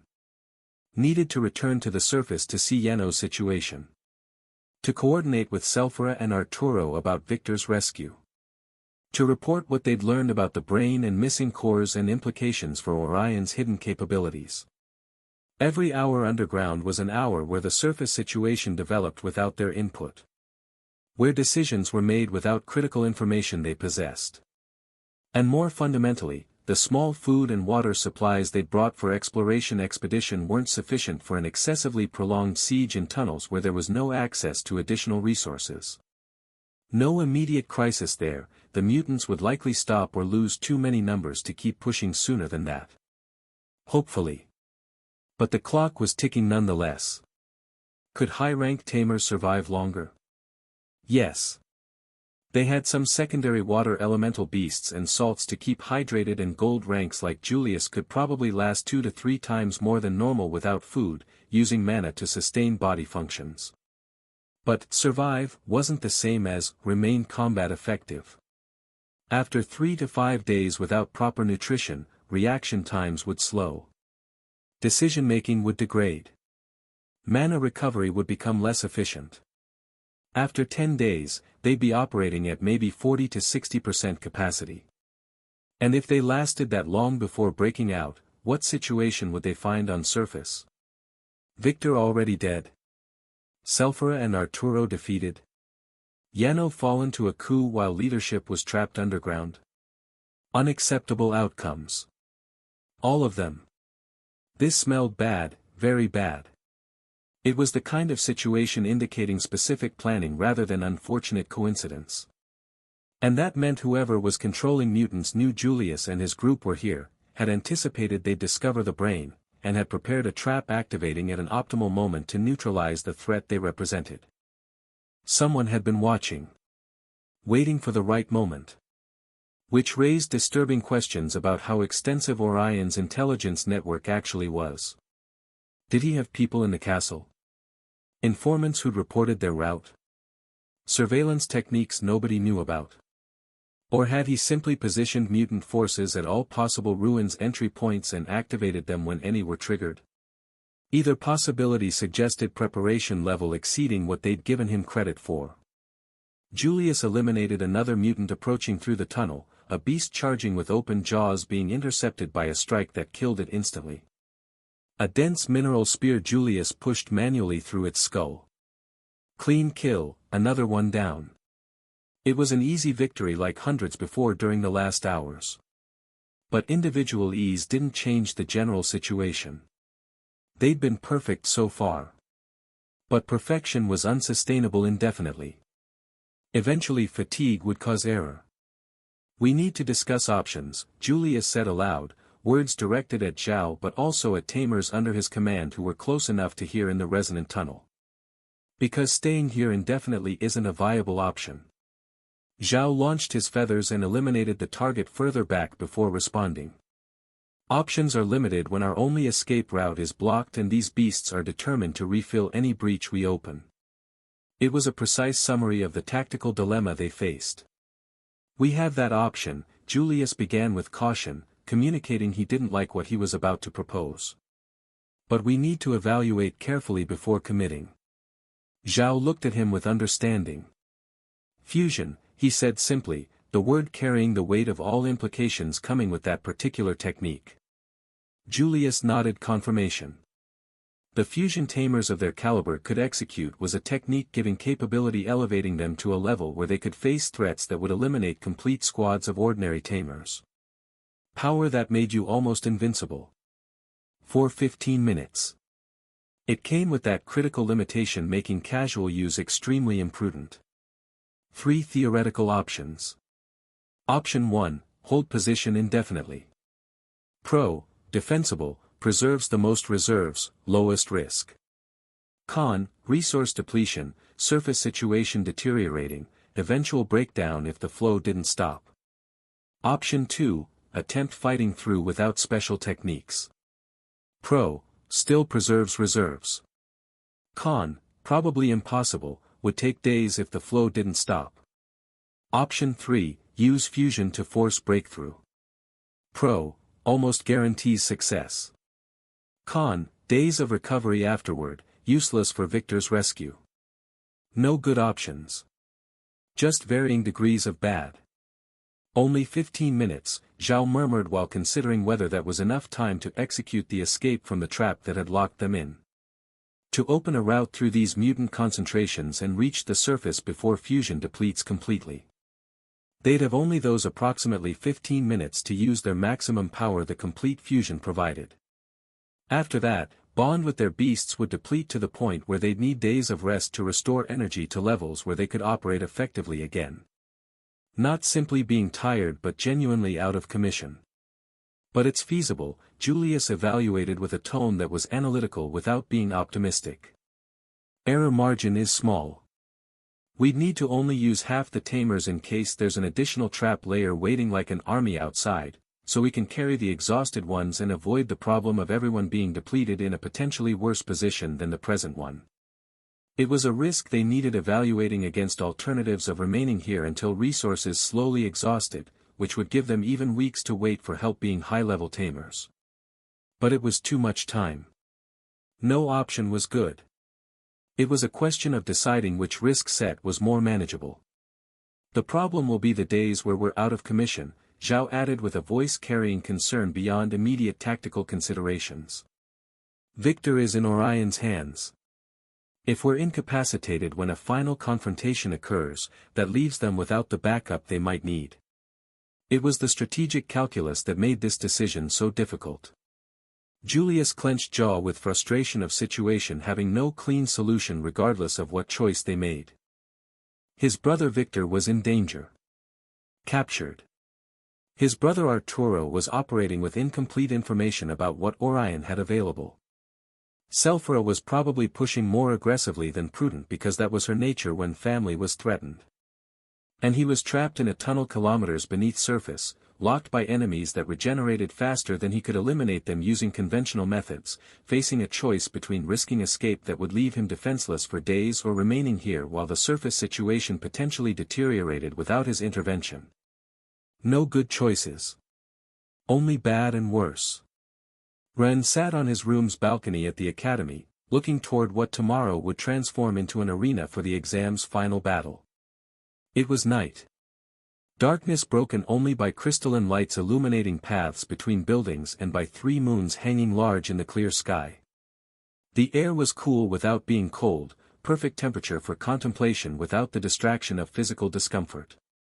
He'd been sitting here for maybe 30 minutes. Not training or planning or reviewing strategy. Just, existing, letting his bonds regenerate, feeling them. Watching the calm night. It was a luxury he rarely allowed himself. Usually there was something demanding attention. Training that needed completing, techniques requiring practice or problems needing solving. But tonight, nothing pressed. Tomorrow's battle would come regardless of whether he spent tonight preparing or resting. And he'd already done all the preparations that mattered. So, rest. Breathe air. Exist without purpose beyond existing. Simple and, surprisingly pleasant. Ren knew nothing about what was happening outside academy walls. Had no idea Selphira and Arturo were trapped in a prolonged siege against an army that had entrenched in absolute defense. No idea Julius and Zhao were locked in Yino ruins depths, defending against an endless mutant flow someone was deliberately controlling. Had no complete knowledge of conspiracies developing at levels exceeding his present capacity to influence. The brain in Yino's depths. The missing purple cores. Orion's mutant control. Victor's capture. The stones that directed corrupted creatures like weapons. The second part of the brain that Orion obsessed over. All of it happening. None of it visible from the academy balcony on a peaceful night with 3 moons overhead. For Ren, the world at this moment was reduced to mental preparation for the confrontation coming with dawn. Min and Luna would be formidable rivals. That was certainty not requiring extensive analysis to confirm. They'd already demonstrated it during previous battles. Especially Luna's wolf. That beast had been an enigma from the first moment Ren had seen it using the knowledge. Even when he'd had access to his fungus and active knowledge, when he could consult information about practically any creature species that existed, he hadn't been able to completely understand what made Luna's wolf different. It wasn't simply a question of power. Ren had faced beasts more powerful in raw mana terms. And it also wasn't its elemental versatility, although the wolf certainly had access to capabilities exceeding a bit what its species normally demonstrated. Luna's wolf seemed to have access to 6 elements already. That shouldn't be possible without ancient knowledge or artifacts, some artificial modification or enhancement like his green mana did to his beasts. And what was left of Luna's family wasn't known for either as much as he knew. So, mystery. It was still subtle anyway. Not an overwhelming advantage, just consistent 5 to 10% edge in every exchange that accumulated into significant superiority over time. And that small faster learning was showing now with the extra elements.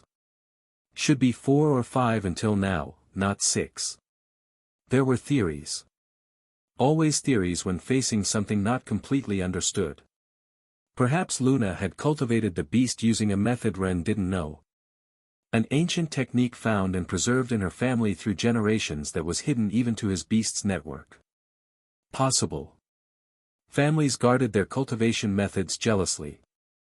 Perhaps it had been altered by exposure to something in some ruin like Luna's bloodline, modifying its fundamental nature in ways not following normal beast evolution patterns. Also possible. Ruins contained many unknown things. Ancient things. Ren didn't understand everything. The corruption was the most obvious example, but there were others. Mutations was another example. Perhaps the wolf was a naturally occurring anomaly. A statistical outlier. Nature produced exceptions. 1 in a million cases that broke rules. Maybe Luna had just been incredibly lucky to bond with one. But theorizing without sufficient data was an exercise tending toward unfounded speculation. And Ren had learned from Wei that speculation without verification was more dangerous than simply admitting ignorance and proceeding with appropriate caution. So he didn't know exactly what made the wolf special. And honestly, it wasn't worth worrying excessively about it on battle's eve. Tomorrow he'd give his best according to the rules the exam had established. Would use capabilities he had available. Would adapt to what Luna presented. And would execute with the precision he'd perfected during countless training hours. The strategies were prepared. His Wolverine's capabilities were mostly known already. Ice element was revealed now so he could use it freely. Shadow and light manipulation had been demonstrated sufficiently that hiding it was pointless. 7 elements were accessible, 8 if counting ice as separate from water/wind fusion. He had tools, experience and training that exceeded what most gold tamers ever received. And most importantly, had grown beyond where he'd been when this exam started. Fighting Lu had taught him. Fighting Larissa had taught him. Fighting Taro had taught him. Fighting Leora had taught him. Tomorrow would teach him something else. And surely it would be fun. That was the anticipation making him smile slightly while watching the moon shine over quiet fields. His rewards were already secured. No anxiety about the outcome. No worry about victory or defeat consequences. Simply pure appreciation of the fact that tomorrow he'd have the opportunity to face opponents who would push him to demonstrate how far he'd come during these years of exponential growth. The battle against Taro and Leora had been satisfying in ways few other experiences equaled. Watching them execute with skill he'd helped cultivate. That was the kind of confrontation making all training effort worthwhile. The moment where you faced someone genuinely skilled and both of you pushed limits together. Where outcome was uncertain and technique mattered more than raw power. Where creativity and adaptation determined success more than simple cultivation level. That was combat at its best. That was why Ren had spent thousands of hours training when he could have rested. Luna and Min promised to provide perhaps a greater challenge. Luna's mysterious wolf with its inexplicable advantages. Min's occasional silly brilliance and whatever surprise he was obviously planning based on that mischievous expression earlier as he congratulated him. Two strong opponents simultaneously. Variables. Complications. Ren anticipated it with excitement that would only fully release when battle began and he could immerse himself in the combat flow without external restrictions or worries. Pure. Simple. Perfect. He heard footsteps approaching through the hallway leading to his room. Irregular rhythm suggesting someone was being helped to walk rather than moving independently. Ren left the balcony and moved toward the door. He opened it to find Min and Lu supporting Taro between them, their friend's arms over both their shoulders while they distributed weight to minimize the effort Taro needed for staying upright. Taro looked considerably better than immediately after the battle. Color had returned to his face. But still had that bluish pallor coming from damaged bonds recovering. Still moved carefully, like someone aware that extensive motion would be uncomfortable for at least all night. Bond damage was like that. Just, wrongness. For now, rest, limited movement, no bond usage beyond maintaining basic cultivation. They'd apparently gone to get him from the infirmary where he'd been resting under healer supervision monitoring his recovery. A gold rank double, a VIP with a very promising future now. Room service for Mr. Patender, Min announced cheerfully while helping Taro toward a chair near Ren's desk. One roasted ass-kicked extra crispy friend, delivered fresh from the medical wing. Extra big portion, Lu added with a matching grin. May take long to chew. Should eat fast before it gets too cold. Taro rolled his eyes but smiled. I did my best and am not that fat. You're both terrible people and I hate you. No you don't, Min said confidently while helping Taro settle into his seat and activated his more advanced, double Tamer gold rank healing, in his back. No I don't, Taro agreed with resignation. When Min stepped back after ensuring Taro was better, he looked at Ren with a smile that was unmistakably mischievous. Ren recognized that expression. Years of friendship had taught him to read Min's faces, and this one meant scheming. Preparation of something involving a surprise during tomorrow's battle. Not malice. Never malice with Min. But definitely mischief. The kind of planning Min enjoyed because he liked seeing reactions when revealing unexpected twists. The joy wasn't in winning necessarily, though he certainly wanted that, but in moments where the opponent realized something they'd assumed was wrong. Min loved that moment. Lived for it. And tomorrow, apparently, Ren would be on the receiving end of that love. Ren laughed when catching Min's look. Genuine sound of amusement at his friend's expression transparency. But he didn't say anything. Didn't ask what specifically was being planned. Didn't attempt extracting information about what tactics had been prepared. He would wait until tomorrow to see what his mischievous friend was plotting. Would allow surprise to develop naturally rather than ruining it with premature curiosity. Even if he was really curious. It was part of a game they'd established during years of friendship. Ritual of friendship transcending the simple competition. So, Taro said from his seat, are we going to talk about how Ren used ice against Leora or are we pretending that didn't happen? I thought we were pretending, Lu offered. Seemed polite. Very polite, Min agreed. Much more civilized than acknowledging Ren's been holding back for the entire exam. Ren shrugged without particular embarrassment.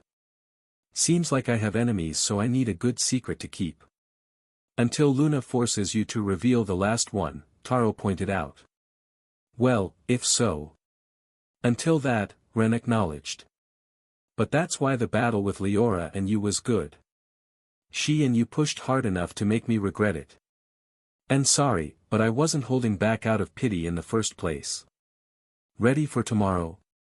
Lu asked from a position near the window, his voice carrying genuine curiosity without the competitive edge he might have had if still participating in the exam.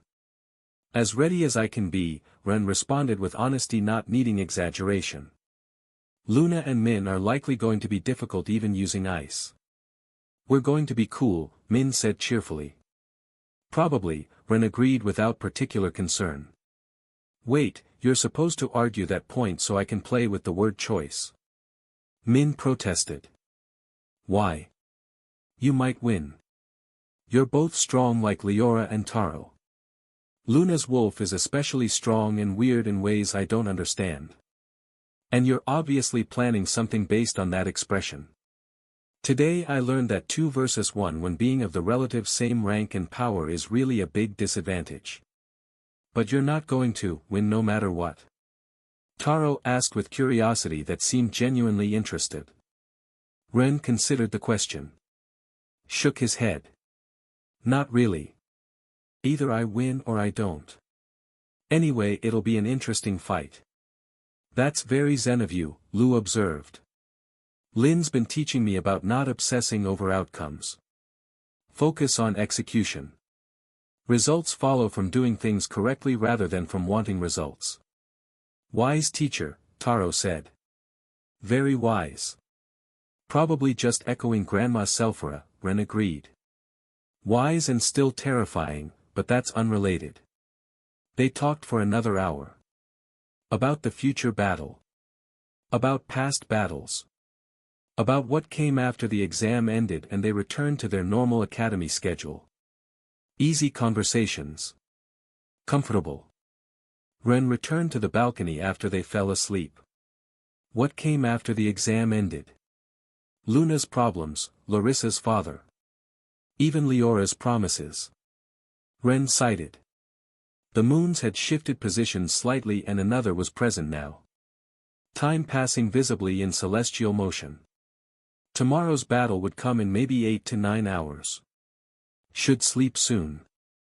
Combat required rest. But for now. Breathe night air, relax, try to forget about it for a moment and rest. Maybe that's why he started liking it so much, it helped distract him. Yeah, as Finch says, let's enjoy it while it lasts. And Ren, under the moons while the academy slept around him, felt ready for whatever came next. Win or lose. Surprise or expectation. Easy or difficult.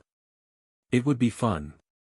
Luna sat on her bed in the large room she shared with Larissa, Leora, Mayo, Matilda, and Maria, watching her roommates while they prepared for sleep with routines established during years of cohabitation. 6 girls in one room. Could have been chaos. But actually, it was surprisingly organized. Leora's bed, northwest corner, closest to bathroom. She claimed it 1 year ago and defended it through a combination of early arrival and stubborn refusal to move. Larissa's bed, northeast corner, by the window. She liked morning light. Said it helped her wake up naturally rather than through Mayo's voice violence. Luna's bed, southeast corner. Strategically positioned to see the door and window simultaneously. The maids slept together on the last side, a big bed, but Matilda and Maria would always say it felt small sleeping with sleep dancing Mayo. Luna had worries about tomorrow's battle mixing with deeper anxieties about the situation Ren had helped reveal but for which she still had no clear solution. Variables. Complications. Uncertainties. But outwardly she tried hiding it. Maintained that composure mask she'd perfected during years of needing to appear strong even when feeling anything but. It was a habit so ingrained she sometimes forgot she was acting. Line between the person she presented to the world and the person existing internally becoming blurred to the point where she wasn't completely sure which Luna was real. The strong one. The confident one who faced challenges without apparent fear. Or the scared one. The uncertain one who questioned every decision and worried constantly about failing people who depended on her. Probably both. Probably neither. Probably something in between that she hadn't figured out yet. Thanks to Ren bringing her back to a situation with less suffering, gift she couldn't quantify in value terms because it transcended any metric she could apply, she'd allowed herself to open up to the girls again. Larissa and Leora were already aware of most of what weighed on her. Shared knowledge that had relieved the burden of carrying secrets alone. They'd returned to the same room after that period where Luna had insisted on isolation she'd thought would protect others from complications coming with being near her. Truth, she'd been scared. So she'd pushed distance. Convinced herself it was for their benefit rather than her cowardice. But that idea had lasted only until Larissa and Leora had confronted her directly about the stupidity of pushing away people who loved you and wanted to help. Although everything was better now, the girls didn't treat her like always, that was evident in every interaction.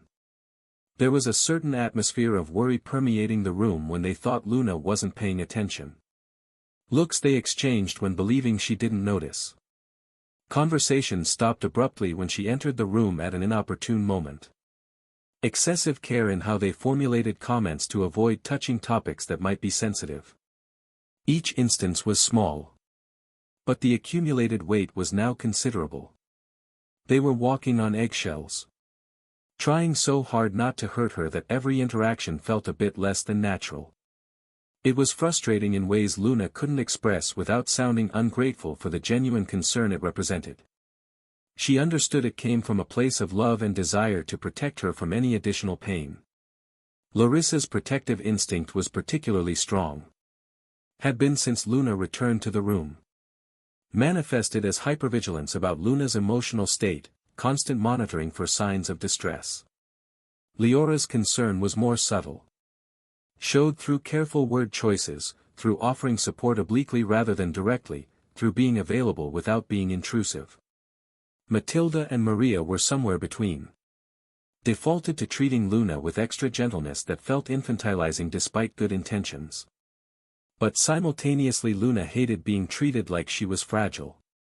Like the revelation about her situation had transformed her into something needing handling with extreme care. She wasn't broken.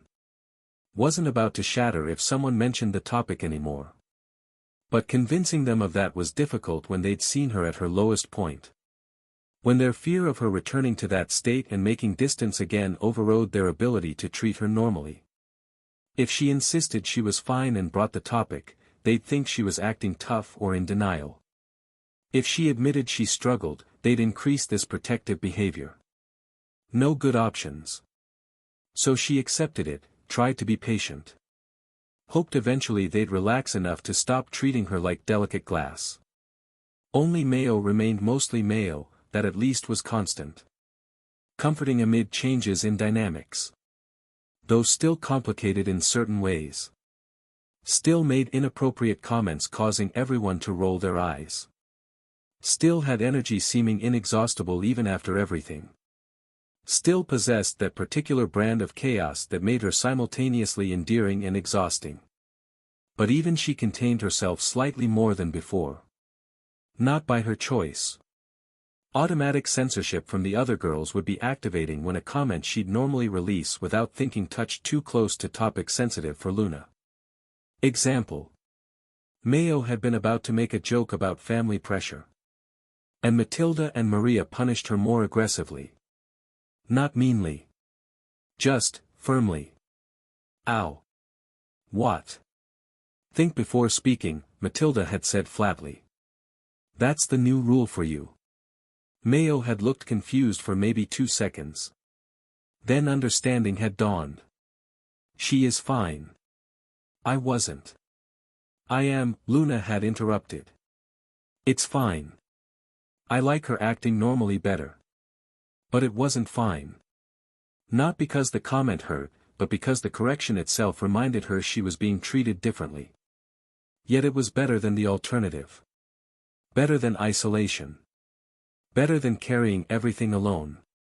Not ideal. Not comfortable. But better. And better was enough for now. Because through all that, there was a persistent sensation emanating from all the girls in the room. Sense that despite the situation's gravity, despite complexities lacking obvious solutions, everything would be okay eventually. That him. Ren would find a way to help and fix everything in ways they couldn't completely anticipate but trusted would happen because it was Ren and he always found ways to accomplish the impossible when it mattered. Not blind faith. Confidence built on evidence of what they'd seen Ren achieve during years of doing impossible things repeatedly. If anyone could find a solution to the problem Luna faced, it would be Ren. That was a conviction all of them shared without needing to explicitly articulate in words. And since that day after hearing Luna say, "It's fine. I like her acting normally better," they relaxed a bit. Everything was getting better. Luna felt Ren would somehow make everything work out. It should have been annoying. Should have sensed like pressure. Should have made her uncomfortable with how much expectation she was placing on one person. But instead it was, comforting. Knowing the faith wasn't just her being desperate and irrational. She couldn't stop thinking of him and Luna, Leora called from her bed, "Stop thinking so loudly. Some of us are trying to sleep." "I'm not thinking loudly," Luna protested automatically while getting so red she thanked the lights for being out. "You're thinking so loudly I can hear it from here," Leora countered. "And it's keeping me awake." "That's not how thinking works. It is when you're making that face." "What face?" "I can see in the dark, remember? My bonds are half regenerated, spiritual energy is back in my eyes." "Your face says, I'm worrying about 17 things simultaneously and none of them have solutions." Face, Larissa supplied from her bed. "We're familiar with it." Luna touched her own face reflexively. Was she making an expression? She hadn't noticed. "See?" Leora said with satisfaction. "Thinking loudly." Mayo laughed quietly from her corner. "Leave her alone. Tomorrow's a big day. She's allowed to worry." "She's allowed," Matilda agreed, "but it won't help her sleep." "Nothing helps," Maria added philosophically. "But worrying just makes you tired before the actual problem arrives." "Are you actually that worried about tomorrow?" Larissa asked, jumping and sitting on the edge of Luna's bed uninvited. "Or are you worried about what comes after?" It was a question cutting directly to root rather than dancing around the periphery. New Larissa approach. Maybe she liked her better when treating her with too much care. Luna considered lying. Considered several evasions that would have maintained a more comfortable status quo. Then remembered she'd promised herself, after returning to this room, after accepting that isolation was cowardice, that she'd stop hiding from people who genuinely cared. Both, she admitted. Tomorrow is. Min and I can probably beat Ren if we coordinate properly. His ice is concerning but manageable. But if we win. So basically you want but don't want to win, Mayo observed. Basically, Luna agreed quietly. Leora got it too, she didn't want to read the handsome hero from her novels lose either. The impossible challenge gets stressful then and the miracle solution Luna wants feels harder to get. Luna looked at her hands. They were steady and appeared calm despite internal turbulence. Performance versus reality again. External composure masking internal chaos. Tomorrow, she said, when we fight Ren. Do you think we can win? Honestly? Larissa considered. Maybe 50-50. Ren's too good. But you and Min are also good. And 2 versus 1 is a significant advantage if you coordinate properly. Min wants to win, Luna said. So let him go first, Leora said. Ren doesn't need to win tomorrow to be special. You should get some sleep, Larissa advised while standing and returning to her own bed. Tomorrow comes whether you're ready or not. Might as well face it rested, and once in front of him you'll react by instinct anyway. Better let future Luna worry about it. Wise advice, Luna acknowledged. I know. I'm very wise. You should listen to me more often. Finally, the moment everyone had been anticipating for weeks arrived. The arena was completely full. Every seat occupied by spectators not wanting to miss a single second of a confrontation promising to be the most spectacular battle of this entire insane generation. Even when the other schools had lost already, they were watching today. Difficult to count how many people precisely, but definitely the largest audience Ren had seen for any exam match. Cheering. Betting. Discussing probable outcomes with that common confidence that came from knowing nothing. Morning had dawned clear and bright. The sun rising over the horizon with a golden light illuminating a field that had been repaired after the devastation that Ren and Leora's battle had caused yesterday. The repairs were impressive. Ground that had been churned was now smooth again. Walls that had been damaged were restored. Barriers that had been stressed were reinforced. Academy maintenance staff had worked through the night. Maybe 20 to 30 Earth Element Silver rank specialists reshaping terrain. Dozens of support staff cleaning debris and resetting the defense. Ren stood at the entrance on his side of the arena, observing the opposite position where Min and Luna waited with their own teams. Didn't know with certainty if Min or Luna would emerge first as initial combatant or if he'd wait somewhat like they'd done with Taro, strategy of permitting weaker companions to enter first to see what beasts the stronger leaders would use first. But in any case, it was convenient for him to do as he'd done in previous battles and send a companion first to see exactly what Min or Luna would launch as an opening. It was a reconnaissance tactic that had served well during the last battle, allowing him to observe without risking his most valuable beast's order prematurely. Ron was prepared beside him.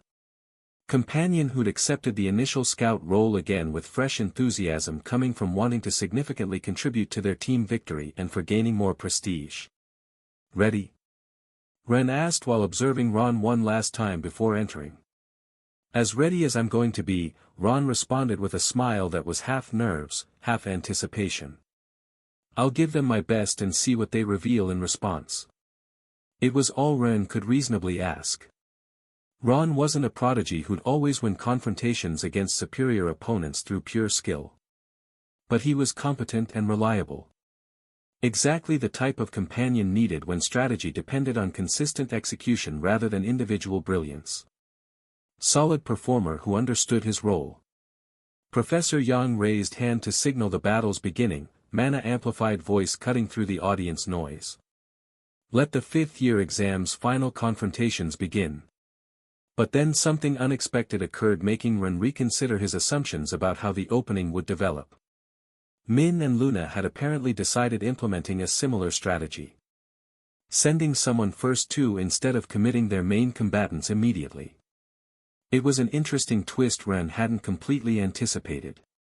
He had assumed Min or Luna would want to establish early dominance through acting quickly with their superior beasts. Because both had absorption qualities, though lesser than Leora's. Min's giant amphibian could devour defeated beasts to increase its power. Had demonstrated this capability in previous matches. Each consumed opponent added maybe 5 to 10% to base stats. 3 consumed opponents meant 15 to 30% stronger. That was a significant advantage that grew larger the longer battles continued. Early aggression to start accumulation made strategic sense. But apparently they'd reached a different tactical conclusion about optimizing approaches. The combatant who emerged from Min and Luna's side was a student Ren vaguely recognized from shared advanced classes but with whom he'd never extensively interacted. His beast was a wind creature. Silver 2 according to Ren's quick analysis. Respectable but not particularly threatening to Ron if he executed appropriately. Threat assessment, moderate. Ron could win but would need to work for it. 60 to 40 odds approximately. The battle extended for several minutes. neither gaining decisive advantage but both gradually wearing down as techniques accumulated mana cost. Minute 1 to 2, probing exchanges. Both testing the opponent's reactions. Ron's fire attacks versus Wind Beast's evasion. Neither committing fully. Minute 3 to 4, Ron attempted forcing engagement through sustained pressure. Wind Beast maintained distance, launching harassment attacks from range. A stalemate. Minute 5 to 7, mana depletion becoming visible. Both beasts got slower. Techniques less impressive. Endurance battle. Minute 8, Wind Beast's evasion timing error. Ron's fire projectile connected with a wing. Significant damage compromising flight capability. With mobility reduced, the Wind Beast couldn't maintain the positioning advantage it had been exploiting. Still mobile but not enough for its primary strategy of staying outside Ron's effective range. Ron pressed aggressively. Forced exchanges on ground where his beast had superiority in direct combat. And after additional minutes of attrition, achieved victory when the Wind Beast collapsed from accumulated damage and mana exhaustion. Longer than Ren had expected but within acceptable range. Ron won by a narrow margin, communicating it had been genuine confrontation rather than easy elimination. Good work, Ren commented with genuine approval while observing the development on the arena's opposite side. It seemed like the first important situation was won. Information extracted, enemy willing to sacrifice a piece for reconnaissance. Team composition included at least one silver 2-win specialist. But it turned out that wasn't the case. Min or Luna still didn't emerge as the next combatant but another teammate instead. A student with an Earth Beast. Silver 3 according to Ren's evaluation. Slightly stronger than the first opponent Ron had faced. Ron would lose. Ron wasn't in condition for facing a fresh Silver 3 opponent. Ren sighed while processing the implications. Min's giant amphibian had a special capability to devour beasts for increasing its own power. Ability Ren had assumed Min would want to exploit if possible. That's why he'd supposed Min would emerge immediately to take advantage. That's why he hadn't put Ron as an enemy and not more than one fighter forward initially. He wanted to see if he'd really face the amphibian first. Ron would have no chance to even damage Min's beast, so it would be an instant surrender and Ron would end fast retreating his beast. But apparently Min and Luna were more interested in knowing which beast Ren would launch first rather than increasing the amphibian's power from the beginning. It was a sacrifice of potential advantage in exchange for information. A trade suggesting they considered knowledge about Ren's approach more valuable than any early power accumulation.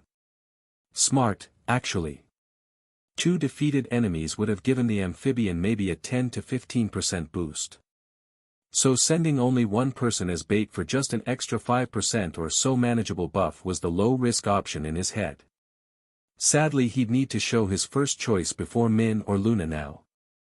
Knowing which of Ren's beasts entered first, knowing whether he'd start with Wolverine or something else, let them plan their strategy better around countering a more specific threat.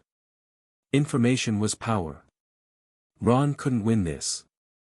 That was clear. Which meant Ren would need to enter without knowing what they would use.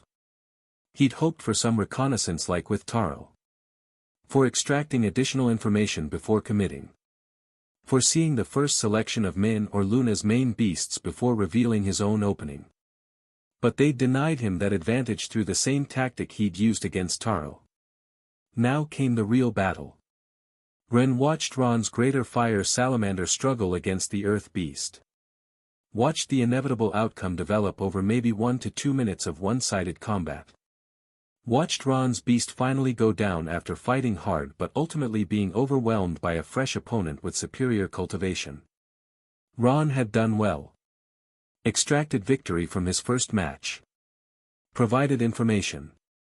Forced the enemy to commit a second beast. But now the advantage was Min and Luna's. They had information and Ren had no information. Still didn't know which beast Min or Luna would use as opening when they finally emerged. Master Yang's voice carried across the arena, 1-1 victory, Team Luna. Next combatant. This was it. Decision time. But which one to pick? Ren had to enter the arena and didn't know if the first hard combatant would be Luna's wolf or Min's amphibian. Information that would have been very useful for deciding which of his own beasts to deploy. The uncertainty created tactical complications. Each of his 3 beasts had optimal matchups and suboptimal ones. Wrong choice could cost him battle before it properly began. Since he couldn't predict with certainty, he thought about bringing out the Hydra first for being the most resistant and stable of his 3 beasts. It could handle a bigger varieties of opponents effectively. Its high defense making it difficult to eliminate even for enemies with some skill advantage. Extra earth affinity meant solid defensive positioning. But there was a consideration complicating that choice. Luna's Gold 1 wolf was one of the greatest threats. And it still had a notable inclination toward darkness despite having access to 6 elements now. And Ren's Hydra had a light inclination too. The element providing significant advantage in direct exchanges there. Light versus darkness wasn't an absolute counter like water versus fire. But it was a meaningful edge. Maybe 25 to 50% effectiveness bonus when techniques clashed. Enough to shift close exchanges into victories. So it was better saving the Hydra for that confrontation when Luna inevitably invoked her wolf. The moment where the Hydra's light capabilities would be most valuable. Using the Hydra now if Min was his opponent before Luna would be an energy waste or even a beast loss that could be decisive later. Strategic resource allocation. Don't spend advantages where they provide minimal benefit. Save them for situations where they provide maximum benefit. Basic principle. But applying it required discipline when immediate pressure suggested using the best tools immediately. Normally Ren would use the Mantis to eliminate weaker Tamers and help save the other beasts' energy. Reserving his more powerful beasts to deal only with the gold-rank beasts Min and Luna would eventually bring. Mantis was perfect for that role. Exceptional speed and damage making it easy for eliminating inferior opponents efficiently. Against Silver 3 or lower opponents, the Mantis would win without wasting too much mana. Perfect tool for clearing chaff while conserving high-tier resources. But now it would very probably be basically a sacrificial piece. Because he didn't know how many more, low-level, companions from Luna and Min's group would emerge before Luna or Min themselves had decided to enter. Pattern suggested maybe 2 to 4 more, but it could be 1 to 2.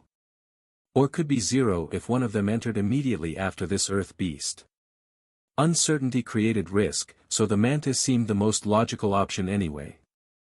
Go ahead, Ren murmured while activating the bond and allowing his Mantis to manifest in the arena. The creature appeared with a light gleam reflecting off an iridescent jade exoskeleton. Ready posture communicating preparation for the coming combat. 2 with scythe-like blades with grasping claws. Compound eyes providing nearly 360-degree vision. Lightweight build optimized for speed over raw strength. Beautiful in an alien, predatory way. Like a sculpture made from living jade and glass. The Earth beast that had defeated Ron was still on the field. Had received little damage during the previous exchange and was almost in perfect condition and hidden underground. It was an advantage that for Ren wasn't too problematic.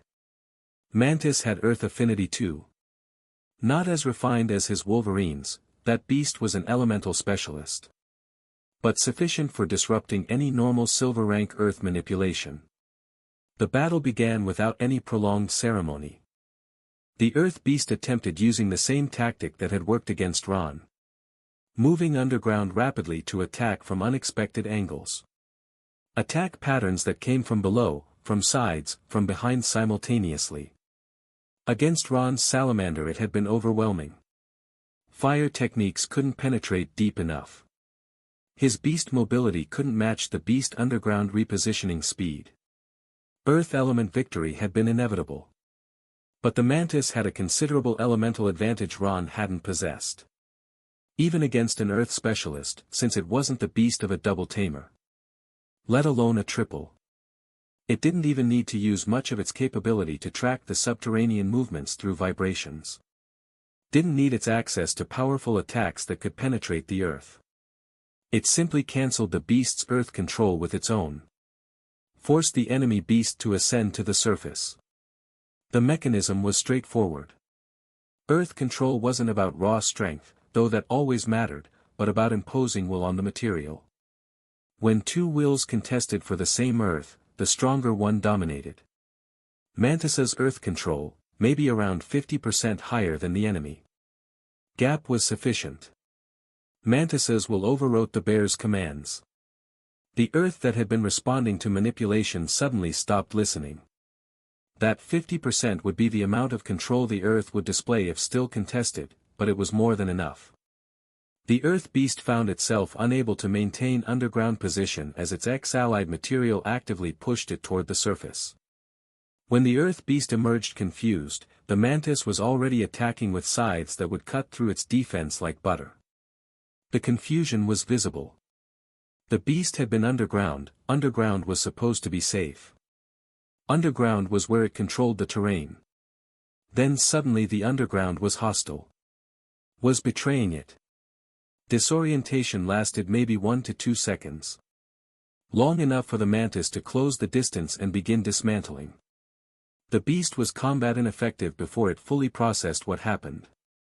Earth control mantis exercised wasn't as refined as what the Wolverine or even the Hydra could achieve. But it was huge for any common silver rank beast. Once on open ground, the Earth beast had no capability to match the mantis's speed and assault power. The beast couldn't retreat, couldn't dodge and couldn't create any meaningful defense without its control. It collapsed with body and bonds severed after maybe 5 to 10 seconds total combat. Not even enough time for the Tamer to react to the insanity that had happened. Master Yang's announcement, 2-1 victory, Team Ren. Clean and efficient. Exactly what Ren needed. Ren was lucky, more common teammates to exploit the mantis, Min and Luna were not coming yet. The next opponent who emerged was a boy with a water beast that would have surely defeated Ron if by miracle he'd overcome the second opponent. It seemed Min and Luna had decided to dedicate considerable sacrifices just to know which beast Ren would deploy first. Ren wasn't in a bad position now. Had already deployed the mantis, so using it against silver rank beasts was perfect. The mantis had water affinity too. Maybe 40 to 50% bigger effectiveness compared to this beast too. But this time it didn't make sense to even waste the mana needed for overriding the full control. When the water beast launched liquid projectiles, the mantis evaded them with speed, making attacks seem like they moved in slow motion. Not even close calls, just clean avoidance. Projectiles passing through the space the mantis had occupied 0.1 seconds ago. And when the water beast attempted creating barriers to block its approach, the mantis used its own control to evaporate only some small defense sections before they could impede it. The mechanism was interesting. Small gaps were sufficient, the mantis didn't need to destroy the entire defense. Just needed openings large enough to pass through. Which it created. And exploited. And closed the distance to striking range. Even though the water beast could heal itself, the battle was going to end faster than some expected. But the result was never genuinely in doubt. It could have used wood element, but it wasn't hurt, so absorbing energy was a waste. Also using imbued energy in the blades was a waste. When the pure physical cut was enough to finish the fight quite soon. The mantis simply exceeded the opponent in too many areas for combat for it to be a competitive one. So it positioned for the finishing strike. The water beast attempted a defensive posture, but it was too slow, too weak, too outmatched. But then Ren noticed the beast didn't defend further. In fact, it hadn't attacked again after failing the first attempt so miserably. Had it surrendered? Well. Anyway, the most it honestly could have done was using extreme defensive tactics intended to prolong the battle a bit more rather than win. Try making Ren spend some more mana. But it didn't even do that.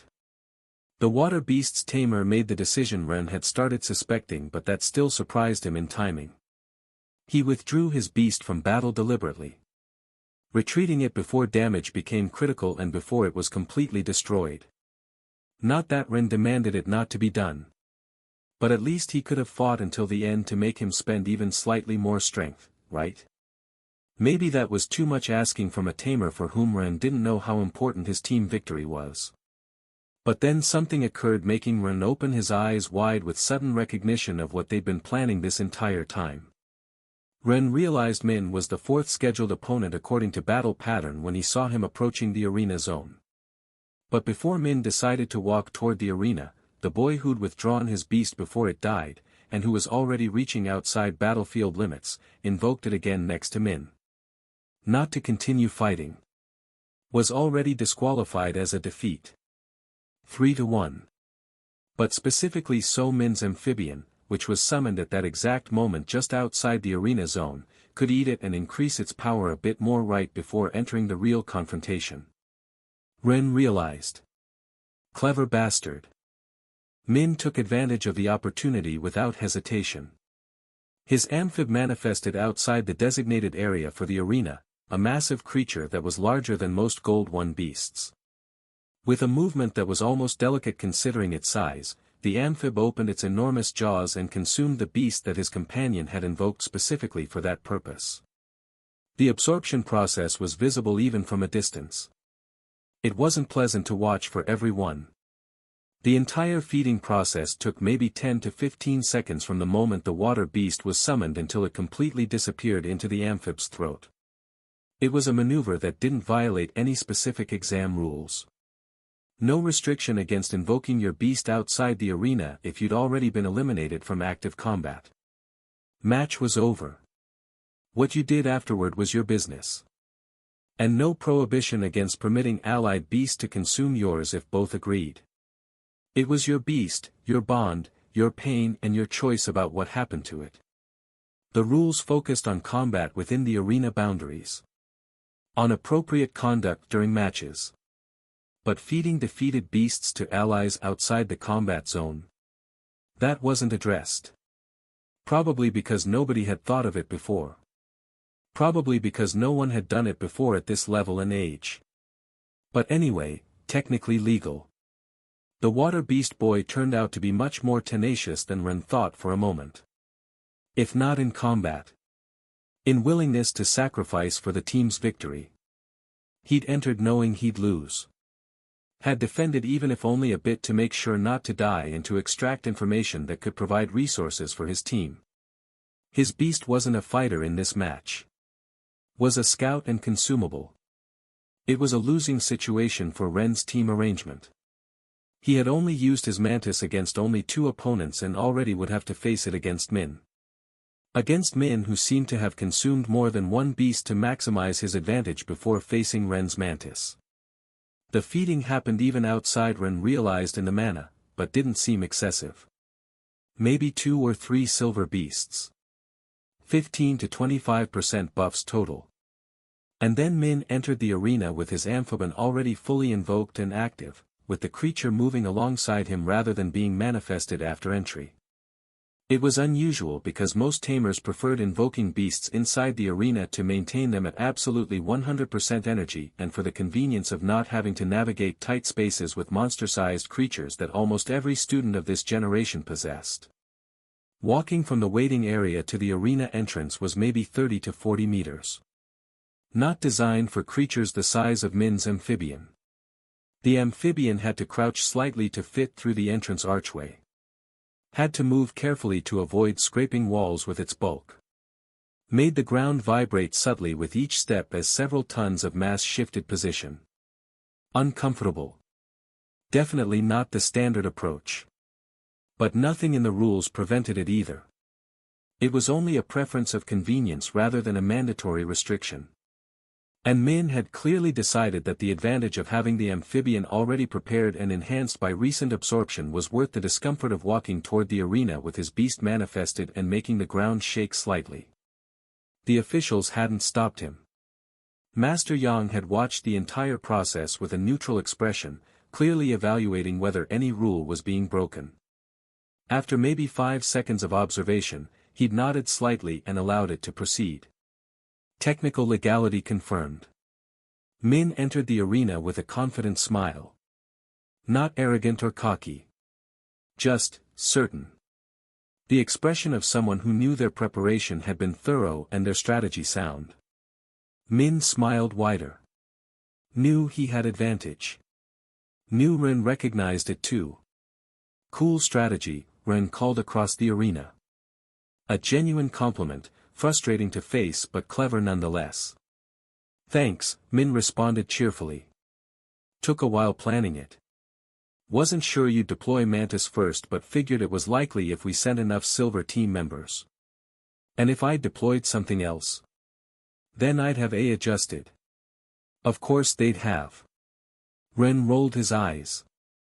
Min laughed when he saw Ren's expression, a sound that carried genuine amusement at the success of the tactic he'd clearly planned specifically for this moment. It was the laugh of a friend who had managed to surprise another friend with an intelligent maneuver, the celebration of the successful execution of a plan that had seemed complex. Not malicious. Just, delighted. The pure joy of seeing a strategy work exactly as intended. Ren sighed but couldn't avoid laughing as well, with his appreciation of the approach surpassing the frustration of having fallen into a trap he should have anticipated. Because it was exactly the type of thing Min would do. Technically legal but ethically questionable. The audience reacted with a mixture of laughter and excited conversations about the tactic's creativity, with their appreciation of the level of planning that had gone into executing such a specific maneuver without revealing it prematurely. Some spectators applauded the approach's audacity while others debated whether it should be permitted in future exams. But for now it was completely legal. And Min had an amphibian that had been enhanced by recent absorption waiting in the arena, ready to face Ren's Mantis in a confrontation that promised to be considerably more interesting than it would have been without the additional preparation. The enhancement was visible to anyone who knew what to look for. The mana radiating from it had a denser feel, like the air around it was heavier than it should be. Ren observed the amphibian with renewed analysis, noting improvements to its capabilities. It was marginally larger, maybe 2 to 5% increase in total mass. Not dramatic but noticeable when you looked carefully. But more important was the density of mana it radiated, a concentration that communicated that its internal power had increased more significantly than its exterior size revealed. Ren allowed a small smile to touch his lips as he prepared mentally for the exchange that would come. This was exactly why he'd anticipated the final battle with so much eagerness. Not only because of the raw power that would be deployed but because of the tactical ingenuity that his friends demonstrated when they were given the opportunity to plan. This was combat at its best.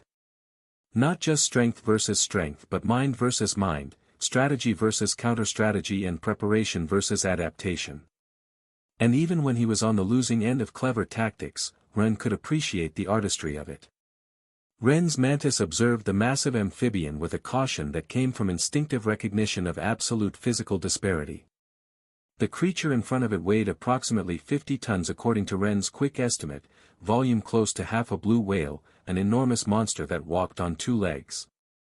It wasn't the solid density of muscle and bone but rather a notably inflated body, with the transparency of its skin revealing internal systems that operated in ways that Ren found fascinating from a mana/crystal biological perspective. It was like observing a massive and grotesquely expanded version of a bipedal amphibian, a creature that seemed to have been inflated beyond normal proportions. The transparency wasn't complete like crystal at this moment but more like looking through turbid water, with enough clarity to distinguish general shapes of internal structures but not fine details. The digestive system was most visible. A central cavity where the consumed water beast was broken down.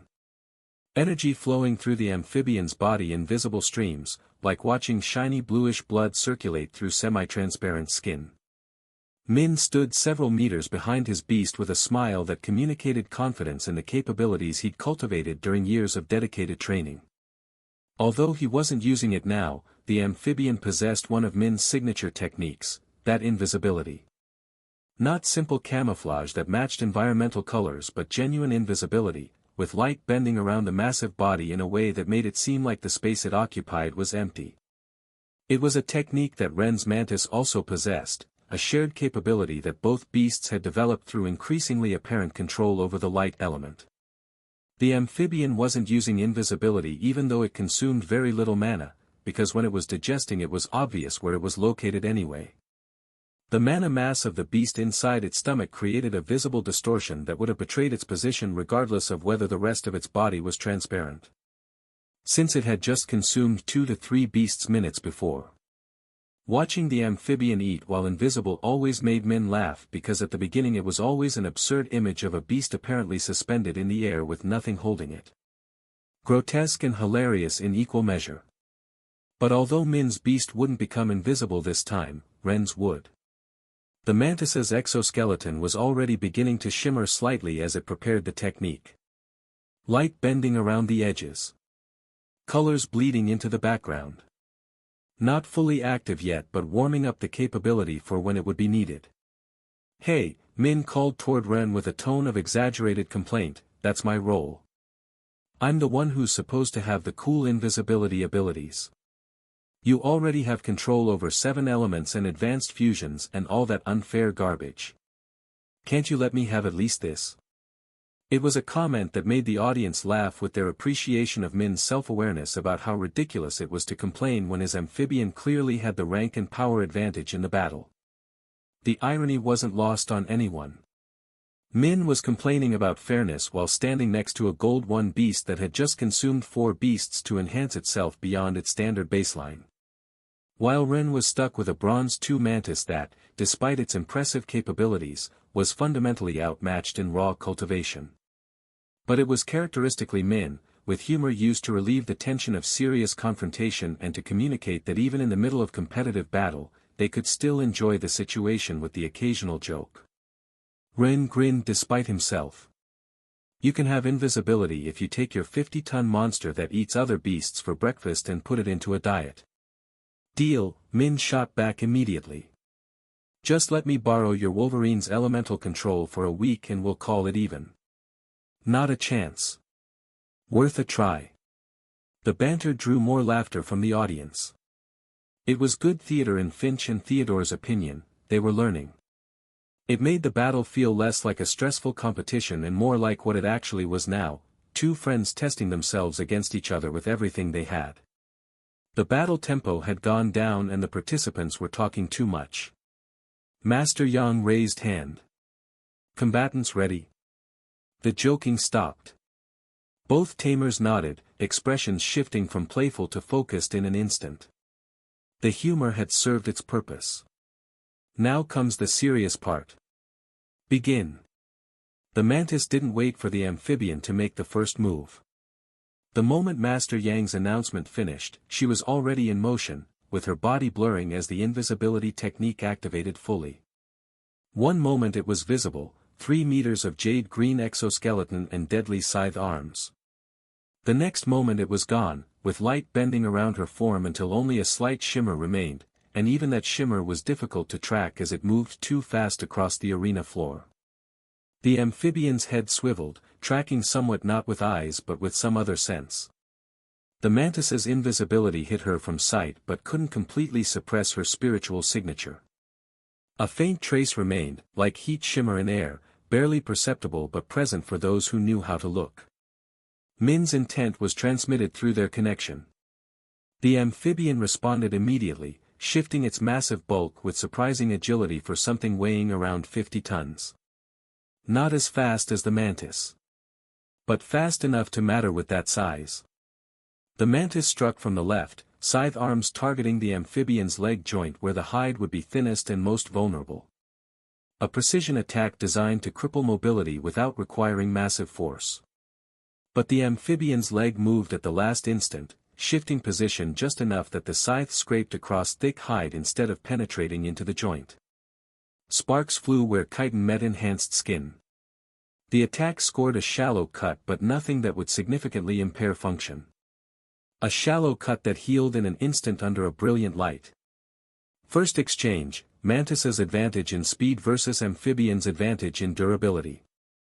The Mantis disengaged immediately, not wanting to be crushed by the huge foot. Smart. Don't overcommit when facing a superior opponent, better hit and fade. Accumulate damage through many small wounds rather than risking everything on a single decisive blow. The pattern established itself over the next 30 seconds. Mantis would attack from an unexpected angle. Amphibian would shift position to minimize the damage, Mantis would disengage before a counterattack could land. Repeat. Ren watched the exchanges with a growing recognition that this fight was going to be longer and more difficult than he'd hoped. But it wasn't unwinnable based on the amphibian's reaction speed. Ren smiled at the improvement in Min's beast's healing quality. A good healer friend was always welcome news. Well, perhaps not when you were facing him in combat. But this also revealed a capability that Ren hadn't completely anticipated, a development demonstrating that Min had been training aspects of elemental control that exceeded what they discussed during previous sessions. The amphibian could surely use light better now in its illusions, just like the mantis could. It wasn't only capable of becoming invisible but could now project more complex illusions using manipulated light. The mantis's clone technique was out of question now since it wouldn't work effectively if the enemy beast could interfere with its functioning, because it was already an ability the mantis could barely control at her current level. At least it didn't matter if additional copies of the amphibian appeared distributed around the arena, because with Ren's mana perception, it was obvious which one was real and which were simply light constructs. The real amphibian had a spiritual signature that was impossible to fake completely, a density of presence that illusions couldn't replicate no matter how visually convincing they appeared. Even so, his friends continued surprising him. Min's progress in light manipulation was faster than Ren had expected. Min had apparently compressed his timeline through focused training and creative application of theory. Interesting, Ren murmured with genuine appreciation of the progress Min had achieved. But as useful as it would be against most opponents, it still didn't provide an advantage against someone who could simply ignore that visual aspect completely. Mana perception trumped visual deception, and Ren had that particular skill specifically to counter illusion-based tactics. Min observed Ren's lack of reaction and sighed again, this time with genuine resignation evident in the sound. "Alright," he said, "I guess we're doing this the old, boring way then. No elegant tricks. Just hitting each other until one of us falls." Ren's smile grew wider at the declaration. Who does the harder hits? It was time to test whether his friend had managed to improve his response to the greatest weakness in his construction as a tamer, an area that Ren had identified would take considerable time during the planning of his beast's long-term cultivation development. Min would have to reach close to Selfra's level in water control to have a proper counter. An ice counter against the wood element. Wood had a natural advantage over water in the elemental cycle. Water nourished wood. Wood grew stronger when exposed to water while water became depleted. The relationship was fundamental to how elements interacted, and it created a vulnerability that was difficult to overcome without exceptional skill to counter for the disadvantaged element. For the amphibian, a creature that was fundamentally water-aligned, wood represented a threat that went beyond simple elemental matchups. Wood could drain the moisture that the amphib depended on for its transparency, its healing, its defenses. Could compromise the creature's core functionality in ways that raw damage never could. And Ren's mantis had wood affinity among its array of elements. Not the strongest affinity, wind was primary, but accessible and developed enough to be tactically relevant. He didn't want to use it so soon since poor Min would have it really hard against it. But that healing was a problem, no pity today. Ren had observed the amphib's reaction speed throughout the battle so far. Had calculated that a more powerful and heavier attack, although slightly slower, was possible. In theory, the mantis would have sufficient time to enter and exit the strike range before the amphib could mount an effective counterattack. Should. Theoretically. But theory and practice diverged when opponents had spent months preparing specifically for predicted tactics. The mantis attacked with everything, taking advantage of her speed superiority to close the distance and execute a powerful cut with scythes that gleamed with wood elemental energy. She struck the amphib's side in an enormous display of speed, with force that would have penetrated through the defense of any similarly ranked beast, using a refined technique that concentrated power at the impact point to maximize penetration. But instead of simply receiving damage or attacking clumsily in response, the amphib did something that completely surprised Ren. The area where the mantis had struck exploded. It wasn't a fire explosion or detonation of stored energy but rather something closer to a chemical reaction that occurred instantaneously at the point of contact. The explosion was violent. A flash of heat and force that expanded outward from the impact site in maybe 0.1 to 0.2 seconds. The blast launched the mantis backwards several meters through the air, with her exoskeleton cracked and superficially burned by the sudden heat. She tumbled through maybe 8 to 10 meters before managing to right herself and land in a controlled skid that took it another 3 to 4 meters before it stopped completely. It wasn't incapacitating damage, but barely. The cracks in her exoskeleton were maybe 2 to 3 centimeters deep in places. The burns were first degree across maybe 15 to 20% of her surface area. The structural disruption in her sides meant their cutting edge was compromised by maybe 30 to 40% effectiveness until they could be repaired. And it was considerably more than the initial planned elemental attack should have cost, considering that the mantis had been the attacker in the exchange. Normally the attacker accepted minimal risk while the defender absorbed damage. This reversed equation violated expectations completely. Ren's mind worked faster than before, trying to process what had just happened. The reality of Min's statement about doing this the old, boring way was becoming clear. It was a declaration that considerably understated what Min had actually planned. Because while his approach might be direct, in the sense of not depending on visual deception, the underlying strategy of his explosions was anything but simple. Min's improvement was a huge surprise. It was another technique Ren hadn't expected to see until much later in his development. Skin secretions from the amphibian. Substances that Ren had noticed before losing access to his fungus's complete knowledge and hadn't analyzed fully because he hadn't expected to encounter them so soon. The mechanism was elegant in its brutality. The amphib's skin constantly produced various compounds, oils, mucus, enzymes, as part of its natural biology. Most amphibians did this to maintain skin moisture and provide basic defense against parasites and minor injuries. But Min's control over water had apparently reached a level where he could manipulate exactly how those secretions were constituted and behaved upon contact. It was something like specific chemicals being released in concentrations that caused a massive exothermic reaction when exposed to oxygen or when mixed with foreign substances or pressure.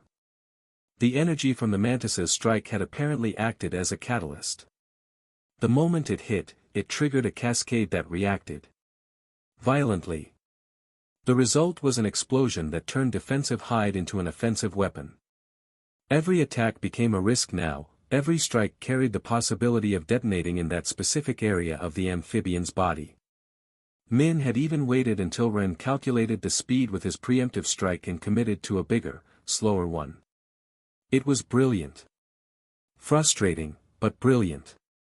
It seemed, making jokes was not the job of an unintelligent clown, as Jean had once called him. The amphibian lunged forward suddenly, faster than its previous movements. More surprises. Min had apparently been feigning slowness, keeping the beast's full speed in reserve for a trap. It even attempted to follow up with a bite while the mantis was still recovering from being thrown backward, its massive jaws opening and snapping forward with surprising speed for something so large.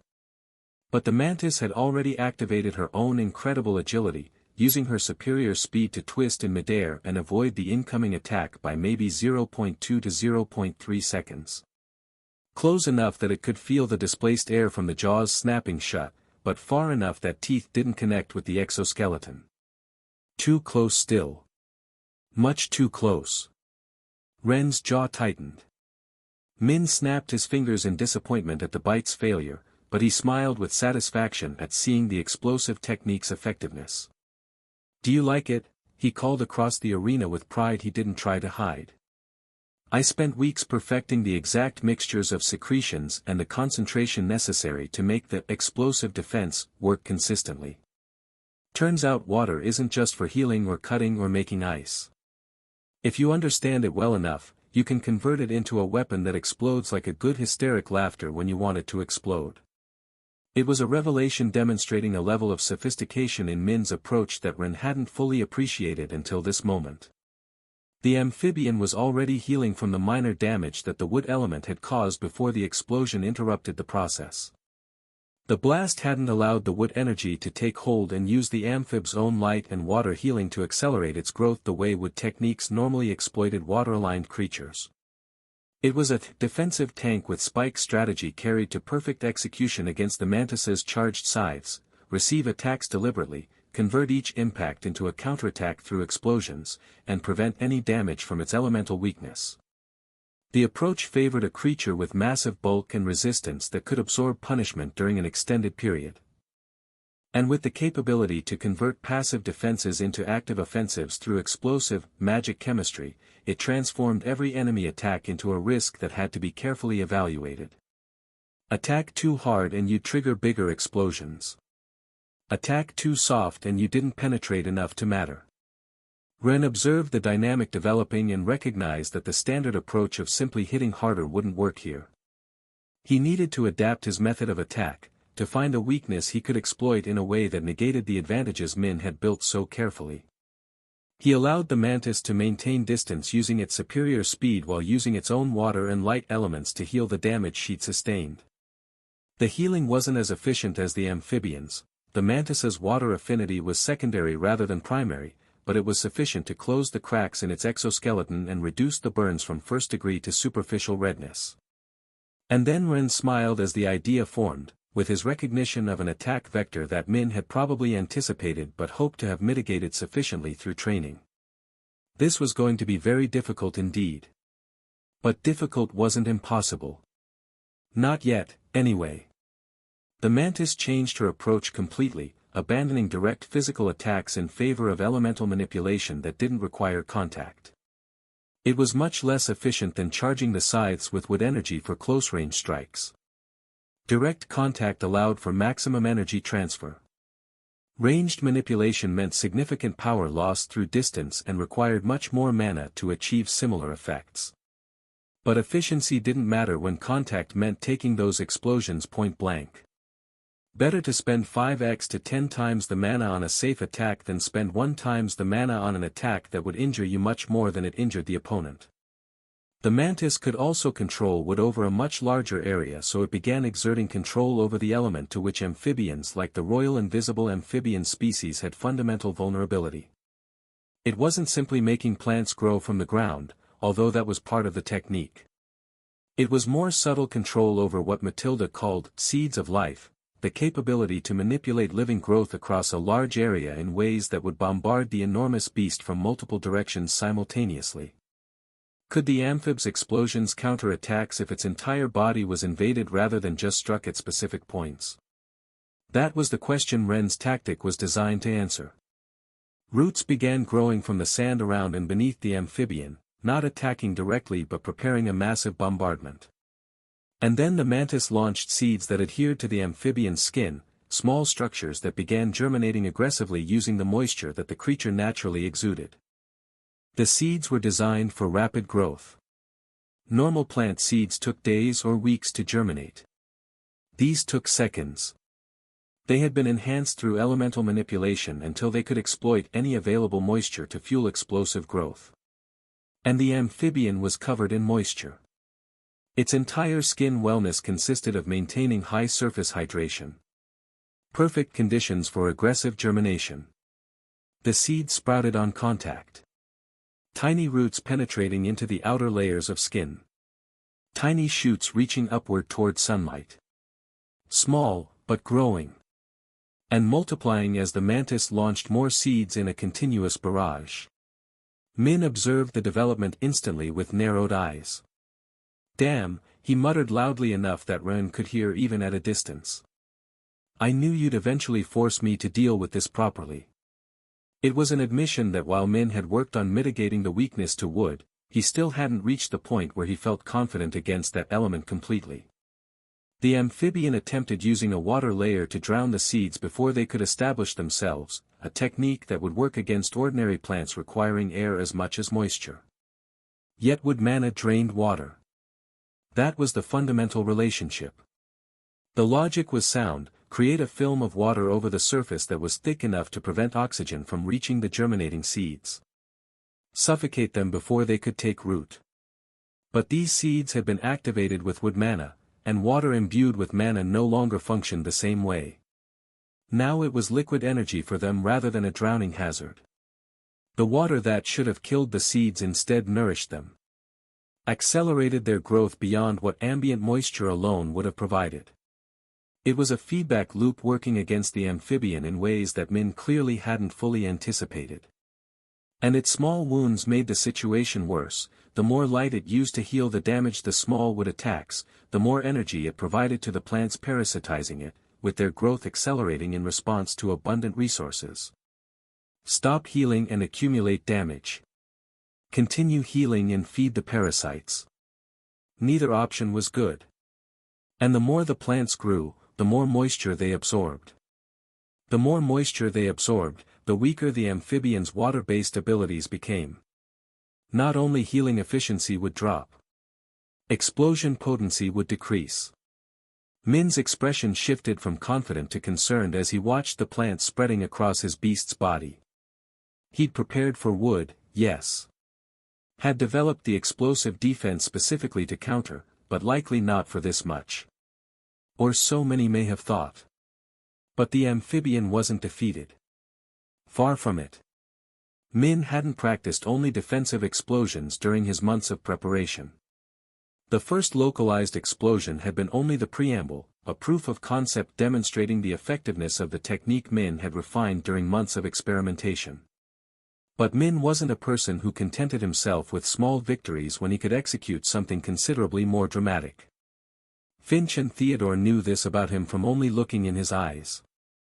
The amphibian inflated in a sudden action, with its transparent skin changing color from within as secretions redistributed throughout the massive body. Not localized concentration at an impact point but complete saturation, with every centimeter of surface preparing simultaneously for a reaction that would make the previous explosion seem like a firecracker compared to a real bomb. The transformation was visible even to spectators in the distant stands. The amphibian's body, which normally had a translucent quality showing hints of internal organs and fluid circulation, became opaque. Ren recognized what was coming in a fraction of a second before it occurred, but fortunately it was enough time to order the mantis to retreat somewhat farther to avoid collateral damage. The amphibian detonated its hidden card, a full-body explosion that converted the 50-ton creature into the epicenter of an exothermic reaction releasing energy equivalent to dozens of fireballs and wind blasts concentrated and executing simultaneously. The shockwave swept across the sand, with heat and pressure combining to create an absolute denial zone extending several meters in all directions. The mantis was thrown backward despite the distance, with its exoskeleton creaking under the strain of absorbing the impact when it wasn't fully healed. But luckily the damage had been minimal. Ren's order to retreat had placed it just outside the zone where the shockwave was truly dangerous. Maybe 18 to 20 meters from the epicenter when the detonation occurred. Far enough that the force had dissipated significantly but close enough that the impact was still considerable. All the seeds and young plants within 8 to 10 meters of the amphibian were instantly boiled. Destroyed. The battlefield had been reset. The wood invasion had been cleared. The amphibian stood at the center of a slightly sunken circle, steam rising from its body as the heat dissipated into cooler air. But Ren didn't freeze before the demonstration of power. Instead of retreating and regrouping conservatively, he made the decision to double down on the wood attack despite that meaning spending the mantis's mana much more aggressively and riskily. Surely that explosion had cost Min considerably as well. The chemical reserves needed for full-body detonation couldn't be infinite. The water needed to produce and distribute those chemicals throughout 50 tons of body mass had to come from somewhere. And the energy cost of coordinating that level of simultaneous reaction across the entire surface had to be enormous. Around half his mantis' full mana reserves. If Min was going to reveal grandiose hidden cards, then it was time to demonstrate that Ren's mantis also had the capacity to escalate responses without unnecessary reserves being held back. The entire field would become a lush forest if necessary. The mantis's core began rotating visibly, with the spin accelerating to the point where it became a blur even to eyes that could normally track rapid mana movement. It was the technique Ren had developed to extract mana as quickly as possible, forcing flow that exceeded safe rates in favor of immediate power without concern for efficiency or long-term wear. The mana got brighter to the point the rotation was literally visible through the mantis's semi-transparent exoskeleton. The core spun at what had to be several hundred rotations per minute. The centrifugal effect pushed mana to structures throughout the body and concentrated it for immediate use. Unsustainable for more than a few minutes, but effective for short-term power spikes. The mantis had much less mana than the amphibian, but it was much more efficient with considerably greater elemental control, and its speed would also keep it safe if it didn't attack physically. A war of attrition against a beast with 100 times more mana than a bronze one would be a terrible idea. But the mantis was bronze 2, so double mana than bronze 1. And with 4 times more mana than its base thanks to its various shared enhancements, the difference in mana wasn't so enormous if it played its cards well and leveraged elemental advantages. Bronze 1 baseline, approx 100 mana points. The mantis, 700 to 800 mana points. Enhancement factor, approximately 4 times. Still much less than the amphibian's gold 1 pool of 10,000, but enough to sustain prolonged engagement if the insane 5x efficiency was maintained. Seeds exploded under the mantis's control in volume, eclipsing the initial attempt, with dozens becoming hundreds as they dispersed through the sand that was still somewhat hot from the recent explosion. But not hot enough to prevent them from absorbing the dispersed moisture that the amphibian's body had released during the detonation. And these seeds didn't simply fall passively waiting to germinate.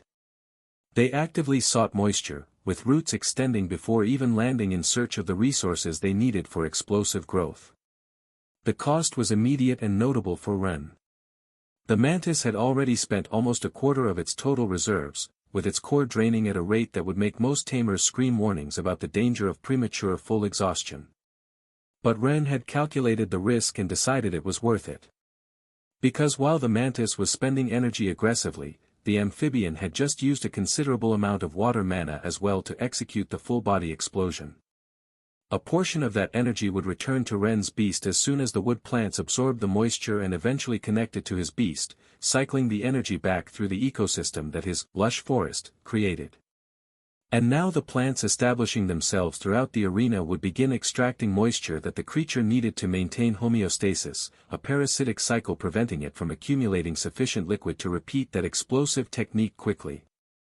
Min observed this development around his beast with an expression that changed from satisfaction at his successful first explosion to concern as he recognized how Ren had converted his hidden card into an exploitable opening.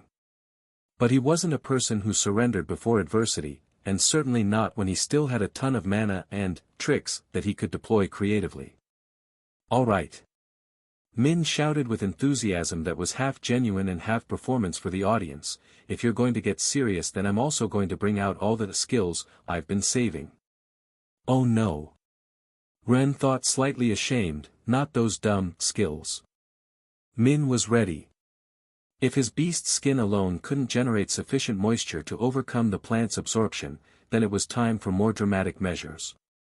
The amphibian adopted a posture that was absolutely ridiculous considering the creature's mass and form. Min had claimed during previous training sessions that he'd created this skill when experimenting with water forms and elaborate jokes about aquatic dances with his beasts, performances that supposedly were beautiful and a way to show off to girls. Then he'd fail in making the show appealing to the girls and joke about it. It was a game. But Ren knew that wasn't completely true. Min presented it as a game because it was more fun that way, but the underlying techniques were genuine even if the visual execution was intentionally comic.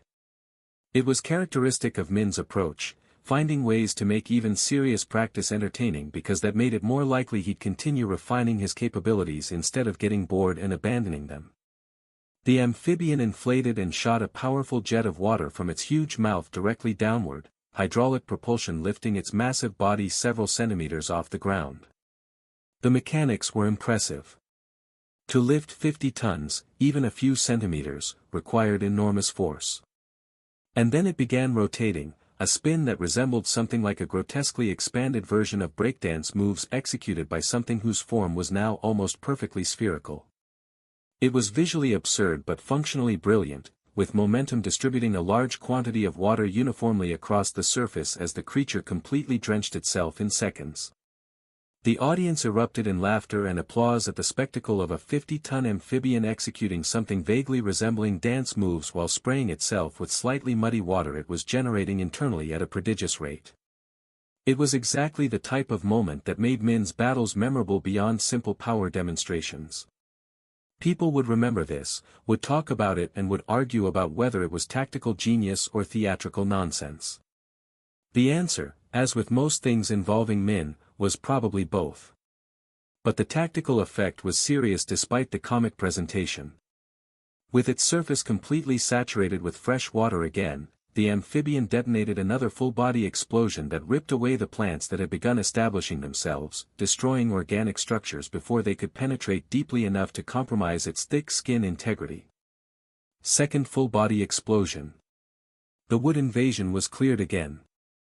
The moisture the plants had been absorbing was vaporized. The tactical reset was complete for the second time, wasting that big chunk of Ren's mantis mana. But Ren noticed something important. The second explosion had been weaker than the first. Not dramatically so, maybe 5 to 10% less powerful, but measurably diminished. The amphibian's reserves were depleting. Each full-body detonation consumed resources that couldn't be instantly replenished. And the plants around the arena further from the explosion were growing. That was the opening. That was the weakness to exploit. Force the amphibian to keep detonating. Keep applying wood pressure that required explosive responses. Drain the reserves until the defensive technique became unusable. And then, when the explosions were no longer available, drain the mana to let the mantis hit once or twice Min's second gold rank beast. It was a plan requiring patience. Requiring sustained mana expenditure over multiple exchanges. Requiring acceptance that the mantis could accumulate minor damage from each explosion's periphery that could end up being too much. But it was viable. The numbers suggested it could work if the execution was precise. Ren smiled slightly and prepared to launch the third wave of seeds. This was going to take a while. But wars of attrition were won by whoever could sustain pressure the longest. And Ren was not very patient, but knew what to do when necessary. Even if it was a long process. The mantis's core spun faster. More seeds formed. The wood assault continued. And somewhere in the back of his mind, Ren was already calculating how many more exchanges would be needed before the amphibian's explosive reserves depleted to critical levels. The opportunities for the amphibian to counterattack while the mantis was committed to its ranged assault. Risky number of hits needed. Expensive in mana. But necessary. The alternative was losing calm, and that meant losing because Luna was still waiting with her gold 1 wolf that hadn't been deployed yet. No. That wasn't acceptable here. The amphibian had to be defeated decisively enough that the mantis retained sufficient reserves to hit the next beast. Difficult. Very difficult. But not impossible. And, not impossible, was all Ren needed to commit completely to the strategy. The third wave of seeds launched into the air, hundreds of tiny projectiles arcing toward the amphibian's position while Min watched with an expression mixing frustration and grudging respect. Min's best had managed to escape again from the wood invasion that had threatened to overwhelm it completely by rolling and exploding. Except that Ren had anticipated exactly that response and had prepared the same answer that converted Min's explosive yet temporary clearing into a long-term disadvantage. The mantis had extracted sufficient energy during the period where its plants were active, with stolen mana flowing through connections that had been established from the ground up through the mantis's legs.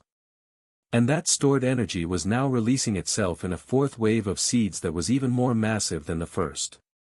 The mantis's core rotated even faster, with the speed reaching the limits of what its physical structure could sustain without fracturing under the stress. Ren calculated a precipitous drop, with the mantis falling from a relatively comfortable position to approximately 60% of capacity. From 70% to 60% in maybe 8 to 10 seconds. Adding the mana stolen from Min's beast equivalent to another 10%. A burn rate that would alarm most tamers. Consuming the equivalent to 20% of your total reserves for a single technique was not only the maximum output but also aggressive to the point of recklessness under normal circumstances. But the real mathematics were more complex than what that simple percentage suggested. The mantis hadn't really used only 40% of its base mana because it had been absorbing energy from the amphibian throughout the entire exchange.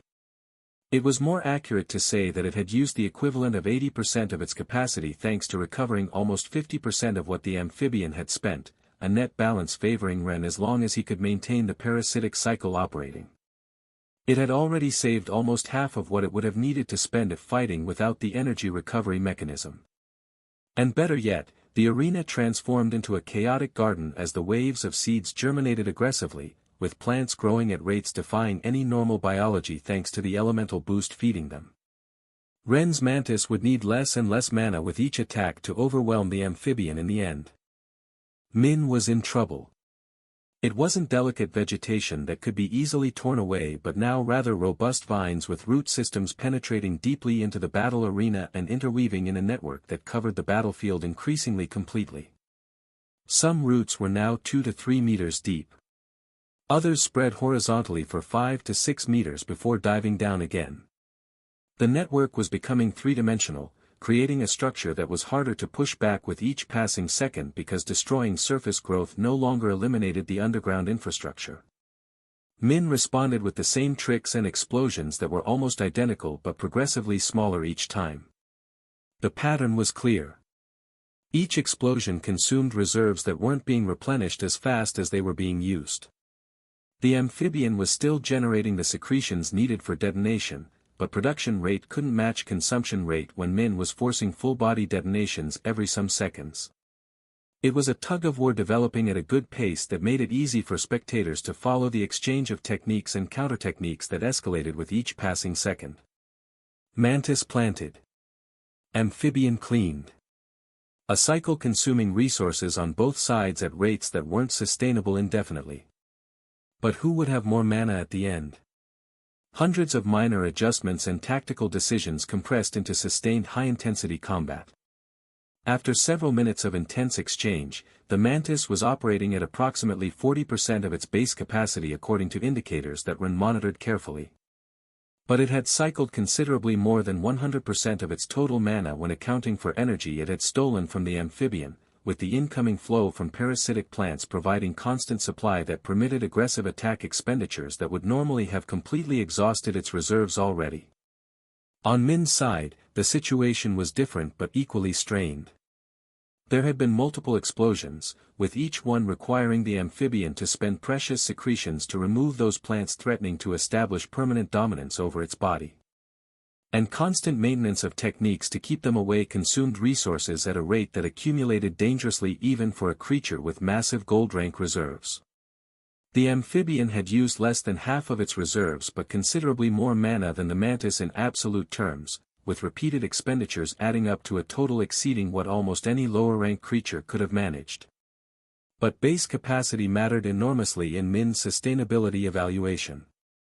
In principle, the mana that a gold-rank beast could contain didn't compare remotely with what bronze could store, a disparity that would normally make victory inevitable if battle prolonged sufficiently.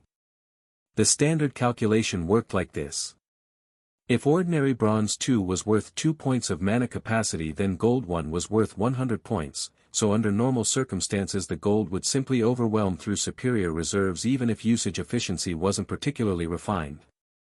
Ratio: 50 to 1 advantage for gold rank. Insurmountable under equal skill conditions. But Ren's Mantis wasn't an ordinary bronze 2 by a long margin. The retroactive bonuses from having the Hydra and Wolverine at superior ranks, combined with methods Ren had developed specifically to maximize efficiency, meant that first the Mantis operated with a base mana pool approximately 4 times better than conventional bronze 2 in terms of mana capacity. That elevated it to a value of 8 points instead of 2, a significant reduction in the gap separating ranks. So instead of facing a 50:1 disparity that would be insurmountable, Ren was operating with a disadvantage of only approximately 12:1. Still massive certainly, but within range where his high elemental advantage and superior control could compensate for the numerical difference if exploited appropriately. 12:1 meant that if both sides spent mana at equal efficiency, the amphibian would win. But if the mantis could operate at 3 times efficiency through bigger elemental control and elemental advantages, the effective ratio became 4:1. Still favoring the amphibian but with energy recovery giving half the used amphibian's mana back to the mantis. No longer guaranteed victory.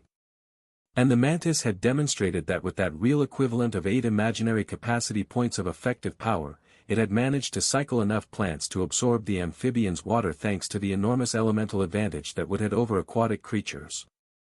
The amphibian was already below 70% of its reserves according to Ren's estimation based on the visible strain in its movements and the decreasing power of its explosive responses. Percentage, 67 to 69%.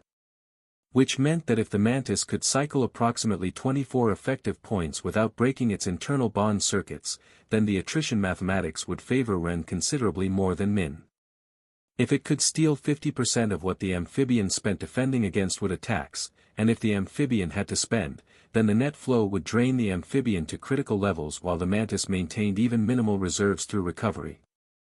The mantis's resistance being also 4 to 5 times higher than normal, hypothetical 8, meant it should be able to cycle up to approximately 40 effective points before receiving critical damage from the quantity of mana flowing through its bronze-rank crystal structures that weren't normally designed to handle that volume.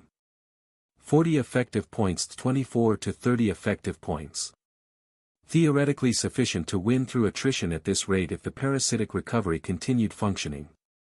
The amphibian losing its mana to parasitic plants, even if with only half being recoverable because stolen energy conversion was never perfectly efficient, would put it in range where long-term defeat would become genuinely possible. Especially considering that the arena was already so covered with vegetation from which the mantis received an increasingly greater flow of stolen energy, with accumulation accelerating as the network expanded. The root network now covered maybe 60 to 70% of the arena floor.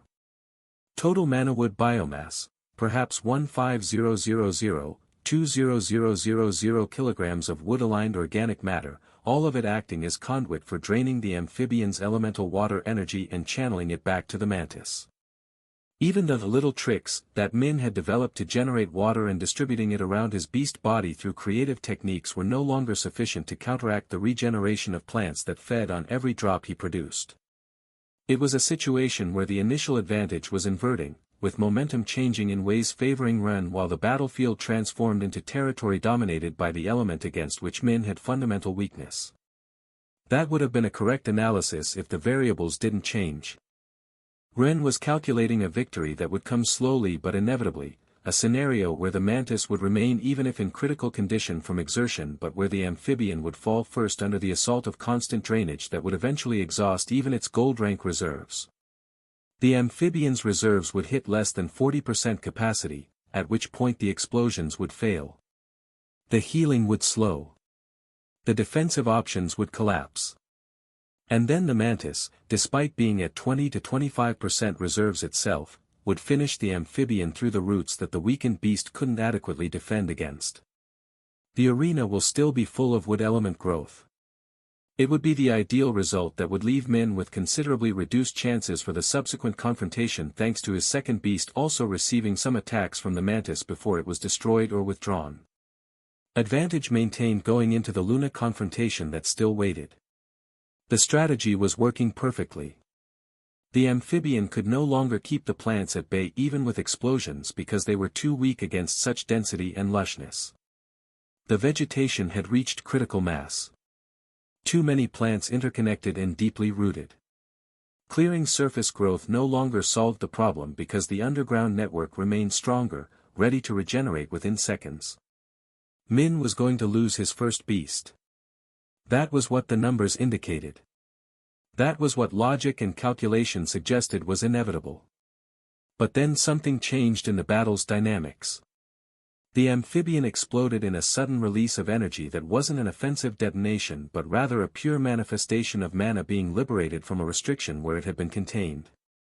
The digestion of the beasts it had consumed before had finally completed, with the absorbed beasts converting into highly usable power. It wasn't a gradual process. It was a flood. It was timing that Min had waited patiently, knowing around how long it would take for the amphibian to get this buff and planning the exchange so that the boost would arrive at the moment where his last hidden card would matter most. Min had known to keep exploding despite the losing efficiency in mana, had known that if he could maintain combat for just slightly longer, the window of opportunity would appear right when Ren thought victory was secured. He wouldn't expect what the peak in mana would let the amphibian do. Ren wouldn't recognize the attack until it was too late to adjust appropriately. Because Selphora didn't either. By the time it became obvious, the strategic calculations would already be obsolete. Rain Dance. Min shouted with enthusiasm that was absolutely genuine, with the satisfaction of seeing a complicated plan execute perfectly resonating in every syllable. The amphibian channeled a huge quantity of mana into a single technique, with the equivalent of 10% of its total reserves releasing in less than 1 second. The Rain Dance was a massive expenditure that would have completely exhausted a lower-rank creature but that the amphibian executed as if it were a reasonable investment rather than a desperate gamble. That was more energy than the mantis's total mana contained in its body at any given moment. More than the mantis had started the battle with. All of it, deployed at once. The sky above the arena darkened as moisture condensed with impossible speed. And then it began to rain. Not a gentle drizzle. But deluge. Ren observed the development with confusion about the logic of the specific technique Min had chosen. "Are you insane?" he murmured while processing the implications, his mind running through the consequences that would follow. Yes, it had temporarily fed the plants more water than they could absorb for immediate use, providing brief relief from the parasitic drainage. And yes, it had destroyed the plants close around itself through a roll that took advantage of the flooding and osmotic pressure that burst water-saturated cells. But now the entire arena was completely soaked. Saturated with humidity that was literally ideal for the growth of more plants. The mantis wouldn't absorb too much energy to do anything dramatic like exploding from taking it. It would simply leave the water in the plants to feed them as they grew and multiplied, extracting only the same manageable quantity of mana for its own body to keep within safe cycling limits. Within moments more seeds would begin germinating again. And with that much water available they would grow even more aggressively than before, with invasion and absorption accelerating to the point where the amphibian would lose control completely. It was a massive tactical error that made no sense coming from Min, who had demonstrated sophisticated understanding of elemental dynamics throughout the entire battle. Unless Min had a final card that converted water saturation from disadvantage into advantage, a technique requiring exactly this kind of setup to execute effectively. But it was too late to do anything about it regardless if Ren realized now. Min played his absolute final card. A capability that would not have been possible for a tamer with only one gold amphibian as a beast, but that became feasible when you remembered a critical detail about Min's construction as a tamer. Min was a double. He had a second gold-rank beast that shared buffs with the amphibian and that provided access to elemental control that the creature alone could never have manifested. The amphibian began absorbing large quantities of air through its mouth and emanating cold through its skin, with temperature descending precipitously as a technique that shouldn't have been possible executed with a control born from extensive practice. The descent was rapid and accelerating, not gradual cooling but active heat extraction from the environment as the amphibian's body became a living freezer radiating sub-zero temperatures in all directions. Seeds that had welcomed the deluge began absorbing moisture voraciously, their structures expanding visibly as they prepared for explosive growth that would exploit the abundant resources. Roots extended. Leaves emerged. The entire arena was transforming into a garden inflated by water that was about to leave the amphibian's control. But not yet. And every drop was mana-infused. "I'm sorry, Ren," Min called with a voice carrying a playful apology mixed with the satisfaction of a chess player executing a checkmate that the opponent hadn't seen coming. "But Grandmother Selphora gave me permission and her blessing, so I'm going to have to borrow your special element for a moment."